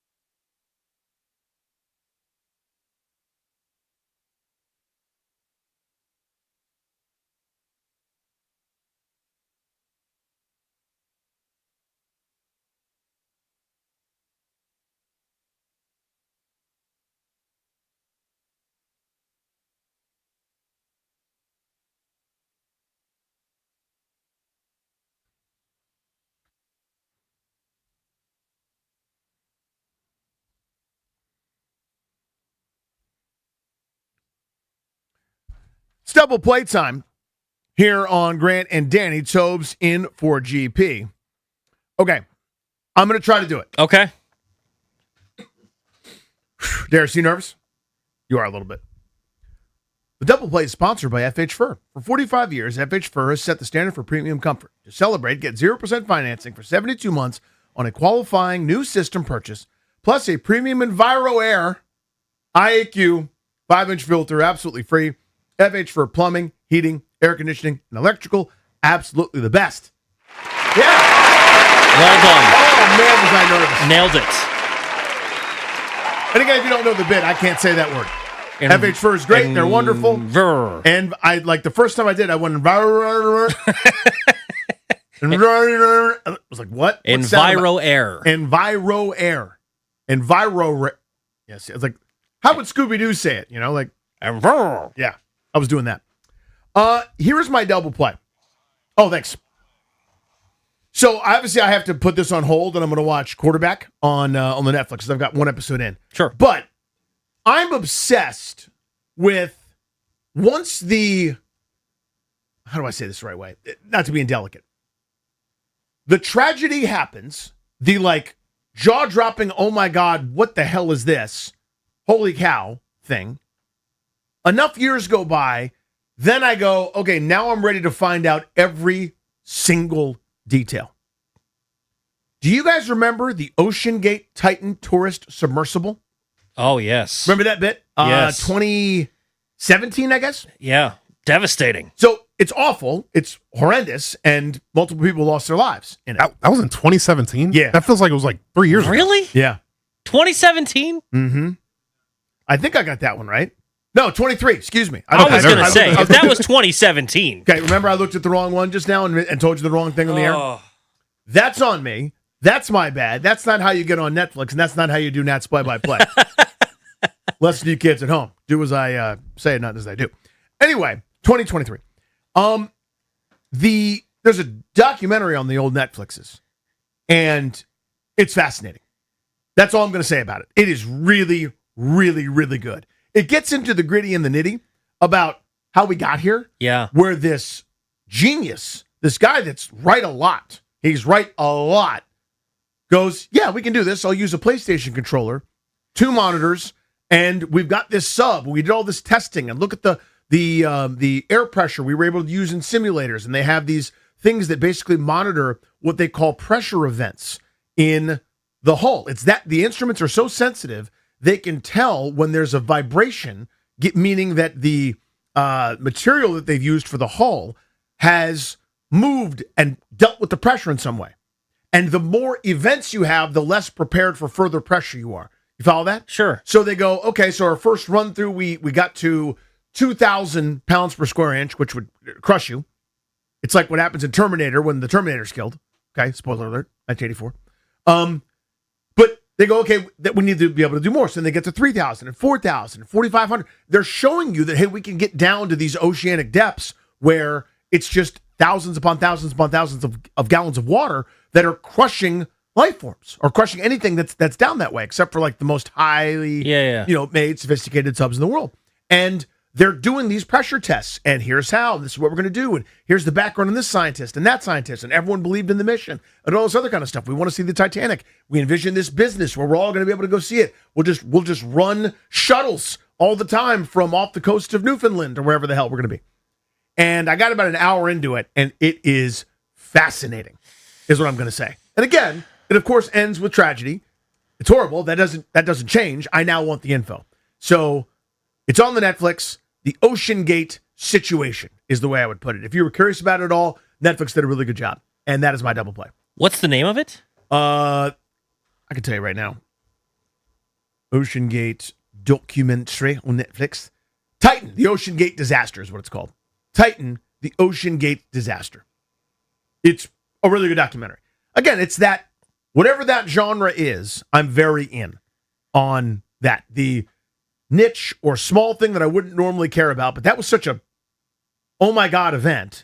Everybody sort of stopped what they were doing and went, wait, what? These poor 5 people are going down there to do what? This was never going to work. But they really believed that it would, and then they're going into why. And it's fascinating. So, Danny, we talked about this earlier in the week. I am going to see The Odyssey tomorrow. I'm going to be sitting in the third row and get neck pain for weeks dealing with it at an IMAX at the Air and Space Museum out in Chantilly near my house. So I'm excited to go see it. We just found out that it's just popped up on Rotten Tomatoes with a 98% on the tomato meter. And I'm very interested to see how the average person's perception of this movie compares to the critics, because it is one of the highest rated Nolan films, which obviously Christopher Nolan's incredible. I'm excited. I love watching his movies, especially try to watch them in IMAX after he films them in IMAX, which, by the way, I mean, you're a film junkie. You're into these sorts of things. The fact that when they film these things, they have to do them in basically 2.5, 3-minute segments, because that's the amount of time, the amount of film that the IMAX camera can hold. So this is a 3-hour movie, and they did it 3 minutes at a time. So they could only do, I remember when this kind of first came on the scene for The Dark Knight. No, this would have been, this is for The Dark Knight. Yeah, The Dark Knight. Where they were, one of the selling points, again, to the fact that it's one of the best movies ever made, but they were like, there are 5 full IMAX scenes that they shot with the IMAX cameras. And at the time, it was like, oh my God, because they weighed 3,000 pounds. It's better now, but it's still, you couldn't do that. It was when he's on the roof in China, and he's going to dive off, talking about Batman, he's going to dive off the roof into That's Lao's incredible. building. They did the opening scene with the one note playing over and over to raise So the tension. good. That was an IMAX, and a couple other scenes were full on IMAX. The rest of it was still incredibly well shot, and everything was awesome. Cinematography, Christopher Nolan is awesome, but that was that big a deal, and now it's become more and more commonplace to the point that how many years later, is that 14 years later, everything was shot in IMAX, it sounds like. Yeah, I think I don't know the full, I think it is fully in IMAX, or pretty close. I mean, I know Oppenheimer was mostly in IMAX, and I think they did, some of the different cuts to try to show you, what perspective it was doing there. But, obviously that movie was really good. I'm a big fan of Christopher Nolan, so I'm excited to see this film. This generally would not be up my alley. Like, I generally don't care about this genre at all, but anything Christopher Nolan touches, I am all the way in on, and I'm excited to see. I mean, it's got a great cast of characters: Matt Damon, Tom Holland, Anne Hathaway, Robert Pattinson. Like, they've got so many good guys, and you've seen the story of Matt Damon talking about how he ended up with this role, right? Where he basically had told So a bunch of guys passed, right? Did that happen? Well, and maybe that is the case. I just know from what Matt Damon said, he told his wife or whatever, like, "Hey, I'm done with acting for a little bit. I'm going to take a break unless Christopher Nolan calls." And who comes calling? Christopher Nolan for The Odyssey. How about that? So I'm excited to see this one. I think this is going to be a really good movie. Again, not normally my type of genre, but we'll see on Friday if I come in and like I can't move my neck at all. You know what happens. Then we'll know what happened. Give me your top Nolans. The Dark Knight is right there. I mean, I got to catch up on some of the others. Like, I didn't see Interstellar. I need to see that one. Whoa. But I really enjoyed Oppenheimer. I thought that was really good. I love the fact, too, that he doesn't use CGI. Like, it's all practical effects. Yep. The way I explained it to one of my kids, actually, they flipped the truck. They're in Chicago in The Dark Knight. They flipped the truck over. And there's a behind-the-scenes thing I saw at one point. I think HBO may have done it or whatever. Where he goes, okay, we're only getting one shot of this, literally, because we're not paying for another bloody truck. One truck, one flip. Is everyone ready? Yes? Go then. And they drive that truck right down the main street, and they flip that sumbitch over. Awesome. The truck flips. Not the computer flipped the truck. Then look at the rendering here, Chris. No. The truck flipped over. Yes. That's the difference. Yeah. Inception is really good. I really enjoyed that movie. So I need to catch up on some of the other Nolans. Dunkirk, I thought, was really good. Obviously, the Batman trilogy is just so good. And that's what kind of sold me. The Dark Knight's probably my favorite movie I've ever seen. So I'm going to point to 4 different people. There's one right there. There's one right there. There's one over there. That's Strober. And then there's one over there upstairs. These are the people that sleep on The Prestige. There is a re-releasing of The Prestige. Yes. What, Kevin? Favorite movie of all time. Look at Kevin. You ready to go, everybody? Look at Kevin. Look at Kevin. That's how you shake the tail when you walk. It is a great flick, and they're doing a re-release for the 20th anniversary. I heard about this. Very interesting. You sleep, Darius, Hugh Jackman. You sleep, Ben Strober. That's Christian Bale. I do need to watch this. Oh, it's an all-time. Anything Nolan has touched, I need to go back and catch up on some of the file here. It's so good. It is an all-time flick. All right, that's what I got for you. So I hope your neck feels okay, and I hope the movie rules. I am going to see it at some point. I am a little reticent to do it opening night, again, because Donna Denizé gave me a no on my Odyssey paper. She just said no and handed it back to me. Beltway Blitz is next.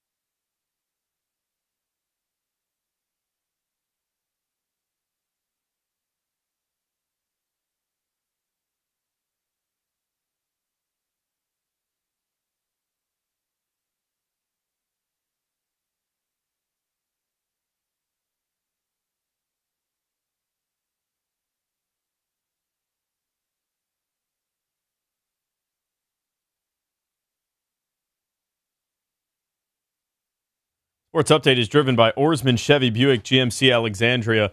Let's ride together.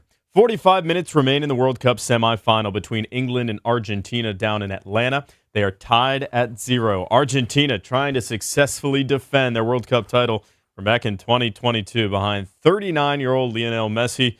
Winner has Spain in the World Cup title game on Sunday at 3. The Wizards play the Kings for their Summer League finale tonight before the playoffs in the NBA Summer League. In the MLB, the Nats have their first injury to a position player this year. Drew Millis is off to the IL, the 10-day IL, with the left index finger injury. In turn, Harry Ford will make his MLB debut with the Nationals after a .901 OPS since June 1st down in AAA Rochester. Oarsman Chevy Buick GMC Alexandria keeps their customers happy by offering great deals on the area's best selection of new vehicles, each backed by the Oarsman Lifetime Edge, featuring up to $1,500 in extras. As they say at Oarsman Chevy Buick GMC Alexandria, let's ride together. From the Crop Metcalf Sports Desk, Kevin DiDomenico on the Fan.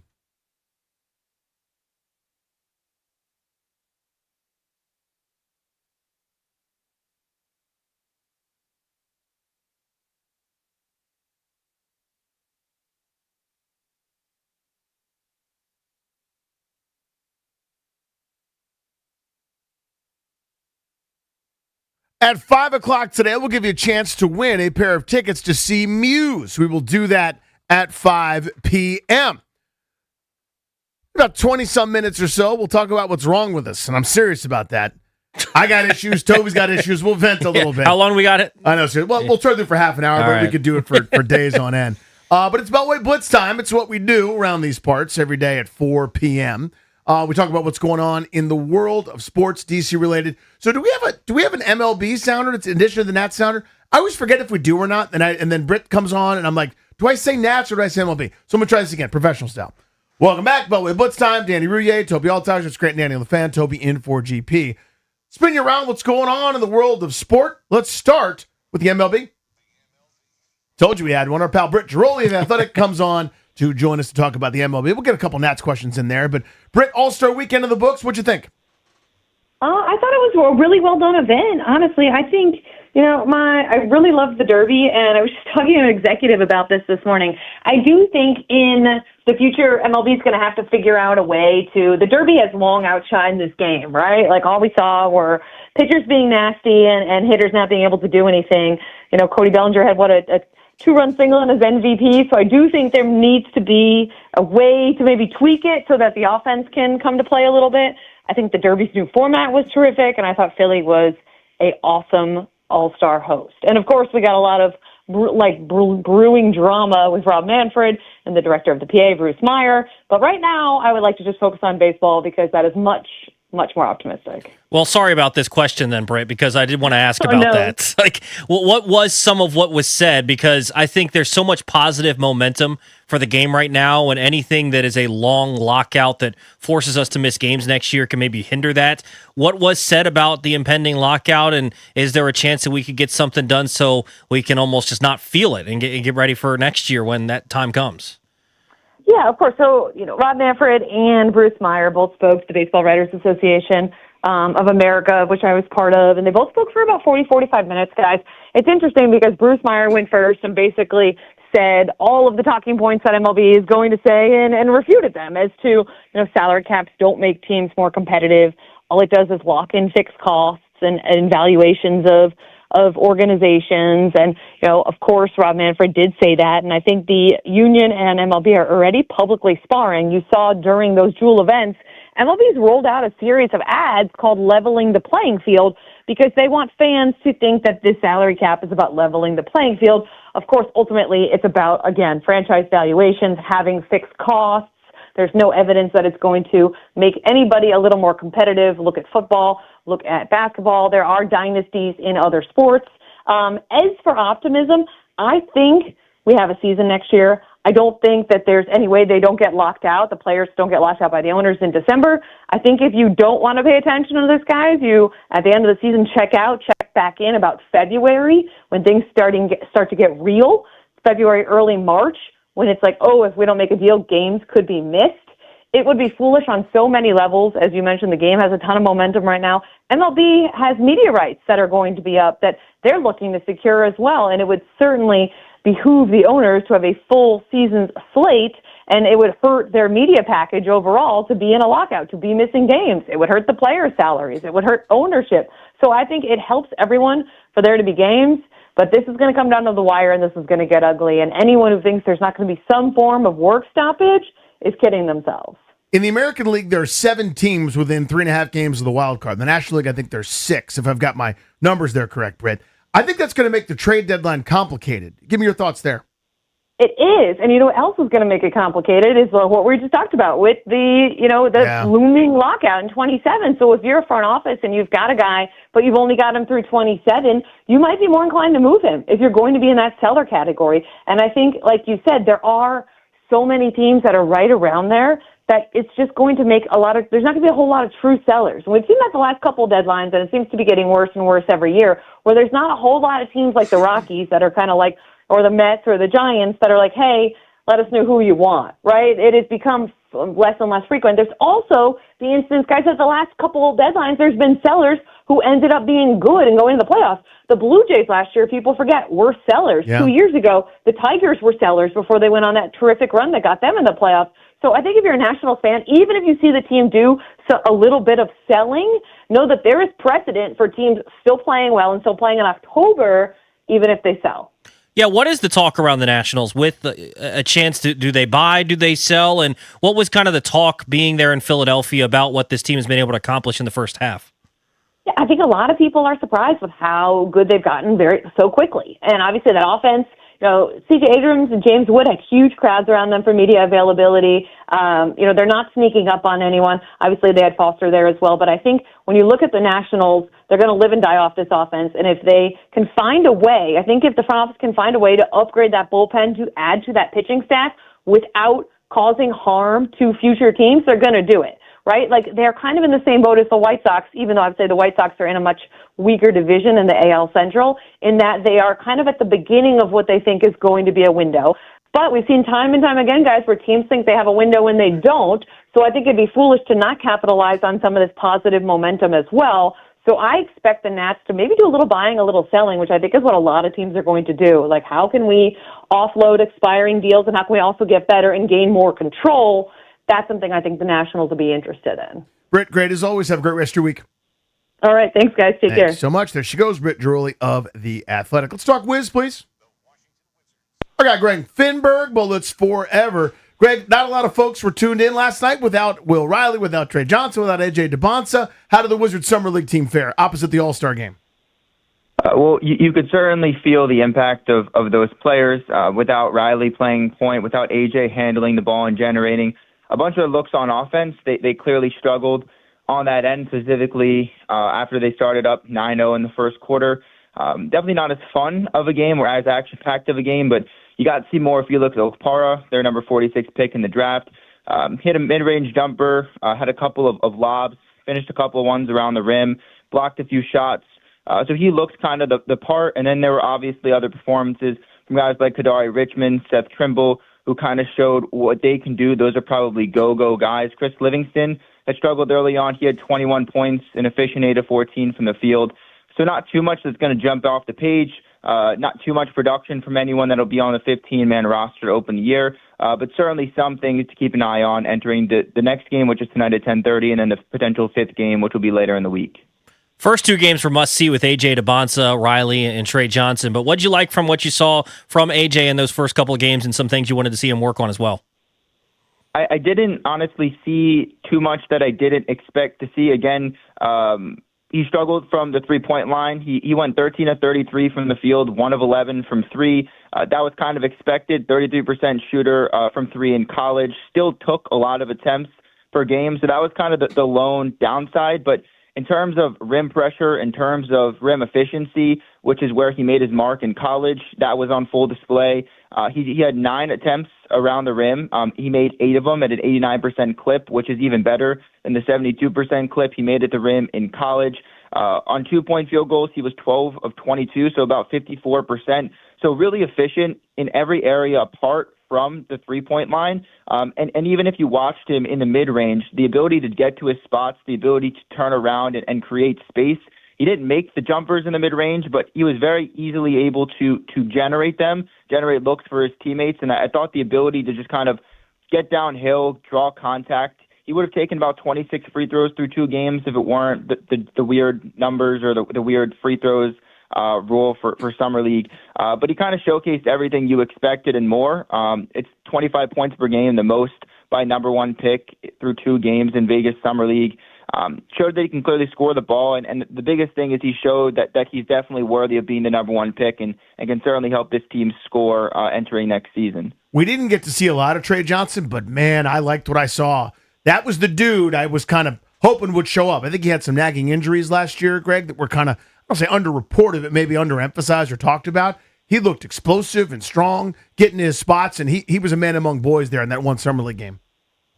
Yeah, he had a hip strain earlier in the year that sidelined him, and then ankle issues that kind of kept him out of fourth quarters and some games after the All-Star break. But before that, he was near 40% from 3 post-injury. He was sub 35%. So it clearly showcased that he was probably getting affected by those injuries.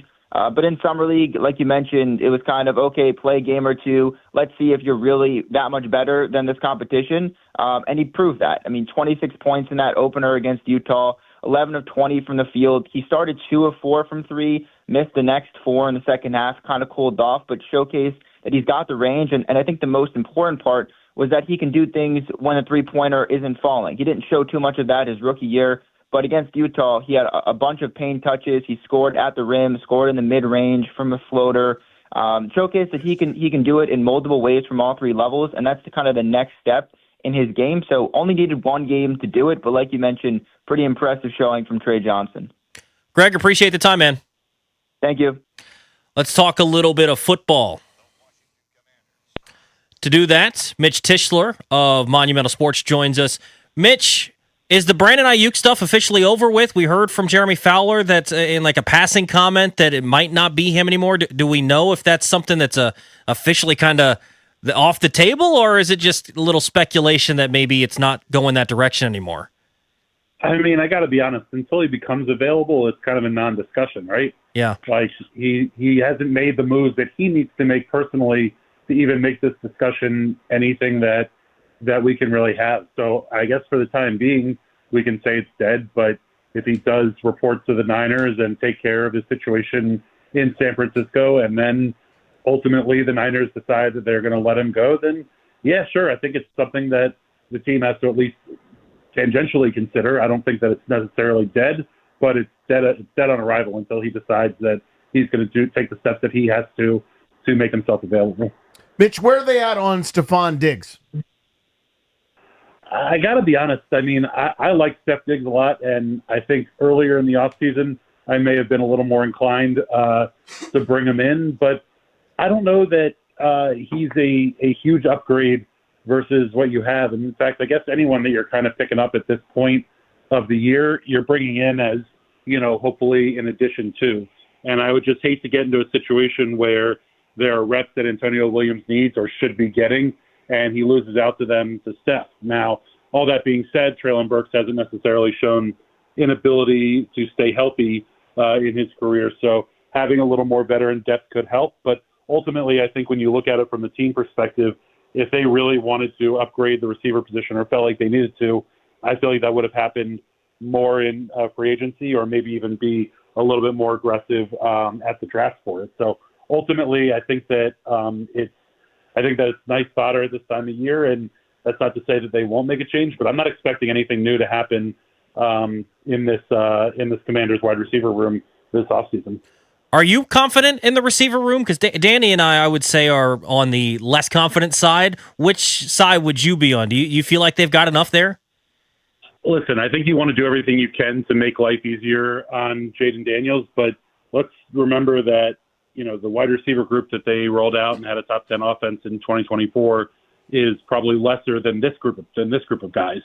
Ultimately, I think at the end of the day, this offense is going to go how Jaden goes, and if Jaden's healthy and good, I think that the group that they have They have a bunch of different types of receivers in that room that can give you a lot of different things. None of them really have the pedigree, I would say, of, some of the superstars in the league. But I think you have to look in the NFL at, a collection and not just, the individuals. And I think that this group can be good enough to take care of business and handle things with who they have there.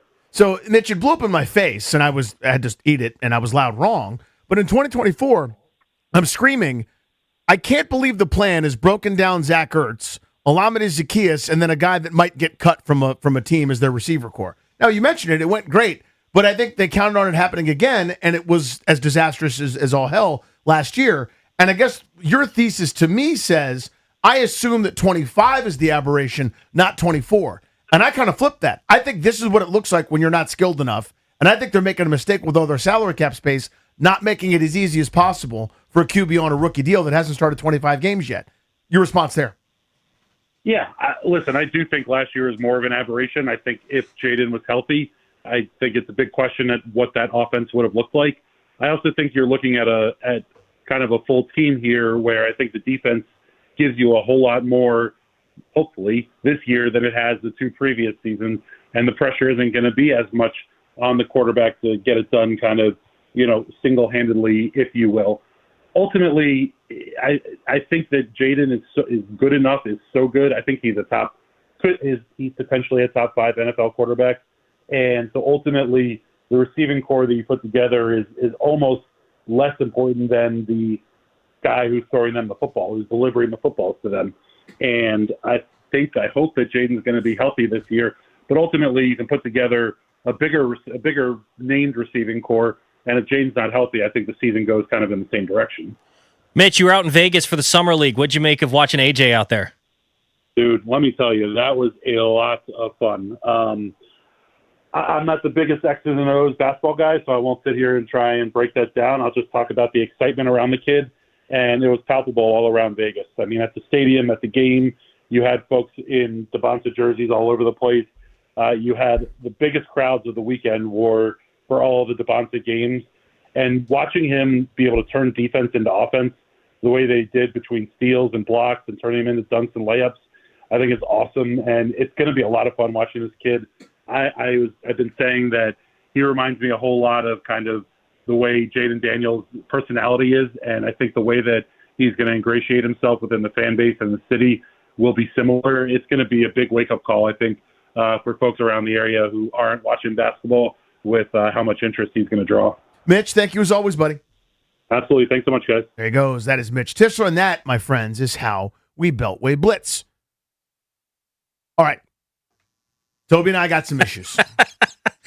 Yeah, how long we got here? I know. Toby and I got some issues. We got till 6:30. We spent 2 hours on this. We are breaking down before your eyes. We're going to ask in a few moments, what's the oldest thing about you? We'll explain that next.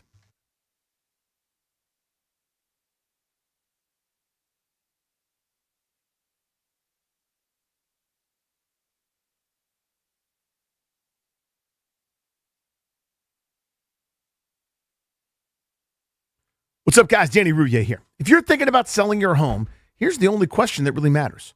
What happens if your home doesn't sell? With Debbie, Sarah, and the Reynolds Power Home team with Keller Williams, you don't have to wonder. If your home doesn't sell in 32 days, they'll make your next mortgage payment. That's exactly the peace of mind Demetrius and Patricia needed. Reynolds Power Home team's proven marketing strategy brought in serious buyers fast, and their homes sold quickly for top dollar. On average, their homes sell twice as fast as the average agents, and sellers walk away with over $30,000 more at closing. We saw it firsthand. We were first-time home sellers. We were selling our condo in an old building in a kind of a weird neighborhood in Northwest D.C. Didn't have a lot of the amenities that the more modern places had. We weren't sure how it was going to go. Well, here's how it went. Great. The whole thing was done in a weekend, bunch of open houses, bunch of showings. We got a way over asking price, all cash offer. Reynolds Power Home team is simply amazing. Sell with certainty. Your home sold, guaranteed. Call Debbie, Sarah, and the Reynolds Power Home team today at 844-654-SOLD. That's 844-654-SOLD, or visit DebbieHasTheBuyers.com.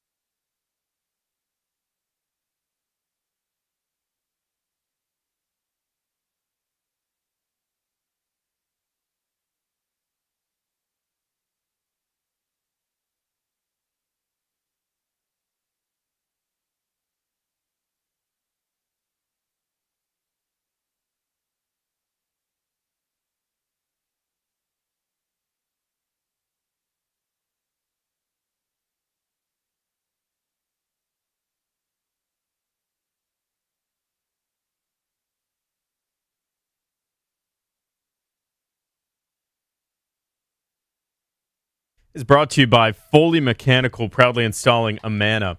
Anthony Gordon is the difference at the moment in the World Cup semifinal. England leads Argentina in the 67th minute, and the 22 World Cup champs are now officially on the ropes. Drew Millis is off to the IL in the MLB for the Nationals with a left index finger injury. Harry Ford will make his MLB debut with the Nats after a 901 OPS since June 1st now. The Nats are back in action Friday out in Sacramento against the Oakland A's. In the NFL, 4 p.m. has come and gone, and that means the Cowboys will not be extending wide receiver George Pickens after a career year. He'll play in a franchise tag this season, one of 4 players on a franchise tag in the NFL in 2026. When your HVAC strikes out, call Foley Mechanical, your go-to for heating, cooling, and radiator repair in D.C., Maryland, and Virginia. It's locally owned and never franchised. Foley Mechanical, proudly installing Amana Systems. From the Crop Metcalf Sports Desk, Kevin DiDomenico on The Fan.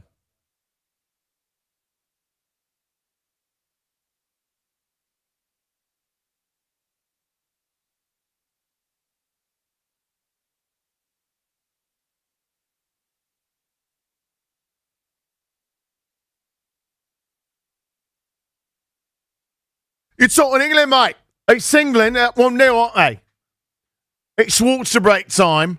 All right, against Argentina. It's coming home, lads. Get some drinks in. Welcome back. Brent Nanny here on The Fan. Tobes is in for GP.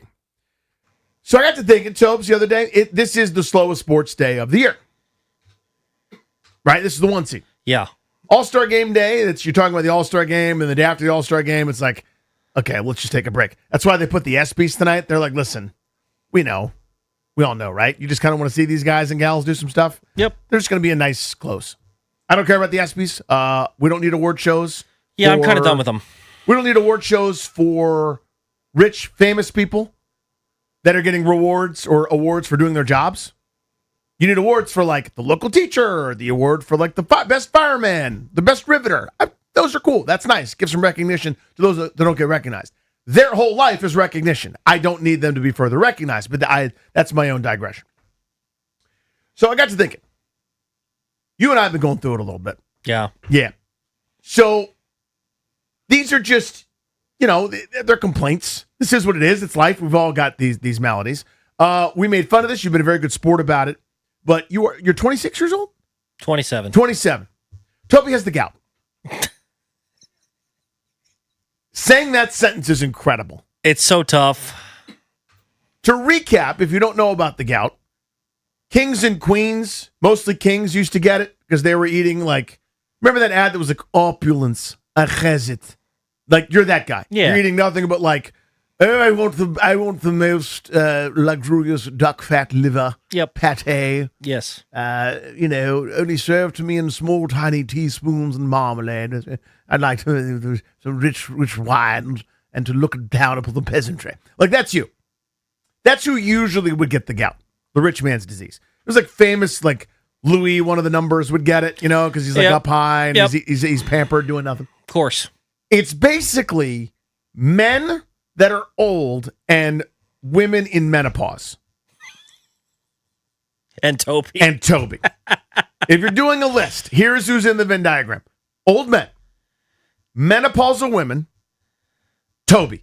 Those are the 3 main prongs of the gout. Unfortunately, I fell in the Toby category. And you are Toby, in fact. I'm dealing with it, and it's mostly better. I'm still feeling it a little bit. I'm going to ice it when I get back home tonight, and hopefully we'll be mostly past it. And what hopefully do they it tell never you to do? flares. Did they tell you anything? Like, no, not don't really. eat? Hopefully it never flares up again. And I mean, Saturday and Sunday, I can't think of anything crazy that I ate because it flared up on Monday. I mean, I had beef or whatever, but it wasn't like anything opulent, like more than I would usually have. It's not like the Nats press box is serving pate and everything, so that all of a sudden it's like, oh, you had a luxurious meal, and all of a sudden it popped up. No, I don't know what the heck I ate. So I don't know. Apparently, shellfish, red meat, those sorts of things can make it worse. Alcohol, which I don't partake in, so that obviously doesn't apply. So I don't know. If there was a thing that happened from eating shellfish, I'd be in trouble. I'm a shellfish guy. I know you don't care about shellfish all that much. Or no, wait, it's Darius who doesn't care about shellfish. I like shellfish. You like the shellfish. I'm a big shrimp guy. Big shrimp guy. That's my eating contest food, by the way. We've talked about that before, is the shrimp cocktail. Like, alien comes down. So are you saying the next time that we go out to where is that in Leesburg that we went? That we got that I did the Terry versus You did the Terry versus Toby? Where was that again? Spanky's. Spanky's, yes. Fantastic shrimp, by the way. Are you saying we're gonna have a shrimp eating contest? We could do a shrimp contest. Now, I'm talking about the cocktail shrimp with a little cocktail sauce. So it's the shrimp is cooked, but it's served cold. Yes. Right? I could eat so many of those. My record's 50. That's the most I've ever done. I did 54. Well, yours is one sitting, I'm assuming. Really quickly. Yeah. Over the course of, 3 hours or whatever, I did 54. So my fattest meal ever, and this isn't even what we're supposed to talk about, but it's always a fun story. I went with my buddy Quinn to Easter brunch. No, this is Quinn, the mighty Quinn. Okay. At Easter brunch. Kind enough to invite me. And I never got invited back. I think this is why. But we went to a fancy pants brunch at the Metropolitan Club. And it's the best food you'd ever want to imagine, right? We had our table. We're with another family, buddies, and like I'm one of the guests, and it's great. Shirt, tie, tucked in, blazer, looking sharp, doing well. Yeah. And so it's this unbelievable spread. Like the greatest Vegas spread of all time, but for a smaller number of people. And so there's the omelet chef guy. There's the different pancake chef guy. The guy's doing live pancakes, man. Oh. So it's not just pancakes out there for the, but it's like, do you want blueberries in yours? Do you want bananas in yours? Do you want walnuts in yours? Do you want the syrup baked in? Do you want sausage chopped up real fine and baked in? Amazing, right? So I have a full breakfast situation. I egged it. Okay. I baconed. I did the pancake guy. I saw a couple other pastries, not scones because they stink. Okay. Scones look good, but are drying agents. They are sponges for joy and moisture. Okay. The scone looks great, ends up terrible after 2 bites, and everyone hates them. But we pretend that we like them. I don't know why we do that. But I had delicious pastries. Then I noticed on my way back, oh my God, there's a raw bar right here. It's 11 a.m., and nobody's eating the oysters. Nobody's eating these cocktail shrimp. I get a second plate, which is not what you're supposed to do. Uh-oh. I've got a full plate of brekkie. I get a plate of 10 cocktail shrimp with the sauce right there. Eat my breakfast. Now I've got the savory cocktail shrimp. And I'm going, that's the best part. That's the best thing. All these other things were incredible, but the cocktail shrimp is where it's at. So I did the second plate. Everyone else is chatting, talking. And I'm like, yeah, well, that sounds good. Really? No, so, work is fine. And got up, got a third plate of 10. Now it kind of, my buddy, my guy Fred, noticed that this was happening. He's like, how many shrimp have you had? I'm like, it's not important to know, but 30. And so now it became the table thing where it's like, how many more can you eat? And I was like, well, let's see. So I already had the breakfast. I went up and got another plate of 10 and then a fifth plate of 10 and housed them. I could have done more, but it was like, okay, now you got to leave. Yeah. It's time to go. This is all so disgusting. It's not an eating contest enough is place. enough. Yeah, you disgusting monster. So anyway, I ate 50 cocktail shrimp. And I think that's my best, but I could do more than that. Yeah. I could. Even though I'm not in my eating prime. I definitely could do 50. I think I could keep up with you there. I don't know how much further past 50 we're going, but I think we can both get to 50. I think so too. So anyway, Toby has the gout. Yeah. And that's how you get the gout, is you eat cocktail shrimp. You get 50 of them. Or you're, again, a menopausal woman or an old man. Here's what I've got. This is a list of this is honest, hand to God, my current maladies. I'll use my right hand. I got carpal tunnel bad in this one. I can't press on my palm down here at the bottom without it hurting. So I can't do a push-up without a wrist brace on. I brought wrist brace today. Did you do that for our workout? I did notice that. Yeah. I can't do that without that. And sometimes I can't even do that. I have to change my wrist angle to be able to do it. Ugh. It won't go away. Carpal tunnel, right wrist.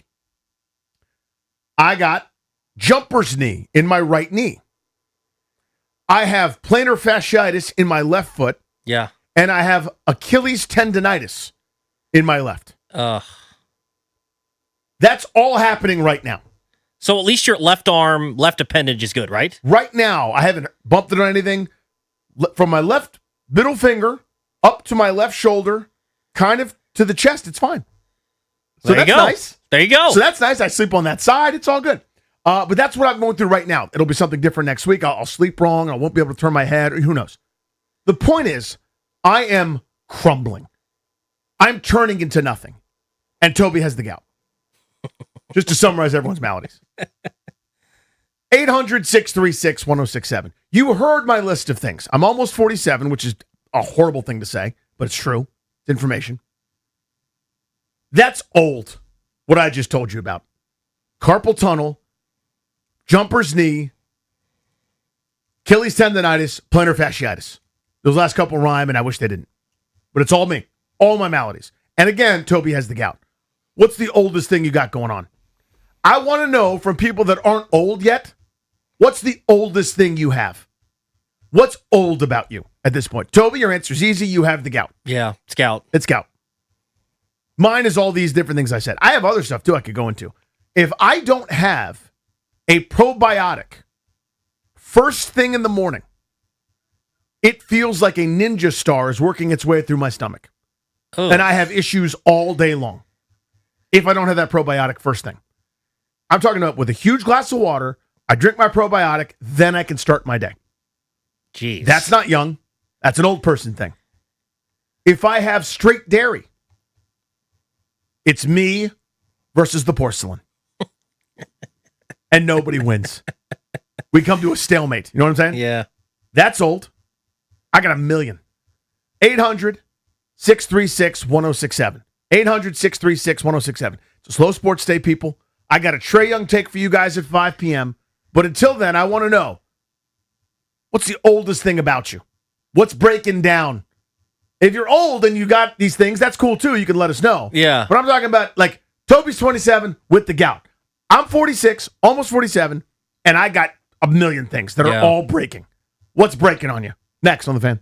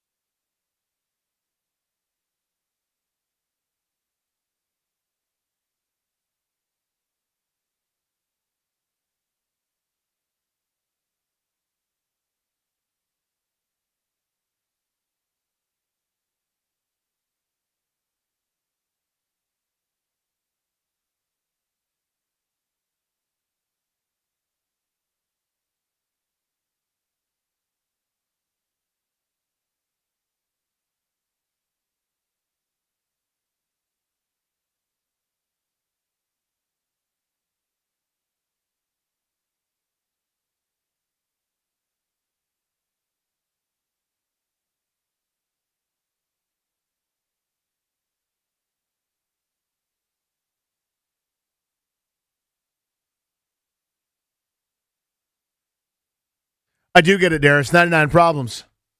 That's good. Relates to the topic. 800-636-1067. It's Grant Nanny on the Fan. Tobes in for GP. England clinging to a 1-0 lead late in this one.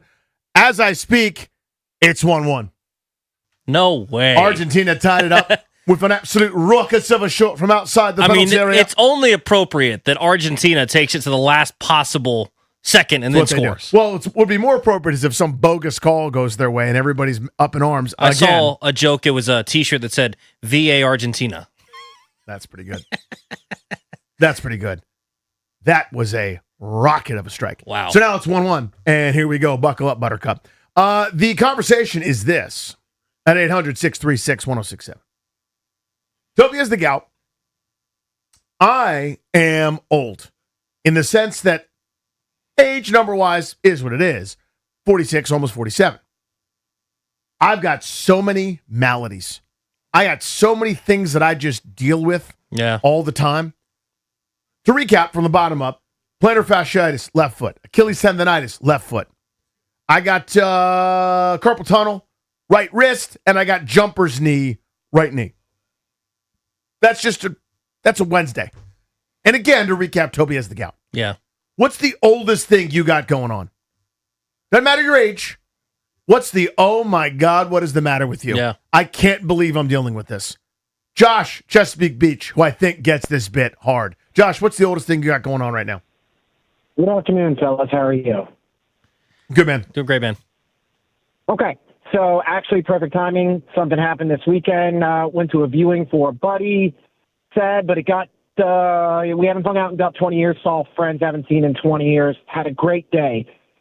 Went to dinner, but at 9 o'clock, we're all kind of like looking at our watches and tapping the watch. Like, you know, I need 8 hours of sleep. I mean, it's a work night. Like, we need to get out of here. And we used to hell raise, and that's the thing too. Of course. But 9 o'clock, we got a break, and we gotta go to bed and get our 8 hours of sleep, or we are not functional the next day. Josh, correct. Do you know how many times I was hungover at work? I'll say it again. I was hungover at work on a Friday morning. I would trudge in there bleary-eyed, and my boss would know. I didn't mean he would make fun of me. He made me do hair of the dog sometimes. He'd be like, hey, here's your shot of Jameson or whatever. You come in here stinking and reeking like that. You look terrible. Buckle up, you know? And now I'm like, I don't know. Can I have caffeine? It's 4:15. I'll be up so late. That's pretty tough. It is tough. Here's one from David on Twitter. He tweeted us and said, last night my 4-year-old told me I was really strong, so I did a bicep flex and immediately tweaked my right elbow. Yeah. Yeah. That's pretty tough. That is a tough one. Darren from D.C., oldest thing you got going on. What up, dude? What's up, Darren? What's going on, Grant Danny? Hey, buddy. I'm 49 years old, man. I have arthritis in my left ankle, but the oldest thing I have is this soundtrack.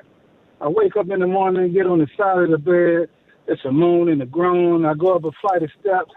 It's a ooh and a ah. Yeah. Man, I can't get rid of it. And it keeps adding. Going up the stairs this morning. My wife asked something, like a very reasonable should have been a non-put out kind of request. Yeah. Like it's nothing. Can you grab this? And she literally goes, "What's wrong with you?" Because I'm going, trying to go up the stairs. Because like I'm extending, the right knee, which is killing me, and then as soon as I hit with my left foot, that just hurts to do like hell. an everyday task, Just to go get a napkin or something. Yeah, just trying to live your life. Oh, just horrible. Brian, Fredericksburg. Hey, Brian, what do you got? All right, fellas, I got a herniated disc Go on. at the age of 44. Yep. Of course, it's just before we go on vacation, so my wife's got to drive. I got pillows all on my feet that I'm sitting on, trying to get comfortable. Then we get to the hotel, and my wife is lugging the luggage all through the hotel, and I'm carrying the freaking pillows looking like a chump. Oh, my God. That's because now the one thing that we do, the pack mule bit, you can't do that anymore. That's tough. That stinks. And you're getting judged. You just know it. Yeah, somebody sees that from afar, and it's like, why is he making his poor wife do that? You're just getting judged. Doug, DC, oldest thing you got going on? There's a lot of stuff going on with me, but I've been told I am the progressive commercial guy. Just this morning, I saw that my neighbor had cut his grass, and he recently moved in, and so I knocked on his door. I think I woke him up and offered him my weed whacker, and I can't get into an elevator without standing in the middle of the elevator, not on the side of the walls, and sparking a conversation. Oh, my God, and Doug. wondering what everyone has going on. Oh, my God, Doug. You are the commercial. First of all, yes, you are. And thank you for owning it. But you went and knocked on your neighbor's door to tell him talk about lawn care? A two-post fence around the corner of his house, and I noticed that he only has a lawnmower, and there's some grass growing up by the fence posts. And it doesn't look very good. And Right. I have the materials and the resources to make it look better. That is hilarious. Incredible. And credit to him for owning up to it, because that really is the progressive commercial. Yeah. Those are, by the way, are perfect. So good. They are perfectly casted, perfectly executed. Every one of them is good. The guy that plays the psychiatrist or the dude Yes. that's helping, always perfect. Like that deadpan. You don't have to do that. Nope, not a problem. Nope. Let them. You don't work here. But the guy doing the bit where he's calling out the names at the cafe, Yes. like at Starbucks, like, is there a Templeton? Is there a Steve? Like, amazing, absolutely amazing. Trey from Lesby, what's the oldest thing you got going on? Oldest thing I got going on is I got to shave my ears. Okay, tell me about it, Trey. Well, I'm 58, going bald, Mhm. and I have more hair sprouting out of my ears than I do my head. Now, Trey, when you say shave your ears, are you plucking? Yeah. Are you tweezing, or are you actually getting like No. a razor? Oh, razor around the edge, you got to pluck in the middle. Yeah. Yeah. Where it actually seems to be coming out of the cavity. Ugh, that's tough. I mean, I have to pluck. I have to do that all the time. It's basically I'd say once a week, you'll catch something in the mirror. Like as I'm brushing my teeth or whatever, my eyebrow hairs start to go rogue. They'll start to kind of sprout off, and it's like, nope, you're not doing your own thing. Get back in line. You get back in line, okay? And then when you're doing that, you go, what is that? You'll see that one long dark hair just sprouting from a spot in your ear. You got to pluck every time. You cannot let any belief from those ear hairs that they belong. The instant you see one, it's got to go. Brian in Colorado. Oh, hey, Brian. What's the oldest thing about you? Okay, so if I got two toddlers, and I'm not even 40 yet, but if I go to lift them on or off the toilet, and I don't plant my feet properly and move just the right way, my back is toast for a whole week. That has happened to me. He's now 8, but I picked up, he was the size of a peanut, basically. I just did it in such a way that I go, like that. And again, my wife's standing by going, what is the matter with you? It was, I want you to imagine, have you ever seen Game of Thrones? It's a television program. It was really good at one point.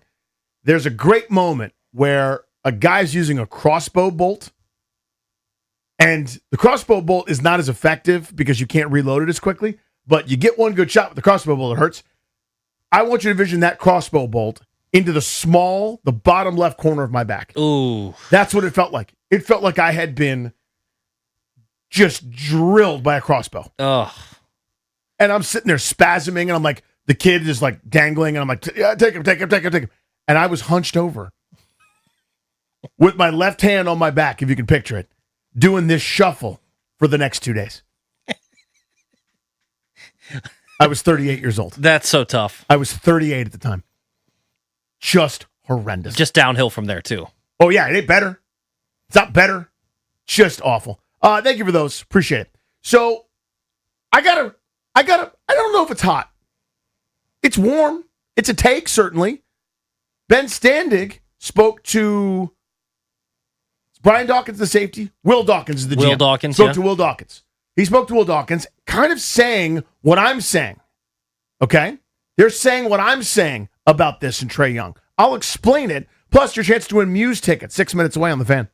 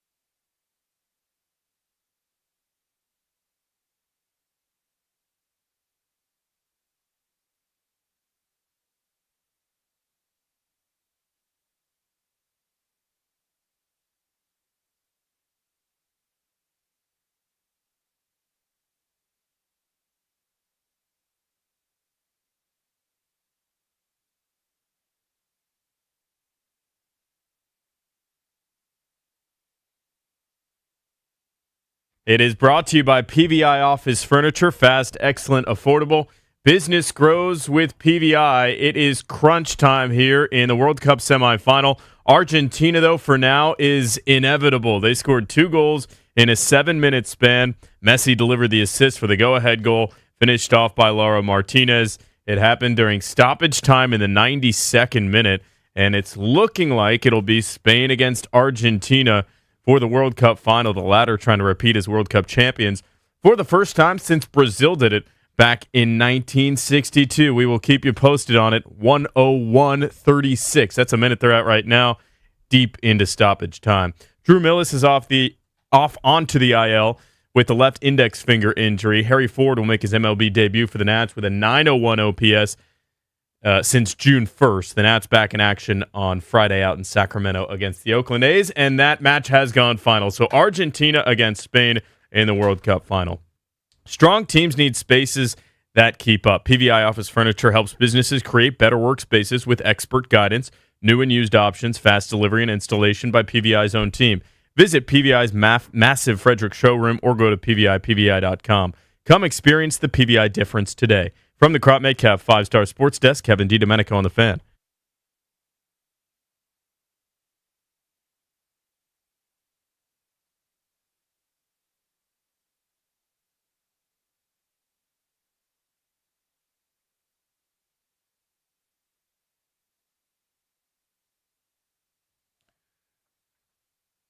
Caller 10, 800-636-1067 right now. Congratulations. You've won a pair of tickets to see Muse, the Wow Signal Tour with Block Party and the Temper Trap, Tuesday, July 28th at Merriweather Post Pavilion. Tickets are on sale now. For tickets and more event information, visit thefandc.com/tickets. That's a little Muse cut right there from Christian Darrisaw. Muse is awesome. That is a great show there on July 28th. Tobes, I know we got to get to this Trae Young take that I got. Well, we got to talk about this. I don't. How do they do it? Every single time. Man. Argentina should have been out 4 different times in this tournament, basically. And they just keep rolling, and now they're on to the final. England is up 1-0. They're kind of going to the shell. They're playing defense.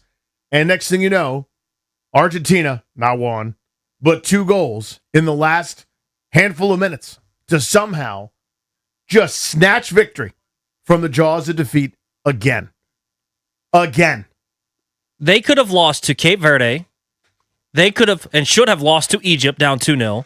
They could have, and they were in a tight one with Switzerland, and they probably should have lost this one, or at least it should have gone to extra time. What in the world? I mean, it just makes them feel inevitable. And I will give them credit, because remember when Argentina's big thing was, they can play in these big games, but they never win them? Because it was like, the question was, is Messi ever going to win the big one? Isn't that funny to think about now? And now it just feels like they always keep rolling through and they're inevitable. I don't get it. So this is sometimes when the sport is bigger. Like, this is truly the world's game, right? Whether you guys are into soccer, out of soccer, whatever. Bear with me for a second. The English, no extra English, really, they don't like losing in general. Nobody does. They really don't love losing to Argentina. Yes. When you combine some geopolitical, going back to the Falklands War, that's 1982, that's not a thing that engenders a lot of goodwill. Sometimes countries are at war, you make peace, end up becoming allies. That is a thing, like us and Great Britain. You got us and Japan. I mean, there's plenty of history there. There's still some Taylor Swift bad blood there. Okay? 86, Hand of God. 98, Round of 16. Again and again and again, a galling defeat after galling defeat. 98 was the one. The only reason I know this, I remember it, or I was reminded of it in the David Beckham documentary. That's his low point.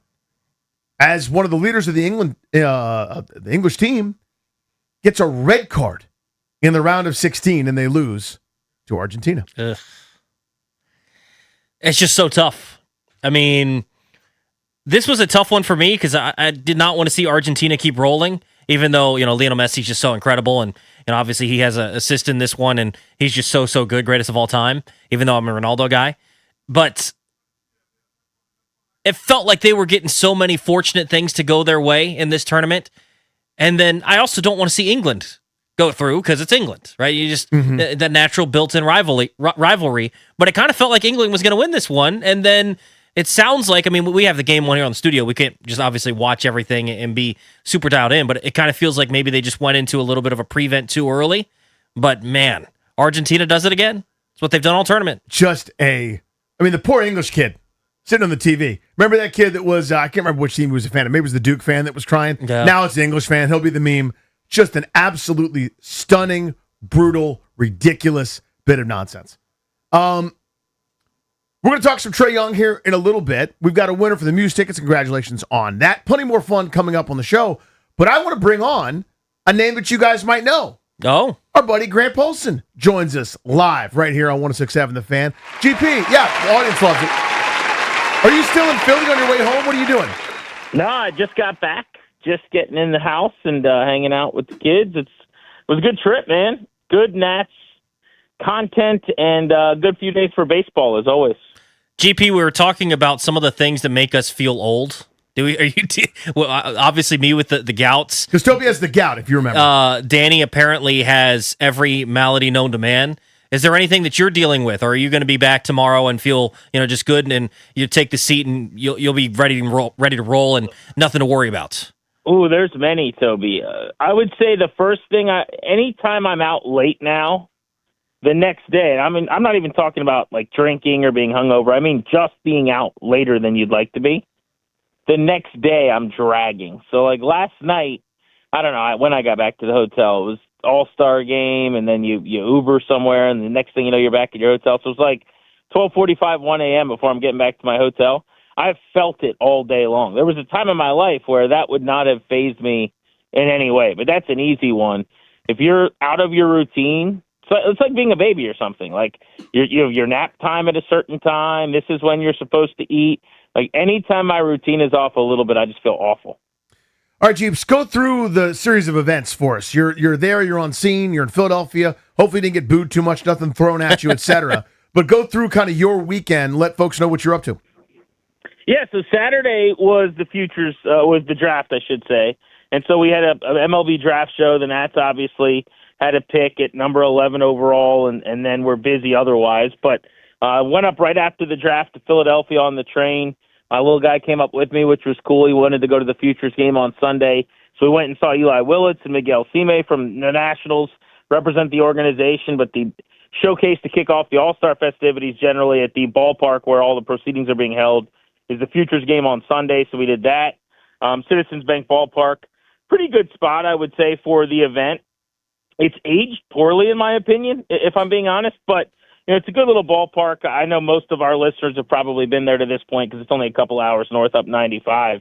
And Philly fans, while they booed everybody and they were very Philly, were passionate. They were into it, which I think for all of the events kind of was nice and added something.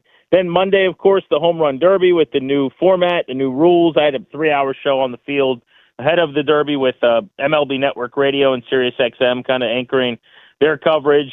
So that was cool because it's during BP for the All-Stars, so all those guys are stopping by on the field and chatting with us. And then, on Tuesday was obviously the All-Star game itself.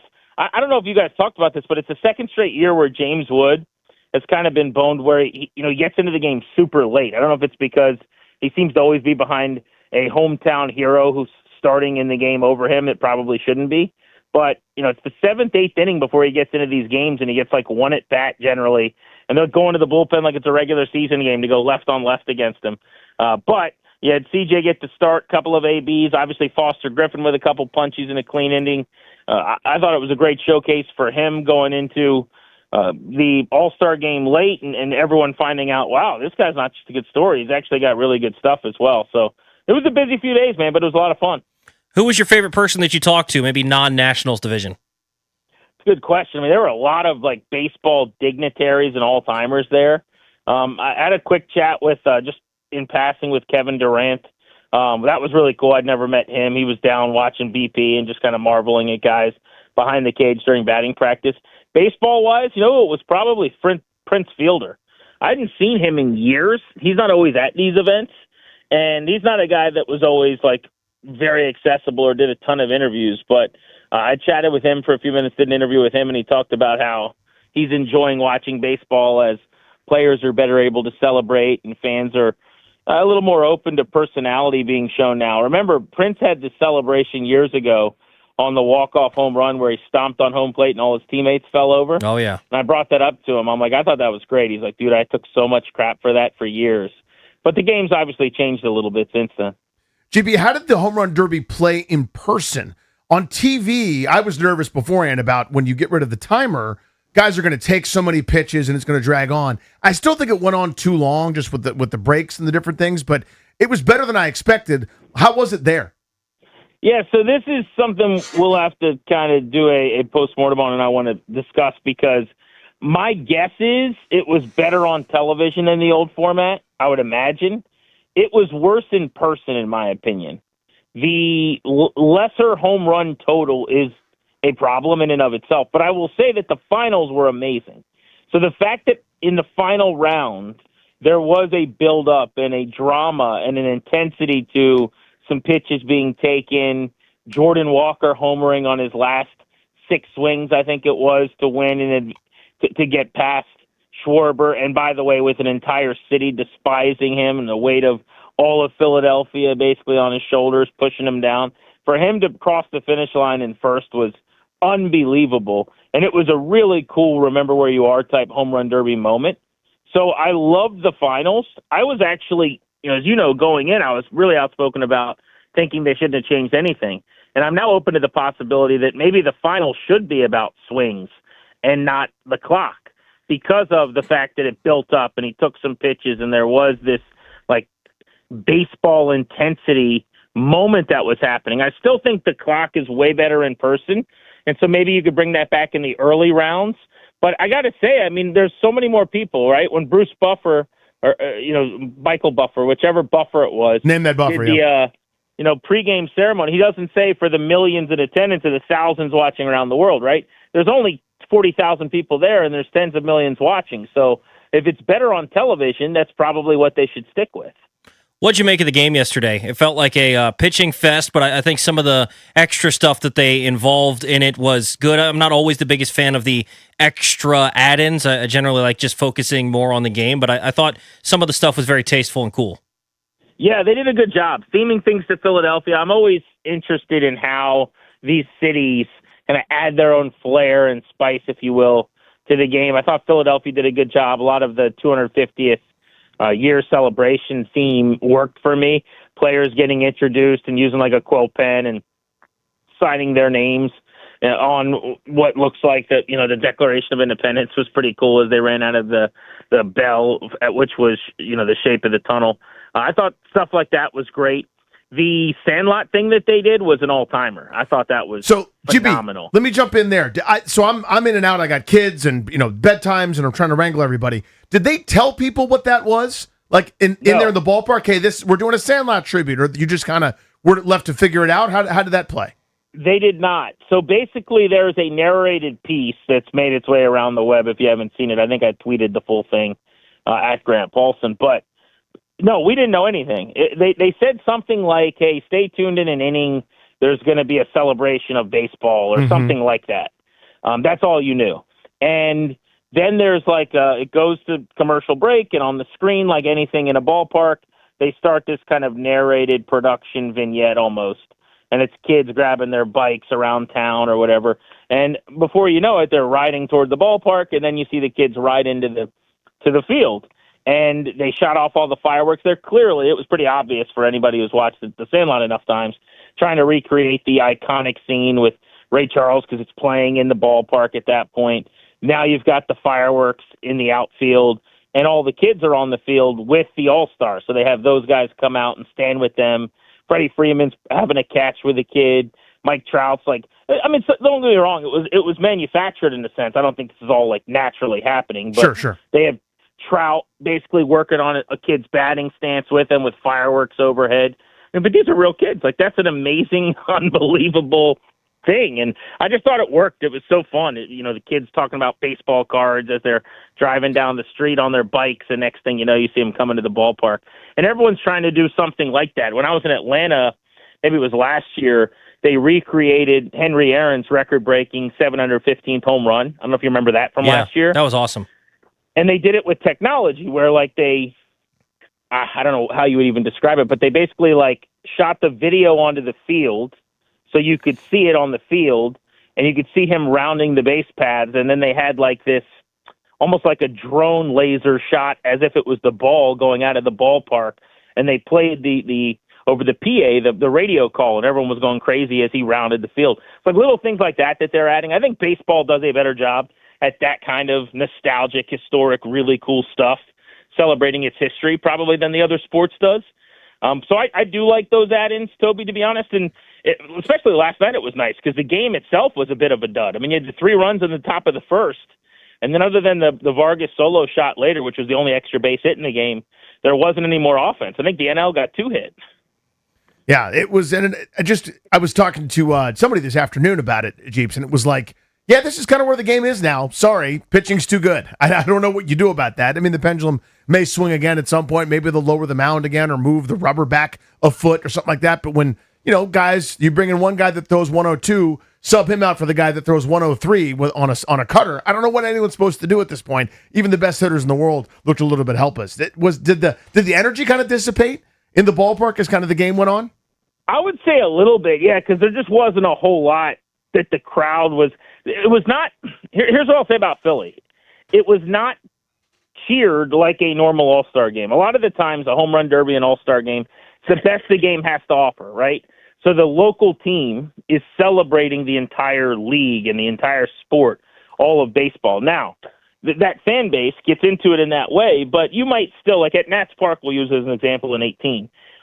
We're still, as a fan base and as a city, likely to boo a Met or a Philly or something. Mm-hmm. So in the division, I get that. But in Philadelphia, for the entirety of the experience, home run derby, all-star game, whatever, they're basically booing almost everybody. So I say this to say that for them, what they wanted was Kyle Schwarber to get a hit, Bryce Harper to have a moment. And because those things didn't happen, I would say the energy in the ballpark was probably middling. But, yeah, I think that's normal for a pitcher's duel. Christopher Sanchez was their guy, the lefty Philly, started the game. He ended up giving up some seeing-eye base hits and giving up a run, and 3 runs, I should say, but a run of hits there, stretch where they had kind of lost the game right then and there. So it's not like the Phillies fared all that well, which hurts in the home ballpark.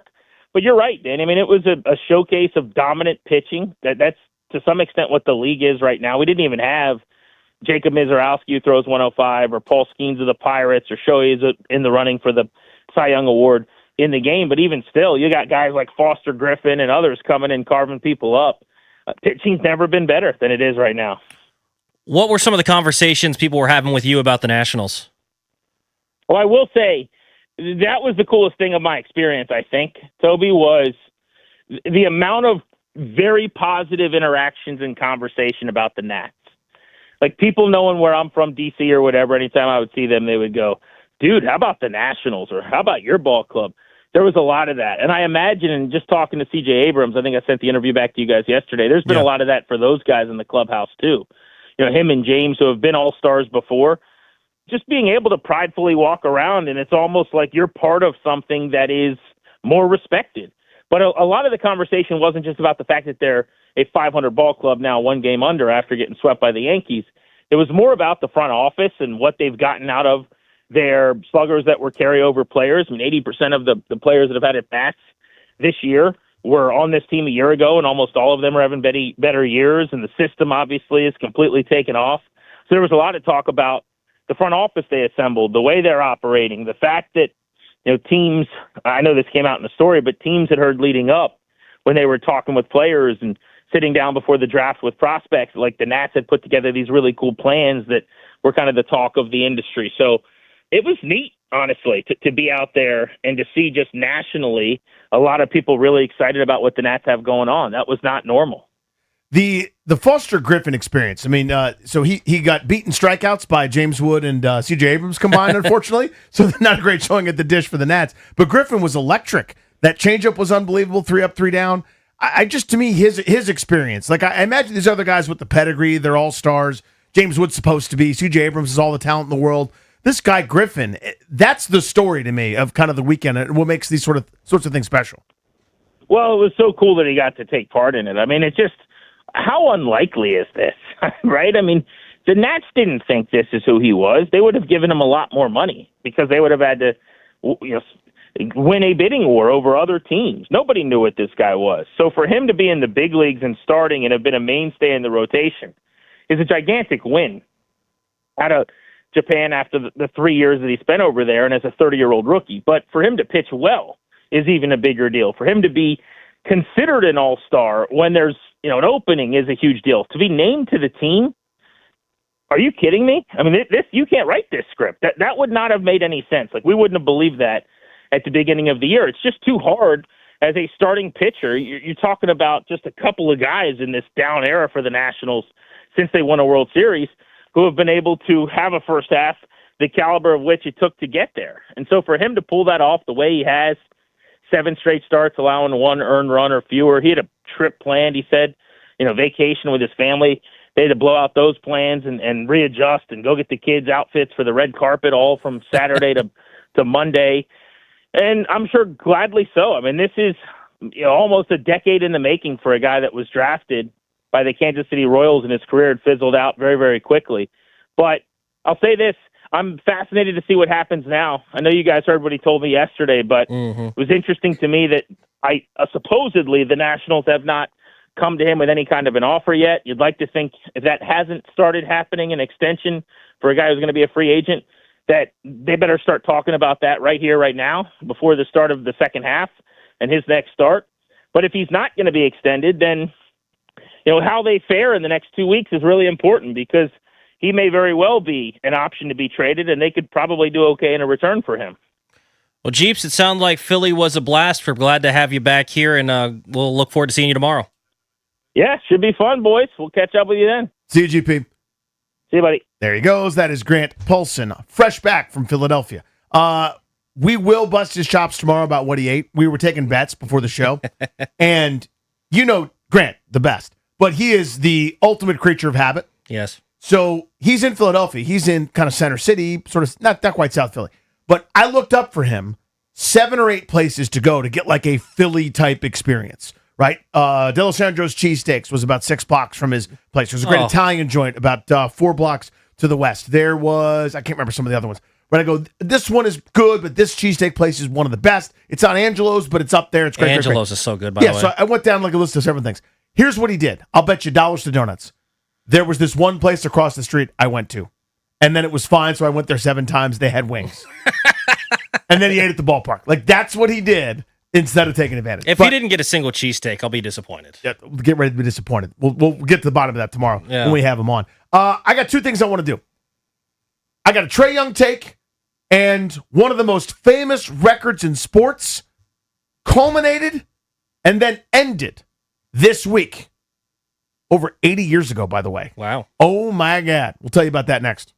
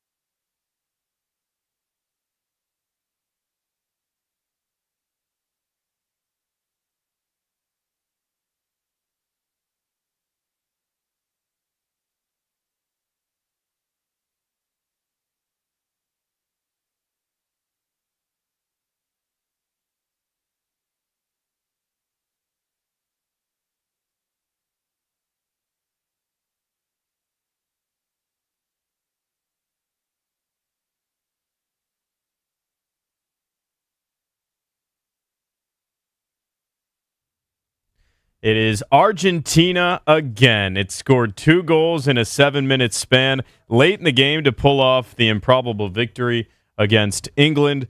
The 2 goals were scored in the 85th minute and the 92nd minute, and of course, Lionel Messi delivered the game-winning assist. So it will be Spain against Argentina.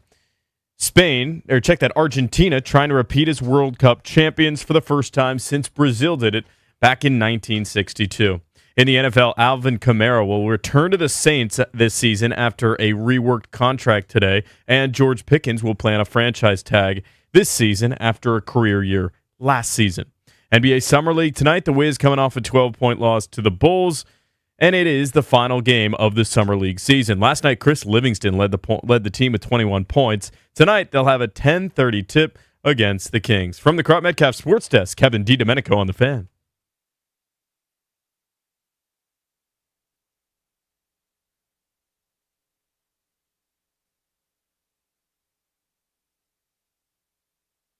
For me, just being around here, the few months that that's where I got traded. Like, it just felt like this could be my next home, and that's why I'm here, and that's why I also, when I heard there was a chance that I could come here, I was super excited that possibility. So for me, it's all about being comfortable where you're at, because when you're comfortable, you're allowed to perform at your best and be your best version of yourself. So that's what I want to do.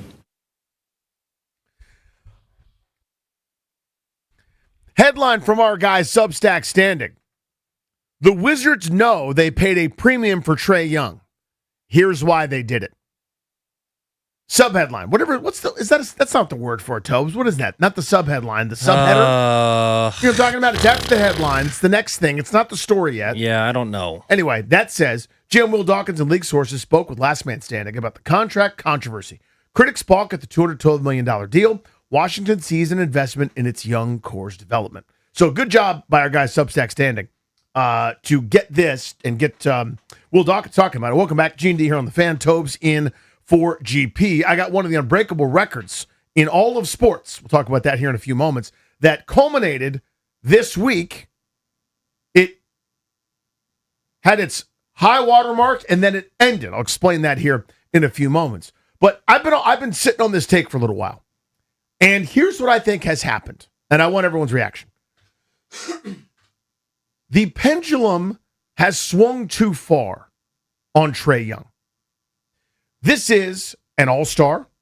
This is a guy that when he's the best player on a middling team, I'll say, can drag a team kicking and screaming to the Eastern Conference Finals. A group of Jags, a group of OKs. Now, that doesn't mean he is a superstar. That doesn't mean he's still, all NBA caliber, this or that or whatever. But this is somebody that, when it's right, can still really play. The best it was 5 years ago. I understand it's not, and I'm in NFL terms, that's an eternity. In the NBA terms, it's a while ago. But you're still talking about a dude that can help you.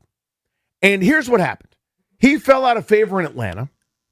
He was a guy that nobody was really climbing over each other to try to acquire. Washington got him. They overpaid him, and I think the story from Ben Standing basically says, we know we did. So the narrative now is like this is some kind of disaster. Yeah.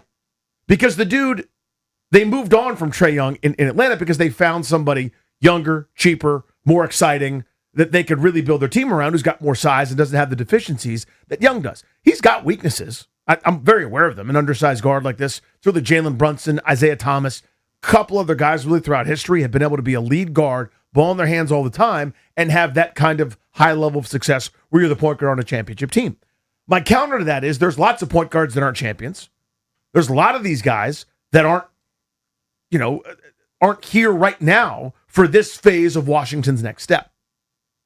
So my argument is that the pendulum has swung so far on Trae Young that he's this, overwhelmed boob that can't even tie his own shoes. And the reality is, yeah, you're going to pay great money for pretty good. Fact is, he's pretty good. Yes. And yes, he's overpaid at pretty good, but he's going to help them an awful lot. And their point is they know it's too much money. They're not in any danger of going over the salary cap here. And this is really about the development of their young players. He's the catalyst to help with that.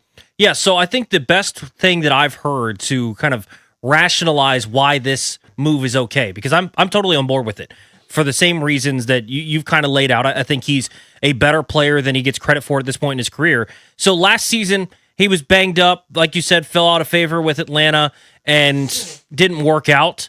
But last full season he played 24-25. How about 24 points and 11 and a half assists? Would you sign up for that? Yeah.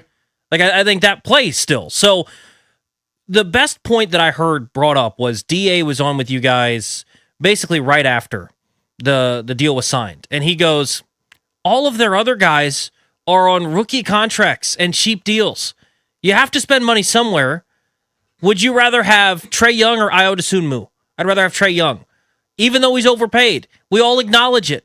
But this is something sometimes that we fall into this trap of the discussion around contracts and things. There are certain times when overpays are okay, and you understand that you may never get back the value of what you're paying the guy. This is the scenario when you're trying to accomplish something, you need to get veterans in here, and everyone else you have is on cheap contracts. When it's time to pay Alex Sarr, Trae Young's coming off the books. When it'll be time to build around AJ DeBonsa and he is the guy, Trae Young will be headed out of town.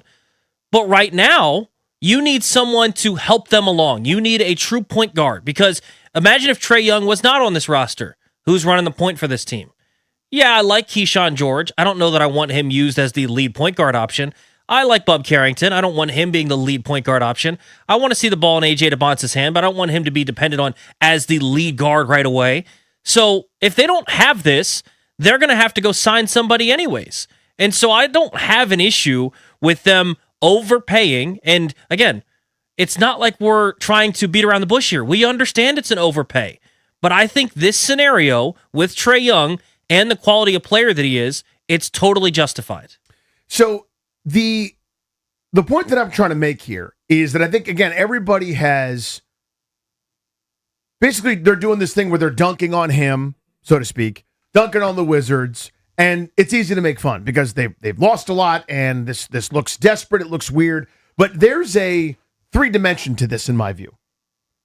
The point here is, if you have to go into this marketplace where it's, I put free agency kind of in quotes, but you're basically dipping into a pool that's not your own to get a name to come here, yes, it's an overpay. It absolutely is. And I don't think that's a question. There are overpays and there are overpays. When you've got a veteran team and a little bit of salary cap space, you're trying to win right now, it's a disaster to overpay Jan Mahimi, which they did. It's a disaster to overpay Andrew Nicholson, which they did. It's a disaster when you have designs of competing to give Bradley Beal the deal that they did with no trade clauses and all the rest. When you've got, kind of to the point that you just illustrated, and Ben Standing does a great job of quantifying here, when you've got a bunch of kids on rookie deals, yes, Anthony Davis is there too, you are not close to the apron, you're not paying the luxury tax, you are in a, we're now trying to win more, but not maybe trying to win ultimate just yet. I don't think Trae Young is the point guard here if and when they're able to hoist a championship trophy. Is that fair? Yeah, I would say so. Maybe it could be. Maybe the recipe works and we could see him as kind of a second or third banana, a guy that's not 25 and 11, but more like 17 or 18 and 10, just distributing and maybe hiding defensively a little bit with some bigger lineups like 5 wings and Trae Young, something like that. I don't know. We'll see. But to me, that's not necessarily the point. We talked about this with Golden State forever. Mark Jackson's the head coach, not to win the championship, but to get you to be a grown-up, to get you to be legitimate. Then you hand it over to Steve Kerr. This is the guy before the guy, almost, right? Where they don't have this skill set. They need good, clean looks for a lot of their players that didn't get them last year. Some offensive efficiency. I understand that's not going to help on defense. He couldn't cover me. That's not true. He could. I have plantar fasciitis, an inflamed Achilles, jumper's knee, and carpal tunnel. And Toby's the gout. He could check us. But by the NBA standards, he's not going to be a good defender. That's never going to happen. There's still plenty of value here. No, you won't get $212 million worth of player. You'll get something worth it. and the narrative has swung too far. That's my take. Yes? Yeah, I agree with it. I mean, sometimes we run into this case when we talk about NBA drafts or NFL drafts or contracts, and it's like, well, it was an overdraft, but he would have gone 10 picks later. Well, did you want the player or not? Right? Like, did you want him or not? Okay, you may have had to overdraft him to get your guy. In this scenario, did you want to have a point guard or not? Did you want to have someone that can be this type of a player or not? Because Trae Young was probably the best option of the bunch there. Like we talked about, Ayo Dosunmu could have been an option. Would you rather Trae Young or Ayo Dosunmu? Again, you're going to take Trae Young. In essence, though, you're going to have to give up some assets in the trade, and you're probably going to have to overpay. But in this scenario, it's not the same scenario like you laid out with the Jan Mahimis and people of the world like that. You're talking about a scenario where no one else on this team, aside from Anthony Davis, is really getting paid anything real. And so you can overpay to have him help these guys along. And I do think that is something that is slept on, where analytics and those sorts of things can't necessarily factor in the importance of having a veteran leader in a locker room. And I think he'll give you some of that. And it's clear that he has bought into what they're trying to do. CJ McCollum last year talked about how positive everything was when he came here. So I think you're seeing some of the positive changes. And for a guy like a Trae Young to want to be around here and to sign that contract to stick around and help some of these young guys and usher them into the future, I think it's a cool thing. Even though it's an overpay, I think it's a positive for the Wizards. 85 years ago this week, one of the greatest records in sports was set. We'll tell you all about it next.